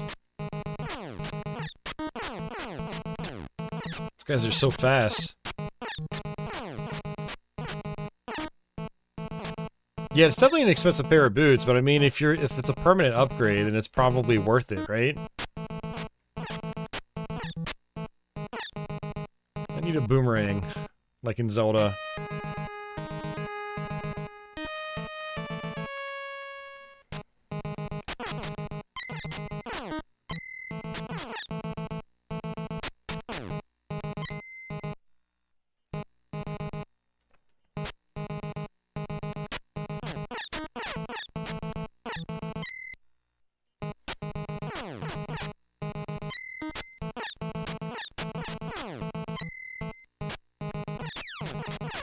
Man, this would be a long grind if I did that with those little guys. Or just like the one... Whoa! Another shop. I already have those.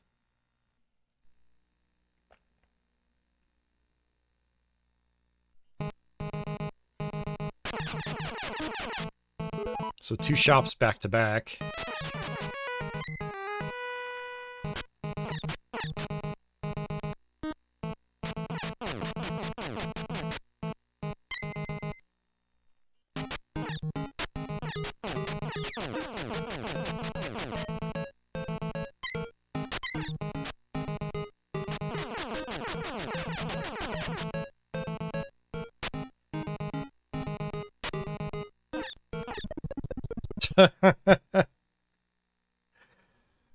Okay, so I mean, I could technically grind out for money and then go to that dungeon and buy the boots, but I'm definitely not going to do that right now.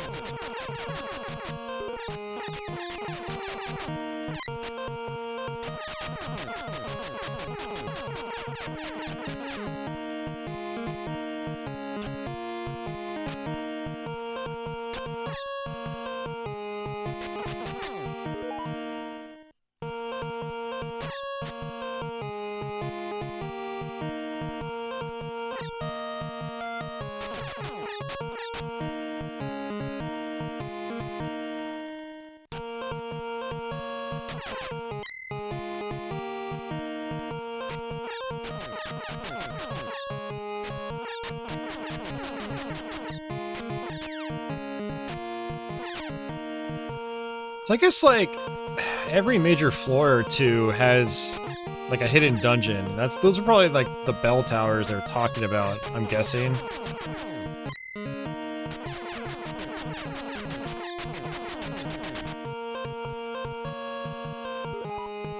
And you have to figure out where all those are, and you probably have to go through each one. I'm guessing. I don't know for sure, but...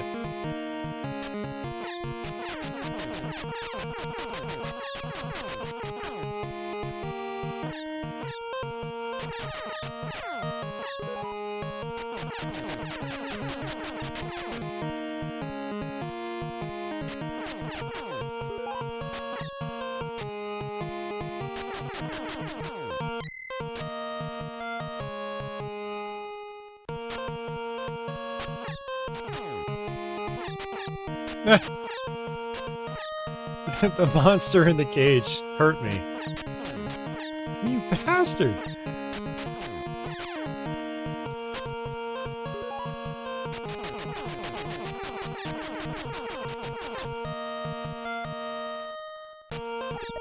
Oh, you bastards!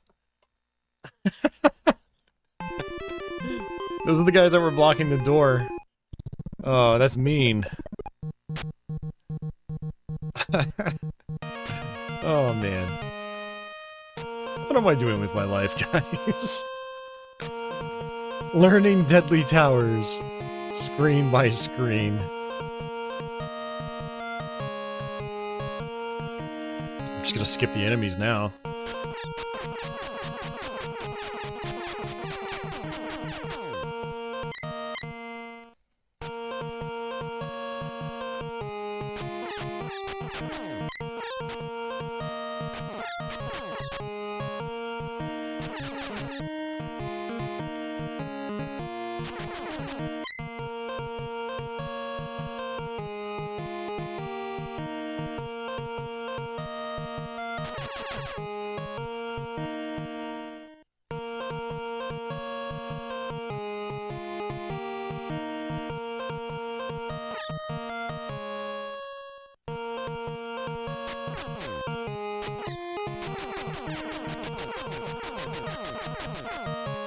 I just wish I was a little more powerful so I can kill these enemies faster.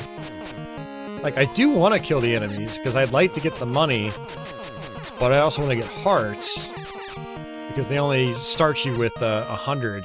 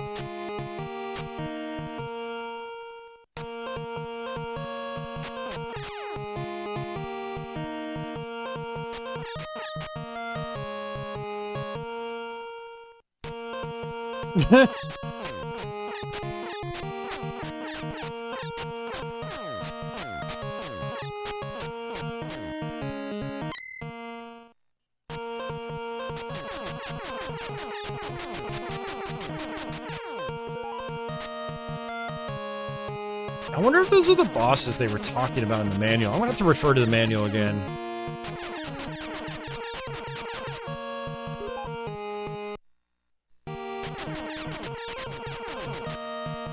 Because it looked like one of the enemies they kind of like grayed out in the instruction manual.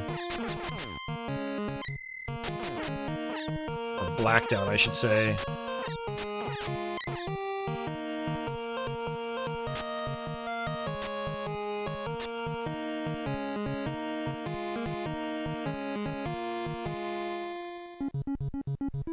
Oh wow, what is this? Okay.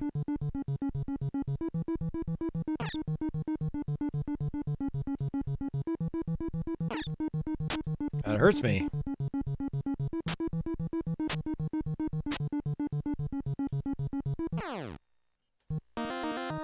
Whoa, okay.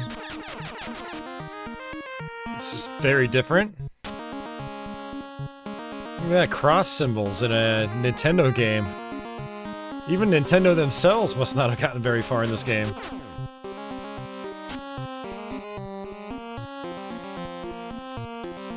At this point in time in history, they would have devs censor that stuff out or change it.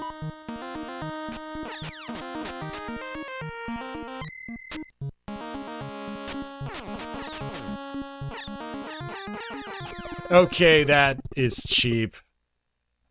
The bat pinned me to that back wall. I couldn't move. Oh, man. Okay,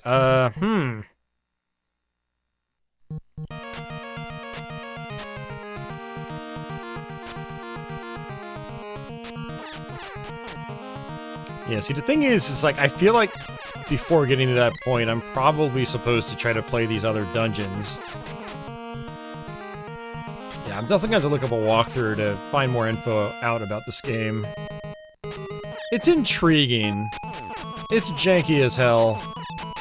But it's intriguing. To me, anyway.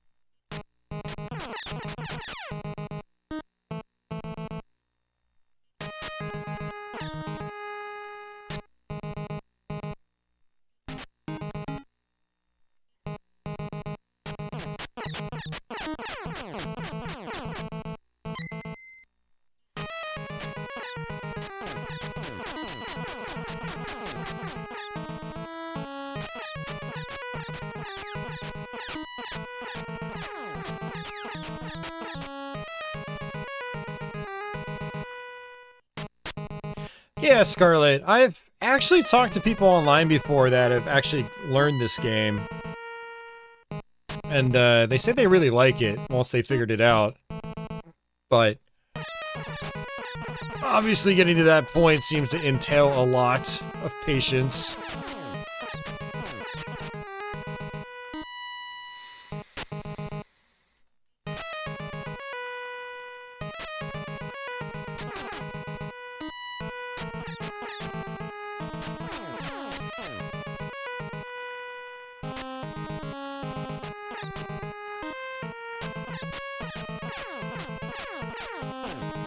I mean, I don't know if I could ever really like this game a lot.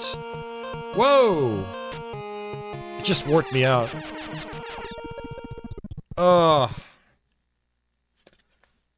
It seems like it would be a lot to learn and a lot to take in.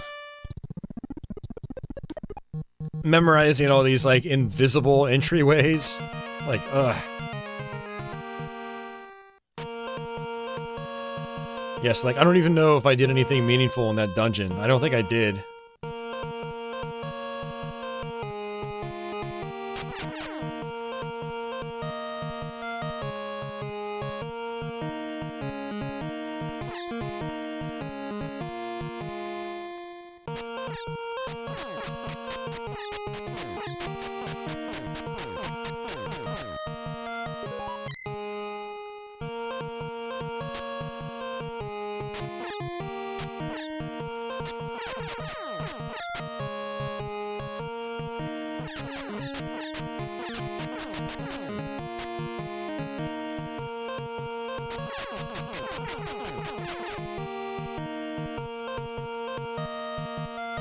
Yeah, and I guess if you're just trying to rush through, you can just dodge a lot of this stuff. Just avoid it.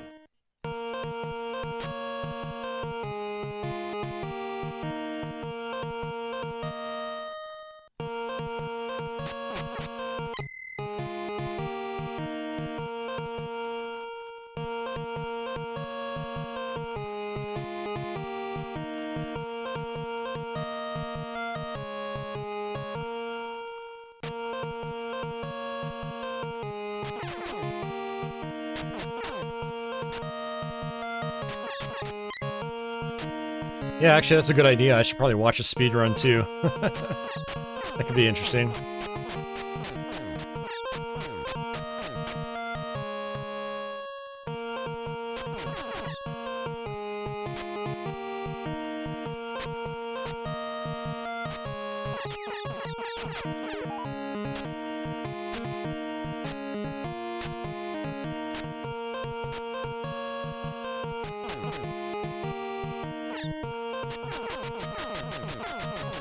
God, the blue circles, they do so much damage. It's a crazy amount of damage.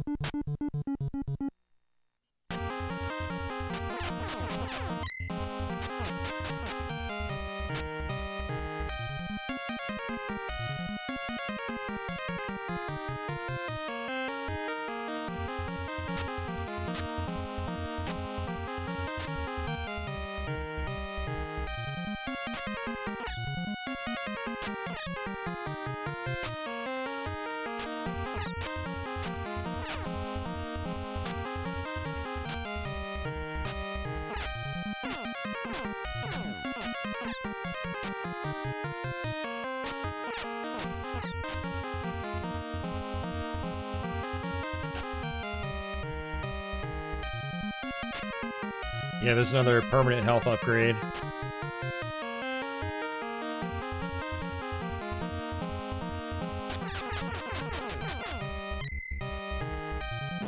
Nice.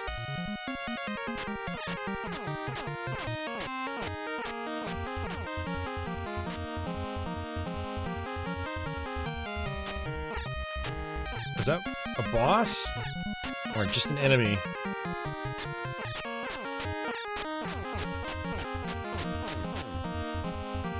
No, just an enemy.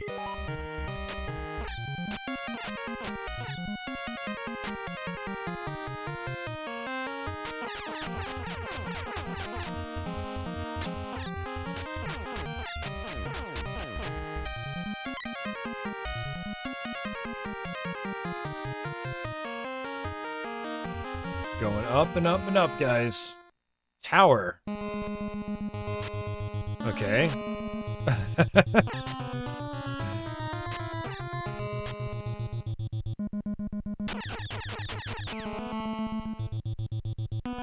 Yeah, I've never seen this far into the game before, so... Okay, bats, I really don't like you.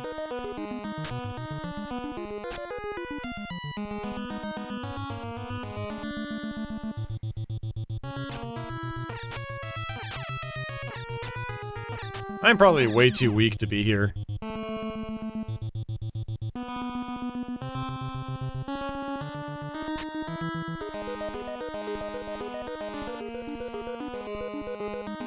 Those are ladders, so you can't shoot when you're on top of them or climbing them.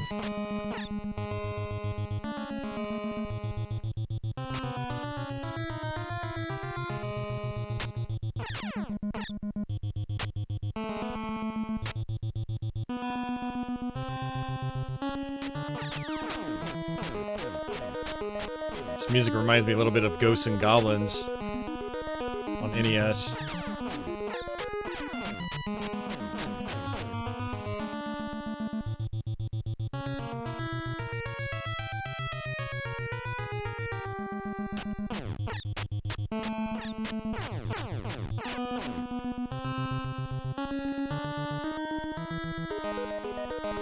Those bats are some of the worst.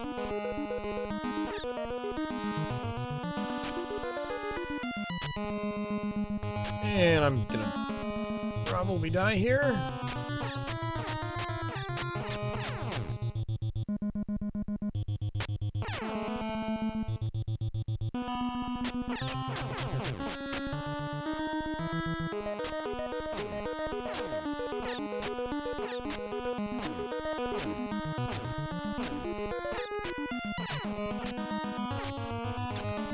This is where having a health refill potion would come in handy.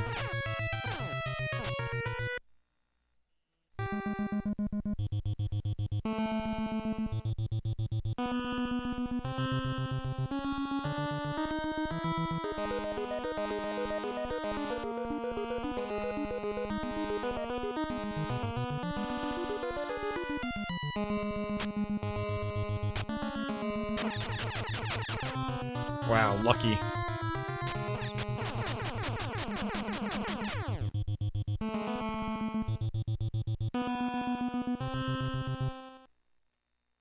Beat Plant's room. Oh, Jesus. This is a boss. So that's a legit boss. Okay. Oh, man. I think I'm going to actually snapshot this password. Why not?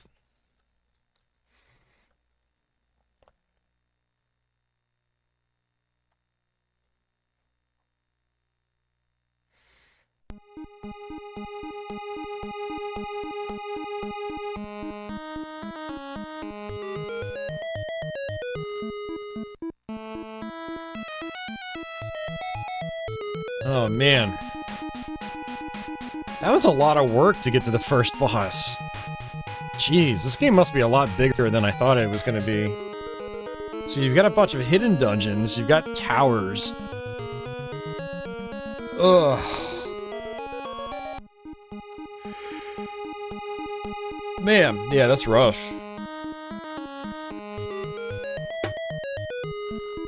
Ugh. Alright guys, I think I'm gonna get out of here. It's been a long stream. I haven't done a nearly 9-hour stream in a long time. Press start, the game ain't beating itself. Oh man. I'm going to read up on this game and watch some long plays. See what other people do. Let's see. Deadly Towers. Long play. Looks like it takes about an hour to get through.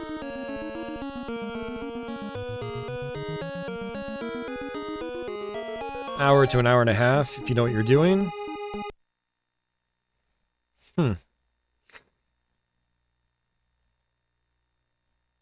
Interesting.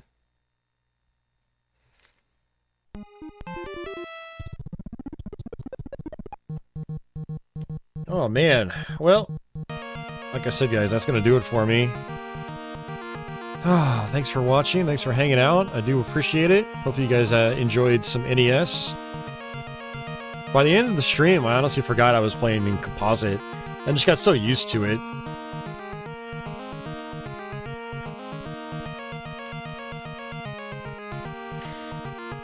Oh, that's the slide I wanted. There we go. Yeah, I'm gonna get out of here, guys. I'll try to have the archive up sometime tomorrow. And,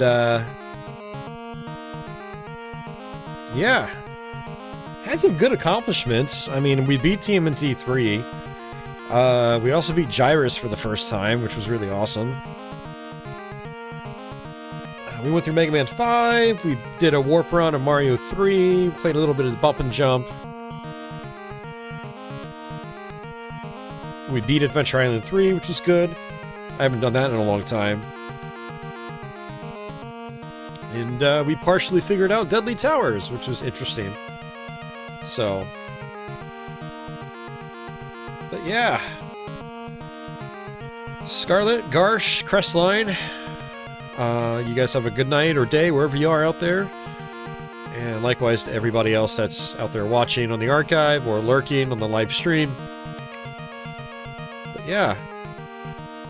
Check back in tomorrow if you want to watch, if you want to play catch up. I'll make sure everything's time-coded and you can skip around. But yeah, I'm tired, I'm hungry. I need to get some food in my stomach and then try to get to sleep. But, yeah, guys, I don't know what else to say. I'm just burnt out right now. So I guess until the next one, take it easy.